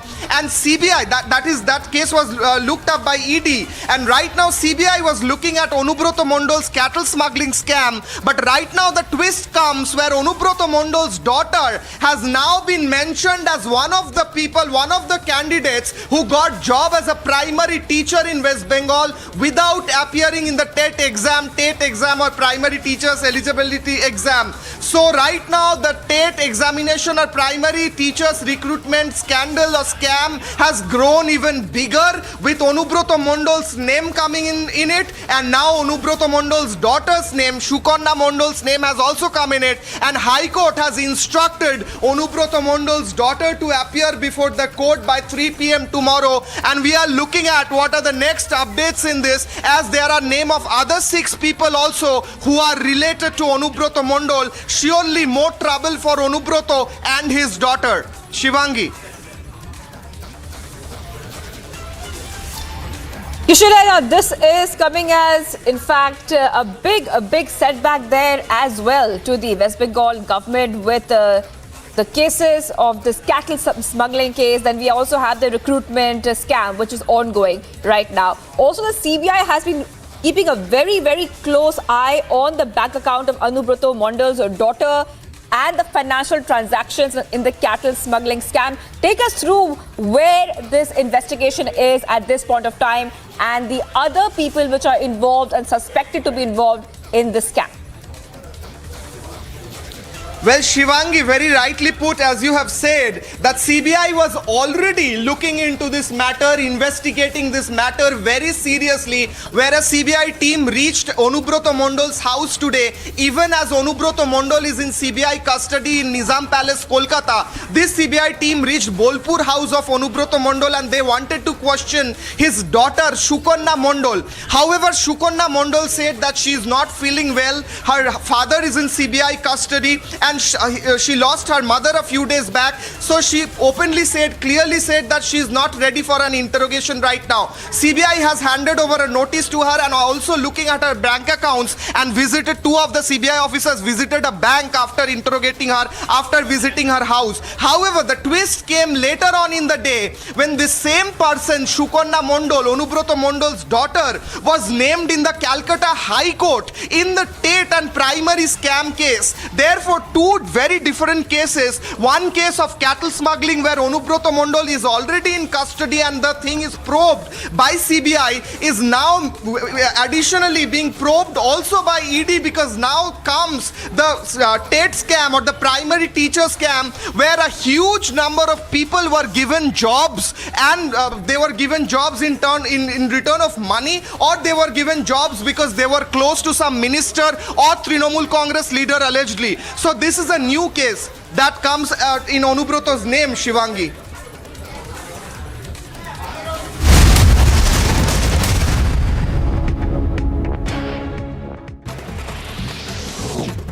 As part of massive manhunt launched for the killers of Kashmiri Pandit Sunil Kumar, hideout of an active terrorist Adil Wani has now been busted by the State Forest Service officers in Shopian.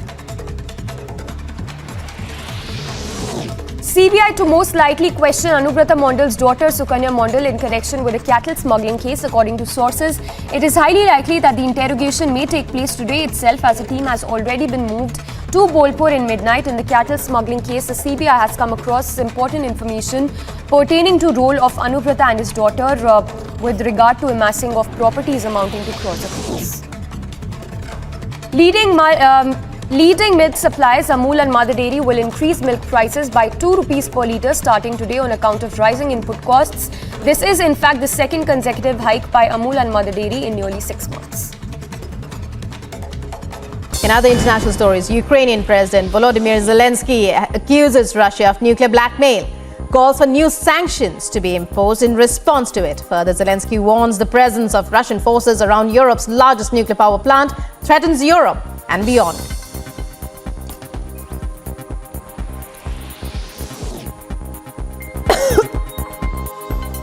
Army 2022 exhibition, Russia unveils a military robot with an attached rocket launcher. Robot is a 4-legged machine dubbed with M81, advertised as a combat unit capable of striking targets and transporting ammunition.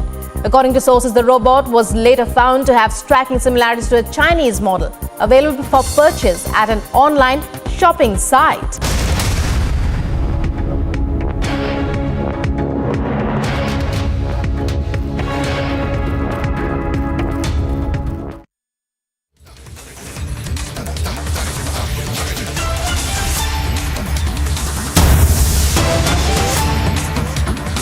To keep our focus on West Bengal at this point of time, remember that very big development coming right now from West Bengal. The top story in West Bengal right now would be the updates on the cattle smuggling case, where now the lens and the focus has now shifted to Anubrato's daughter Sukanya Mondal. Her name has come up right now in the West Bengal teachers recruitment scam. The High Court has instructed her to appear by 3 p.m. And Kishle is joining me from the Republic Bangla newsroom.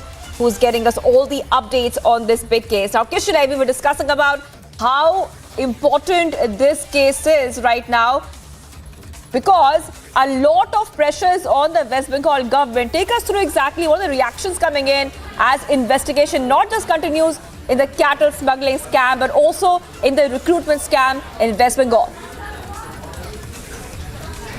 Well, Shivangi, a few days back, all eyes were on Partho Chatterjee and Orpita Mukherjee, as both of them were probed in the TET or primary teachers recruitment scam, and as huge amount of cash was recovered from Orpita Mukherjee's house, who was related to Partho Chatterjee. After they were arrested, they were put into judicial custody, and ED continues to question them. However, after that, the case that developed was the big cattle scam, which included Onubroto Mondol's name, and now his daughter's name also came up 2 days back, when CBI was specially looking into her bank accounts and how she was benefited in this cattle smuggling case.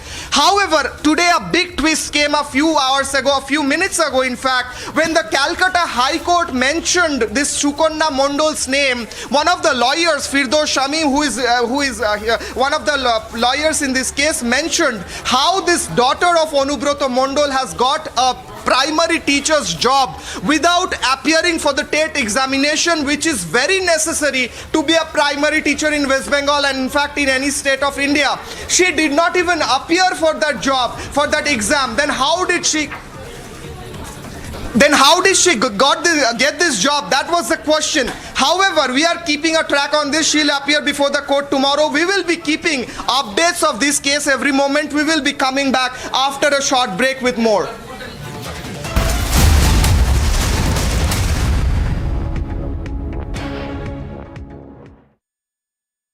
In other international stories, Ukrainian President Volodymyr Zelensky accuses Russia of nuclear blackmail, calls for new sanctions to be imposed in response to it. Further, Zelensky warns the presence of Russian forces around Europe's largest nuclear power plant threatens Europe and beyond.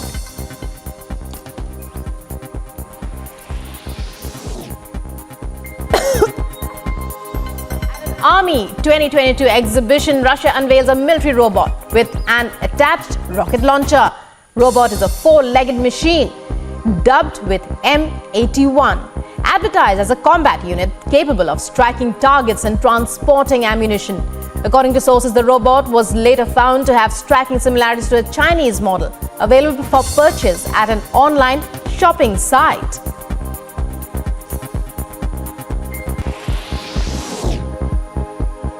According to a statement by the European Commission, it said as several European countries endure high temperatures and a lack of rain, Europe could be facing its worst drought in 500 years.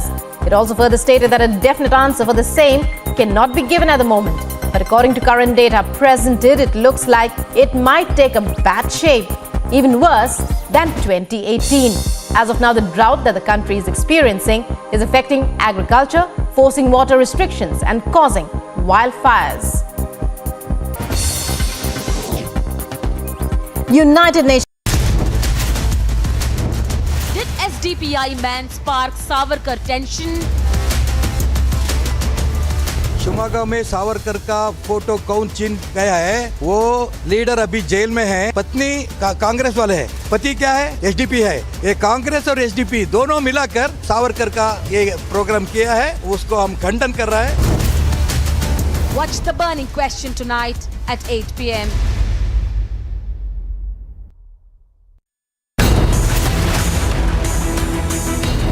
मैं पूरे देश में जाऊंगा, पूरे देश के कोने कोने में जाऊंगा, लोगों को जोड़ूंगा और 130 करोड़ लोगों का अलायंस बनाएंगे। और जब 130 करोड़ लोग जुड़ गए तो भारत को सर्वश्रेष्ठ राष्ट्र, शक्तिशाली राष्ट्र बनने से कोई नहीं रोक सकता। As Arvind Kejriwal pitched himself for 2024, 20 months run up to the big elections. Who has the edge? Ornav debates at 9 p.m.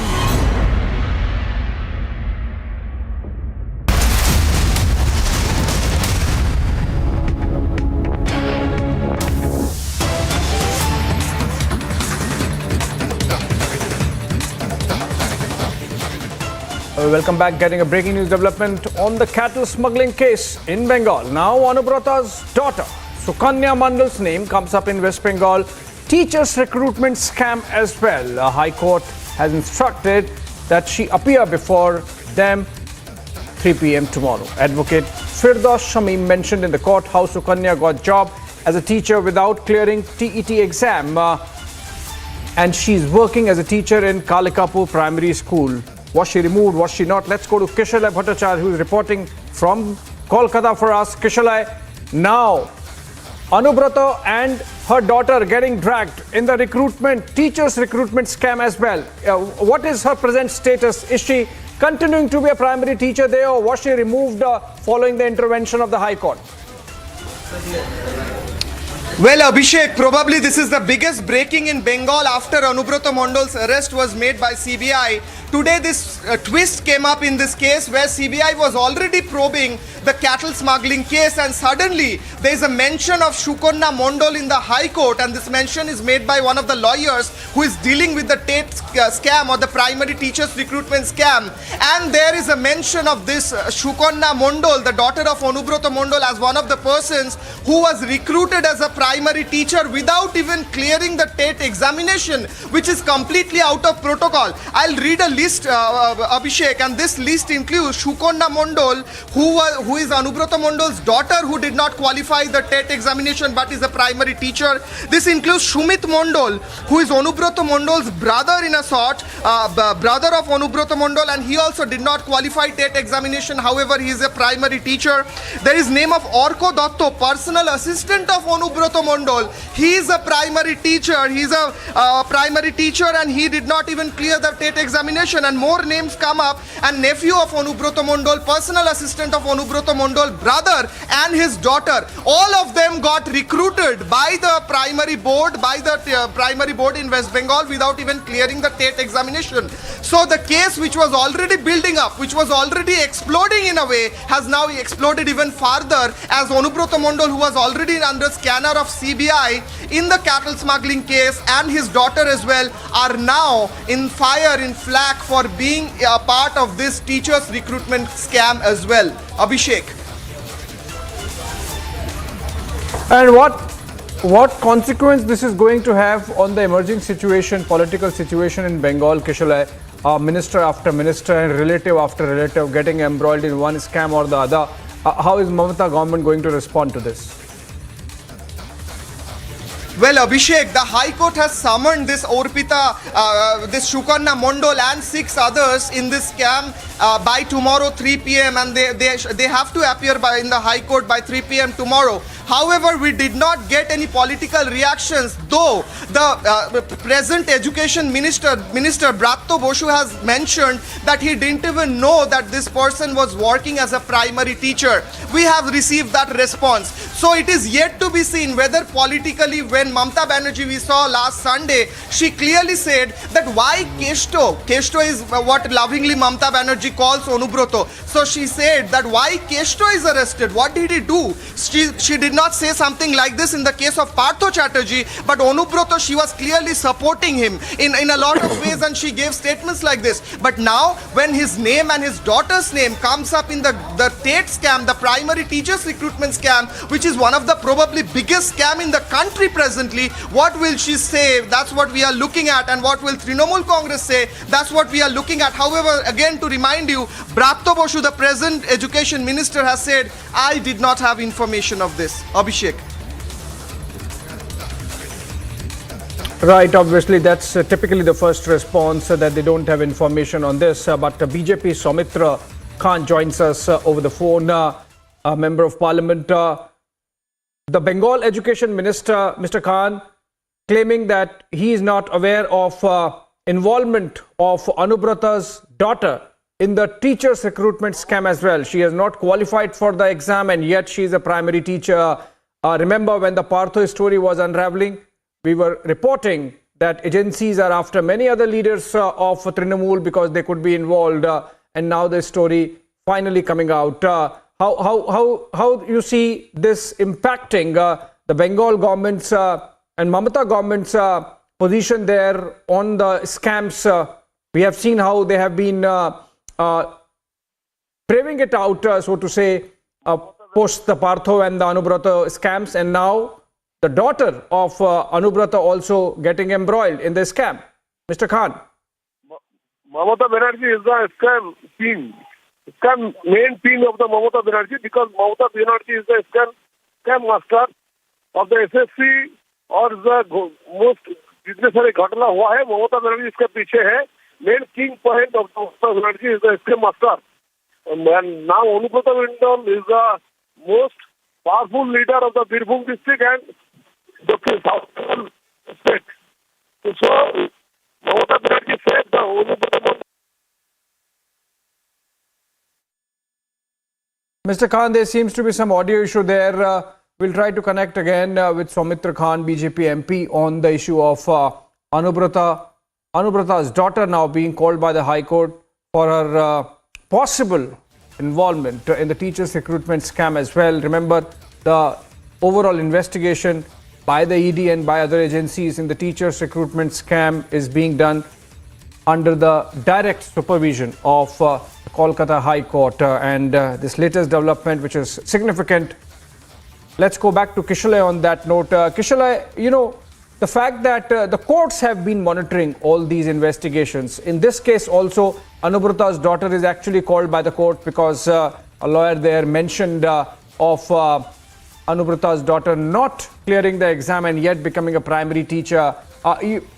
You said that the education minister says he's not aware, but it's not very difficult to find out the exact facts for the minister just in at the snap of a finger, so to say. And you think the Mamata government could be taking some action if the information so comes that Anubrata's daughter actually did not clear the exam and is still is there a teacher there? Abhishek, still now this person, Shukonna Mondol, is a teacher according to the lawyer, and he has given out the whole list where he has shown that the beneficiaries are all related to Anubrata Mondol, and they got their recruitment, they got their appointment as a teacher without even appearing for the exam, for the TET exam. However, we will be finding out, we will be tracking this story that whether Anubrata Mondol or his daughter or any of the people who are mentioned herein are actually being any actions are taken against them by the Trinamool Congress, as most of them are related to Trinamool Congress also. I'll also mention how the day unfolded by today morning. We saw CBI reached Anubrata Mondol's house.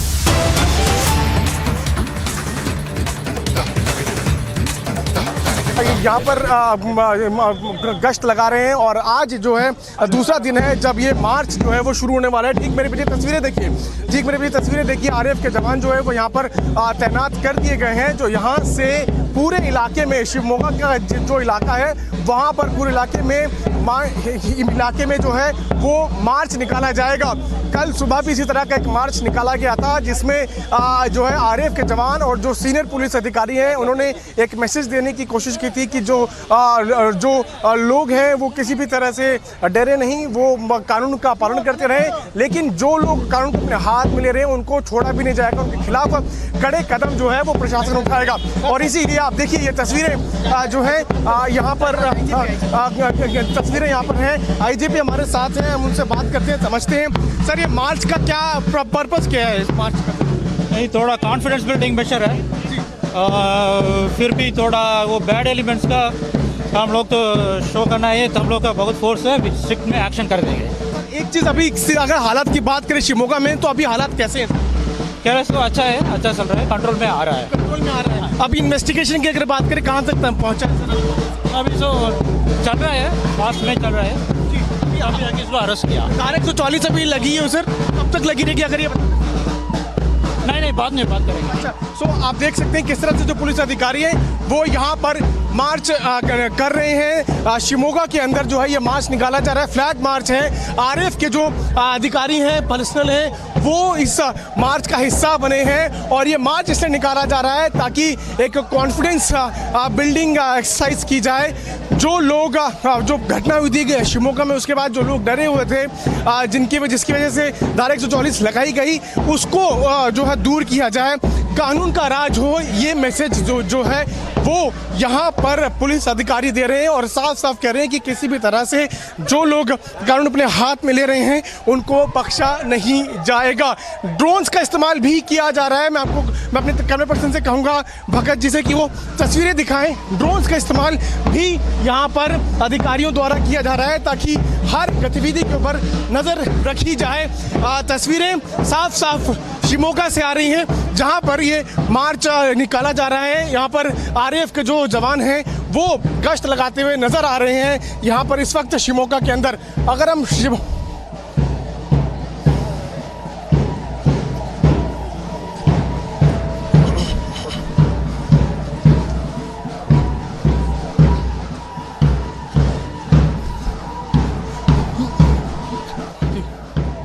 Well, we're getting pictures of the Rapid Action Force carrying out a flag march through the bylanes of Shivamoga with Piyush Mishra reporting live on this story. Remember, Shivamoga is tense following the controversy that broke out over the posters of Veer Savarkar that were removed amid a demand that Tipu Sultan also be there.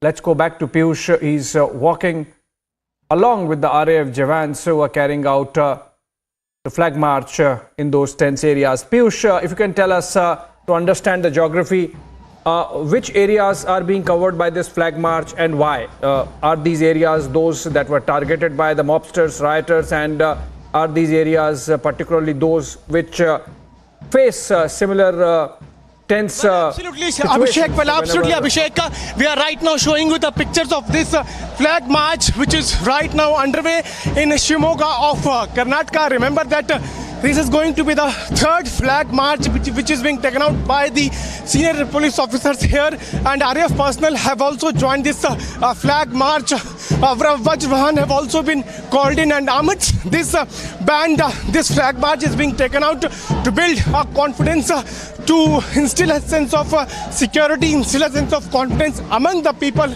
and a message is being sent out clearly that the police personnel are here to protect to the people, and also to all the people who are breaking the law. They should be scared of the strong actions those are being taken by the police officers. Here we can clearly see the pictures coming in of this flag march from Shivamoga of Karnataka. Remember that it's the third flag march, and this is being done to instill a sense of security, a sense of confidence among the people. Remember that people are standing on their terrace, they are looking at this, and these are the areas, those are the most affected one because of the violence which took place. This is the same street where the stabbing had basically taken place, following which the local administration had to impose section 144. In fact, 5 people were, beg your pardon, 4 people were arrested by the local police authorities here, and they have been sent to 2 days police custody. So police here is taking strict actions against all the perpetrators, and at the same time is sending out a clear message that it is for the law keepers, not for lawbreakers, and that is why you can clearly see how this flag march is being organized by the local authorities, by the RAF personnel. Remember, Abhishek, that this is a third march which is being taken out, and today we also spoke to many political leaders where they suggested about the fact that they will not let law and order to go out of the hand, and that is why strict vigil is being kept by the state government. Today in the morning, K.S. Ishwarappa had also come out, who is also a local MLA. He also told us that the government is keeping a close watch on all the developments, and the perpetrators would not be spared. So far, if you talk about the investigation, the police is continuously looking into the role of individuals, into the role of the organizations, and also if there is any group which is behind the stabbing incident, and that's what the Shivamoga police is also looking into it. We'll have to wait and watch how the investigation is further going to proceed. But here, the police officers along with RAF personnel are taking out this third march here in Shivamoga to instill a sense of confidence, a sense of security, a sense of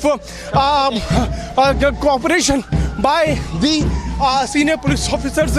Also, let me try to show you pictures from the front. You can see how the senior police officers are leading that march, and they are going in all the lanes, all the streets of Shimoga to tell to people that they are here to give them security. They are here to instill a sense of confidence, a sense of protection among the people.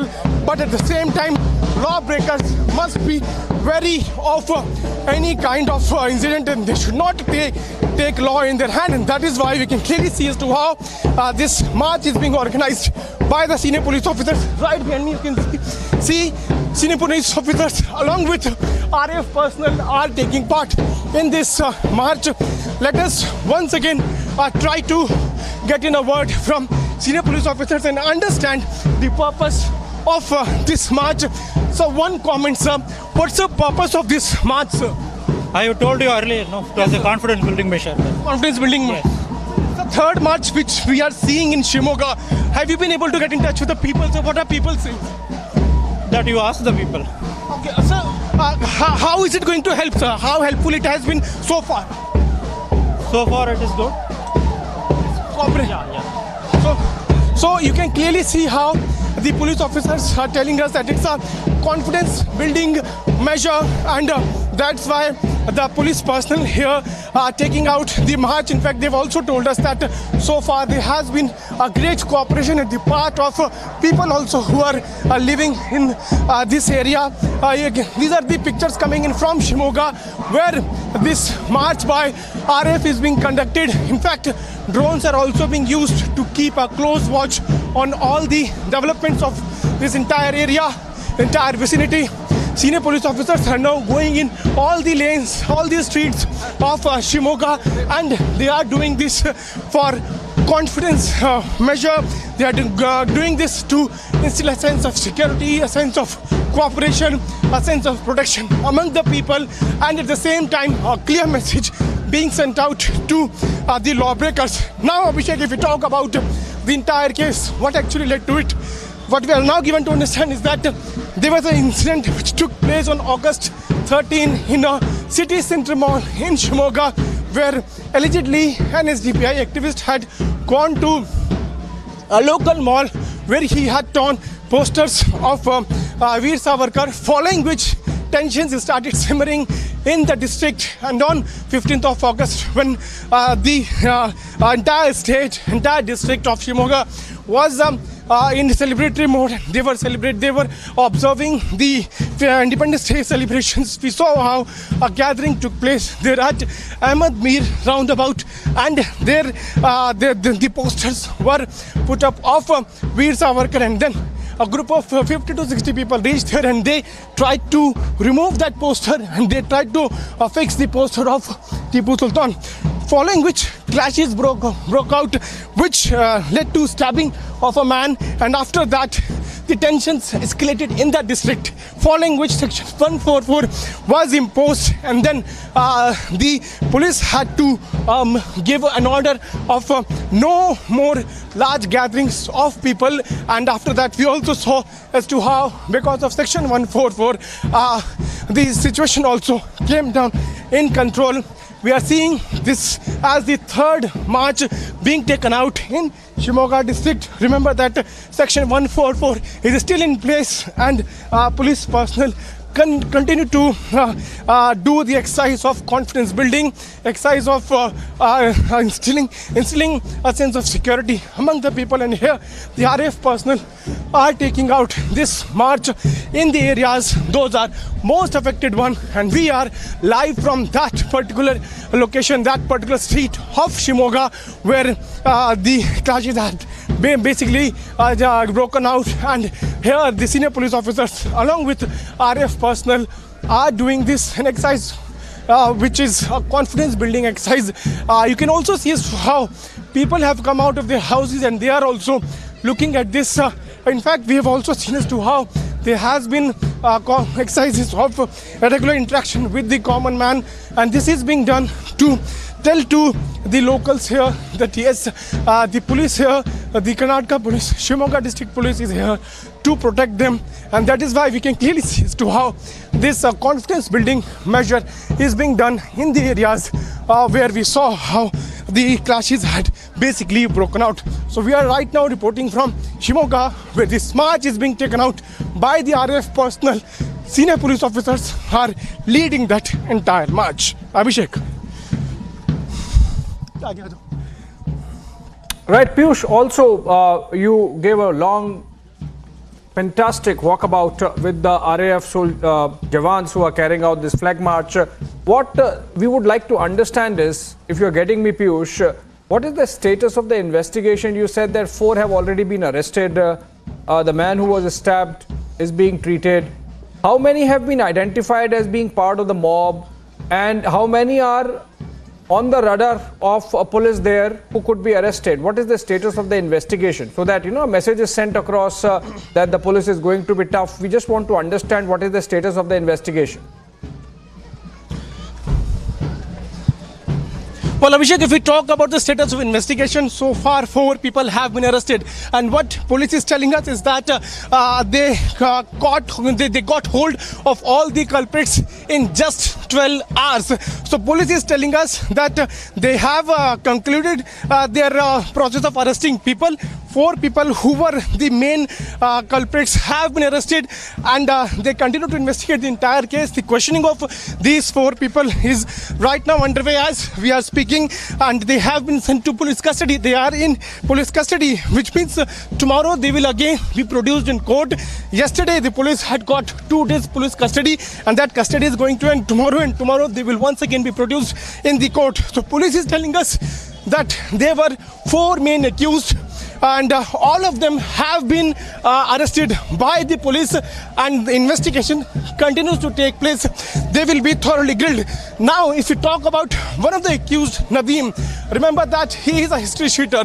If you talk about Nadim, he has indulged in many cases earlier also. In fact, in 2016 there was a sandal throwing incident which took place at Ganpati procession. In that case also Nadim was indulged, and police is trying to look into that particular case also and trying to ascertain if Nadim was convicted in that case also. So police is telling us that there were 4 main accused, and all 4 accused have been arrested, and the process of arresting these 4 accused took place in just 12 hours. So police firmly, strictly took strict actions against all the people involved in this very case and arrested them. So immediately after the stabbing incident took place, we are right now showing you the live picture from the same locality, from the same area where riots had basically, the clashes had basically broken out, and after which we saw as to how stabbing of a man took place. If you talk about that particular person, he is still admitted in hospital and is being treated by the doctors there. Today, the senior BJP leaders like B.L. Santosh, K.S. Ishwarappa, Raghavendra, they all had gone to hospital to meet that particular person, and they are telling us after meeting him, they told us that his situation is improving day by day. At the same time, we also spoke to Raghavendra, who is also son of a former Chief Minister of Karnataka, B.S. Yediyurappa, and he is also MP from Shimoga. He told us that he also believes that PFI should be banned. So there are certain things on which the authorities are right now focusing. Here we are getting the pictures of flag march which is being done by the RAF personnel, and the senior police officers are leading that entire march. We'll have to wait and watch how the investigation is further going to take place. So far, Abhishek, 4 people who are being seen as the main accused, they have been arrested, and the police are telling us that they continue to investigate the entire case. After this very short break, we will be getting more and more details of investigation in Shimoga case. Stay tuned for more updates.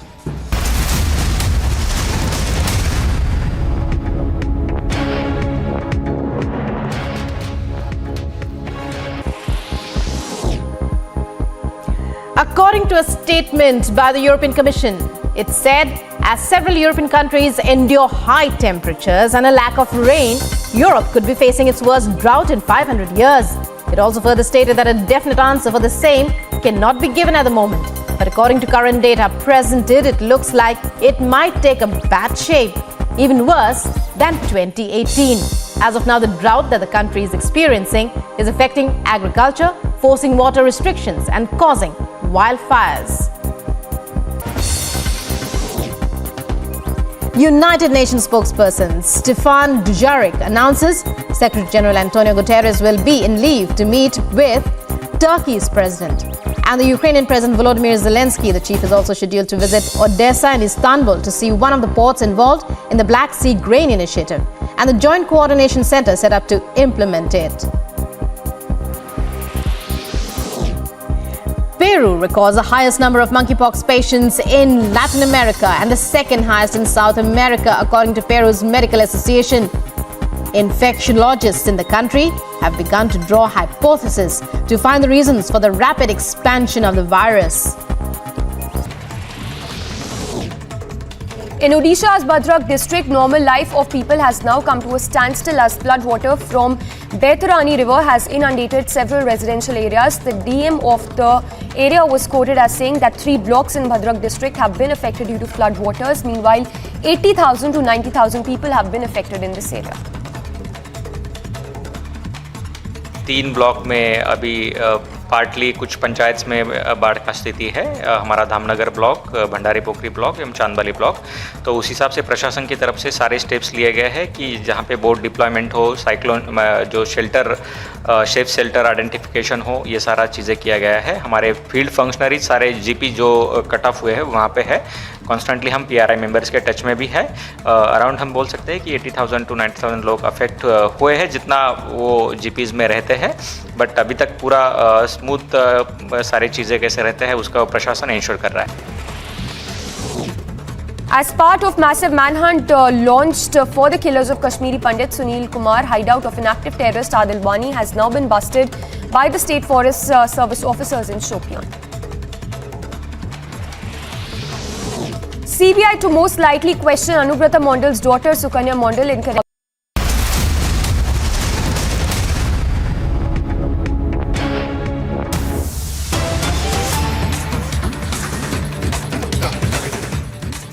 All right, breaking news development coming in from Delhi now. Lieutenant Governor V.K. Saxena has recommended action against an IS officer, Udit Prakash Rai, for extending undue favors on his last day in office. The action is against Rai, who's 2007 batch Agmut Kader IS officer, and it is for indulging in misconduct while performing official duty.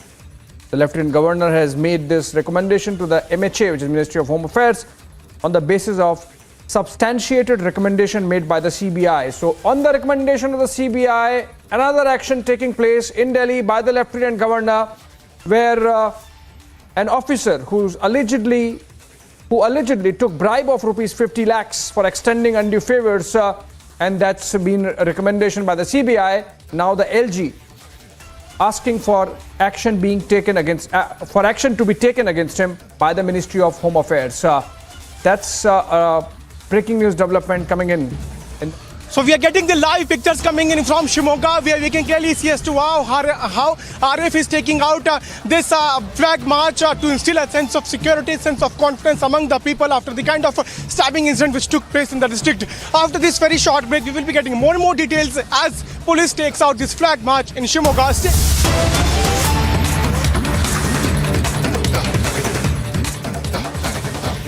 All right, again back to the breaking news development of Delhi LG recommending action against IS officer Udit Prakash Rai, who is alleged to have taken a bribe of rupees 50 lakh for extending undue favors to an executive engineer of the Delhi Agriculture Marketing Board by diluting punishment against him in 2 cases of corruption. A complaint in this regard was lodged with the MHA by one J.S. Sharma in February 2020. And now Udit Prakash, who was then vice chairman of the Delhi Agriculture Marketing Board, let off the charged engineer P.S. Meena into disproportionate assets cases. So taking a bribe for condoning a bribe. There's the charge. Udit Prakash condoning the bribe charges against PS Meena, and for that taking a bribe. Piyush, who was live with us, joins us for this breaking news development over the phone. Piyush, Delhi Lieutenant Governor VK Saxena getting tough. Earlier we had him taking action against 7 officers, including a couple of them IS officers, and now another IS officer under radar. In fact, Saxena has recommended to the Ministry of Home Affairs to take action against him based on a CBI report.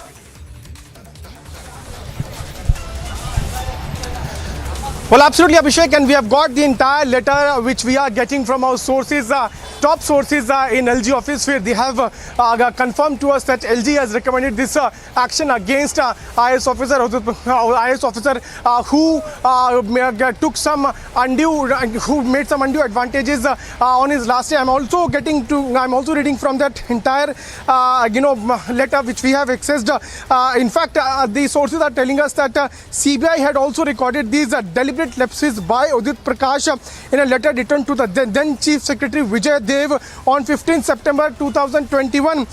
He has been a blue-eyed boy of Aam Aadmi Party government, indulged in this act as a VC of DAMB, and has since been holding important position, including that of the Managing Director of DSFMC and DAMB, and later as CEO of Delhi Jal Board, where he worked with Raghav Chadha. What we are also given to understand is that after looking at these deliberate lapses and undue favors, a fit case of corruption, the LG has recommended the MHA to take necessary action against Udit Prakash. The LG has also authorized the Chief Secretary for setting aside the punishment of censure in these cases against Meena and ensure appropriate punishment.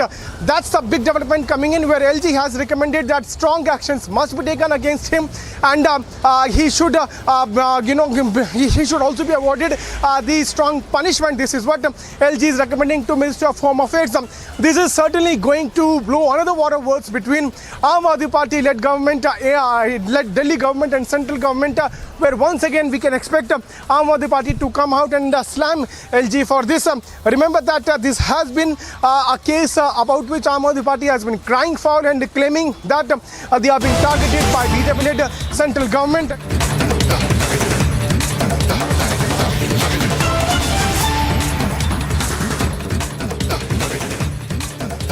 Viewers, more breaking news coming in at this point in time. Viewers, this is first on Republic.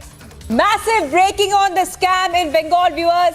What we are learning is that the CBI has traced and frozen fixed deposits amounting to 16.97 crore rupees, approximately, in name of Anubrato Mandal and family members.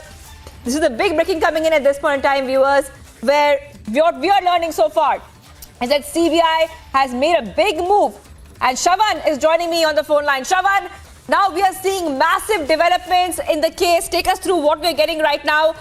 You know, amount of 16.97 crore is not a small amount. This is a huge amount being frozen. Absolutely, Shivangi. In fact, first on Republic TV, we can now confirm that Anubrato Mandal, who's been taken into the custody of the Central Bureau of Investigation, thereafter, the proceeds of crime, that is basically the money that he's made from cattle smuggling, from illegal cattle smuggling, has now been traced by the Central Bureau of Investigation. In fact, we can confirm that 16.97 crore rupees, that's the amount that has been traced and has been frozen. These are all fixed deposits which was in the name of Anubrato Mandal and family members. In fact, remember, there were cut money that Anubrato Mandal was actually receiving, number one. Number two, the fact that he was getting this money from the other kingpin in this cattle smuggling, Inamul Haq, the money that he was raising, all in the name of providing security and patronage in the name of the administration of West Bengal. That's the allegation that has been leveled against Anubrato Mandal. In fact, the money that he made was a large part of it was utilized for various activities, but some of it, the Central Bureau of Investigation says that the suspect was used by the family members. In fact, about 16.97 crore, almost 17 crore rupees, was in fixed deposits which were in the name of Anubrato Mandal as well as his family members. Well, Shravan, this is definitely a big development coming in, and we also are hearing some time back that the case is moving forward. Transactions in the cattle smuggling scam have been the focus of the CBI, where several bank accounts belonging to Anubrata Mondal's daughter were used for these transactions. Shravan, take us through those details as well. Well, in fact, Shivangi, at this point in time, not very sure in terms of where else was the money really diverted. Because remember, it's still within in the investigation, the purview of the investigation. But having said that, what the CBI has been able to do so is that they've been able to identify, along with Anubrata Mondal, who are the other beneficiaries as far as the proceeds of crime is concerned. In fact, they say that there are other family members, including his daughters and also his wife, who have basically now come under the scanner of the Central Bureau of Investigation, because they believe that large part of the money that they made was basically being utilized by the family members themselves. Right, Shravan. Also, we have been seeing that this case is taking many twists and turns. A big, huge pressure on the West Bengal government coming in as well. After this big lead you've got right now, Shravan, what do you think we can expect next in the case? Well, in fact, as far as the future course of action is concerned, Shivangi, all those who have basically benefited from the proceeds of crime, which would be family members, they would also come under the scanner. Secondly, who else was also working along with Anubrata Mondal, they are also going to come under the scanner of the Central Bureau of Investigation. Whether we are expecting more arrests in that case, that perhaps is going to take a little bit more time. But it does appear that some of these scams that you're looking at, one, the illegal cattle smuggling, second, the teachers' recruitment scam, there appears to be some sort of a connection that is emerging at this point in time. In fact, the Central Bureau of Investigation has made up its mind to question Anubrata Mondal's daughter. In fact, you had the CBI team earlier in the day reaching Anubrata Mondal's residence, and thereafter the questioning took place.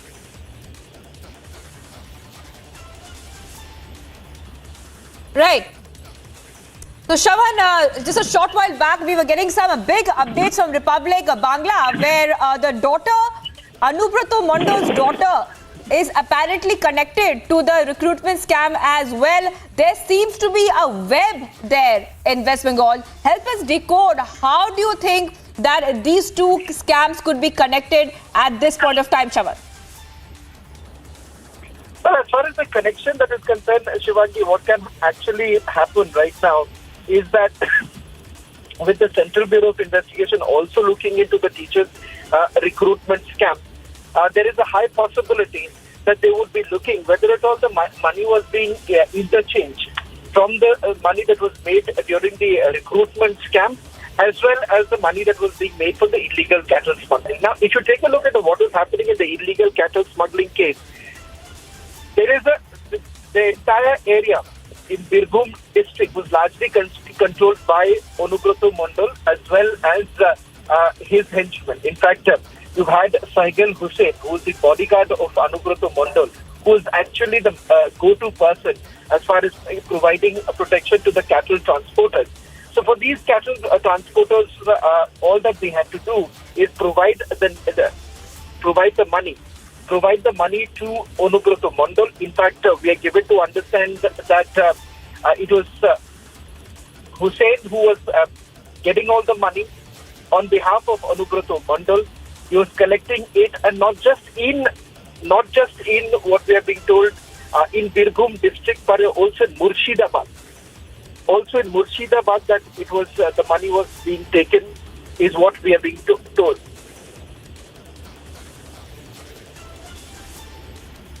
Right. And Shravan, I would like you, if you could talk a little bit about the pressure that is on the West Bengal government, because Anubrata Mondal was a TMC heavyweight, very close to the chief minister there. How do you think is the ramification going to play out there for the West Bengal government right now? Because many leads coming in. The latest one, of course, is that assets worth 16 crore plus have been traced and frozen.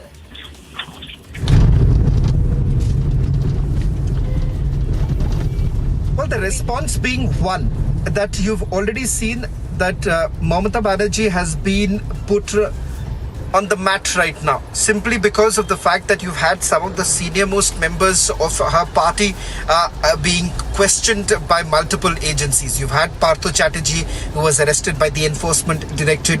Onubroto Mondal, however, does not hold any official position as such. He's not an elected representative. But having said that, he's a heavyweight from Birbhum district. For Onubroto Mondal to be arrested by this the Central Bureau of Investigation only embarrasses the party. Now, talking about the recoveries. Now, if you look at the recoveries that have been made by the agencies in two different cases. One is the teachers recruitment scam. You've had about over 50 crore rupees. That's the amount that you're looking at in terms of the proceeds of crime. If you take a look at what's happening right now in the illegal cattle smuggling case, 16 to 17 crore rupees that we're talking about is just the tip of the iceberg, because there have been assets that they have that have come under the scanner. In fact, the properties that have been built from the proceeds of crime, all of that has now been that have come under the scanner. In the days to come, the number is only going to swell, because the period that you're really looking at when the cattle smuggling was going on, it was not for a brief period of time. It was for several years put together, and several people were actually involved, including BSF and custom officials. In fact, some of them have already been charge sheeted by the Central Bureau of Investigation. Then you've had people like Inamul Haq and Vinay and Vikas Mishra. They have also come under the scanner. One of the brothers, the Mishra brothers, has already been arrested by the Enforcement Directorate. So the political link is only emerging at this point in time. Who was really benefiting out of it? Because if you really look at Onubroto Mondal's role, the CBI is categorically pointing out at one direction, that all of this Onubroto was basically doing with the promise that there would be protection that would be provided by the police, the West Bengal police, as well as the administration. That is the reason why Bureau of Investigation has been saying that this money that he was collecting was for the protection and the patronage that one would receive from the administration of West Bengal. That's the claim that the Central Bureau of Investigation has made. Trinamool Congress, on the other hand, has basically hit out at the agencies. One, saying that these are not as kind of there is no time frame to these particular investigation. Secondly, these are agencies which have become now a tool of the by the central government. Third, essentially saying that the Bharatiya Janata Party has basically faced a humiliating defeat in West Bengal, and that is the reason why they're using these investigative agencies. But having said that, they've not really come out in the open to defend Partho Chatterjee, or for that matter Onubroto Mondal, because it is becoming extremely uncomfortable for the party to try and defend these alleged corrupt people, simply because of the fact that there have been recoveries that have been made, and it is for the people to see already, and that is the reason why perhaps the party finds itself in a very embarrassing position. Let me also bring in my colleague Mayuk, who's joining us on this broadcast. Mayuk, Republic Bangla.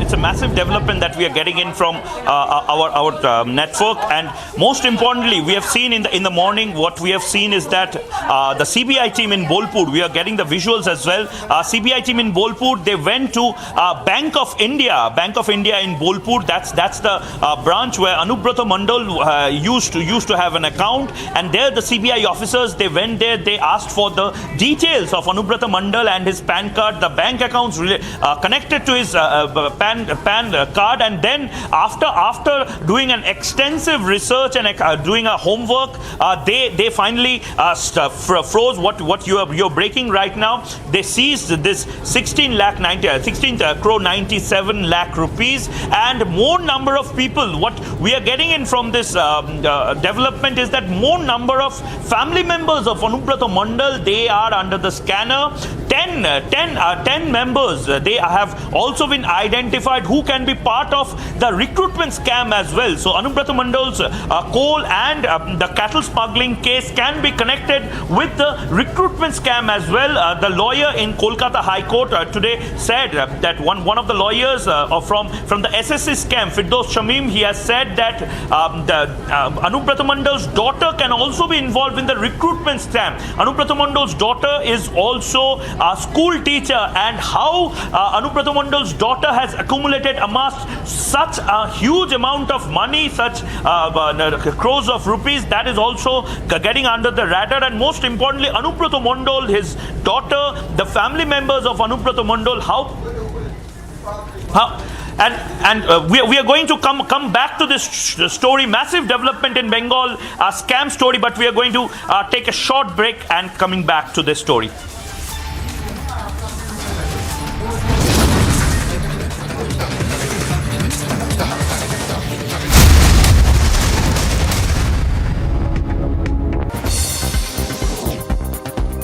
United Nations spokesperson Stefan Dujarric announces Secretary General Antonio Guterres will be in leave to meet with Turkey's president. And the Ukrainian President Volodymyr Zelensky, the chief, is also scheduled to visit Odessa and Istanbul to see one of the ports involved in the Black Sea Grain Initiative and the Joint Coordination Center set up to implement it. Peru records the highest number of monkeypox patients in Latin America and the second highest in South America, according to Peru's Medical Association. Infectiologists in the country have begun to draw hypotheses to find the reasons for the rapid expansion of the virus. In Odisha's Bhadrak district, normal life of people has now come to a standstill as floodwater from Baitarani river has inundated several residential areas. The DM of the area was quoted as saying that 3 blocks in Bhadrak district have been affected due to floodwaters. Meanwhile, 80,000 to 90,000 people have been affected in this area. 3 block में अभी partly कुछ पंचायत में बाढ़ का स्थिति है। हमारा Dhamnagar block, Bhandari पोखरी block एवं चांदबाली ब्लॉक, तो उस हिसाब से प्रशासन की तरफ से सारे स्टेप्स लिए गए हैं कि जहां पे बोट डिप्लॉयमेंट हो, साइक्लोन जो शेल्टर सेफ शेल्टर आइडेंटिफिकेशन हो, ये सारा चीज़ें किया गया है। हमारे फील्ड फंक्शनरीज सारे जीपी जो कट ऑफ हुए हैं वहाँ पे है। कॉन्स्टेंटली हम पीआरआई मेंबर्स के टच में भी है। अराउंड हम बोल सकते हैं कि 80,000 टू 90,000 लोग अफेक्ट हुए हैं जितना वो जीपीज़ में रहते हैं, बट अभी तक पूरा स्मूथ सारी चीज़ें कैसे रहते हैं उसका प्रशासन इंश्योर कर रहा है। As part of massive manhunt launched for the killers of Kashmiri Pandit Sunil Kumar, hideout of an active terrorist Adil Wani has now been busted by the State Forest Service officers in Shopian. CBI to most likely question Anubrata Mandal's daughter Sukanya Mandal in connection with a cattle smuggling case. According to sources, it is highly likely that the interrogation may take place today itself, as a team has already been moved to Bolpur in midnight. In the cattle smuggling case, the CBI has come across big breaking news coming in from the Supreme Court, where this matter will be listed on Mondays. They've asked for the centre to take proactive measures to ensure holding of the Under-17 World Cup and lift the suspension so objective is duly achieved. The centre tells Supreme Court it is holding talks with FIFA officials and breaking of ice could soon take place to resolve the crisis arising after FIFA bans India.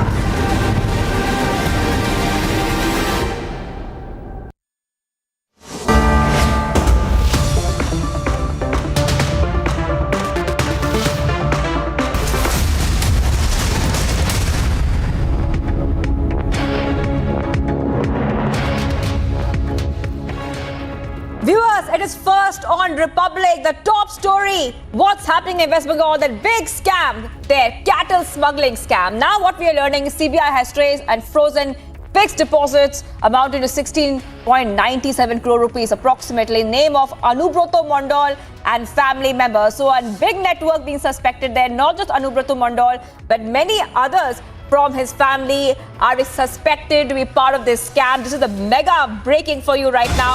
And we're talking about the West Bengal cattle smuggling racket in which ये कम समय में आप लोगों को निवेदन किया गया इस प्रेस वार्ता में सम्मिलित होने के लिए। इसकी एक वजह ये है ये प्रेस वार्ता बड़े अहम बिंदु पे हो रही है और ये मुद्दा है जो रोहिंग्या घुसपैठिए हैं, किस तरह से वो भारत की सुरक्षा के लिए खतरा हैं और उस पे अरविंद केजरीवाल और आम आदमी पार्टी राष्ट्र सुरक्षा को ताक पर रखकर तुष्टीकरण की राजनीति करती है। इस प्रेस वार्ता से कुछ समय पहले ऐसी समाचार रिपोर्ट आई जिसमें जो तथ्य थे वो जनता को गुमराह करने के लिए थे और उसका स्पष्टीकरण जो गृह मंत्रालय से आया है सबसे पहले, मैं वो आपके समक्ष रखना चाहूंगा। ये एक 29 जुलाई को एक मीटिंग करते हैं जिसकी अध्यक्षता दिल्ली के चीफ सेक्रेटरी करते हैं और गजब की बात यह है कि अरविंद केजरीवाल जी की जो तुष्टीकरण की राजनीति है उसमें इनको दिल्ली वासियों की चिंता नहीं है, इनको चिंता है जो रोहिंग्या घुसपैठिए आए हैं। अरविंद केजरीवाल जी की तुष्टीकरण की राजनीति ऐसी है, ये भी भूल जाते हैं कि अगर भारत के अंदर कोई घुसपैठिया आता है जो इलीगल माइग्रेंट्स आते हैं, मोदी जी की सरकार की बिल्कुल स्पष्ट नीति रही है कि राष्ट्र सुरक्षा से कोई समझौता नहीं होगा। ये लोग हमारी देश की अखंडता के लिए खतरा है, पहली बात। दूसरी बात, हमारे देश का कानून यह कहता है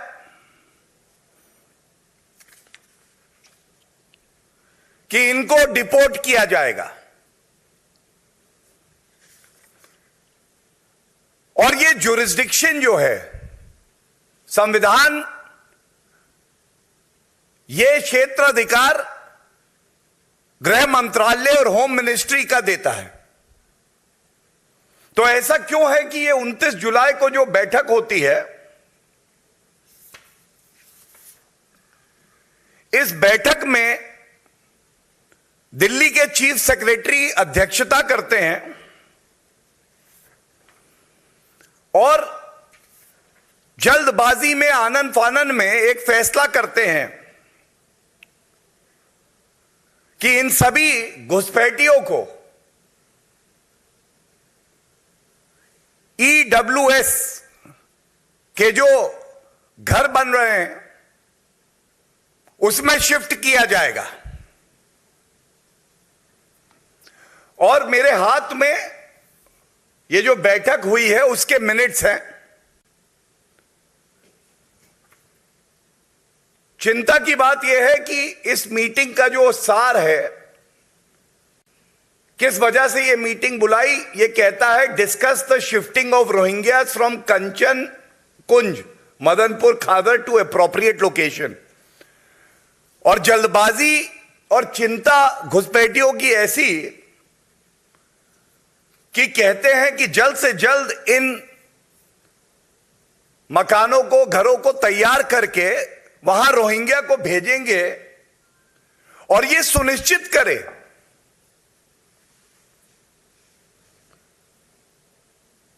कि यहां पे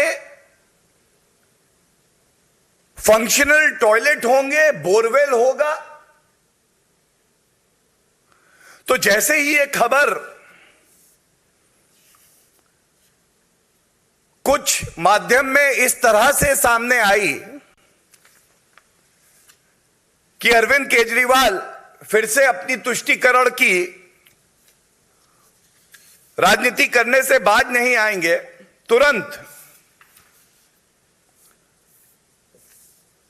गृह मंत्रालय की तरफ से स्पष्टीकरण आया जो मैं आपके समक्ष रख के फिर अपनी बात को आगे बढ़ाऊंगा, और यह बहुत महत्वपूर्ण है। गृह मंत्रालय ने सबसे पहली बात स्पष्ट कर दिया है, MHA has not given any directions to provide EWS flats to Rohingya illegal migrants। जो घुसपैठिए हैं उनको MHA की तरफ से ऐसा कोई निर्देश दिल्ली सरकार को नहीं दिया गया कि EWS के मकान में उन्हें शिफ्ट किया जाएगा। सबसे महत्वपूर्ण, MHA ने जिस तरह की जल्दबाजी की जा रही थी तुष्टीकरण की राजनीति करने के लिए, यह भी स्पष्ट कर दिया है और निर्देशित किया है केजरीवाल सरकार को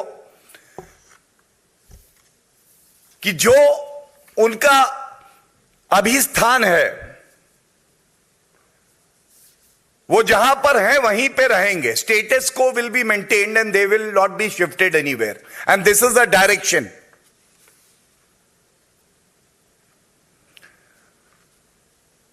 बहुत महत्वपूर्ण बात एक और है जो ये स्पष्ट कर देती है कि केंद्र सरकार की नीति है, सबसे पहले राष्ट्र सुरक्षा पे कोई समझौता नहीं, नंबर 1। नंबर 2, जो देश के साधन हैं वो देश के नागरिकों के लिए हैं, घुसपैठियों के लिए नहीं है। और इसी बात को स्पष्ट करते हुए जो गृह मंत्रालय की तरफ से ट्वीट है, मैं उसमें जो लिखा है वो आपके समक्ष रख दूं। MHA has directed the GNCTD to ensure that the Rohingya illegal foreigners will continue at the present location, as MHA has already taken up the matter of their deportation with the concerned country through MEA। ये बहुत अहम बिंदु है। जल्दबाजी में, आनन फानन में अरविंद केजरीवाल जी तुष्टीकरण की राजनीति करते हुए जो देश के नागरिकों के लिए साधन है, जो दिल्ली वासियों के लिए साधन है, उसको घुसपैठियों को देना चाहते हैं। और केंद्र सरकार स्पष्ट कर रही है कि ये घुसपैठिए हैं, इन्होंने देश का कानून तोड़ा है। और हमारा विदेश मंत्रालय जहां से ये घुसपैठिए आए हैं उस देश से बातचीत कर रहा है और इनको देश से कानून संगत तरीके से निकाला जाएगा। यह बहुत महत्वपूर्ण है।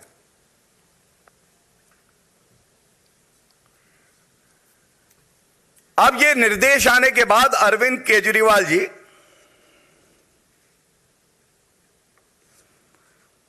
आप ये जो जितने घुसपैठिए हैं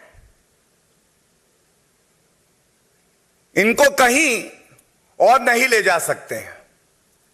और उम्मीद यह की जा सकती है कि संविधान की शपथ लेने वाले अरविंद केजरीवाल जी अपने कर्तव्यों का निर्वाह करेंगे और देश की सुरक्षा के साथ कोई छेड़छाड़ नहीं करेंगे।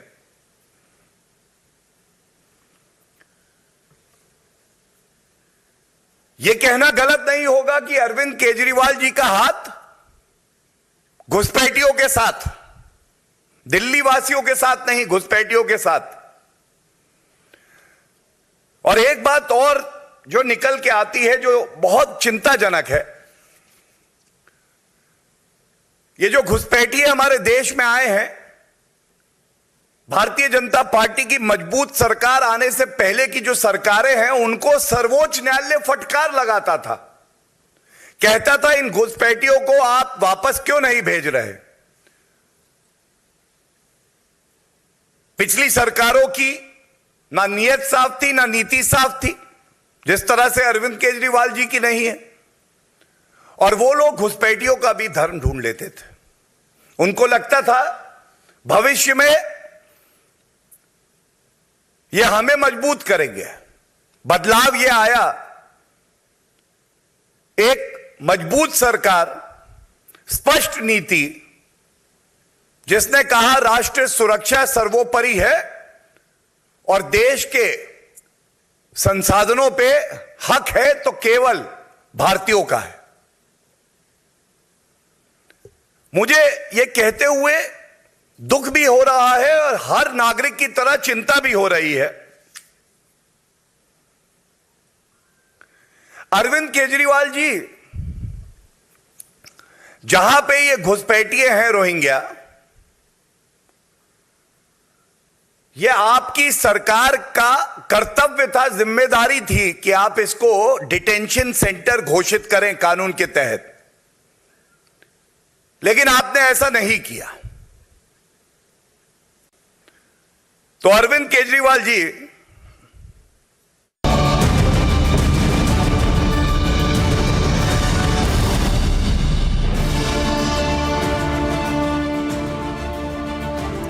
Starting this edition of This Is Exclusive with that big breaking news that came in first on Republic. Trinamool Congress leader Onubroto Mondal, who's now in the custody of Central Bureau of Investigation, his assets have been frozen by the CBI. We are given to understand 17 crore rupees in the form of fixed deposits have been frozen by the Central Bureau of Investigation. This after he was taken into custody by the CBI. Details that are emerging: one, these are fixed deposits not only in the name of Onubroto Mondal but also his family members. Second, proceeds of crime have now been traced by the CBI. Large part of the money was being utilized not just by Onubroto Mondal but his family members also. Let's put this into perspective, and then we'll also bring in my colleagues from the Republic Bangla newsroom to break it down, that big exclusive that we are getting. In fact, we'll also be getting more details with regards to the bank, which are the banks in which these fixed deposits were kept, and secondly, who were the beneficiaries, because it turns out that Saikal Hussain, who was taken into custody of the CBI, Saikal Hussain, bodyguard of Onubroto Mondal, who's named Onubroto Mondal, and has also said that the money that he was collecting from the cattle transporters was being given to Onubroto Mondal. And that money, Onubroto Mondal was putting it in fixed deposits. Not just that, there is a high possibility that the money could have been diverted in buying certain other assets, which is now being probed by the Central Bureau of Investigation. So what do we know so far? 17 crore rupees in the form of fixed deposits that has now been frozen by the CBI. These fixed deposits were not only in the name of Onubroto Mondal but his family members. In fact, his daughter is now going to be called in for questioning by the CBI. Earlier in the day, the CBI team had actually reached what we are given to understand in Birbhum.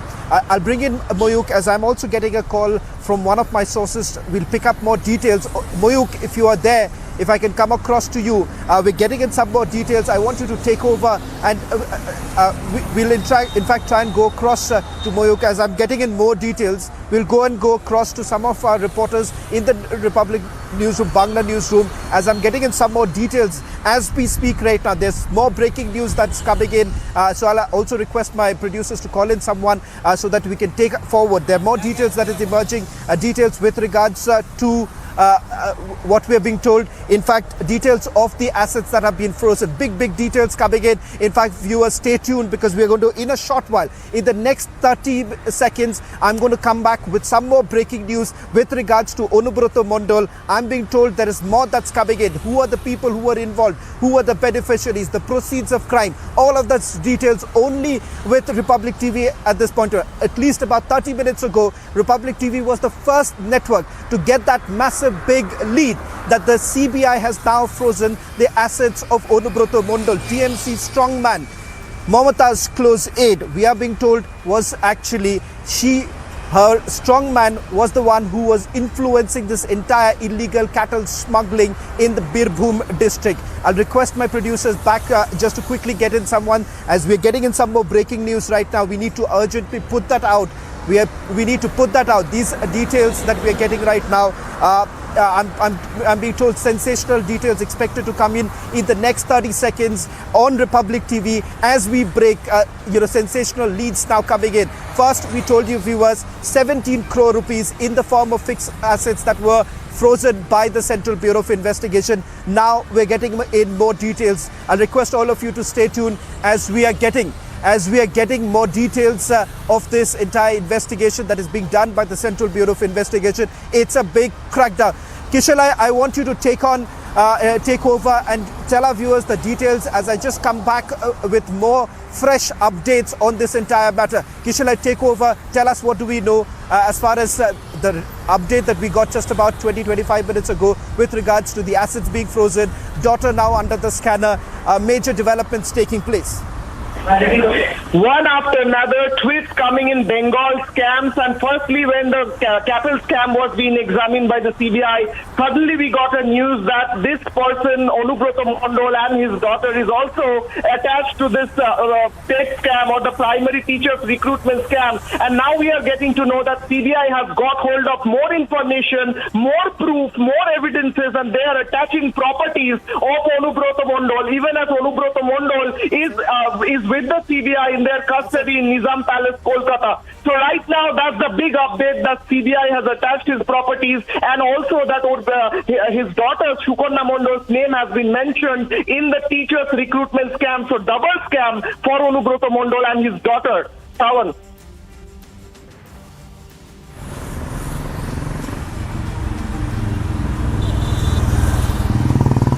Acha.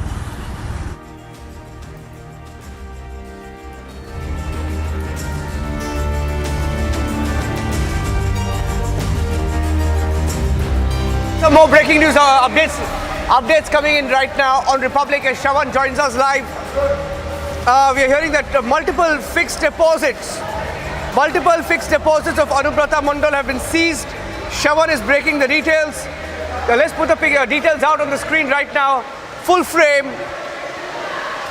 Multiple fixed deposits with SBI, Axis Bank, Bank of India in West Bengal have been seized. Putting out the full details on Republic right now. In fact, we are hearing right now multiple fixed deposits with SBI, Axis Bank, Bank of India have been seized. Cash collected would be distributed among his confidants was what the agencies have found out. The money would be first deposited in the accounts of Anubrata's confidants, and then the money would be transferred into Anubrata's account. So there were multiple fixed deposits, and the modus operandi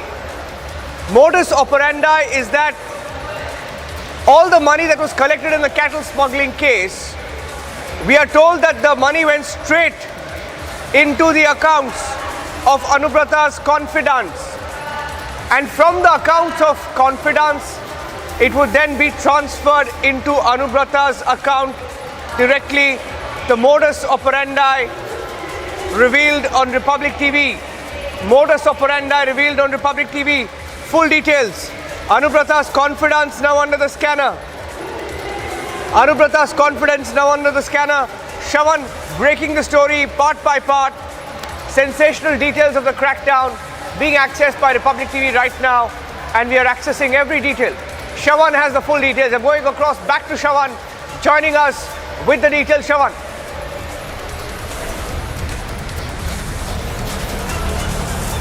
Well, in fact, let me just break it down. In fact, Niranjan, let's put out details that I'm just, putting out. I've just spoken to one of my sources, and I can now confirm the entire modus operandi. How exactly was the money flowing in? Who were the people who were receiving the money? And finally, how it was going in. Let's also put out the details of the banks in which these FDRs, fixed deposit receipts, or accounts that were basically created. Three banks in West Bengal where these fixed deposit receipts or accounts that were basically created. I'm given to understand first the money that was being collected from the cattle transporters were being sent to not directly into Onubroto Mondol's accounts. They were first being given to his confidants. That means the money was being distributed not amongst one. Let's put this out. Not one, several confidants of Onubroto, part of this entire machinery, this entire cattle smuggling, I would say the gang that was basically operating in Birbhum. Now, primarily what Onubroto was trying to do was ensuring that the money does not come to him directly. That is the reason why he had employed a man called Saigal Hussain. Saigal Hussain was receiving all the calls on his behalf. Saigal Hussain was in touch with Inamul Haq. Saigal Hussain was in touch with the other confidants, multiple confidants getting the money, large amount of cash that was basically being collected. The money was going first into the accounts of the confidants, then it was being transferred to Onubroto Mondol's accounts. Why? It was only to try and put the blame or put the onus on his confidants, because later on he would have essentially said an alibi that these were monies that were coming in from his his confidants. So step one, money coming in from cattle transporters. Step two, goes into the account of the confidants. Step 3 goes into the accounts of Onubroto Mondol and his family members. Step 4, these are converted into FDRs. And let's put out 3 banks, names of 3 banks that we have now accessed. Full modus operandi now accessed by Republic TV. Kishalai only network. Now first with the money, that amount that was frozen. Now once again, first network, Republic Media Network, getting the full details of the modus operandi right from the banks. 3 banks, let's put out those details. 3 banks in which FDRs were created, and then you also have, it was not him, but it was his confidants who were collecting the money. They were taking into their account, then giving it into Onubroto Mondol's account, converting them into FDRs. Kishalai, take it forward. Exactly. We broke it first in the case of Partho Chatterjee. We broke it first in the case of Onubroto Mondol when he was arrested. And now we are breaking it first that his properties, what crores are being attached by the CBI and how it is being attached and what are the details. We have broken it first as well when Onubroto Mondol's daughter's name came up in the West Bengal primary teachers recruitment scam. It was a twist for the day when we were following the cattle scam throughout the day, how CBI was tracking Onubroto Mondol and his daughter in the cattle scam, and suddenly we get to know in Republic Network, we break that story, that how Onubroto Mondol's daughter's name has now come up in the West Bengal primary teachers recruitment scam, and how his daughter has been summoned by the High Court tomorrow 3 p.m. And suddenly we also break this news first in all of the channels right now, that Onubroto Mondol's properties worth crores have been attached by the CBI. All these properties we are getting to know from our sources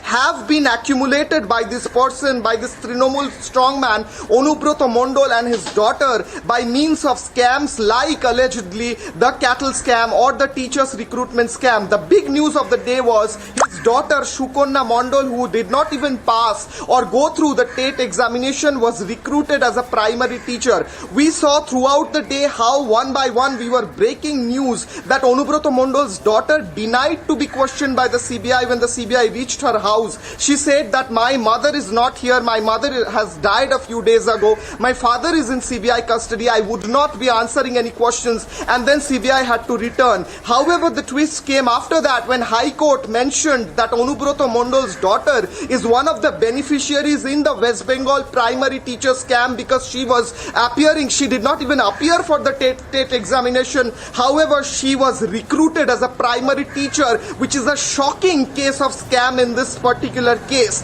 And then we break how crores of properties of Onubroto Mondol has been attached. We are following this case very closely.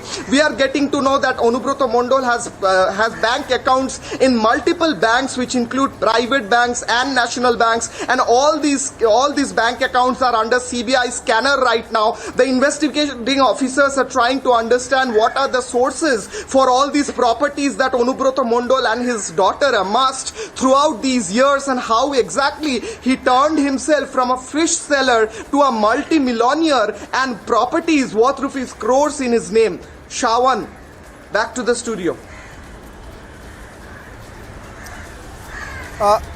Kishal, I just want you to give us more details right now as far as the modus operandi is concerned. Just sticking to the details we are getting in terms of how the money was being collected, how the money was being distributed amongst themselves, and finally, how is it that Onubroto was receiving this money? I want you to tell our viewers more details on what we are getting right now. The biggest breaking news at this hour, only on This Is Exclusive.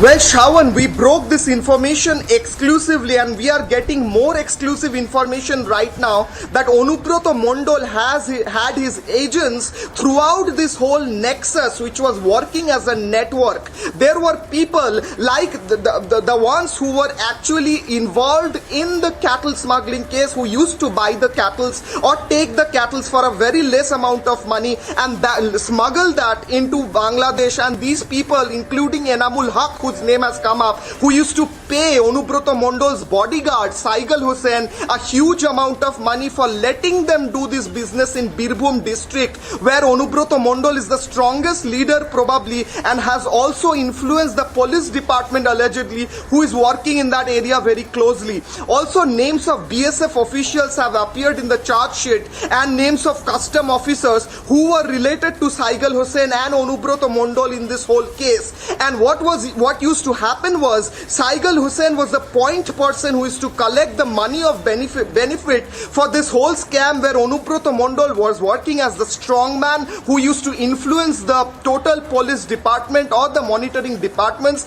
and some of the officials who were related there, including the BSF officials. And Saigal Hussain was the point man who used to collect the money in his name and take it.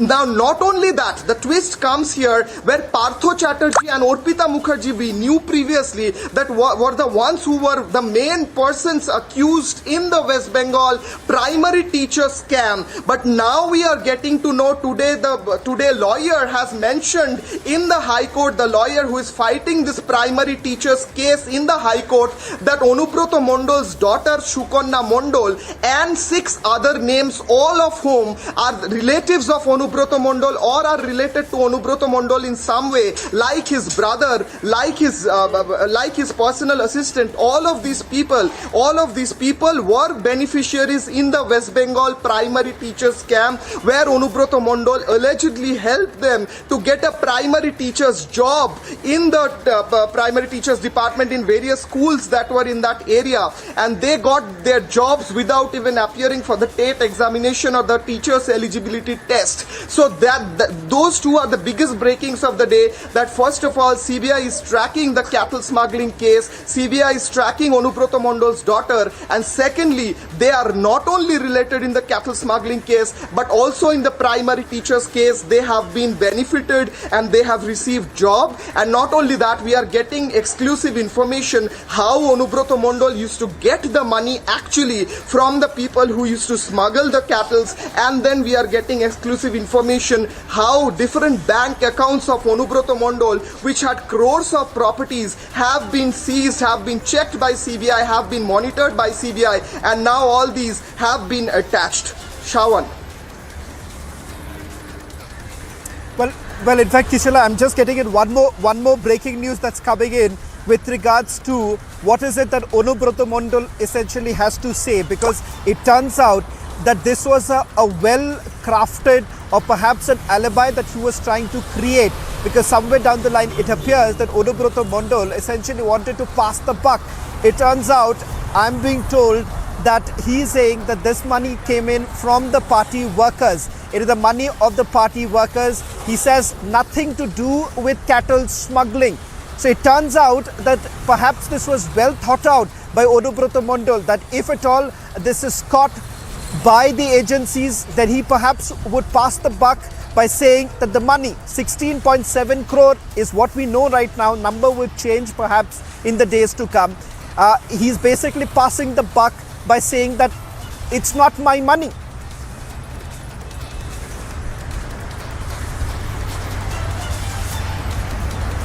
Orpita said when she was arrested. That's what Partho Chatterjee said when he was arrested, when he was taken into custody, that this is not my money, I don't know where it came from. That's what they said, Shawan. We remember very well that how Orpita Mukherjee clearly said that the flat was mine, the apartment was mine, but I did not know where the money came from. It was Partho Chatterjee who kept the money, and then Partho Chatterjee said, it's not my money, time will tell whose money is this. And now Onubroto Mondol is saying the huge amount of property, the huge amount of money, the cash that has been the account balance that he owns is not his, and it is actually of the party workers. We know very well, Shawan, throughout the times, throughout the different elections, how Onubroto Mondol has been one of the people who is accused of different kind of incidents, such as the post-ball violence case, where also Onubroto Mondol is right now investigated by the CBI, and there are charges of killing the opposition workers in his party under his command. And right now this comes when Onubroto Mondol is already in CBI custody in Nizam Palace in Kolkata, in the CBI headquarters in Eastern India. He's there right now. He's being questioned every moment. So he's saying it's not my money, but surely we think that is not the case, because it's in his name and in his bank account. That's what we are getting to know, Shawan. Thank you very much, Kishalai. We're getting in full details of that cattle smuggling probe being done by the Central Bureau of Investigation. Two big news breaks on This Is Exclusive. The money that has now been frozen by the Central Bureau of Investigation, and also the modus operandi. The second big story that we are getting for you viewers, another exclusive brought in by my colleague Amandeep. A major crisis was basically averted earlier in the day when the police basically came across a bomb that was planted under an SUV belonging to a sub-inspector.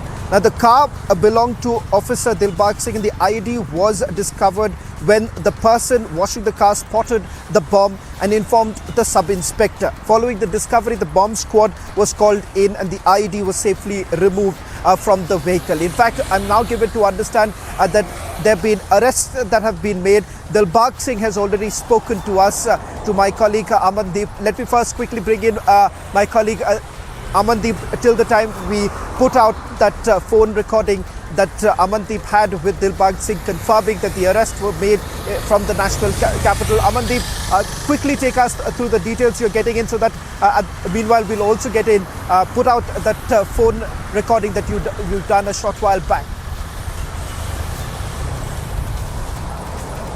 Well, absolutely, Shaman. A big development in this entire case. Two persons have been arrested from Delhi airport, and in fact, Republic has also accessed the photographs of the accused who has been arrested at the Delhi airport by Punjab police, and in fact, that photos will soon on the screen also. And both are the natives of Tarantaran, Shaman, and in fact, they both were having plans to fly to Canada. Their visas have been stamped, and in fact, their tickets have been confirmed, and even just before they are going for the check-in, Punjab police has nailed them down in Delhi, at Delhi airport, in fact, and both are the youngsters. Shavan, both are the youngsters. They are basically belongs to Tarantaran, and their handlers are sitting somewhere in Canada or in Pakistan. And in fact, it is a clear-cut case of the terrorist angle is establishing very much into this entire case, just because they were being sponsored by the Canadian handler also, and in fact all the arrangements have been done. Then in fact the information that we are getting from the highly placed in the police sources, they revealed that the clear-cut directions to both the accused, Harpal Singh and other one, that after plotting the bomb, immediately move to Delhi. Their tickets, their passports, everything is ready, and in fact they will be traveling to the Canada so that no lead and no police investigation can reach to them. This is the entire plan. But now the mystery is that why that bomb was planted under the car of Sub-Inspector Dilbag Singh. This is still mystery, just because police is interrogating them, and in fact they are trying to find out who are the handlers. Either they are sitting in the Pakistan or they are sitting in the Canada, and in fact a suspected Khalistani angle is also being established into this entire case. But two persons have been arrested. They both are the natives of Taran Taran, and in fact they both have been arrested from the Delhi airport. They have plans to fly to Canada. Their visas were stamped, their tickets have been confirmed, and everything has been sponsored from Canada, Shavan. Every single movement of these two accused have been sponsored from Canada. This is a very big story. Yes. Right, Amandeep, Amandeep, we'll also come back to the story in a short while from now. Slipping into a short break. On the other side, we'll get you more details of this breaking news now coming in.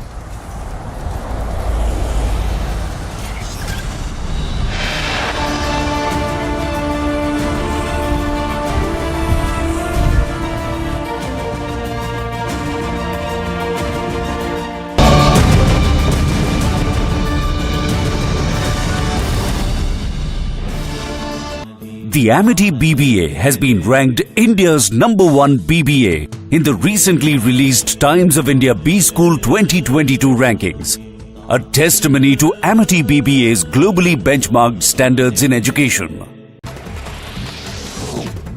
As part of massive manhunt launched for the killers of Kashmiri Pandit Sunil Kumar, hideout of an active terrorist Adil Wani has now been busted by the State Forest Service officers in Shopian. CBI to most likely question Anubrata Mondal's daughter Sukanya Mondal in connection with a cattle smuggling case. According to sources, it is highly likely that the interrogation may take place today itself, as a team has already been moved to Bolpur in midnight. In the cattle smuggling case, the CBI has come across important information pertaining to role of Anubrata and his daughter with regard to amassing of properties amounting to crores of rupees. Leading milk suppliers Amul and Mother Dairy will increase milk prices by 2 rupees per litre starting today on account of rising input costs.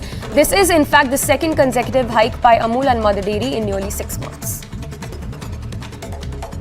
In other international stories, Ukrainian President Volodymyr Zelensky accuses Russia of nuclear blackmail, calls for new sanctions to be imposed in response to it. Further, Zelensky warns the presence of Russian forces around Europe's largest nuclear power plant threatens Europe and beyond.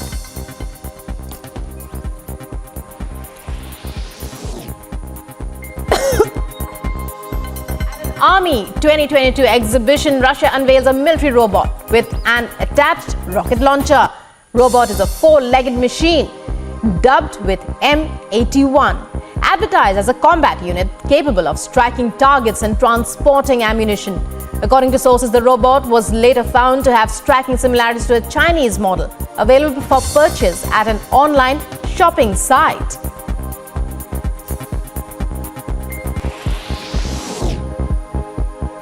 According to a statement by the European Commission, it said as several European countries endure high temperatures and a lack of rain, Europe could be facing its worst drought in 500 years. It also further stated that a definite answer for the same cannot be given at the moment. But according to current data presented, it looks like it might take a bad shape, even worse than 2018. As of now, the drought that the country is experiencing is affecting agriculture, forcing water restrictions and causing wildfires. United Nations spokesperson Stefan Dujarric announces Secretary General Antonio Guterres will be in leave to meet with Turkey's president.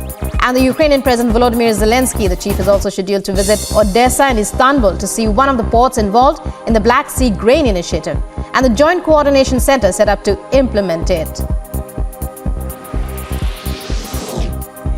Peru records the highest number of monkeypox patients in Latin America and the second highest in South America, according to Peru's Medical Association. Infectiologists in the country have begun to draw hypotheses to find the reasons for the rapid expansion. Sir ये मार्च का क्या purpose क्या है इस मार्च? नहीं, थोड़ा confidence building major है, थोड़ा वो बैड एलिमेंट्स का हम लोग तो शो करना है, तो हम लोग का बहुत फोर्स है, स्ट्रिक्ट में एक्शन कर देंगे। अगर हालात की बात करें शिमोगा में, तो अभी हालात कैसे हैं? केरस तो अच्छा है, अच्छा चल रहा है, कंट्रोल में आ रहा है। It's the third flag march and this is being done to instill a sense of security, a sense of confidence among the people.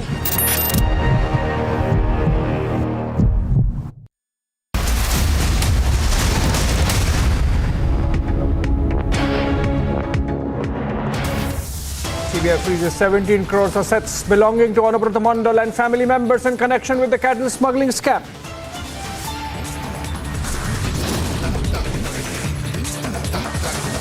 Trouble mounts from Mamata's top aide Anubrata. Now, High Court summons Anubrata's daughter in cash scam. Teachers recruitment scam.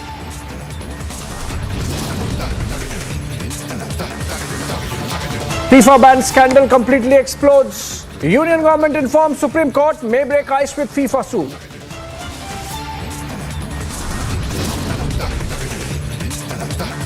Political slugfest over Savarkar poster. Big allegations by Karnataka BJP, says Congress and SDP are involved.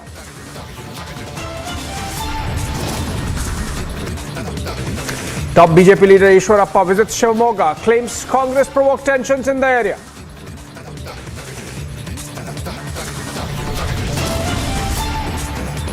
Arrest warrant against Bihar Law Minister. Will Chief Minister Nitish Kumar sack the minister?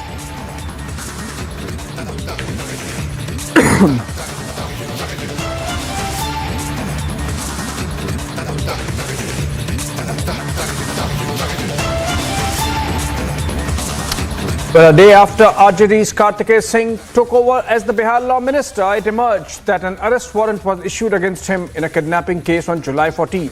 Elected to the Legislative Council in April, he is considered close to Dawn-turned-politician Anand Singh, who was disqualified as an MLA after being convicted in an arms case. And it seems that those shades of Jungle Raj coming back. Earlier we had someone coming out of the jail and then using a common facility, a circuit house, and now a minister absconds, even as there is a warrant against him. Let's go to Prakash Singh. He's live with us from Patna. Prakash, these are things that were feared would happen if the RJD came back to power, and that's exactly what's happening. In fact, we have seen earlier in the day Lalu Prasad Yadav taking cudgels on behalf of Kartikeya Singh. You think this is going to intensify and that this is going to cause a lot of headache for Nitish Kumar going ahead, or Nitish Kumar is actually comfortable with this? He has made his calculation.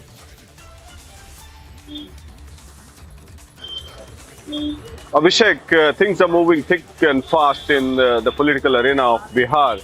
And there's a saying, if you don't have control over yourself or over the administration, things go haywire. And in Lalu Raj, it was state-sponsored crime. Crime was being controlled and monitored from the CM house. And that's what we can see in the early hours itself, shades of criminalization taking place. How Anand Mohan, had it been Nitish Kumar's on government, rather than Nitish Kumar being in control, Anand Mohan wouldn't have dared, because it was during 2005 to till date that all the criminals were put behind bars, and Anand Mohan was also one of them. But look at this. Ever since he has joined hands with the RJD, he's emboldened.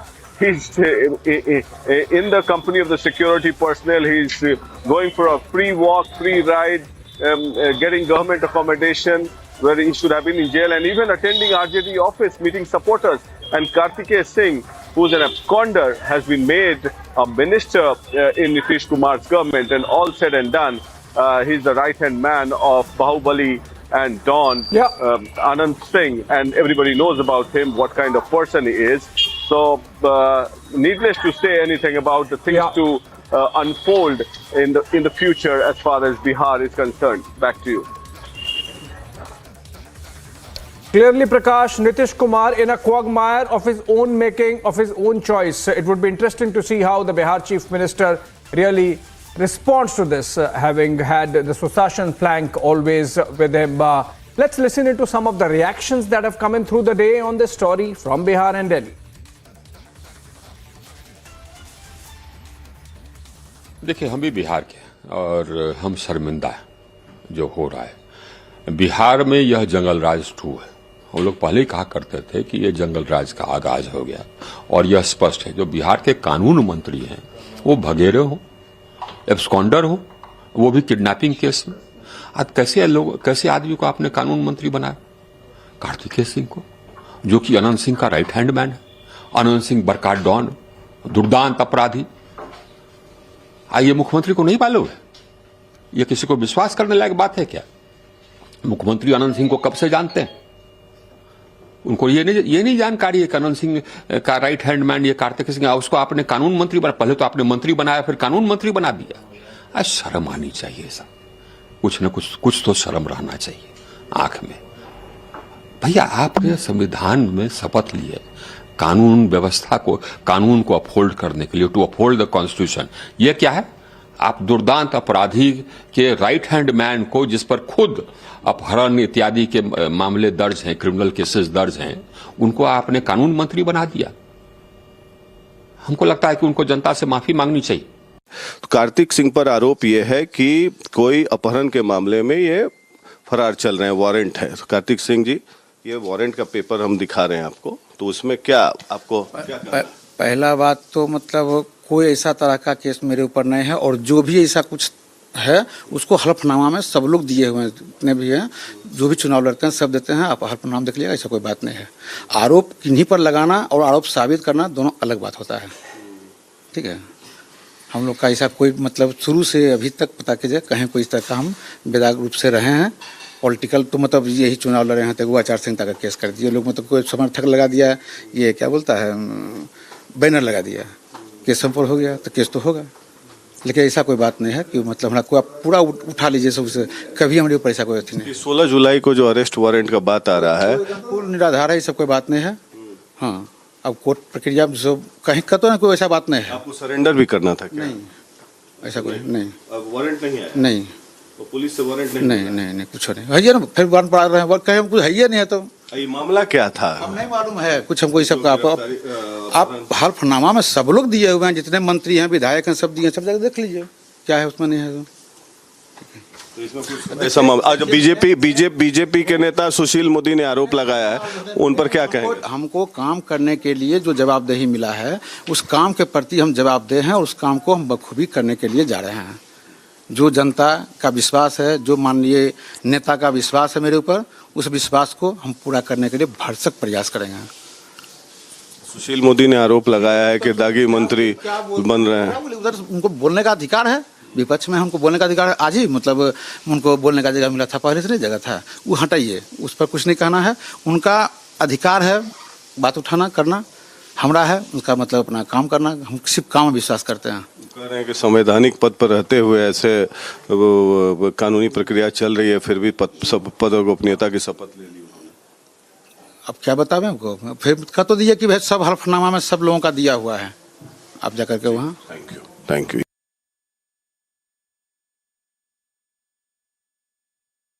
Amar Jyoti जी, ये पूरा मामला है क्या, जो अपहरण का मामला हुआ था, मुझे संक्षेप में बताइए, और उसके बाद कोर्ट ने क्या आदेश दिया इसमें? ये मामला वर्ष 2014 का है। ये बिहटा थाना कांड संख्या 859/2014 ये कांड है, और ये आईपीसी के अन्य धाराओं के अलावा धारा 364 जो कि हत्या के इरादे से किया गया अपहरण का मामला है। इसमें विक्टिम राजीव रंजन सिंह उर्फ राजू सिंह के अपहरण का मामला है, और उनके ही 164 के बयान के आधार पे कार्तिकेय सिंह का नाम। कानून मंत्री बना, मैं देश का कानून मंत्री रहा हूं, मेरे लिए पीड़ा की बात है। कानून मंत्री का एक महत्व होता है, उसकी एक गरिमा होती है, वो कानून का रखवाला होता है, और वो कानून मंत्री अपहरण के आरोप का भगोड़ा है। और देखिए, जैसा मैंने पहले कहा, उनके एंटीसिपेटरी बेल को 16/2/2017 को ही पटना हाईकोर्ट ने रिजेक्ट कर दिया था। कितने साल हो गए? 5 साल से अधिक। और कहा था आप सरेंडर करेंगे, रेगुलर बेल लेंगे, मतलब जाइए जेल जाइए। 364 की सजा होती है आजीवन कारावास, किडनैपिंग विथ मर्डर होता है। और ये सब आपने किया, फिर आप क्वाशिंग में आए, वो भी हाई कोर्ट ने रिजेक्ट कर दिया 7/7/22 को, 2022 को कहा कि जाइए ट्रायल फेस करिए। तो जब पटना हाई कोर्ट ने 5 साल पर रिजेक्ट कर दिया, तो फिर क्या कहा जा रहा है? दानापुर के एडीजे ने उनको 12/8 को कहा कि एंटीसिपेटरी बिल में नो कोर्सिव एक्शन। ये एडीजे को पावर नहीं है। जब हाईकोर्ट ने रिजेक्ट कर दिया तो एडीजे कोई पावर ही नहीं है। ये बहुत बड़ा स्कैंडल है। मैं अपेक्षा करूंगा कि पटना हाईकोर्ट इसका संज्ञान लेगा, एडीजे सी दानापुर के खिलाफ कार्रवाई करेगा, और अगर मतलब तो ये कि उनका नाम जब तय हो गया, उनको 16 अगस्त को सरेंडर करना था, तो रास्ता कहीं से कुछ मैनेज करो, तो ये मैनेज्ड आदेश है। मैं इसकी भर्त्सना करता हूं, लेकिन नीतीश कुमार इतने निरीह हो गए, इतने बेचारे हो गए कि सुशासन बाबू का दावा करते हैं और आपके कानून मंत्री का ये हाल है, और आप कहते हैं मुझे कुछ नहीं पता है। तो वारंट जारी हुआ है सर कार्तिकेय पे? नहीं को नहीं पता, इसके बारे में जानकारी हमको सर बीजेपी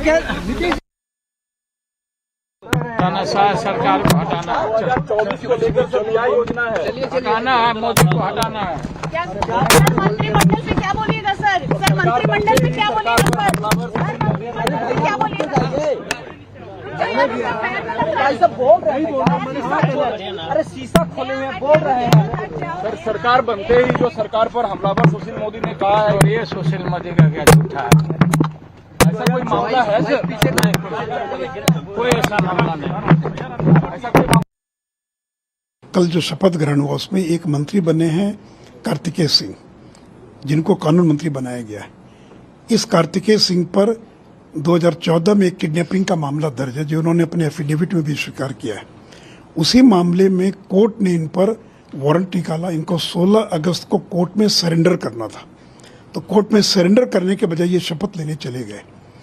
और ये सारी चीज़ें मुख्यमंत्री की जानकारी में हुई है, क्योंकि मुख्यमंत्री जो होता है वो जब किसी को शपथ दिलवाता या अनुशंसा करता है तो पुलिस वेरिफिकेशन की रिपोर्ट आती है और उसके बाद वो मंत्री बनता है। तो बताएं नीतीश कुमार की कार्तिकेय सिंह पर वारंट था कि नहीं था? अगर था वारंट तो उन्होंने सरेंडर क्यों नहीं किया?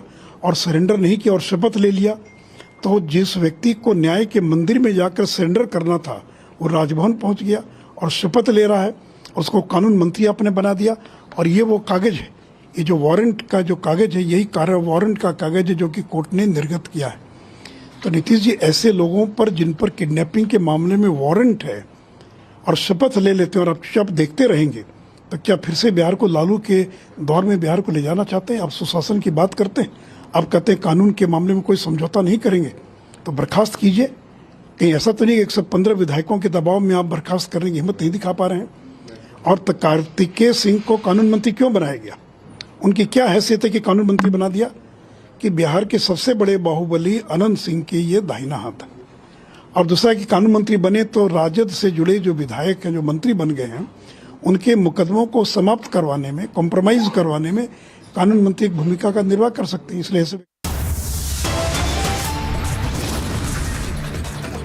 Next up, FIFA ban scandal completely explodes. Union government informed the Supreme Court may break as ice with FIFA very soon.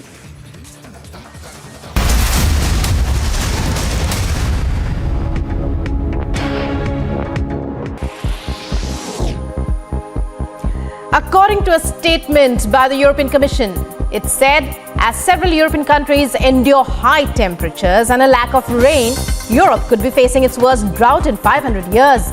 It also further stated that a definite answer for the same cannot be given at the moment. But according to current data presented, it looks like it might take a bad shape, even worse than 2018.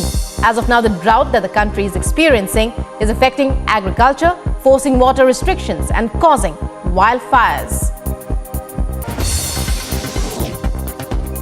United Nations spokesperson Stefan Dujarric announces Secretary General Antonio Guterres will be in leave to meet with Turkey's president. And the Ukrainian President Volodymyr Zelensky, the chief, is also scheduled to visit Odessa and Istanbul to see one of the ports involved in the Black Sea Grain Initiative and the Joint Coordination Center set up to implement it. Peru records the highest number of monkeypox patients in Latin America and the second highest in South America, according to Peru's Medical Association. Infectiologists in the country have begun to draw hypotheses to find the reasons for the rapid expansion of the virus. In Odisha's Bhadrak district, normal life of people has now come to a standstill as flood water from Baitarani river has inundated several residential areas. The DM of the area was quoted as saying that 3 blocks in Bhadrak district have been affected due to flood waters. Meanwhile, 80,000 to 90,000 people have been affected in this area. 3 block में अभी partly कुछ पंचायत में बाढ़ का स्थिति है। हमारा Dhamnagar block, Bhandari पोखरी block एवं चांदबाली ब्लॉक।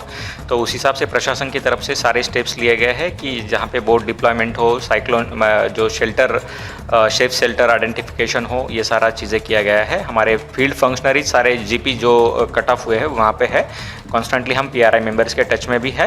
अराउंड हम बोल सकते हैं कि 80,000 टू 90,000 लोग अफेक्ट हुए हैं जितना वो जीपीज में रहते हैं। बट अभी तक पूरा स्मूथ सारी चीज़ें कैसे रहते हैं उसका प्रशासन इंश्योर कर रहा है। As part of massive manhunt launched for the killers of Kashmiri Pandit Sunil Kumar, hideout of inactive terrorist Adil Wani has now been busted by the State Forest Service officers in Shopian. CBI to most likely question Anubrata Mondal's daughter Sukanya Mondal in connection with a cattle smuggling case. According to sources, it is highly likely that the interrogation may take place today itself, as a team has already been moved to Bolpur in midnight. In the cattle smuggling case, the CBI has come across important information pertaining to role of Anubrata and his daughter with regard to amassing of properties amounting to crores of rupees. Leading milk suppliers Amul and Mother Dairy will increase milk prices by 2 rupees per litre starting today on account of rising.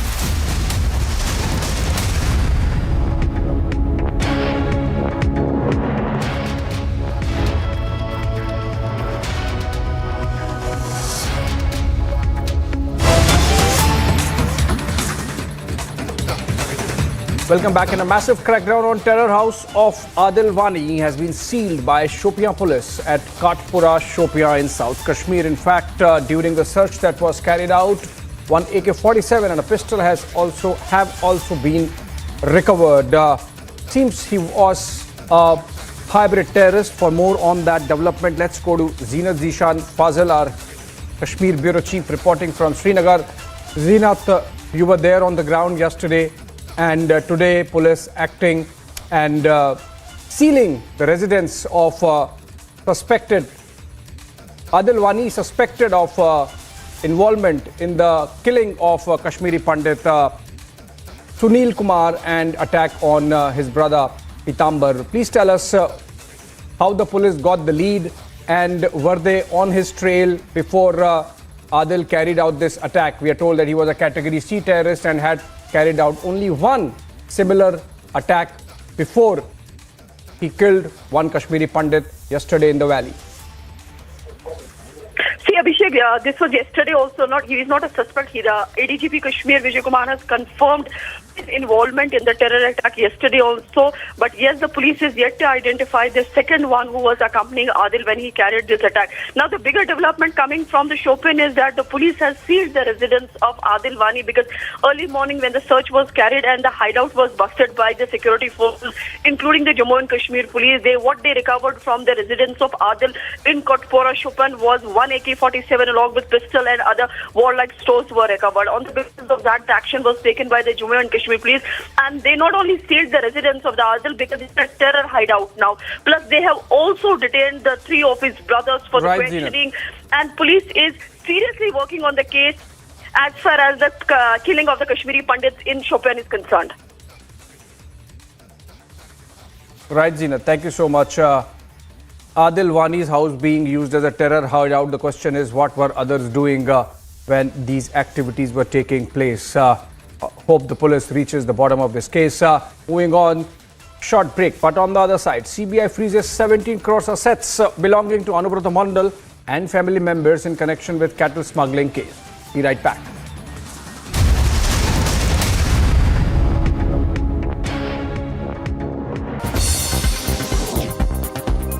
United Nations spokesperson Stefan Dujarric announces Secretary General Antonio Guterres will be in leave to meet with Turkey's president.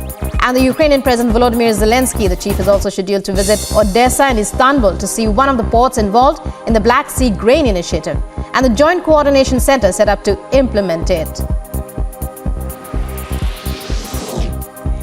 Peru records the highest number of monkeypox patients in Latin America and the second highest in South America, according to Peru's Medical Association. Infectiologists in the country have begun to draw hypotheses to find the reasons for the rapid expansion of the virus. In Odisha's Bhadrak district, normal life of people has now come to a standstill as floodwater from Baitarani river has inundated several residential areas. The DM of the area was quoted as saying that 3 blocks in Bhadrak district have been affected due to floodwaters. Meanwhile, 80,000 to 90,000 people have been affected in this area. 3 block में अभी partly कुछ पंचायत में बाढ़ का स्थिति है। हमारा Dhamnagar block, Bhandari पोखरी block एवं चांदबाली ब्लॉक, तो उस हिसाब से प्रशासन की तरफ से सारे स्टेप्स लिए गए हैं कि जहां पे बोट डिप्लॉयमेंट हो, साइक्लोन जो शेल्टर सेफ शेल्टर आइडेंटिफिकेशन हो, ये सारा चीज़ें किया गया है। हमारे फील्ड फंक्शनरीज सारे जीपी जो कट ऑफ हुए हैं वहाँ पे है। कॉन्स्टेंटली हम पीआरआई मेंबर्स के टच में भी है। अराउंड हम बोल सकते हैं कि 80,000 टू 90,000 लोग अफेक्ट हुए हैं जितना वो जीपीज में रहते हैं, बट अभी तक पूरा स्मूथ सारी चीज़ें कैसे रहते हैं उसका प्रशासन इंश्योर कर रहा है। As part of massive manhunt launched for the killers of Kashmiri Pandit Sunil Kumar, hideout of an active terrorist Adil Wani has now been busted by the State Forest Service officers in Shopian. CBI to most likely question Anubrata Mondal's daughter Sukanya Mondal in connection with a cattle smuggling case. According to sources, it is highly likely that the interrogation may take place today itself, as a team has already been moved to Bolpur in midnight. In the cattle smuggling case, the CBI has come across important information pertaining to role of Anubrata and his daughter with regard to amassing of properties amounting to crores of rupees. Leading milk suppliers Amul and Mother Dairy will increase milk prices by 2 rupees per litre starting today on account of rising input costs. This is in fact the second consecutive hike by Amul and Mother Dairy in nearly 6 months. In other international stories, Ukrainian President Volodymyr Zelensky accuses Russia of nuclear blackmail, calls for new sanctions to be imposed in response to it. Further, Zelensky warns the presence of Russian forces around Europe's largest nuclear power plant threatens. Ahead of 2024 elections, Delhi Chief Minister Arvind Kejriwal launches Make India #1 pitch. Says mission would require providing free education, healthcare, employment to the youth and fair crop prices to farmers. Kejriwal said he will travel across the nation to encourage people to join the rally. Bihar Chief Minister Nitish Kumar said that he was unaware of Law Minister Kartikeya Singh's arrest warrant in a kidnapping case from 2014. The warrant was issued on July 14th. BJP takes on Nitish government over Kartikeya Singh's induction into the Bihar cabinet. BJP leader Ravi Shankar Prasad demands Bihar CM to take action against the Law Minister.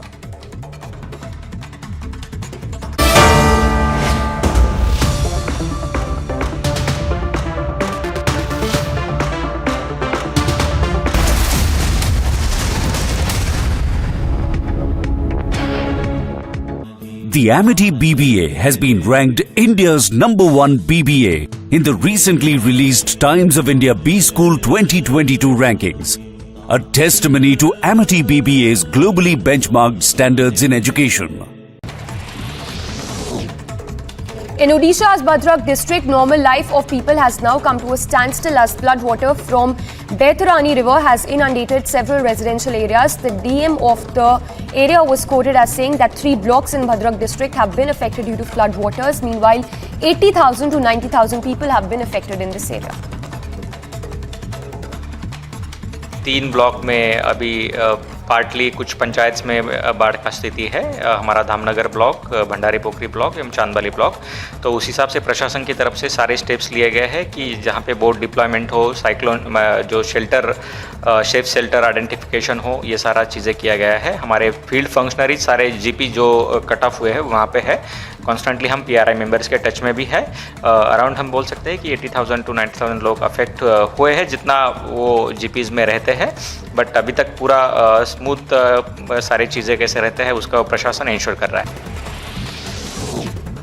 As part of massive manhunt launched for the killers of Kashmiri Pandit Sunil Kumar, hideout of an active terrorist Adil Wani has now been busted by the State Forest Service officers in Shopian. CBI to most likely question Anubrata Mondal's daughter Sukanya Mondal in connection with a cattle smuggling case. According to sources, it is highly likely that the interrogation may take place today itself, as a team has already been moved to Bolpur in midnight. In the cattle smuggling case, the CBI has come across important information pertaining to role of Anubrata and his daughter with regard to amassing of properties amounting to crores of rupees. Leading milk suppliers Amul and Mother Dairy will increase milk prices by 2 rupees per litre starting today on account of rising input costs. This is in fact the second consecutive hike by Amul and Mother Dairy in nearly 6 months. In other international stories, Ukrainian President Volodymyr Zelensky accuses Russia of nuclear blackmail, calls for new sanctions to be imposed in response to it. Further, Zelensky warns the presence of Russian forces around Europe's largest nuclear power plant threatens Europe and beyond.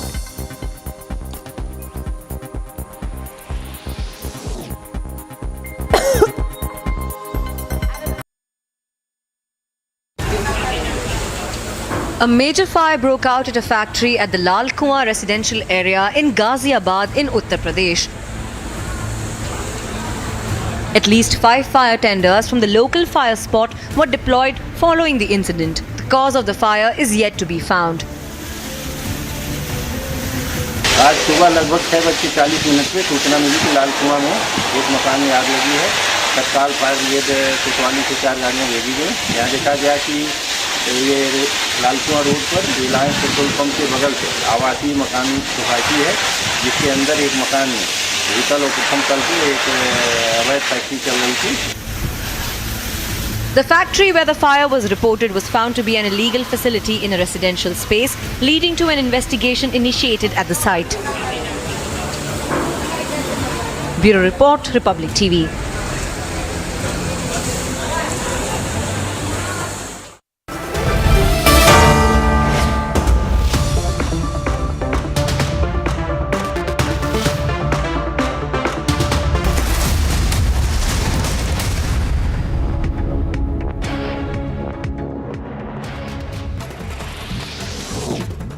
As part of massive manhunt launched for the killers of Kashmiri Pandit Sunil Kumar, hideout of an active terrorist Adil Wani has now been busted by the State Forest Service officers in Shopian. CBI to most likely question Anubrata Mondal's daughter Sukanya Mondal in connection with a cattle smuggling case. According to sources, it is highly likely that the interrogation may take place today itself, as a team has already been moved to Bolpur in midnight. In the cattle smuggling case, the CBI has come across important information pertaining to role of Anubrata and his daughter with regard to amassing of properties amounting to crores of rupees. Leading milk suppliers Amul and Mother Dairy will increase milk prices by 2 rupees per litre starting today on account of rising input costs. This is in fact the second consecutive hike by Amul and Mother Dairy in nearly 6 months. In other international stories, Ukrainian President Volodymyr Zelensky accuses Russia of nuclear blackmail, calls for new sanctions to be imposed in response to it. Further, Zelensky warns the presence of Russian forces around Europe's largest nuclear power plant threatens Europe and beyond.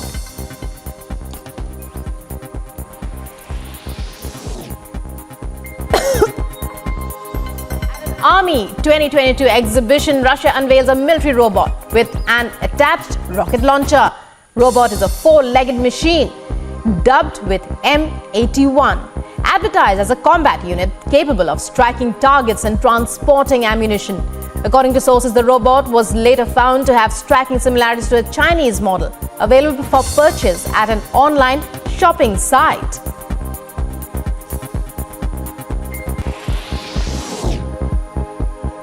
According to a statement by the European Commission, it said as several European countries endure high temperatures and a lack of rain, Europe could be facing its worst drought in 500 years. It also further stated that a definite answer for the same cannot be given at the moment. But according to current data presented, it looks like it might take a bad shape, even worse than 2018. As of now, the drought that the country is experiencing is affecting agriculture, forcing water restrictions and causing wildfires. United Nations spokesperson Stefan Dujarric announces Secretary General Antonio Guterres will be in leave.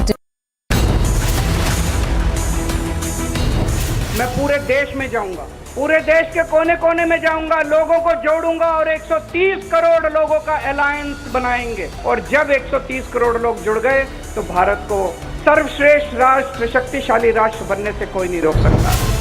As Arvind Kejriwal pitched himself for 2024,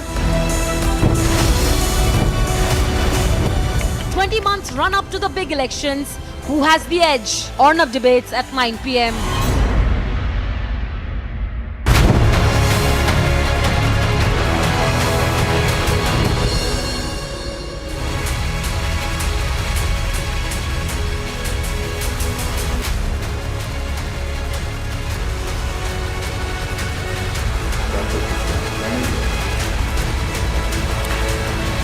Thank you for joining us here on the biggest story tonight. I'm Niranjan.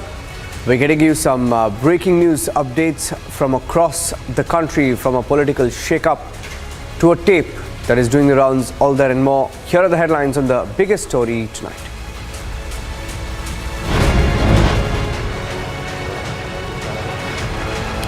The scams of Bengal, 17 crore from Anubrata Mondal's accounts, one of the tallest leaders of the Trinamool Congress after Partha Chatterjee, a second leader from whom cash has been seized.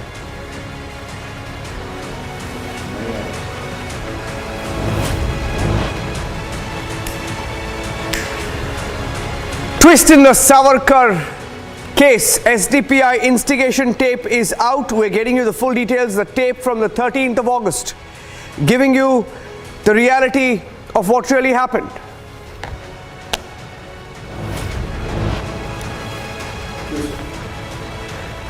The BJP rushes its leaders to Shivamogga and they warn that you either chant Vande Mataram or leave India.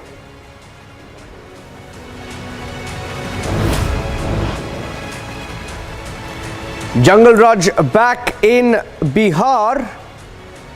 Law Minister of Bihar is an absconder. We confront him. He has an arrest warrant.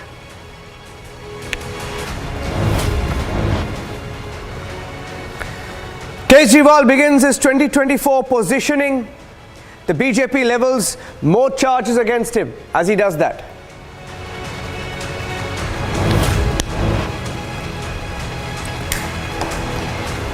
As the Supreme Court hears the case on the FIFA ban, the government assures Supreme Court, says we are engaging FIFA. Supreme Court tells government, ensure we hold the World Cup at any cost.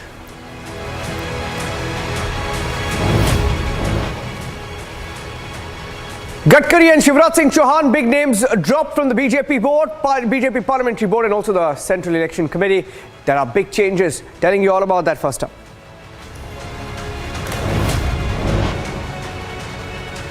Fadnavis promoted. Yediyurappa gets a big role.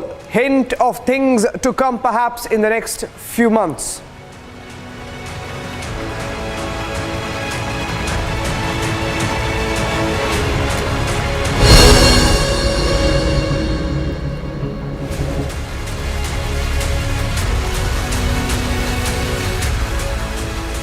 And in a major shake-up, ladies and gentlemen, the BJP has dropped Union Minister Nitin Gadkari and also the Madhya Pradesh Chief Minister Shivraj Singh Chauhan from its parliamentary board, which is its apex organizational body. It's now brought in 6 new members, including Karnataka leader, former Chief Minister B.S. Yediyurappa, at a time when the Karnataka BJP unit is facing a crisis. There are ministers who are rebelling, and Yediyurappa gaining more prominence. Is that a sign of things to come? Iqbal Singh Lalpura has also been named in the BJP parliamentary board. He's the first Sikh representative. The entry of Yediyurappa is significant ahead of the elections in Karnataka. The party has also rejigged its Central Election Committee. Let's put out the graphics of the Central Election Committee and who's been named. The Central Election Committee, and they have named Maharashtra Deputy Chief Minister Devendra Fadnavis. Devendra Fadnavis, one of the tallest leaders of the BJP in Maharashtra, he's been named, he's been promoted, he's getting a big central role. Union Minister Bhupinder Yadav among the new members in the BJP Central Election Committee. The entry of Fadnavis marks a big promotion, a step up for him. Of course, he's been made the Deputy Chief Minister, Many in the BJP were expecting him to be the chief minister. So he's getting a promotion. The party is acknowledging the contribution and stature of Devendra Fadnavis. He's also a satrap for the BJP. Gadkari and Shivraj Chauhan have now ceased to be CEC members after their ouster from the board. All parliamentary board members of the BJP, which include the Prime Minister, Narendra Modi, Union Ministers Amit Shah and Rajnath Singh, and BJP President JP Nadda, they automatically become a part of the CEC, which has a few additional members as well. Now, the other new members, interesting names in the BJP board, which decides for most of the party. K. Lakshman has been included, Sudha Yadav, Satyanarayan Jatia, very interesting, from Madhya Pradesh. Three old party faithfuls, but considered political lightweights. Now, the omission of former BJP President Gadkari. Gadkari is considered very close to the RSS. And also Shivraj Singh Chauhan marks their diminishing stock, perhaps, within the party, which has tried to make its key organizational bodies more socially and regionally representative by inducting members of different communities, including former COP Punjab leader Lalpura, currently the chairman of the National Commission for Minorities. Now, the new entrants to the CEC are Rajasthan leader Om Mathur, BJP Women Wing Chief Vanati Srinivasan, besides Fadnavis and Bhupendra Yadav. Srinivasan replaces her predecessor Vijaya Rahatkar as the party's Mahila Morcha chief as its ex-official member. Okay, let's go across now to Abhishek Kapoor, my colleague joining us live from Delhi as we get you the names. Now, in the larger scheme of things, many elections coming up, Abhishek, several states, key states. Karnataka is a crisis for the BJP, going by the noises that are being made. What is your takeaway from this, Abhishek? Well, Niranjan, for one, this was in the coming for a while. These vacancies were there, and JP Nadda took his own time to really fill them. Now, going name by name, remember, Parliamentary Board is the apex body within the BJP's organization structure and the hierarchy. It oversees all policies within the framework of which the Bharatiya Janata Party functions, and it takes disciplinary measures. It decides broad framework within which elections would be contested, or the Central Election Committee would be deciding the names of contestants, both at the level of national elections as also whichever state goes to polls their candidates. So it's a very important key decision-making body which has president plus 10 members, total 11, of which one, the national president of the women's wing of the BJP, is an ex-officio member, and rest of the members are selected by the president and by convention, prime minister if the party is in power, or the leader of the party in the parliament. Then that happens to be Narendra Modi, the senior most ministers Rajnath Singh and Amit Shah. And then B.S. Yediyurappa, he's proverbially the cat which has 9 lives. You would know better, Niranjan, whether this is his 8th life or 9th, but he has got his political career resuscitated. Remember, just a week back, Home Minister Amit Shah was in Karnataka, in Bengaluru, and on the back of that, the development comes where Yediyurappa is again relevant in the Karnataka politics. Remember, also in the last 48 hours, there have been 2 ministers' statements coming in critical of their own leader, Basavaraj Bommai. So things cooking up there, and this addition of B.S. Yediyurappa, reflection of that. Then if you look at Sarbanan Sonowal, Northeast, representation of Northeast, and of course tribal. And then K. Lakshmanan, he's an OBC from Telangana, another focus area for the BJP beyond Karnataka. Remember, the party has not really done wonders electorally in South, and Telangana happens to be one state where the BJP sees an outside chance and has been focusing on it. So K. Lakshmana explained by that. And then of course Iqbal Singh Lalpura, you explained, a Sikh from North and Punjab. Sudha Yadav, a Veer Nari, her husband is a martyr of Kargil war, and she comes from Haryana, another state which goes to polls later next year. Bhupendra Yadav, of course, a trusted lieutenant of Chief Amit Shah. This is, I'm talking about the National Central Election Committee, Niranjan. But what is important is that even as we discuss these inclusions, the exclusions make a loud statement, and that is of Nitin Gadkari and Shivraj Singh Chauhan. Briefly, Niranjan, Nitin Gadkari just about a fortnight back made a statement that politics for him has not remained a vehicle of social service, and that increasingly he sees it as a tool of power aggrandizement, and that's why he was a little disillusioned. So whether that disillusionment has really played a role in Gadkari being eased out. Also, Shivraj Singh Chauhan, remember again in the last fortnight, in the panchayat elections that happened in Madhya Pradesh, the BJP saw some drubbing. So whether on the grounds of performance, just like Devendra Fadnavis has been included for bringing Maharashtra back to the BJP kitty, did Shivraj Singh Chauhan get eased out because the BJP did not perform well in Madhya Pradesh? Similarly for Gadkari, his disillusionment really foretelling his exclusion from the parliamentary board.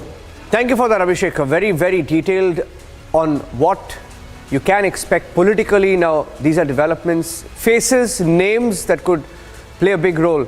Several big-ticket elections coming up in the next 1 year. Thank you, Abhishek. Let's move on to the other big story we're tracking here on Republic TV. Supreme Court heard India's FIFA ban. This case around the FIFA ban, and it's now deferred the case until the 22nd of August. The hearing on the All India Football Federation matter, and the centre today said in court that it is in discussion with FIFA over holding of the Under-17 Women's World Cup in India. The court has also asked the centre to take proactive steps to hold the World Cup in India and lift the suspension of AIFF. A bench of Justices D.Y. Chandrachud, A.S. Bopanna, J.B. Pardiwala was told by the Solicitor General Tushar Mehta that 2 meetings have been held already by the government and a committee of administrators with FIFA, and efforts are being made to break some ice on this issue. My colleague Ridhamanand Bharadwaj is joining me on the broadcast. Rhythm, there is a tape. I want you to tell our viewers a little bit about why this is significant, and we'll play an excerpt of it. But on social media, there are claims being made that this could be the voice of Praful Patel. But nonetheless, where do we stand this evening on this issue, Rhythm?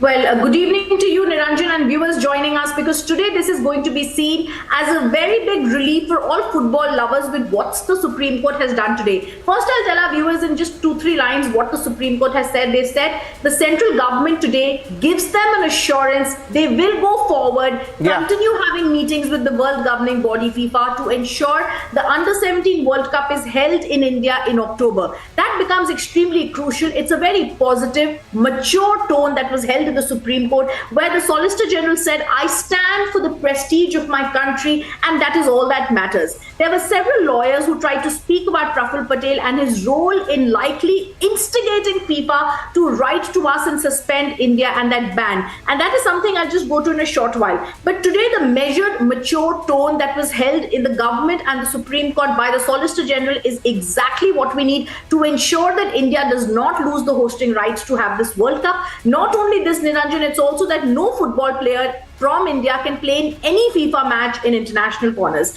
Now we come to the particular Praful tapes. These are tapes that are a part of the contempt plea that has been filed against Praful Patel and other member associations in the Supreme Court. These are tapes, the transcript of which is a part of the contempt petition that is a part of the records in the Supreme Court. What is happening in this? There is a voice that is allegedly of Praful Patel. Remember, Praful Patel was ruling the All India Football Federation for 16 years, and that voice is trying to guide the other member associations on how they have to file a review in the Supreme Court. He also keeps talking and mentioning a letter. If this is Praful Patel's voice, and if he's mentioning a letter, which letter is he talking about? Is it the letter that on 23rd May this year he wrote to FIFA telling them that the Supreme Court's words in this case could be seen as a third-party interference? The words that the Supreme Court the words that FIFA has used in its statement, or is he talking about the suspension that FIFA has done of India? We don't know which letter he's talking about, but it's crystal clear that there is some sort of an instigation that is going on by which the All India Football Federation writes back to FIFA a few days later, Niranjan, and they tell them that you should not be listening to detractors. Talking about Praful Patel, the All India Football Federation says he profited from the game, he continued to hold on to his post illegally, and therefore you should not listen to the words that have been told to you by Praful Patel. Keeping that aside, the transcripts that you are going to pay out, the tapes you are going to play out, are a conversation between the member associations and Praful Patel. Stay with me. I'm going to play a very short excerpt. I have another excerpt of that tape, and then we have some breaking news from Kerala. I'm going to play this tape. We'll just play a short excerpt, Rhythm, maybe about 3 minutes. The first 3 minutes we'll play it out, and then we have some more breaking news on the show. The petition in the court, and I said we will be filing it. We are discussing. Only thing it has to be in nomination. If the is going to take the same stand, we are going to Monday. So that's just an update I'm just giving. You mean that the state associations would file a review petition? That's what they want? Yes. Yeah. And the government, would they also support us? Okay. So they want us to give a review petition? Yes. Submit a review petition? Yes. No, but the review petition cannot be filed on Monday itself. I mean, it can be filed on Monday, but will the court listen on Monday itself? As Mr. Patel, if the government can put their mind, they can. It's only the SG has to go and put it. Maybe that's the solution. Then let the government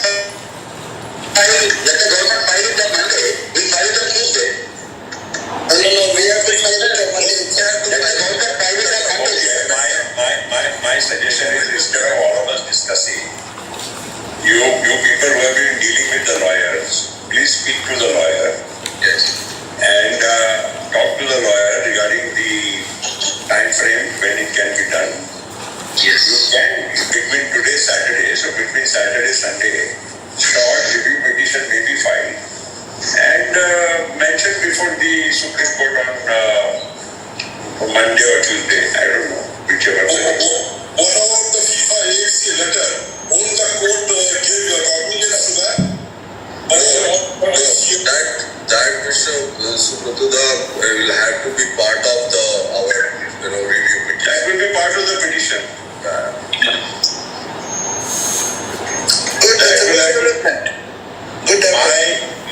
My feeling is, please trust me.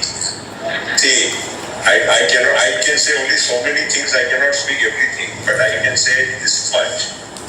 The purpose of that letter is also to help you. Yes. Exactly.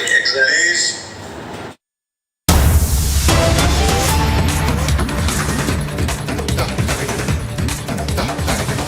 Well, there's a big breaking news update coming in. It's a nepotism charge hitting the Pinarayi Vijayan government. A key appointment has been blocked by the governor of Kerala, Arif Muhammad Khan. Arif Muhammad has just blocked a key appointment in Kerala. The appointment was for the post of Associate Professor in the Department of Malayalam in the Kannur University Syndicate. We are hearing that this was the wife of the Chief Minister's private secretary. Is that correct? Ashwin? Ashwin is joining us live. Ashwin, can you hear me? Okay, before that, here's what the Kerala governor has said. We'll go across to Ashwin after that with a big breaking story on Republic from Kerala now.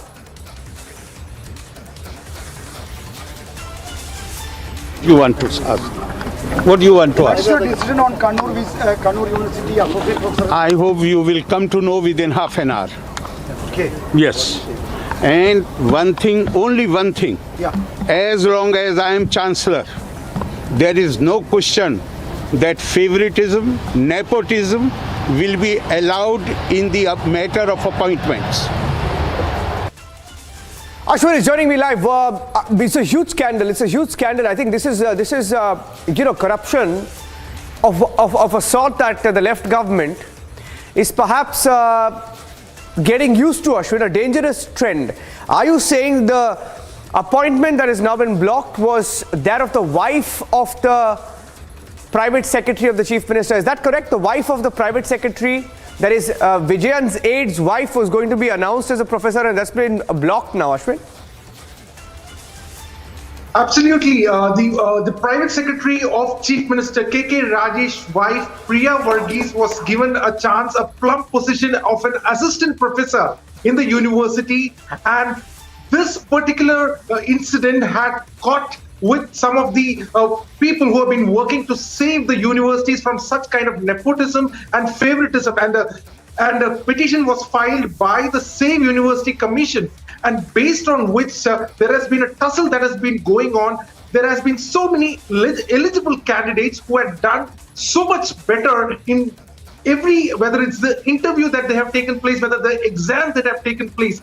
But what happened was Priya Varghese got very high marks in the interview, which even other candidates didn't achieve, and based on an interview ranking, she was given the position. Now, this was questioned. There were many eligible candidates, and now the governor has used his quasi-judicial powers and has ensured that this particular appointment made is frozen. Not only that, Niranjan, what is most important is that he has also issued a show cause notice to all the syndicate members and the stakeholders, including the Kannur University Vice Chancellor as well. So huge move that has been made by the governor, very unprecedented. It was never expected from the state dispensation as well. The governor has made it very clear that no kind of nepotism, no kind of favoritism will be allowed inside the university. And remember, Niranjan, this has been done at a time when the state government has started using an ordinance to dilute the power of the Kerala governor as the vice chancellor of universities. Thank you for that, Ashwin. Breaking the story from Kerala. In fact, at 7:01, I think it was 7:01 when that order was given. Ashwin, breaking that story of nepotism, a nepotism charge that's hit the Kerala government. We will continue to track this big story from Kerala. Thank you for that, Ashwin. Thank you for that. Taking a short break on the biggest story tonight. Coming back with a big story from Bengal of another leader. Another Trinamool Congress leader whose cash stash has been seized. We'll tell you all about that. And the big debate at 9 p.m, ladies and gentlemen, with Arunabh Goswami. Debate number 1 on the 2024 fight, the face-off, the race, the positioning. It's all begun in full speed.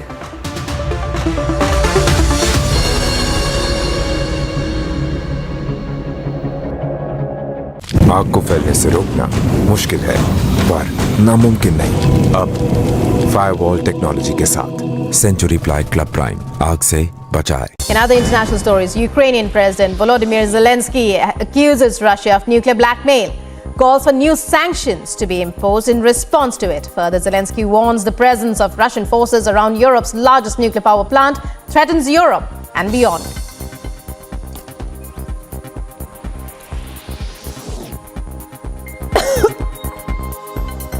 Army 2022 exhibition, Russia unveils a military robot with an attached rocket launcher.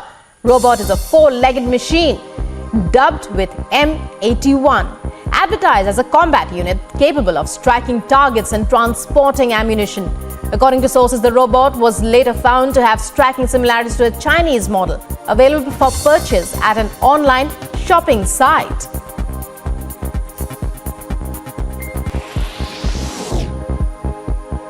According to a statement by the European Commission, it said as several European countries endure high temperatures and a lack of rain, Europe could be facing its worst drought in 500 years.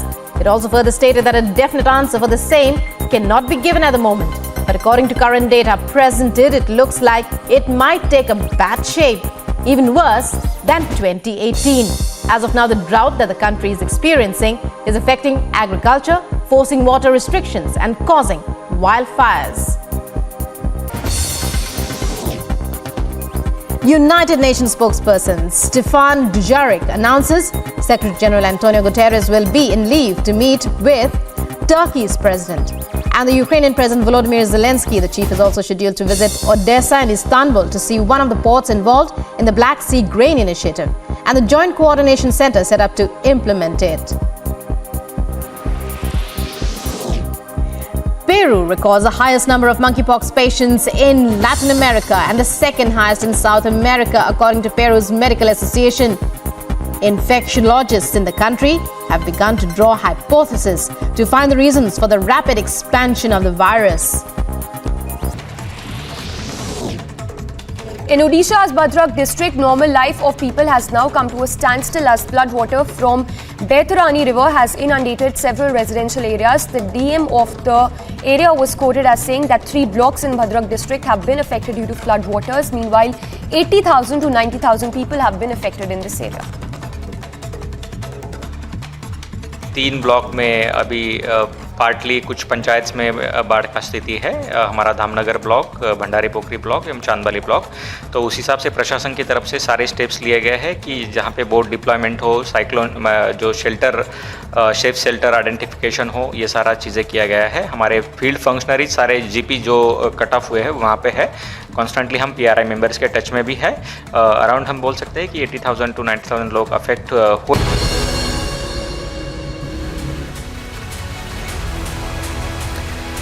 Thank you for staying with us here on the biggest story tonight, getting in some exclusive details on the cattle smuggling case in Bengal. A second Trinamool Congress leader, Anubrata Mandal, who's been arrested recently, a few days back. We have breaking news details that 17 crore of assets of his have now been seized. These were in the form of fixed deposits in different banks. And the modus operandi was that the kickbacks, the bribes from the cattle smuggling scam, were routed first to his aides' accounts, his confidants' accounts, after which they were routed to his personal accounts. Republic has accessed full details of how much of monies, which is on the bottom of your screen. That's nearly 16.97 crore, nearly 17 crore in just fixed deposits of Anubrata Mandal, considered extremely close to Mamata Banerjee, the Chief Minister of Bengal and the Trinamool Congress chief. So far, the Trinamool Congress hasn't dumped him. They haven't distanced from him. They've distanced from Partha Chatterjee. They've suspended Partha Chatterjee. Action pending on Anubrata. Story continues. Thanks for watching. And a quick reminder that at 8 p.m. we're debating what's happening in Karnataka and the Savarkar versus Tipu face-off. There's a tape that's emerged. We'll tell you all about that. Did SDPI man spark Savarkar tension? Shivamogga में सावरकर का photo कौन छीन गया है, वो leader अभी jail में है। पत्नी कांग्रेस वाले है, पति क्या है, एसडीपी है। ये कांग्रेस और एसडीपी दोनों मिलाकर सावरकर का ये प्रोग्राम किया है, उसको हम खंडन कर रहा है। Watch the burning question tonight at 8 p.m.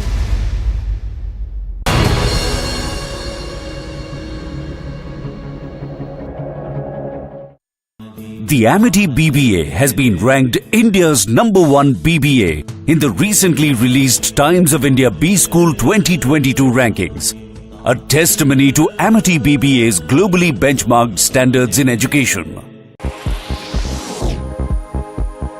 According to a statement by the European Commission, it said as several European countries endure high temperatures and a lack of rain, Europe could be facing its worst drought in 500 years. It also further stated that a definite answer for the same cannot be given at the moment. But according to current data presented, it looks like it might take a bad shape, even worse than 2018. As of now, the drought that the country is experiencing is affecting agriculture, forcing water restrictions and causing wildfires. United Nations spokesperson Stefan Dujarric announces Secretary General Antonio Guterres will be in leave to meet with Turkey's president. And the Ukrainian President Volodymyr Zelensky, the chief, is also scheduled to visit Odessa and Istanbul to see one of the ports involved in the Black Sea Grain Initiative and the Joint Coordination Center set up to implement it. Peru records the highest number of monkeypox patients in Latin America and the second highest in South America, according to Peru's Medical Association. Infectiologists in the country have begun to draw hypotheses to find the reasons for the rapid expansion of the virus. In Odisha's Bhadrak district, normal life of people has now come to a standstill as floodwater from Baitarani river has inundated several residential areas. The DM of the area was quoted as saying that 3 blocks in Bhadrak district have been affected due to floodwaters. Meanwhile, 80,000 to 90,000 people have been affected in this area. 3 block में अभी partly कुछ पंचायत में बाढ़ का स्थिति है, हमारा Dhamnagar block, Bhandari पोखरी block एवं चांदबाली ब्लॉक। तो उस हिसाब से प्रशासन की तरफ से सारे स्टेप्स लिए गए हैं कि जहाँ पे बोट डिप्लॉयमेंट हो, साइक्लोन जो शेल्टर सेफ शेल्टर आइडेंटिफिकेशन हो, ये सारा चीज़ें किया गया है। हमारे फील्ड फंक्शनरीज सारे जीपी जो कट ऑफ हुए हैं वहाँ पे है। कॉन्स्टेंटली हम पीआरआई मेंबर्स के टच में भी है। अराउंड हम बोल सकते हैं कि 80,000 to 90,000 लोग अफेक्ट हुए हैं जितना वो जीपीज में रहते हैं। बट अभी तक पूरा स्मूथ सारी चीज़ें कैसे रहते हैं उसका प्रशासन इंश्योर कर रहा है। As part of massive manhunt launched for the killers of Kashmiri Pandit Sunil Kumar, hideout of an active terrorist Adil Wani has now been busted by the State Forest Service officers in Shopian. CBI to most likely question Anubrata Mondal's daughter Sukanya Mondal in connection with a cattle smuggling case. According to sources, it is highly likely that the interrogation may take place today itself, as a team has already been moved to Bolpur in midnight. In the cattle smuggling case, the CBI has come across important information pertaining to role of Anubrata and his daughter with regard to amassing of properties amounting to crores of rupees. Leading mid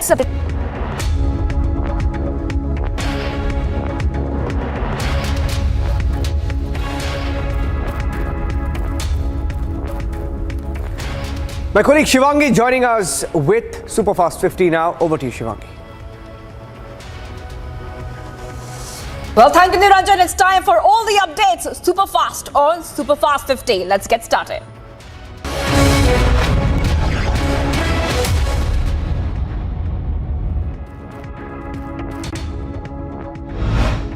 The Central Bureau of Investigation has seized fixed deposit of rupees 16.97 crore rupees belonging to TMC Birbhum District President Anubrata Mondal and his family. He is in CBI custody till August 20th in a cattle smuggling case. Ahead of 2024 elections, launches a Make India #1 pitch. Kejriwal has launched that, saying that mission would require providing free education, healthcare, employment to the youth and fair crop prices to farmers. Kejriwal said that he will travel across the nation to encourage people to join the drive. एक समय ऐसा था जब भारत का डंका पूरी दुनिया के अंदर बजा करता था। हमें भारत को वापस दुनिया का नंबर 1 देश बनाना है। We have to make India great again. Bihar CM Nitish Kumar said that he was unaware of Law Minister Kartikeya's arrest warrant in a kidnapping case from 2014. The warrant was issued on July 14th. तो warrant जारी हुआ है sir Kartikeya पे? नहीं, को नहीं पता। इसके बारे में जानकारी हमको sir BJP BJP takes on Nitish government over Kartikeya Singh's induction into the Bihar cabinet. BJP leader Ravi Shankar Prasad demands Bihar CM to take action against the law minister. He has given a statement under Section 164 CRPC describing in detail the manner in which he was kidnapped, and he has fully described the role played by the petitioner. Petitioner कौन है? कार्तिकेय सिंह। मतलब कार्तिकेय सिंह ने इस अपहरण में क्या भूमिका निभाई, ये विक्टिम ने 164 यानी मजिस्ट्रेट के सामने इस बात को स्पष्ट किया। Lalu Prasad Yadav backs controversial minister, claims charges against Kartikeya Singh are false and there is no such case against him. सरकार को हटाना है। Bihar Law Minister Kartikeya Singh's lawyer Madhusudan Sharma has stated that the absconding allegations were baseless. He said that Kartikeya was not an accused in the kidnapping case and his involvement is not mentioned in the probe. No evidence was found against him and police proved him innocent. यह बात स्पष्ट कर देता हूं कि जिस मुकदमा को लेकर के इतना हाईलाइट किया जा रहा है, उस मुकदमा में कार्तिक कुमार नामजद अभियुक्त नहीं है। इनकी संलिप्तता किसी प्रकार से भी उस प्राथमिकी में नहीं बताया गया है। Jacqueline Fernandez named as accused by ED in charge sheet of Sukesh Chandrasekhar 200 crore rupees extortion case. Jacqueline alleged to have got gifts worth over rupees 7 crores from Sukesh. BJP dropped Union Minister Nitin Gadkari and Madhya Pradesh CM Shivraj Singh Chauhan from its parliamentary board and inducted 6 new members.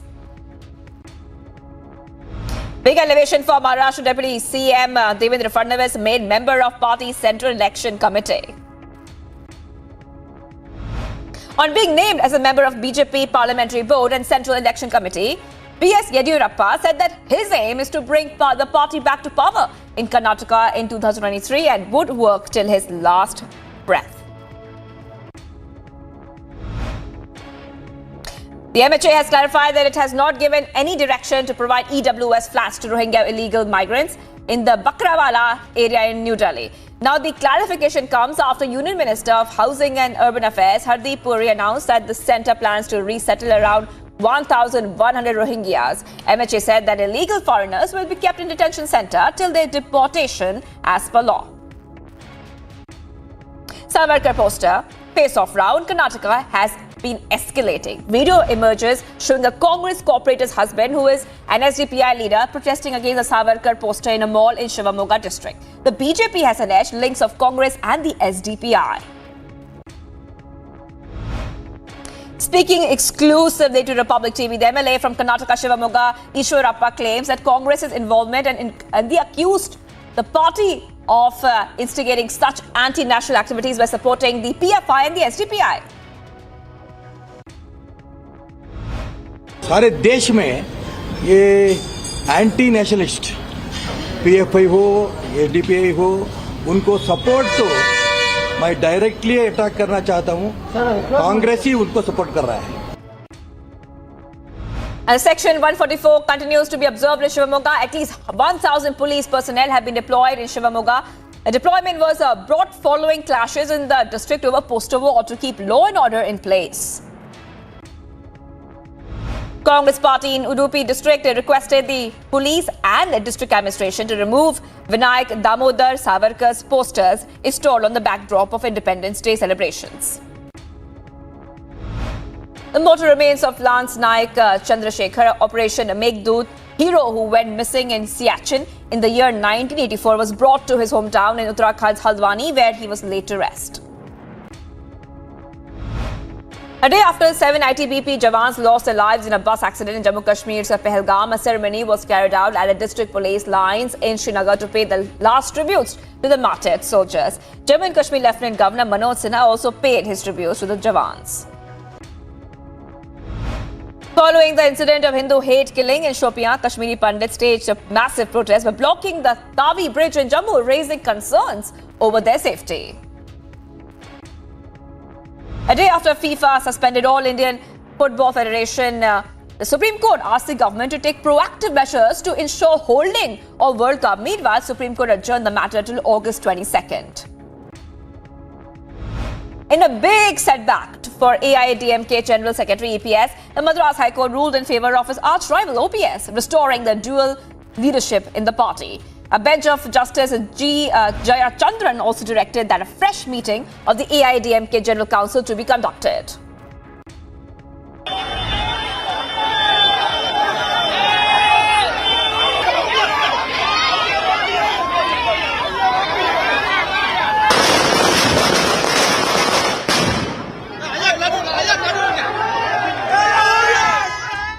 Union Minister Anurag Thakur detailed key decisions taken in the cabinet meeting. It was decided to restore the interest subvention on short-term agriculture loans to 1.5% for several financial institutions like public sector banks, private sector banks, small finance banks that can lend loans to the farmers for up to rupees 3 lakhs. अगर bank को 1.5% हम नहीं सहायता करेंगे तो bank को घाटा होगा. इसीलिए 34,856 करोड़ रुपए हम बैंकों को देंगे ताकि किसान को मिलने वाले लाखों करोड़ रुपए में कोई कमी ना आए. बैंक वहां पर संकोच ना करें. किसान की पाइपलाइन जो ऋण लेने की है उसमें रुकावट कहीं ना आए, क्योंकि बैंक को अगर ब्याज कहीं पर ज़्यादा देकर पैसा मिलता होगा तो शायद कहीं गड़बड़ ना करे. तो इसलिए बैंक की भी सहायता की गई और सीधे तौर पर नहीं, अप्रत्यक्ष तौर पर इस पर किसान की मदद की गई है. Delhi Police filed an FIR against a security guard of a girls' PG hostel in Karol Bagh who was caught on CCTV assaulting a girl who was in a state of intoxication. DCW has issued a notice to Delhi police seeking report on the matter. हमने Delhi police को notice issue किया है। मैं चाहती हूं कि matter में FIR दर्ज हो। मैं चाहती हूं कि अक्यूज्ड को तुरंत अरेस्ट किया जाए और साथ में दिल्ली पुलिस को इस एंगल से भी मुझे लगता है इन्वेस्टिगेशन करनी चाहिए कि ओनर का क्या रोल था। अगर ये पीजी है तो किस लाइसेंस, क्या उन्हें कोई लाइसेंस मिला था, कैसे वो ये पीजी चला रहे हैं, यहाँ पे क्या सिस्टम उन्होंने कर रखा था कि लड़कियों के साथ इतनी बड़ी घटना हो जाती है। Maharashtra CM Eknath Shinde has directed a CID probe into the death of Shiv Sangram leader Vinayak Mehta. Shinde ordered the DGP to oversee the investigation. The car of Vinayak Mehta met with an accident on August 14 at 5 a.m. at Mumbai-Pune Express Highway.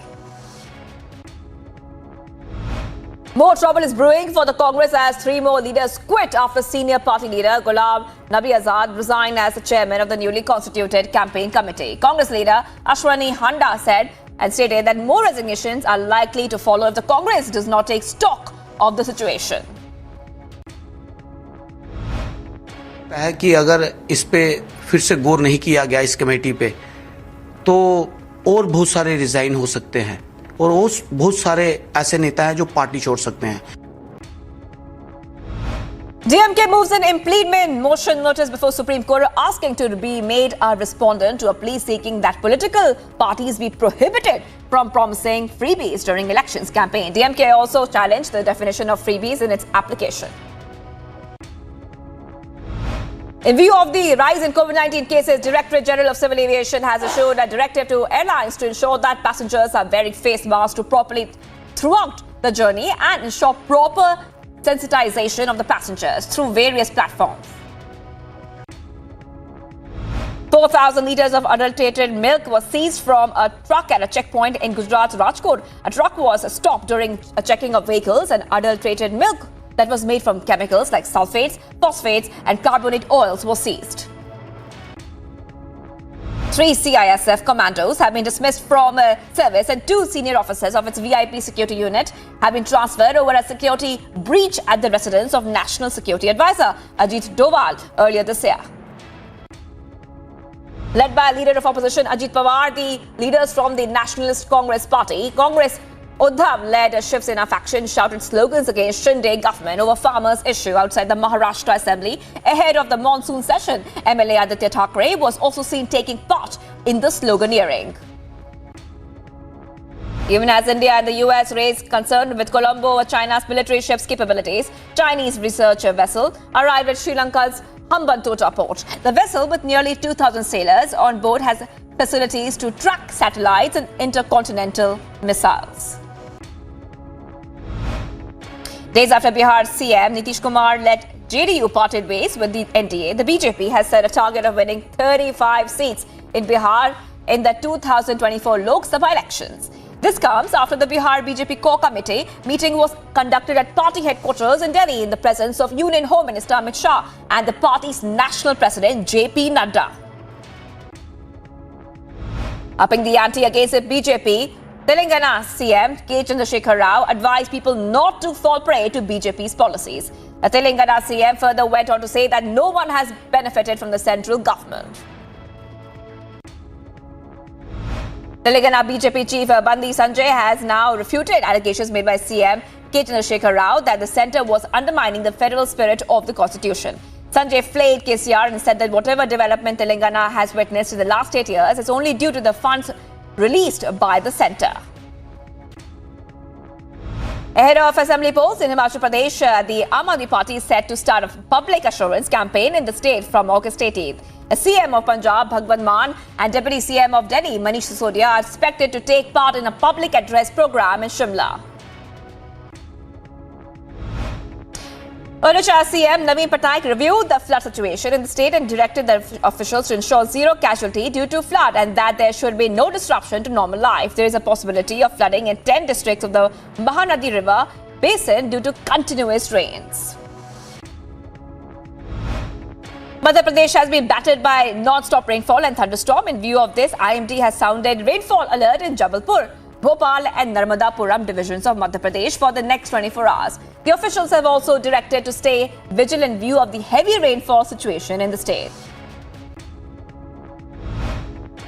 An Innova car fell into open drain in Navsari, Gujarat late night. One person who is said to be in the car had died. The fire department immediately swung into action and pulled out the car through a crane. But the person inside the car could not be saved in the meantime.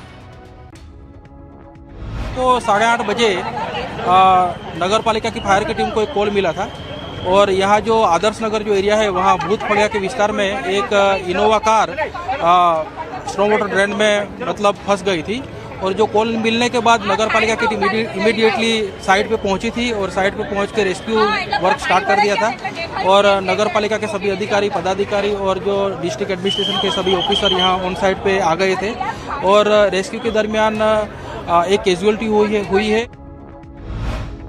More than 50 persons were injured after 3 bogies of a passenger train derailed in Maharashtra's Gondia.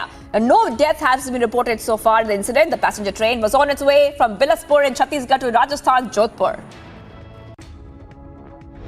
The India-US Joint Special Forces exercise Vajra Prahar 2022 has started today. This drill began on August 8th at the Special Forces Training School in Himachal Pradesh.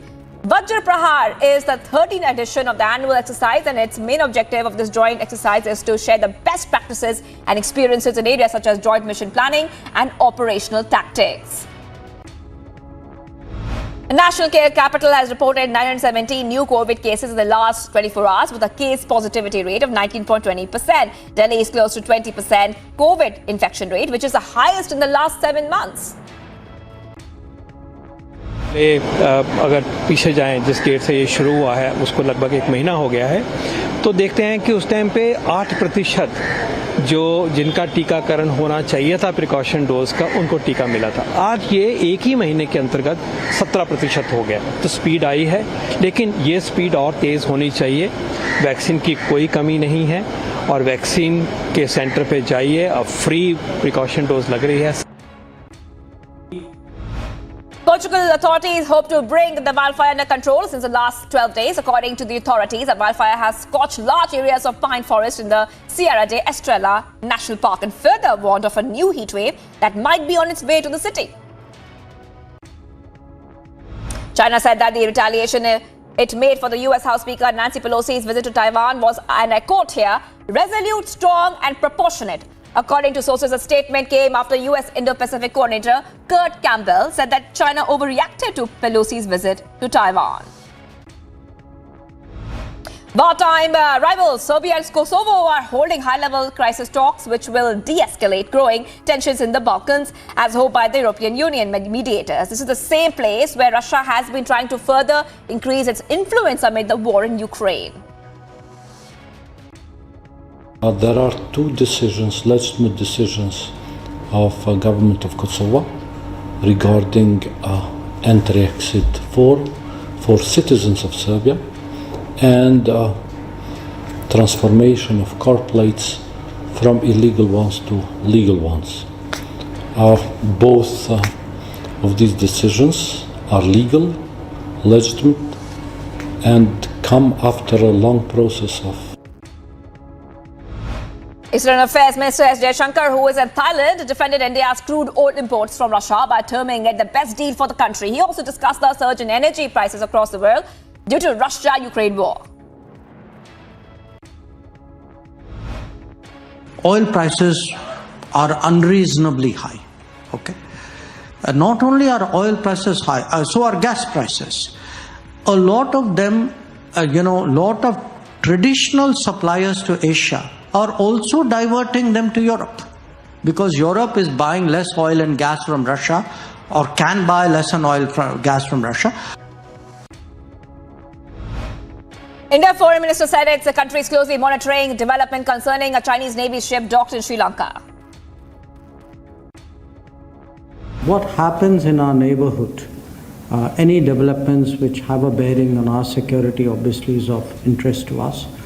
I think our spokesman had said some time ago that we obviously monitor any development which has a bearing on our interests very, very carefully. China said that the activities of high-tech research vessel will not affect the security of any country and should not be obstructed by any third party as a ship berthed at Sri Lanka's strategic southern port of Hambantota amid Indian and US concerns. Tesla Chief Executive Officer Elon Musk further clarified that he is not buying the Premier League football club Manchester United and he was just joking about it. This comes after Musk had tweeted earlier today regarding buying the iconic football club. International Cricket Council released a Men's Future Tours program and confirming the international calendar for all full members across all three formats of the game. With a poor start in the Premier League hanging over them, Manchester United are doing their best to keep star man Cristiano Ronaldo. However, the Portuguese captain wants out and Atletico Madrid looks like the ideal destination for him right now. Ian Foster is all set to remain as the All Blacks head coach until this contract expires till after the next year's World Cup. According to sources, the board of New Zealand Rugby had a discussion regarding Foster's future.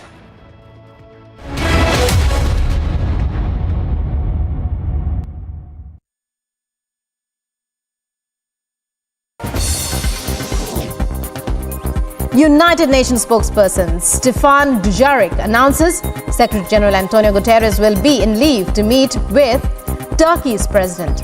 And the Ukrainian President Volodymyr Zelensky, the chief, is also scheduled to visit Odessa and Istanbul to see one of the ports involved in the Black Sea Grain Initiative and the Joint Coordination Center set up to implement it. Peru records the highest number of monkeypox patients in Latin America and the second highest in South America, according to Peru's Medical Association. Infectiologists in the country have begun to draw hypotheses to find the reasons for the rapid expansion of the virus. In Odisha's Bhadrak district, normal life of people has now come to a standstill as floodwater from Baitarani river has inundated several residential areas. The DM of the area was quoted as saying that 3 blocks in Bhadrak district have been affected due to floodwaters. Meanwhile, 80,000 to 90,000 people have been affected in this area. 3 block में अभी partly कुछ पंचायत में बाढ़ का स्थिति है। हमारा Dhamnagar block, Bhandari पोखरी block एवं चांदबाली ब्लॉक, तो उस हिसाब से प्रशासन की तरफ से सारे स्टेप्स लिए गए हैं कि जहां पे बोट डिप्लॉयमेंट हो, साइक्लोन जो शेल्टर सेफ शेल्टर आइडेंटिफिकेशन हो, ये सारा चीज़ें किया गया है। हमारे फील्ड फंक्शनरीज सारे जीपी जो कट ऑफ हुए हैं वहाँ पे है। कॉन्स्टेंटली हम पीआरआई मेंबर्स के टच में भी है। अराउंड हम बोल सकते हैं कि 80,000 टू 90,000 लोग अफेक्ट हुए हैं जितना वो जीपीज़ में रहते हैं, बट अभी तक पूरा स्मूथ सारी चीज़ें कैसे रहते हैं उसका प्रशासन इंश्योर कर रहा है। As part of massive manhunt launched for the killers of Kashmiri Pandit Sunil Kumar, hideout of inactive terrorist Adil Wani has now been busted by the State Forest Service officers in Shopian. CBI to most likely question Anubrata Mondal's daughter Sukanya Mondal in connection with a cattle smuggling case. According to sources, it is highly likely that the interrogation may take place today itself, as a team has already been moved to Bolpur in midnight. In the cattle smuggling case, the CBI has come across important information pertaining to role of Anubrata and his daughter with regard to amassing of properties amounting to crores of rupees.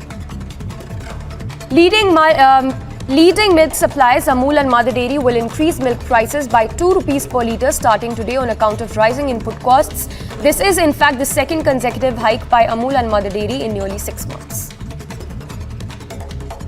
In other international stories, Ukrainian President Volodymyr Zelensky accuses Russia of nuclear blackmail, calls for new sanctions to be imposed in response to it. Further, Zelensky warns the presence of Russian forces around Europe's largest nuclear power plant threatens Europe and beyond.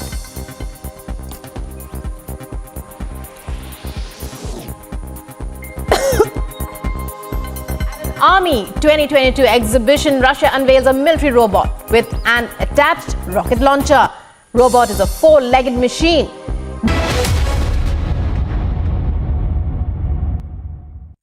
Okay, the incident commander, I'll stay until you arrive. Did you work here?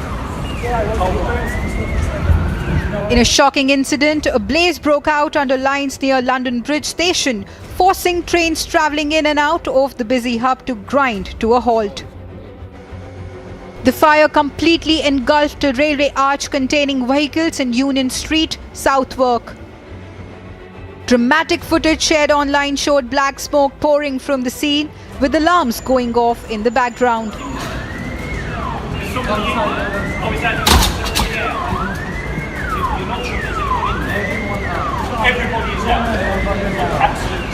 Several buildings in the area were evacuated and residents were urged to shut their windows and doors due to heavy smoke. Agency report for Republic TV.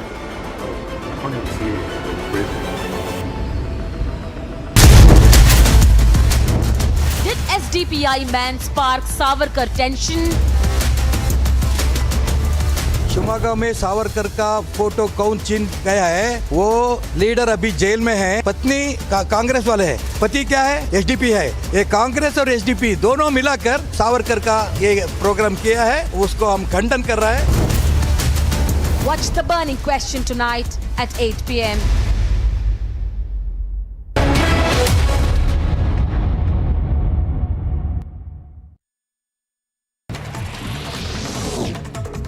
In Odisha's Bhadrak district, normal life of people has now come to a standstill as floodwater from Baitarani river has inundated several residential areas. The DM of the area was quoted as saying that 3 blocks in Bhadrak district have been affected due to floodwaters. Meanwhile, 80,000 to 90,000 people have been affected in this area. 3 block में अभी partly कुछ पंचायत में बाढ़ का स्थिति है। हमारा Dhamnagar block, Bhandari पोखरी block एवं चांदबाली ब्लॉक, तो उस हिसाब से प्रशासन की तरफ से सारे स्टेप्स लिए गए हैं कि जहाँ पे बोट डिप्लॉयमेंट हो, साइक्लोन जो शेल्टर सेफ शेल्टर आइडेंटिफिकेशन हो, ये सारा चीज़ें किया गया है। हमारे फील्ड फंक्शनरीज सारे जीपी जो कट ऑफ हुए हैं वहाँ पे है। कॉन्स्टेंटली हम पीआरआई मेंबर्स के टच में भी है। अराउंड हम बोल सकते हैं कि 80,000 टू 90,000 लोग अफेक्ट हुए हैं जितना वो जीपीज में रहते हैं।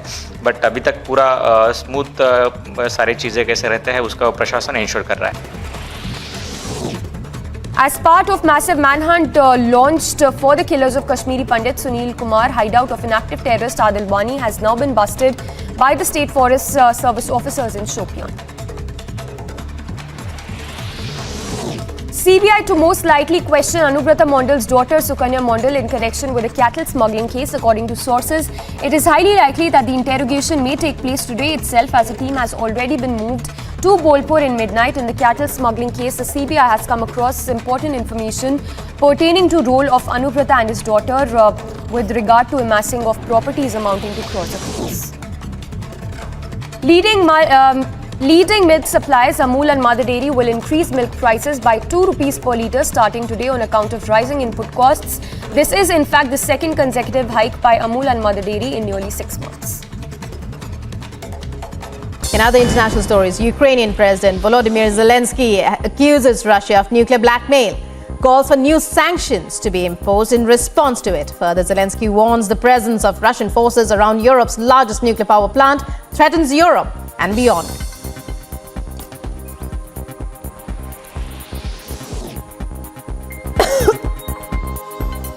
Army 2022 exhibition, Russia unveils a military robot with an attached rocket launcher. Robot is a 4-legged machine dubbed with M81, advertised as a combat unit capable of striking targets and transporting ammunition. According to sources, the robot was later found to have striking similarities to a Chinese model available for purchase at an online shopping site.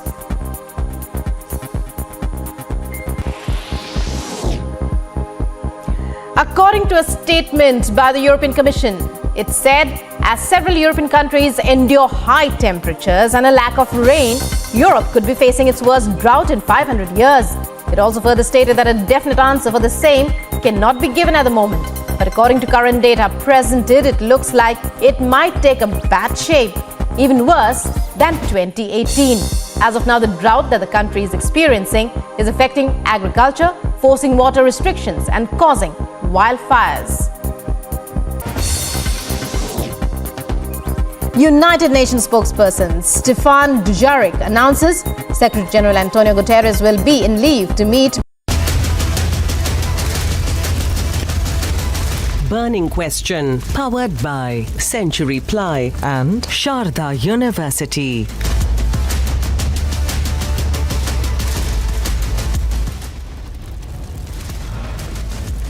Video emerges showing SDPI leader protesting against Savarkar poster in a mall in Shivamogga district. Was this the beginning? Was this the plot that led to the riot?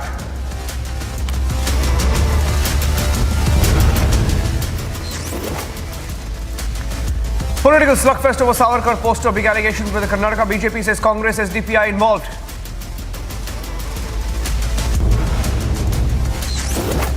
Top BJP leader in Karnataka Ishwarappa visits Shivamogga, claims Congress provoked tensions, sparked riot using Savarkar.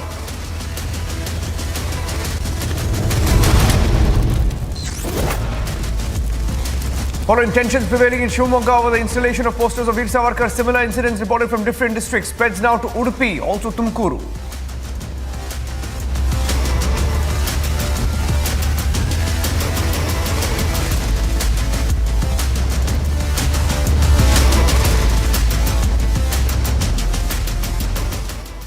Thank you for joining us on The Burning Question. I'm Niranjan. Tensions erupted in Shivamogga on the 15th of August as India was celebrating 75 years of freedom over Veer Savarkar posters, a freedom fighter, India's freedom hero. The BJP today alleged, as its top leaders landed up in Shivamogga, they alleged that Congress had an open hand in instigating the violence using the issue. They're also claiming a Congress-SDPI alliance. SDPI, the political front of the PFI. They say the Congress is involved with the PFI.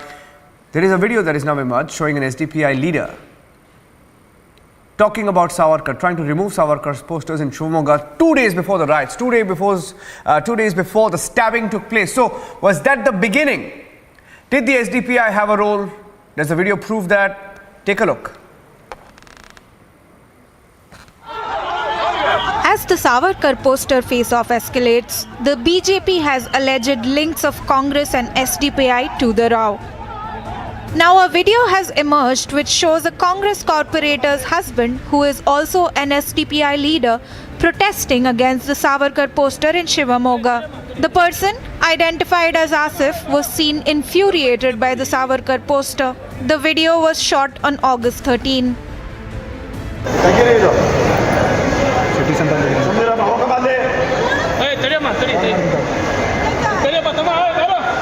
ಸ್ವಲ್ಪ ಈ ಕಡೆ ಬರ್ರಿ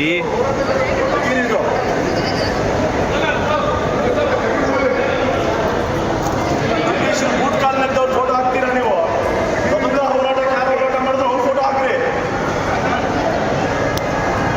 ಕ್ಷಮಾಪಣೆ ಪತ್ರ ಬರ್ಬಿಟ್ಟು British boot ಕಾಲ್ನದ್ದವ್ರನ್ನೆಲ್ಲ photo ಹಾಕ್ತೀರಾ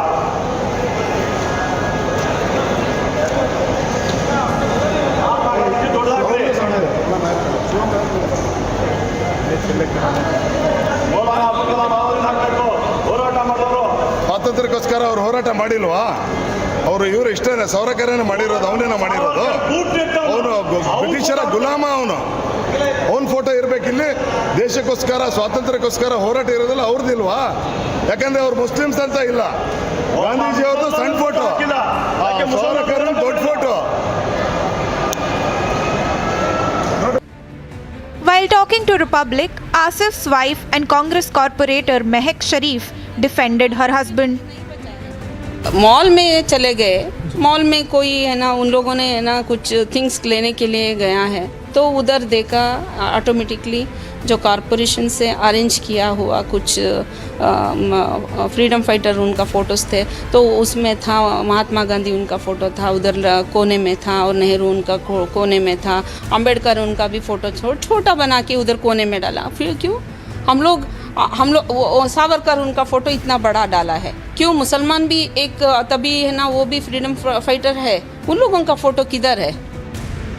BJP leader Ishwarappa alleged that Congress, PFI and SDPI were involved in the Savarkar poster row and instigating people. लेकिन कौन गुंडागिरी करता है, उनके ऊपर क्या करना है हिंदू समाज और पुलिस डिपार्टमेंट करेगा.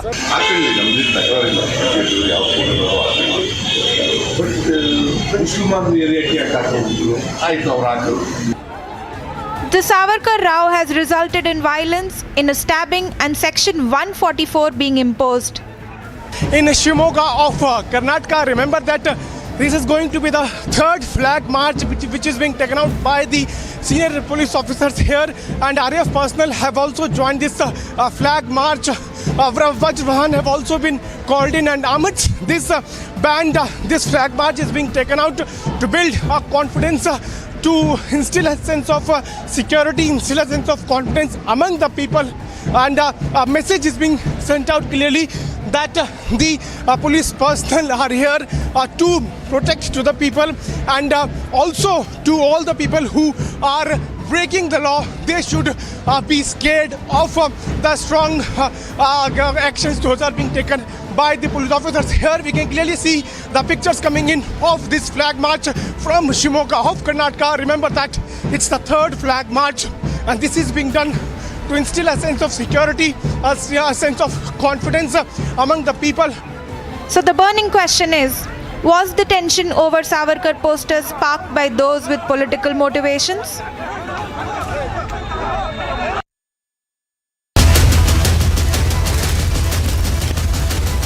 Burning Question, powered by Century Ply and Sharda University. Well, people are reporting from Shivamogga. Nobody is really showing the video of the SDPI. And why the SDPI video? SDPI is the political wing of the PFI.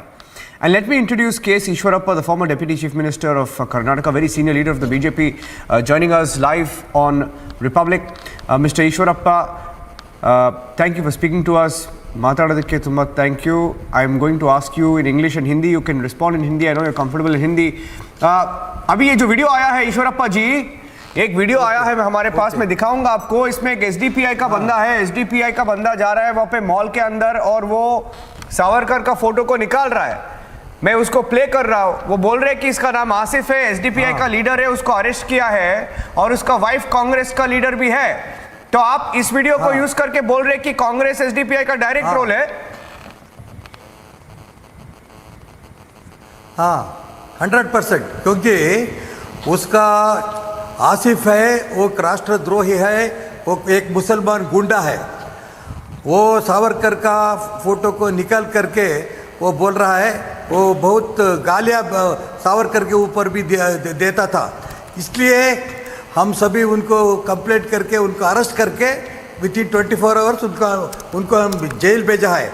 उनका wife है, Shivamogga corporation का corporator है, Congress corporator. मैं directly बोल रहा हूँ, कांग्रेस वाले ये इस एपिसोड में डायरेक्टली इन्वॉल्व हो गया है. नहीं, आप बोल रहे नो, आप नहीं, एक चीज तो सही है, आप बोल रहे कि ये नहीं करना था, ये सही है. ये कोई भी नहीं है. एसडीपीआई कौन होता है? एसडीपीआई कौन होता है जाके बोलने के लिए कि सावरकर का ये निकालो, किसी और का पोस्टर लगानो? वो नहीं करना था. लेकिन आप ये शब्द जो बोल रहे मुस्लिम गुंडा, वो आपको नहीं लगता है कि ये गलत है? गुंडा कोई भी हो सकता है. नहीं, मैं सभी मुसलमान, 1 मिनट, सभी मुसलमानों को मैं गुंडा नहीं बोलूंगा. लेकिन सावरकर का फोटो कौन छीटने के लिए काम किया है, वो गुंडा ही है. इसलिए मैं मुस्लिम गुंडा बोल रहा हूँ. सभी मुसलमानों को मैं गुंडा नहीं बोलूंगा.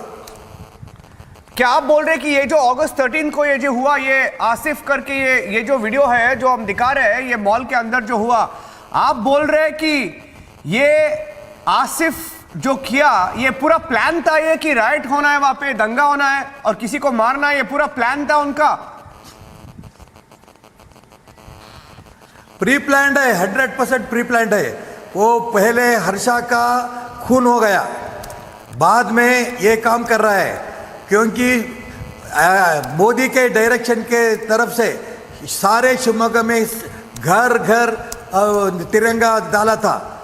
लेकिन ये सभी देखकर ही वो उनको मन में बहुत दुख हो गया, क्योंकि सारे शिवमोगा में वो राष्ट्रभक्ति काम चल रहा है. इसलिए वो ये काम किया है और सावरकर का फोटो छीन कर दिया है. इसलिए हम सबको गुस्सा है, उनके ऊपर एक्शन स्टेट गवर्नमेंट लिया है. नहीं, मैं आपको एक चीज बोल रहा हूं. आपको लगता है कि ये हिजाब इश्यू से लेकर हर्षा के इश्यू को लेकर और अभी ये शिवमोगा में जो हो रहा है, ये पूरा इलेक्शन से पहले हो रहा है और लोग आपको भी पूछ रहे कि आप भी आप भी ऐसे बोल रहे हो कि ये ऐसे चीज होता रहेगा, ये पूरा क्या एक षड्यंत्र है इलेक्शन से पहले पोलराइज करने के लिए? ये सिर्फ एक ही व्यक्ति का नहीं है, कांग्रेस, एसडीपीआई सभी मिलाकर ये काम कर रहे हैं। चुनाव के पहले सभी मुसलमान लोगों का वोट लेने के लिए वो कांग्रेस वाले भी इसके साथ है, एसडीपीआई भी इसका साथ है। मैं आपको नहीं लगता कि ये एसडीपीआई और पीएफआई को, अगर ये एसडीपीआई का पीएफआई का नाम आ रहा है, बार बार आ रहा है, तो आपको बैन नहीं करना चाहिए इनको? 100% बैन करना है। हम कर्नाटक से मैं चीफ मिनिस्टर के साथ बुसरा बोम्मई के पास कल बातचीत किया है। वो बोला है डेफिनेटली मैं सेंटर के लीडर के साथ, मोदी के साथ बातचीत करके बैन करने के लिए एसडीपीआई पीएफ को डेफिनेटली मैं कोशिश करूंगा, ये हमारा चीफ मिनिस्टर बोला है। नहीं, आपने ये भी कहा है कि जो लोग वंदे मातरम नहीं बोलते हैं वो भारत छोड़ के जाना चाहिए। इस कमेंट को क्वेश्चन कर रहे हैं बहुत सारे लोग। अभी भी क्यों भारत में रहने वाले वंदे मातरम कहना ही पड़ेगा? इधर खाना खाता है, इधर पीना सभी खाता है, भारत माता को वंदे मातरम बोलने के लिए उसमें उसका मन में क्या है? राष्ट्रभक्ति नहीं क्या? वो किसके मन में वंदे मातरम नहीं, मैं नहीं बोलूंगा ऐसा बात बोलता है? वो पाकिस्तान जाने के छोड़ो, उनको उधर जाने के बोलो। कर्नाटक में या भारत में वो नहीं रहेगा। वंदे मातरम कौन कौन बोलता है? वो सभी भारत में रहता है, वो सभी भारत माता का पुत्र है, पुत्री है। लेकिन वंदे मातरम नहीं बोला तो वो पाकिस्तान जाने के लिए हम उनको भेजेंगे। नहीं, बहुत सारे लोग बोलते हैं, ये एआईएमआईएम भी है, ओवैसी का पार्टी में बहुत सारे लोग नहीं बोलते, वो बोलते पब्लिक में बोलते कि वंदे मातरम नहीं बोलेंगे। तो आप कैसे बोल सकते हैं कि सब लोग भारत छोड़ के पाकिस्तान जाओ? वैसे कैसे बोल सकते हैं आप? कैसे बोल सकता हूं? क्योंकि महापुरुष लोग ने ये देश को स्वतंत्र लाने के लिए वंदे मातरम, भारत माता की जय, ये दो स्लोगन में ही देश को स्वतंत्र लाया है। उनका खून स्वतंत्र लाने के लिए बहुत पड़ा है। इसलिए मैं बोल रहा हूँ, वो कोई संगठन हो, भारत माता की जय, वंदे मातरम कहना ही पड़ेगा, नहीं तो भारत में वो नहीं रहेगा। लास्ट क्वेश्चन आपके लिए ईश्वरप्पा जी। कल सिद्धरामैया ने बोला मुस्लिम एरिया, उनका शब्द था मुस्लिम एरिया में। उन्होंने बोला कि मुस्लिम एरिया में सावरकर का पोस्टर क्यों लगाया? ये कौन होते हैं ये सिद्धरामैया बोलने के लिए कि इस एरिया में लगाना चाहिए, उस एरिया में नहीं लगाना चाहिए, इस मॉल में लगाना चाहिए, नहीं लगाना चाहिए? ये भारत में मुसलमानों का कोई जगह 1 इंच भी नहीं है। सिद्धरामैया हो या कोई मुस्लिम हो, भाई ये जगह मुसलमानों का है। उधर सावरकर फोटो नहीं लगाया है क्या उनका बाप का जगह है क्या? ये सिद्धरामैया का बाप का भी नहीं है, कोई मुसलमान लोगों का बाप की नहीं। वो भारत में रहता है, रहने वाले महापुरुषों के लोग फोटो, वो जयप्रकाश नारायण का हो, स्वतंत्र वीर सावरकर का हो, किसी सरदार पटेल का हो, वो सभी किधर कन्याकुमारी से कश्मीर तक किसी जगह में हम डेफिनेटली डालेगा। उसको कौन विरोध करता है? वो देशद्रोही है। ये हमारा बात है। 1 इंच भी मुसलमान का जगह नहीं है, सभी भारत माता का ही जगह है। ये लेकिन भारत सबका भी है ना ईश्वरप्पा जी? भारत सबका है, सबका है भारत, आपका भी है, सबका है भारत, सब कम्युनिटीज का है, सब रिलीजन्स का है, सब लोगों का है। लेकिन मुसलमान का नहीं, भारत सबका है, लेकिन मुसलमान का कोई जगह रहता है क्या? हिंदुस्तान का हिंदुओं का सेपरेट जगह रहता है क्या? क्रिश्चियन का सेपरेट जगह रहता है क्या? हमारा मोदी नेशनल, हमारा प्राइम मिनिस्टर बोला है हिंदू मुस्लिम क्रिश्चियन सभी भाई भाई है, लेकिन मुसलमान को सेपरेट जगह, वो जो सेपरेट जगह है उधर क्यों सावरकर का फोटो डालना है? ये प्रश्न सिद्धरामैया एक्सीएम बोलता है ना, ये एक्सीएम होने के लिए अनफिट है, यही राष्ट्रद्रोही है। इसलिए मैं उनको पूछना चाहता हूँ, किसी का बाप का ये भूमि नहीं है, कौन कौन इस देश में रहता है? सभी भारत माता की है। इसलिए मैं बोल रहा हूँ, सभी भारत माता का वंदे मातरम बोलना ही पड़ेगा। ये मेरा है। कोई मुसलमान का सभी एक इंच भी जगह सभी सेपरेट नहीं जाएगा। ओके ईश्वरप्पा जी, बहुत कंट्रोवर्शियल इंटरव्यू भी और very outspoken leader. Let's see what the Congress says to what you've been saying. Eshwarappa ji, thank you very much. Thank you. ಮಾತಾಡೋದಕ್ಕೆ ತುಂಬಾ ಶುಕ್ರಿಯಾ, ತುಂಬಾ ಧನ್ಯವಾದ. Thank you. Caught between English Kannada and Hindi ಇದೆ. Thank you so much. Thank you. Confuse, ಒಂದೊಂದ್ಸಲ confuse ಆಗ್ಬಿಡುತ್ತೆ. Let me just go across and introduce our panelist right now on the show. Mohan Krishna, leader of the BJP, joining us. Rashmi Sawant, activist, former president of the Oxford University. Firoz Bakht Ahmed, former chancellor, Maulana Azad National Urdu University, educationist. Also joining us, Atikur Rahman, Islamic scholar. Amrit Shenoy, leader, Congress, former AICC member. Kalikur Rahman, political analyst. Let me start with Amrit Shenoy, and Mohan Krishna can respond. Amrit Shenoy, who is the SDPI to teach to anybody? Of all the people, who is the SDPI and PFI to preach to everyone in India who our heroes are? Who are they to go inside a mall and say, remove this poster, remove that poster? Who are they? That is because BJP is supporting them. BJP is very happy as long as SDPI does such kind of activities. So you should have asked Ishwarappa ji that why not yet SDPI is banned. I asked him. Yeah, they are only simply telling since many years that SDPI is anti-national, PFI is a terrorist outfit, but they are having power in the center and as well as in Karnataka state.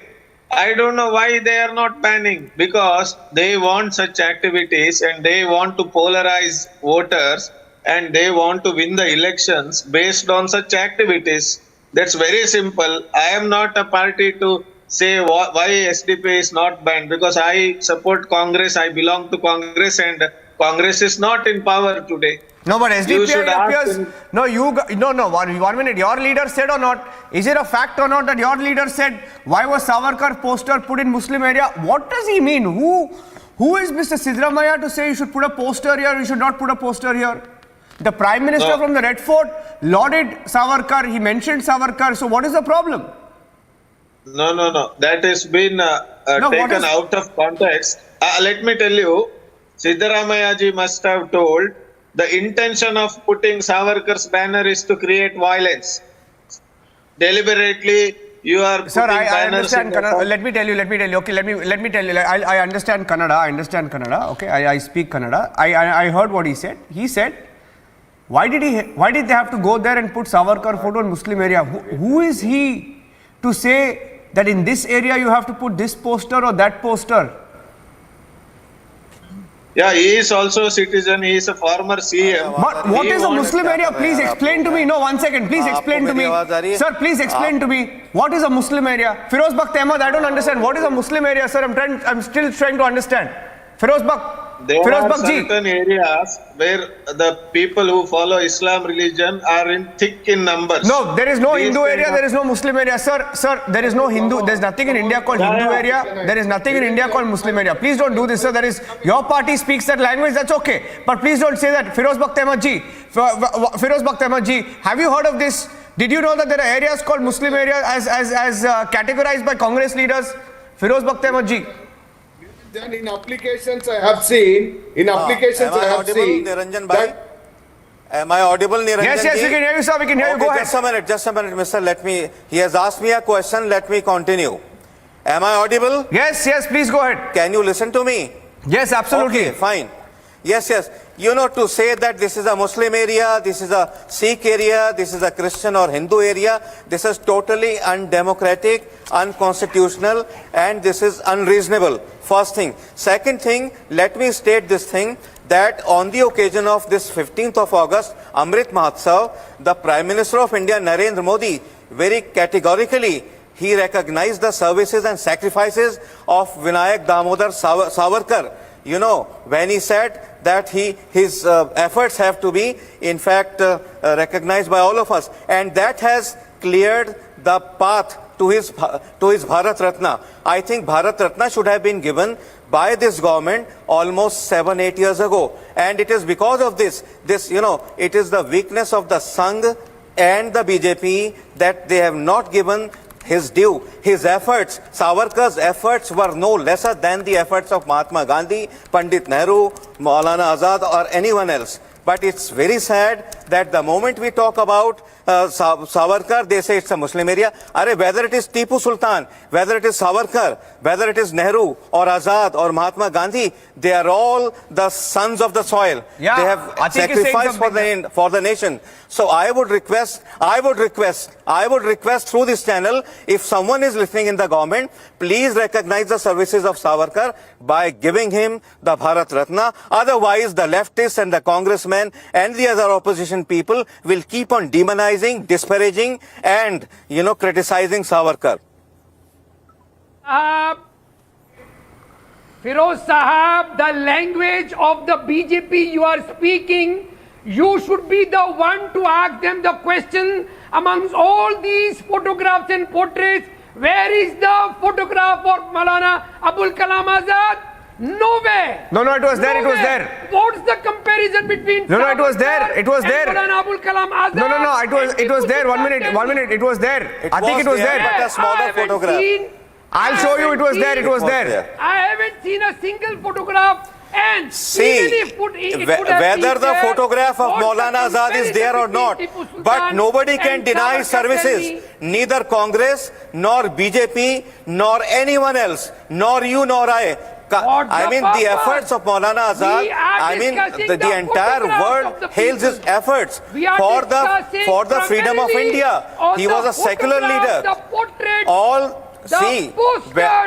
Maulana Azad was above party lines. You are trying to Rahman Sahab, Maulana Azad was above party lines, and people like Savarkar, they are also above party lines, above religion. We should not communalize, we should not politicize, we should not demonize these people. Has ever Maulana Abul Kalam Azad written an apology letter to the British? No.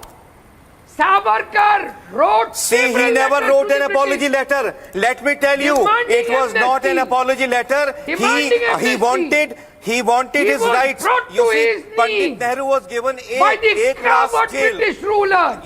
While Pandit Nehru and Savarkar were imprisoned, Nehru was given A quality jail and he was given D quality. D also meant dangerous. So he wrote a letter to the English authorities. No, Firoz Bakht Ahmad, look at that video. He was asking where is the picture of Maulana Abdul Kalam. Savarkar was given No, you asked where is the picture of Maulana Abdul Kalam Azad. Maulana Azad. No, you asked me about Maulana Azad. Please look at the video. Look at the video. Atik, look at the video. Atik, look at the video. Atik, can you see the video? Atik, can you see the video, Atik? You were asking me where was Maulana Abdul Kalam. No, I can't see. No, so full frame. No, look at the video on the right. Let's go to the video full frame. Show the video full frame, please. Put the video full frame. Yeah, look at that. Who's that? I would not recognize. No. Look at that. What do you mean you won't recognize? The name is also written there. What do you mean? Right next to Gandhiji and Nehru. Look at that. How can you say it was not there? It was there. It's right there. Savarkar was not the mainstream leader. Why he was not the mainstream leader? Because his policies were exclusivist. What do you mean mainstream leader? Was there a mainstream? 1 minute. This is fantastic. Atik, this is fantastic. He was not ready to involve 1 minute. Firoz Bakht ji, 1 minute. This is a fantastic argument. Atik, 1 minute. Atik Saab. No, 1 minute. This is the first time I've heard this is he was not a mainstream freedom fighter. What is a mainstream freedom fighter? Is there a mainstream freedom fighter? Is there a fringe freedom fighter? 1 minute. What is mainstream freedom? Let me get in Rashmi. Rashmi is coming in. Let Rashmi come in. No. I'll get Rashmi. Rashmi, I'm getting in Rashmi. Rashmi is coming in with Abbas. Abbas, you hear Rashmi out. I'm getting you also. Kalik, okay. Rashmi and Kalik. Let Rashmi speak first. Rashmi speaking first. I think this is a very mundane argument. And that, somebody is not a mainstream freedom fighter. I think it's laughable almost. And I would like to ask the gentleman, what qualifies as mainstream? I mean, born with a silver spoon, does that qualify, does that make you good enough to be a mainstream politician? Born in a rich family, in a family with legacy, does that make you a mainstream freedom fighter? Can't common people be mainstream freedom fighter? I mean, this is laughable.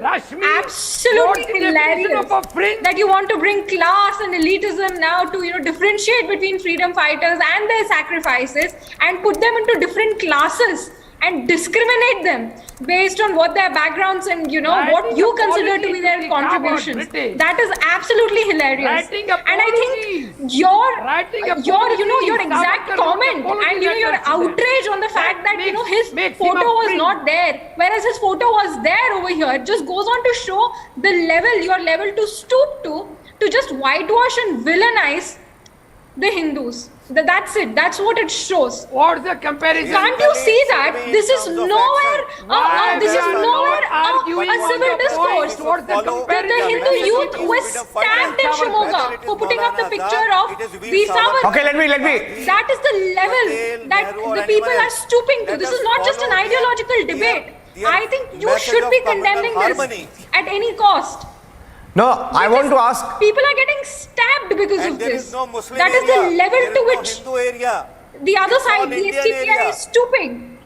No, this is some ridiculous argument. I've never heard of this Hindu area, Muslim area. This is for the first time I'm hearing, and for the first time Amrit Shenoy is saying, the Congress is saying, Khalik, there is something called a Muslim area. What is a Muslim area and what is a Hindu area if there ever was? What is wrong with people?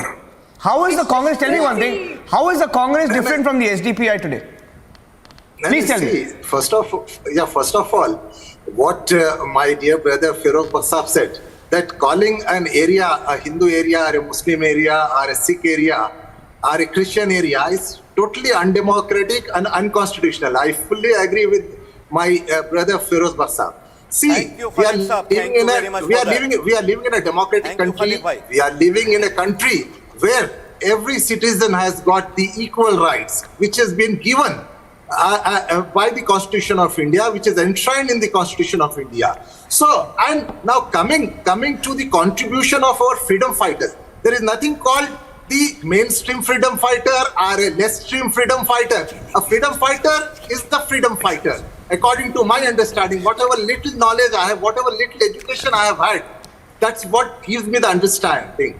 And now, coming to the contribution of a freedom fighter, see, we are not here in this debate to define whose contribution is larger or whose contribution is lesser. Because the question is here that the BJP is taking this issue to the next level, especially in Karnataka, because it all started from hijab. And now, 1 minute, Khalik, on that point, Khalik, on that point, Khalik. Let me again, spoke very well. Give me 30 seconds. Give me 30 seconds. But do not give me 30 seconds. No, give me 30 seconds. Let us not try to politicize this issue, but BJP is making it a totally political issue and trying to, because it helps BJP. It helps BJP. This has become a pattern, of the BJP, and this is nothing but the election strategy of the BJP. That is where whichever state is going I got your point. Mohan Krishna, tell me one thing. 1 minute. You tell me. You have to give me I will. Mohan, wait. 1 minute. Hold on. He said BJP is taking to the next level, okay? The BJP will respond to that. But I want to ask you, factual question as a reporter, what we have seen during the hijab case. Were people attacked during the hijab protest? No. Were people who took a stand during the hijab case attacked? Yes. What were their names? Harsha. Where was he attacked? Shivamogga. Okay? Is BJP taking it to the next level? When you put a Savarkar photo and alleged SDPI people go and vandalize that poster, remove that poster, tear down that poster. Did BJP do that? Or did Congress say, why did you put that in a Muslim area? So who's taking it to the next level? Mohan Krishna will now respond to Khalikor and then I'll get in Asad Abbas as well. Mohan Krishna and Asad Abbas. I've not finished. Let me answer. I'll get you back. Mr. Khalik. Mr. Khalik, please listen to me. Mr. Khalik and everybody is saying lot many things, mainstream, everything. I will say convenient Congress has written the history. These people have read that history and they are talking like this. They don't know anything about Mr. Savarkar, what he has done. Not just in India, outside India also, he was there for the freedom movement. And I will tell you, Niranjan, today, Congress has conveniently done one thing for the history. They wanted only Congress people, not this in INC. The Congress movement people to be depicted as the heroes or the national freedom struggle movement, freedom struggle people. Not these people. There are so many people. Hindu Mahasabha. What is wrong in Hindu Mahasabha and participating in freedom struggle? What is wrong in that? Why do you call? Why do you call? And Mr. Khalid, you are saying we have taken it to the next level. What is next level according to you? Stabbing is next level? Stabbing is next level? Killing outside is next level? Hijab, we have left it there. The government of Karnataka, BJP has followed the directions of the High Court, and we have done the best to take care of the law and order. You people are spoiling the law and order. And chronological sequences. Can I come and respond? Today, you can respond to him. Respond to him. Yeah. See, any kind of violence by any community is highly condemnable. No one, in fact, gives right to any community to create disturbances or create rights. And now, it is the Congress who is actually responsible initially for having this kind of situation in Karnataka, because Siddaramaiah has withdrawn the cases against PFI, 175 cases. And then the BJP came into power. BJP is there in the center since 2014. And what has the BJP done to ban an organization called the PFI and the SDPI? And even though there was an argument that even if the BJP is, banning such organization, then they always, take out the case of the Jharkhand where the organization was banned, but it was not withheld by. It was not withheld. That 175 cases of PFI and SDPI and people who have been acquitted by Siddaramaiah, the Messiah of Musalman, and he has done the mistake, and Karnataka is facing today because of that. Allows the people. No, 1 minute. I want to ask you. And people say. No, let me get in. 1 minute. There's an attempt to distort history now. There's an attempt to distort history. 1 minute. Kalik, 1 minute. Kalik, there is a clear attempt to distort history. And then people, try to appropriate history according to their own political convenience. Okay? Exactly. Yes. No, 1 minute. Let me get in Syed Abbas. Let me get in, Rashmi and Firoz Bakht along with Syed Abbas and Atikur. Okay? Now tell me, my question, sir, Firoz Bakht can come in. Firoz Bakht, my question is to you and Abbas will respond. Okay, let me ask Abbas. Abbas, do you know when Veer Savarkar was first arrested? Just say 5 seconds. No, I will start giving you. Syed Abbas, do you know when Veer Savarkar was first arrested? Quiz question. First things. No. This is a quiz round. This is a. I don't know what that. It's called a what round is it? It's a rapid fire round. Something like that. I don't watch that show, but I think it's something like that. No, wait. When was he first arrested? Let me get Rashmi Samant on the left. When was he first arrested? You don't know. I'm sure even. No, wait. Oh, no, wait. When he was arrested. Okay. What was the charge? Okay, what was the charge for which he was first arrested? In 1911, he got let me ask him. No, Bon Krishna, my question is to him. Let me ask him. Why was he first arrested? That he was conspiring against the British. Of course, that's why he was arrested, yaar. Come on. Be a little more specific. Okay, 1 minute. Let me educate you. 1 minute. Abbas, let me educate you. Wait. Let me now answer you. No, wait. Abbas, let me ask you a question. Okay, let me rephrase my question. Allow me, sir. Allow me. I'll give you a clue. It was in 1909. Allow me to answer you. No, it was 1909. Allow me to answer you now. No, I want to ask. Okay, let me rephrase my question. Abbas, let me rephrase my question. Abbas, I'll rephrase my question. Wait. This is a debate discussion. No, if you are aspiring to be Amitabh Bachchan, you cannot be Amitabh Bachchan. Okay? No, I don't want to be. Abbas, calm down. If you don't know the answer, you can say I don't know the answer. You don't know the answer, Abbas. You don't have to know. It's okay. If you don't like Savarkar, it's okay. If you don't like Savarkar, it's okay, Abbas. You don't need to know the answer. Calm down. Oh my God. Okay. Listen, Abbas, calm down. Okay, I understand. You don't know about Savarkar. It's understandable. You don't like Savarkar, it's okay. You don't know, I answered you. No, you haven't. Wait. What else do you want me to answer you? Okay, let me, you tell me, okay. When someone is arrested in London, first arrested in London, in 1909, the charges on Savarkar was abetment to murder of Nasik collector Jackson. Let me tell you more. He was also accused of trying to create a warlike situation by instigating a rebellion against the British government. Okay? When someone does that, I can go on and on. When someone does that, is he a freedom fighter or is he a fringe freedom fighter? He's not a mainstream freedom fighter, huh? Fringe freedom fighter, huh? I'm asking you. Okay. When you ask me. Okay, Abbas is answering and then I get to Rashmi. Abbas coming in and then Rashmi. Yeah. Okay. So when you asked me what was the reason he was arrested first, I answered you, saying that he was conspiring against the British rebellion. Likewise. Okay, the fact of the matter is here we need to understand. I don't have a problem with any poster that any Indian wants to put up on the wall. The fact of the matter is, why should we Kannadigas, why should we Indian brothers fight amongst each other? True. This is absolutely hurtful. I think this must not happen. Karnataka, what I said earlier on the show yesterday, is a land of Baswana and Hindu and Hindu. We believe in Vasudhaiva Kutumbakam. We want to be together as one family.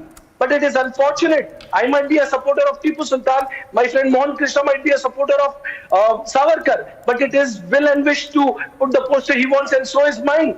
Why should we kill each other or stab each other amongst this? I truly believe it is mazhab nahi sikhata aapas mein bair rakhna. It is the politicians who play the dirty games, be it anybody. And also putting on the record, I do not believe there is a Muslim area. I do not believe there is a Hindu area. We are all Indians and this is all an Indian area. Those who want to divide us into segments, fringes, religions or communities are all wrong. And I truly believe these are the people who are dividing us rather than uniting us. So are you questioning the Congress party and SDPI? Are you questioning the Congress party and SDPI? The last point I'd like to make here is that... No, are you questioning the Congress and SDPI? Are you questioning the Congress and SDPI? I absolutely want a ban on the SDPI, PFI. Okay. Mohan Krishna is my friend. Ask him how many times they have wanted the BJP to ban him over the last 5 years. No, BJP looks like will ban them only after elections. No, Mohan Krishna won't tell you. He won't ban until elections are over, boss. He's not going to ban. He'll wait for elections. Mohan Krishna, you won't ban till the elections are over, right? Absolutely. You won't ban till the elections are over, right?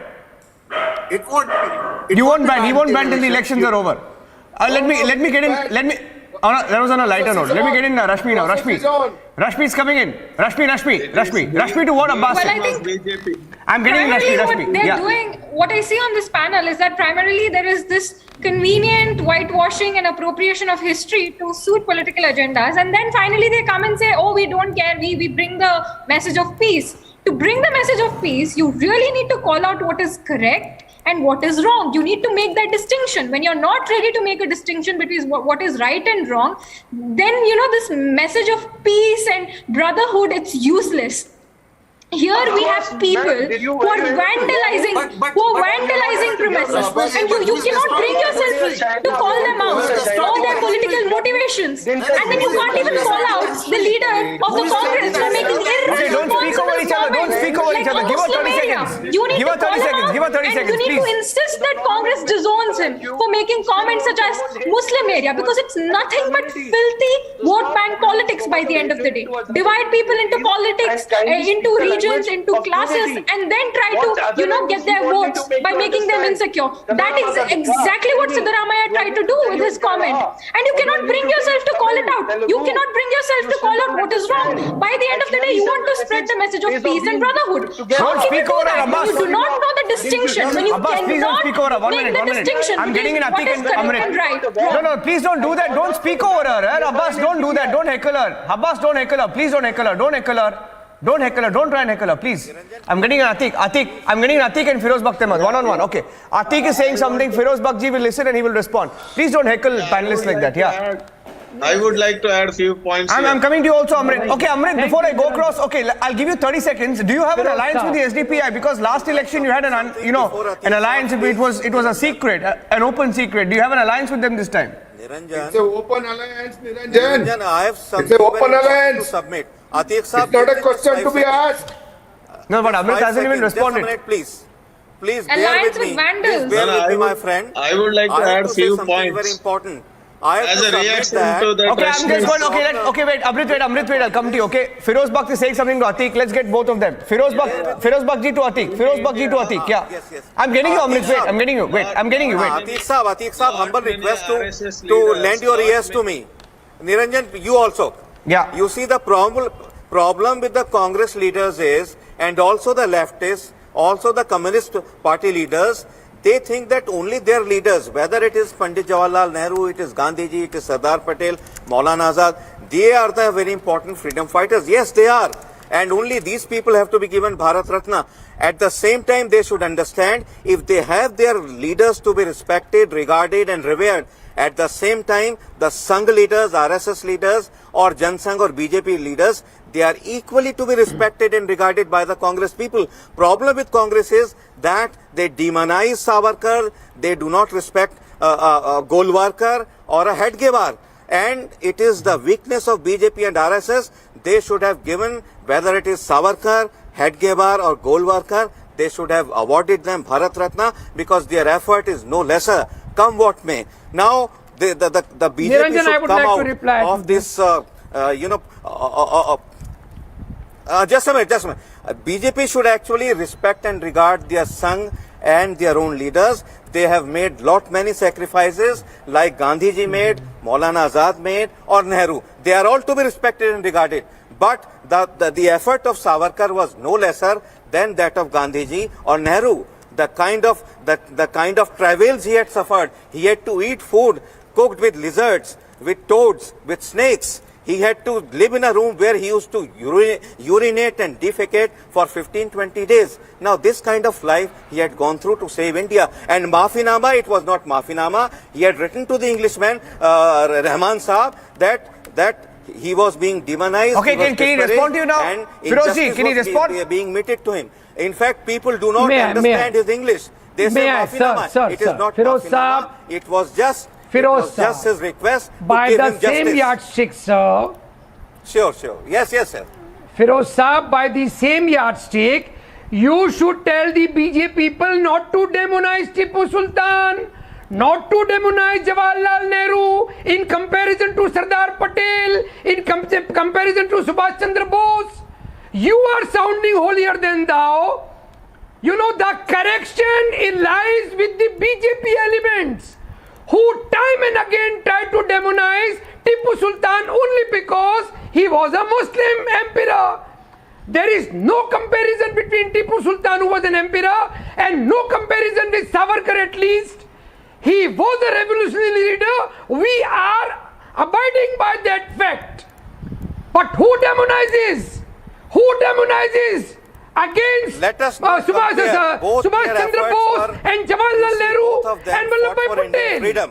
It's the BJP. No, let me ask that question. Sir, no. I am telling you to apply I have to ask the question to the BJP also. 1 minute. No, you like this question. 1 minute. No, wait. Mohan Krishna, before you say anything on Tipu Sultan, Firozji, 1 minute. Let me ask the BJP a question. Firoz, 1 minute, sir. Firozji, 1 minute. Let me ask this Mohan Krishna question. Mohan Krishna, Tipu Sultan is not demonized 1 minute. because he was a Muslim.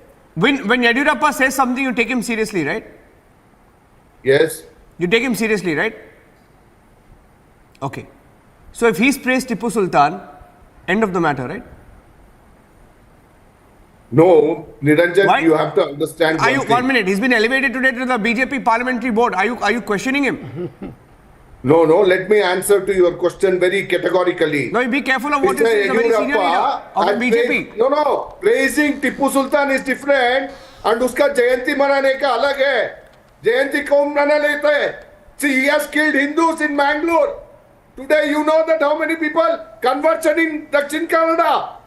50,000 people. Mr. Atikur Rahman. Who was the Prime Minister of Tipu Sultan?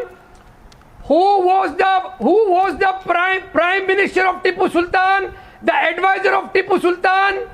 They were all Muslims. In the entire cabinet of Tipu Sultan, only Maulvi Ubaidullah was the advisor. He has destroyed Wadayar family. He has destroyed Mysore Scions. Let me tell you, Hindus in Chitradurga, This is the distortion he of has history, killed Niranjan. people like anything. This is left the and distortion right of Hindus. history. He is a massacre. He is a massacre of Hindus. You want us to praise him?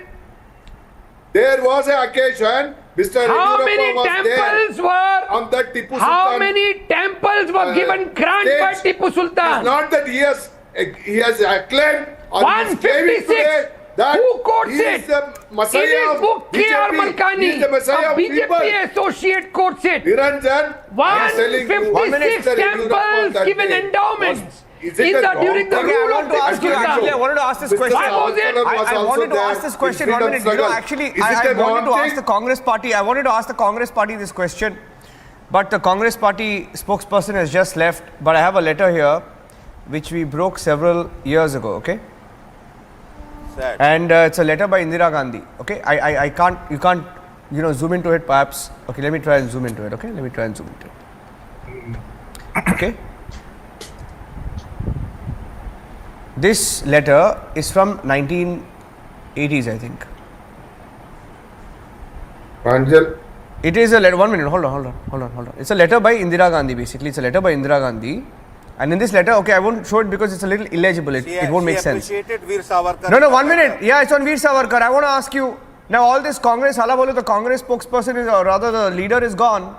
But Indira Gandhi had said. Tenure, Veer Savarkar's daring defiance of the British government has its own important place in the annals of our freedom movement. With all party agreement. She had said that. She said, I wish success to the plans to celebrate the birth centenary of this remarkable son of India. Appreciating Veer Savarkar. Yeah, did she say that or no? Did Indira Gandhi write that or no? That's the whole point, Niranjan. Yeah. That's the whole point. Only this, That's the whole point. If Mrs. Gandhi can have praise for Veer Savarkar, why don't Mr. Modi have praise for Jawaharlal Nehru? Veer Savarkar with the agreement of all the other parties. No, he did speak about Jawaharlal. 1 minute. The Prime Minister did speak about 1 minute. Jawaharlal Nehru, he spoke about everyone. What are you saying? He spoke about everybody when he spoke from the ramparts of the Red Fort. He didn't omit anybody out. Please, I think that's a factually incorrect. But he never. No, factually incorrect. Rashmi didn't he mentioned the contribution of everyone. But the Prime Minister never recognizes you asked the Rashmi. Contribution of Jawaharlal Nehru in the development of Rashmi is India. responding to Atik. He Okay, goes on Rashmi is foreign responding to land Rashmi. to say that so far no development had taken place in India. The Rashmi Prime is Minister of responding. India on a foreign venture. He Rashmi is mentioned responding. the past Give Prime Rashmi a Minister chance, Atik. saying Atik, give that Rashmi no a chance. Last time development she was spoke, done she was during the heckled. Congress Yeah. rule. Give Rashmi a chance, Rashmi. I think you're just distorting now and, trying to twist things and trying to, twist things to just make your point. But, that's not true. And I think equal respect has always been given to all of the former prime ministers. In fact, an entire center has been opened where there is, a mention of every prime minister and all of their achievements. And Modi was the first prime minister to do so, to open a center where every prime minister is celebrated. You cannot, you cannot discount that fact. You cannot discount that fact. Museum, and the name was changed. Jawaharlal Nehru There is a Museum, the name center which was gives changed. equal importance to all prime ministers. Now, I cannot do anything if you want special treatment being given to certain former prime ministers as compared to others. Escapism. There is equal respect being given to all of them, and there are Escapism. centers which are open. And he was Why the to first person change to it, but? open that center. Why should there be special treatment to certain people and not to others? Why should there be demarcation? Why there should be mainstreamism? Why do you want to discriminate on that basis? The first Prime Minister is a special treatment. You are the person who said that Veer Savarkar is not mainstream. Why is that discrimination? Why to change it? If you want to give a collective understanding of all the prime ministers, why do you not want equal prominence to be given to all former prime ministers and want to be celebrated more than the other? That is not okay. This is a country, this is a democracy where everybody needs to be given equal prominence, equal respect, and that is being done. Now, if somebody wants special treatment, then they can recruit to a country where there is no actual democracy. For a change in name, then. No, but you know, I still don't get it, because you know, on this debate, you had people who openly sort of backed that comment, and they're not there on the debate anymore. But you know, I wish to have asked them, what is a Muslim area exactly? And it's a leader who's been a chief minister. He's been a chief minister. How can anybody get away with a comment like that? I mean, you know, when Firoz last word. Okay, Firoz last word. Niranjan, can I explain on the Muslim area and Hindu area? In the name of communal Yes, you can. I think I'm coming to you next. Yes, there is no Muslim area, no Hindu area, no Sikh area, right? It is not a communal agenda. No. India Don't push it under the carpet. And we love India. Face India the is not reality, Pakistan sir. or Syria.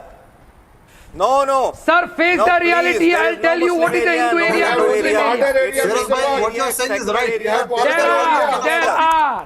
There are. Face the reality. A stock reality. A cumbersome. A pinching reality. Ghettoization is the Muslim area. Pour vitriolic. Don't try to pour vitriol. I am not trying. I am talking facts, sir. Don't poison the situation. Mr. Firoz, try to hear me out. सुनिए मेरी बात. Listen to me. Allow me, Niranjan. We are all 10 brothers. seconds. ठीक है? In India, 10 seconds. We had it enough of you. We have been living like brothers all through, like sugar and milk. No doubt. Muslims have So been this is exactly what parties like the Congress, sir, I have to end the debate, but I'll just end by saying this, that this is exactly what parties like the Congress have done for the longest time. And even Khalik will agree, Atiq will agree, Abbas will agree. This is exactly what the parties like Congress try to do. You know, encourage ghettoization, encourage, you know, the feeling of insecurity that they try to put in the minds of certain communities. I'm right, Atiq, you know that. I'll have to end the debate. The communal riots created by the RSS. Sir, but you know, you can't forgive this SDPI goon who's been arrested. Who is he to lecture India on Savarkar? Who is he? Look at this guy, this what is his name? Asif Sharif. Who is he to barge in and give India a lecture about an SDPI? Of all the people, SDPI. I have to take a short break, but I'm thanking each one of you for being a part of the debate on the burning question. Thank you very much. Story continues. We continue our reporting from Shivamogga and Karnataka. Stay tuned.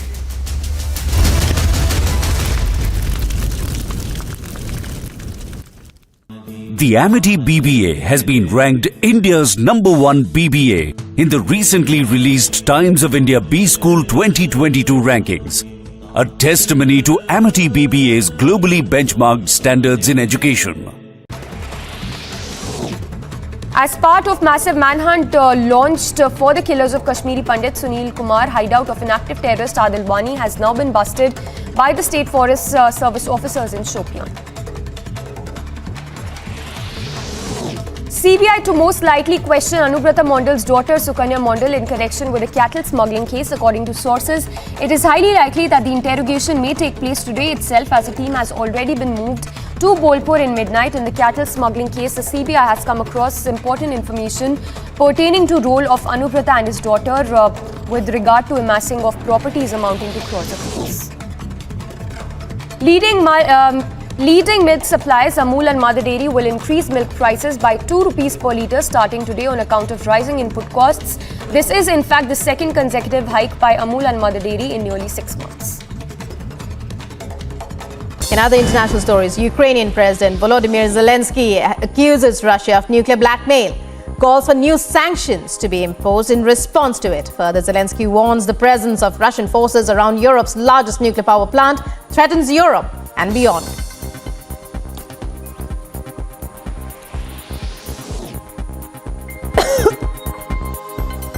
Army 2022 exhibition, Russia unveils a military robot with an attached rocket launcher. Robot is a 4-legged machine dubbed with M81, advertised as a combat unit capable of striking targets and transporting ammunition. According to sources, the robot was later found to have striking similarities to a Chinese model available for purchase at an online shopping site.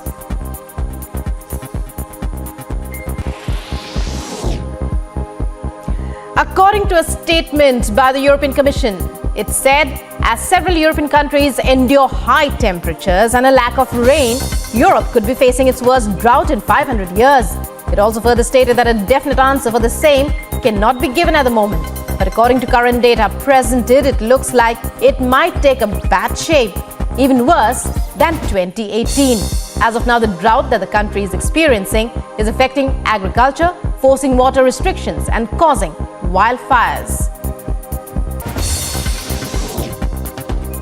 United Nations spokesperson Stefan Dujarric announces Secretary General Antonio Guterres will be in leave to meet with Turkey's president. And the Ukrainian President Volodymyr Zelensky, the chief, is also scheduled to visit Odessa and Istanbul to see one of the ports involved in the Black Sea Grain Initiative and the Joint Coordination Center set up to implement it. Peru records the highest number of monkeypox patients in Latin America and the second highest in South America, according to Peru's Medical Association. Infectiologists in the country have begun to draw hypotheses to find the reasons for the rapid expansion of the virus.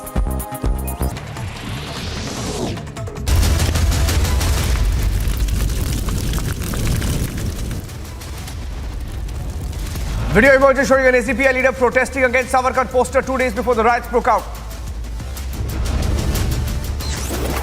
Political slugfest over Savarkar poster allegations by the Karnataka BJP saying Congress is also involved. Top BJP leader Ishwarappa visits Shivamogga, claims Congress provoked riots, sparked violence.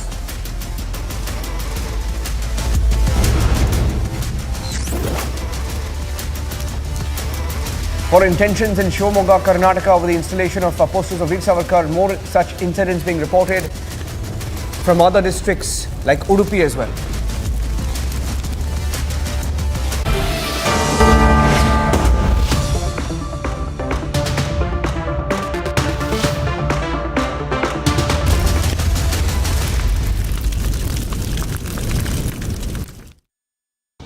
Where the software engineer meets the cool UI UX designer to create the big dream. The world comes together at Sharda University. आग को फैलने से रोकना मुश्किल है, पर नामुमकिन नहीं। अब फायरवॉल टेक्नोलॉजी के साथ सेंचुरी प्लाई क्लब प्राइम आग से बचाए। The Amity BBA has been ranked India's #1 BBA in the recently released Times of India B School 2022 rankings. A testimony to Amity BBA's globally benchmarked standards in education. In other international stories, Ukrainian President Volodymyr Zelensky accuses Russia of nuclear blackmail, calls for new sanctions to be imposed in response to it. Further, Zelensky warns the presence of Russian forces around Europe's largest nuclear power plant threatens Europe and beyond.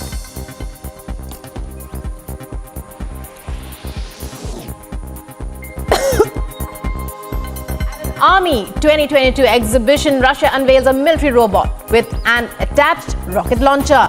Robot is a 4-legged machine dubbed with M81, advertised as a combat unit capable of striking targets and transporting ammunition. According to sources, the robot was later found to have striking similarities to a Chinese model available for purchase at an online shopping site.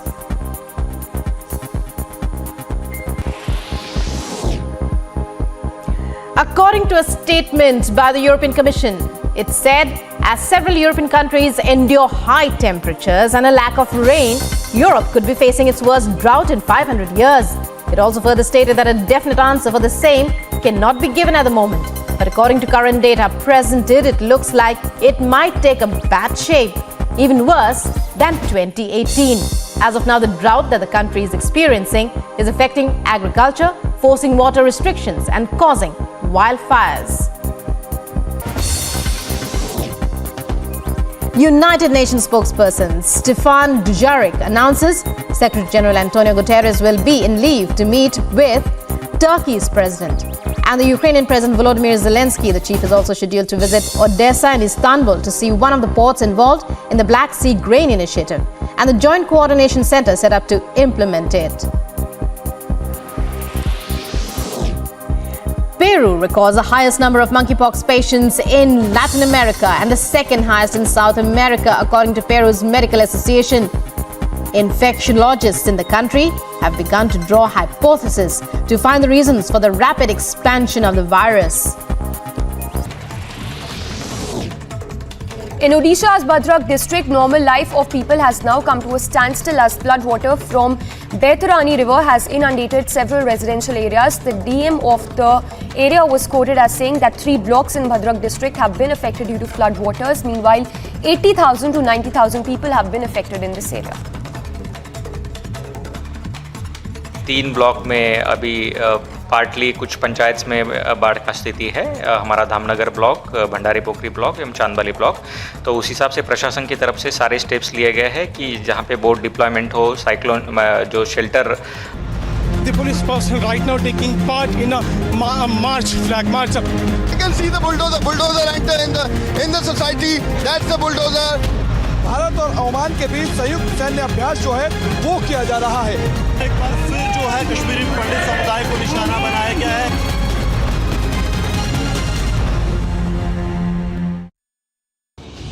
Where the software engineer meets the smart market analyst to create the big dream. The world comes together at Sharda University. According to a statement by the European Commission, it said as several European countries endure high temperatures and a lack of rain, Europe could be facing its worst drought in 500 years. It also further stated that a definite answer for the same cannot be given at the moment. But according to current data,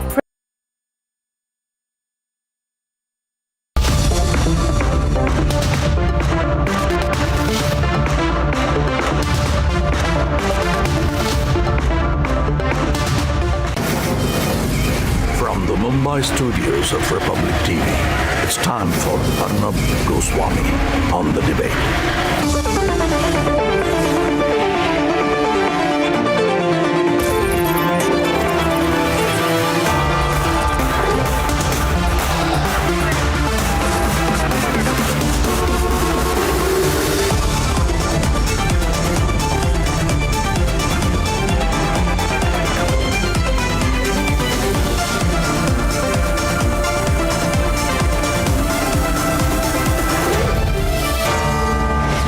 Arnab Goswami on the debate at 9. Presented by Amity University. Powered by RP Sanjeev Goenka Group, Century Ply and JK Tires. Good evening and welcome, viewers. Oh, it's certainly getting much hotter politically, isn't it? Arvind Kejriwal has today effectively pitched himself as a prime ministerial face. Can you believe it, viewers? For 2024. He's made it clear he wants to be prime minister. He organized an event clearly competitive at a national level. And his launch pitch is the slogan, "Make India number one." Not terribly original, sounding much like Donald Trump's "Make America Great Again" slogan. It's quite clear that the Aam Aadmi Party intends to accelerate its growth on the political carcass of the Congress and try and race to get to the second highest number of seats nationally in the Lok Sabha elections. And it will do so by not entering into any pre-poll alliances and fight in as many places as possible directly one-on-one against the BJP.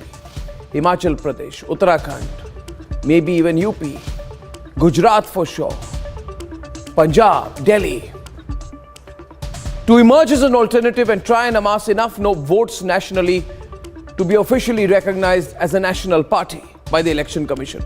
And that is why in coalitions or fronts, you will find the Aam Aadmi Party is largely absent. It stands on its own, not with the other opposition parties, not with the BJP, on its own. On many issues, it works with opposition parties, but it is not part of their group. And that is where Kejriwal sees a chance of emerging as the main contender in the short term and a shot in national politics in the medium term. Now, viewers, Arvind Kejriwal is a very, very ambitious person. Nothing wrong with that. He's politically very ambitious for someone who once said, in fact, in an interview to me, that he would never join politics. But his political rise has been mainly on the back of what was a non-political anti-corruption movement. Why did people follow Anna? Because he said, "I'm never in politics. I'm a force outside party politics."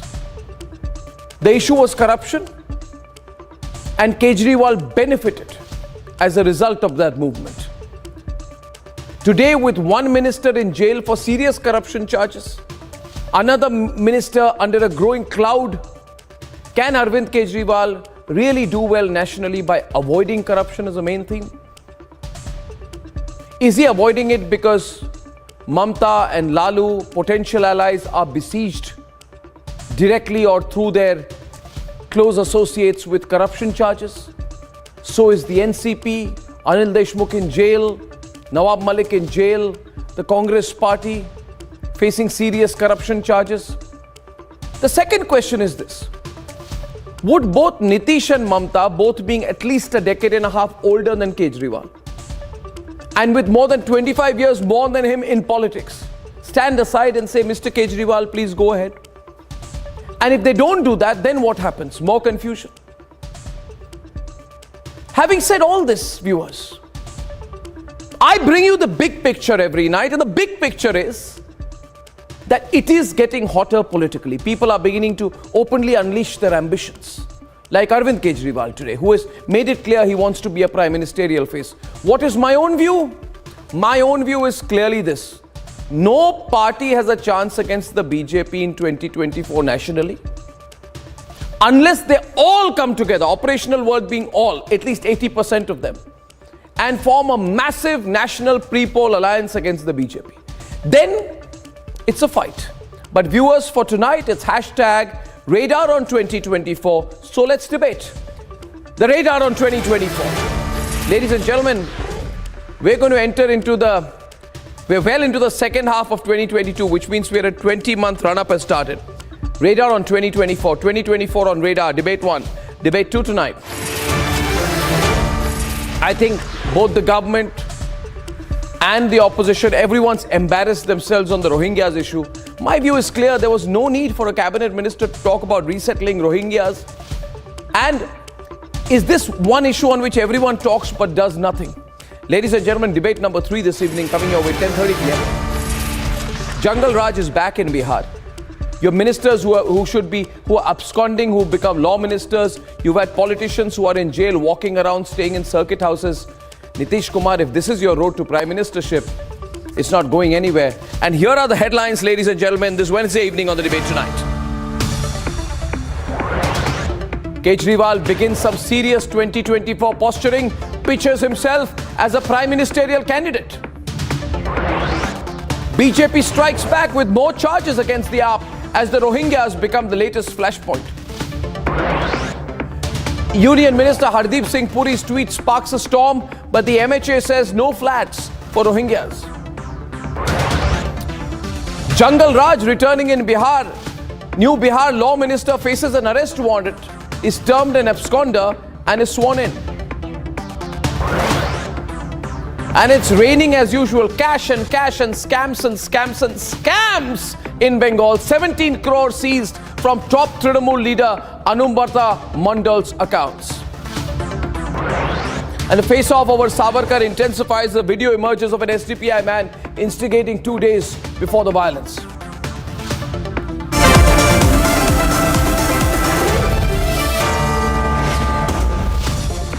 And ladies and gentlemen, Arvind Kejriwal has made his open bid, it seems, for prime ministership. He wants to be seen as the PM face in 2024. He's thrown his hat into the race without once saying so in as many words. But he is not the only one now getting seriously in the 2024 race. They're not saying it, but they're all in the race. From Mamta Banerjee is in the race. Nitish Kumar is in the race. KCR, who himself faced a tough state election, but he's also in the race. The contenders, ladies and gentlemen, are plenty. But when it comes down to it, do they have a clear stand on real issues? Do they have a clear position on issues like corruption or the Uniform Civil Code? Is the BJP rattled? Can they form an all-India coalition? Viewers, 2024 on radar. Let's debate.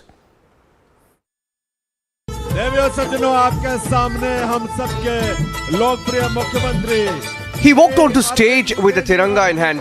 The backdrop was the tricolour. And 4 words: Make India number one. And the messaging was lost on no one.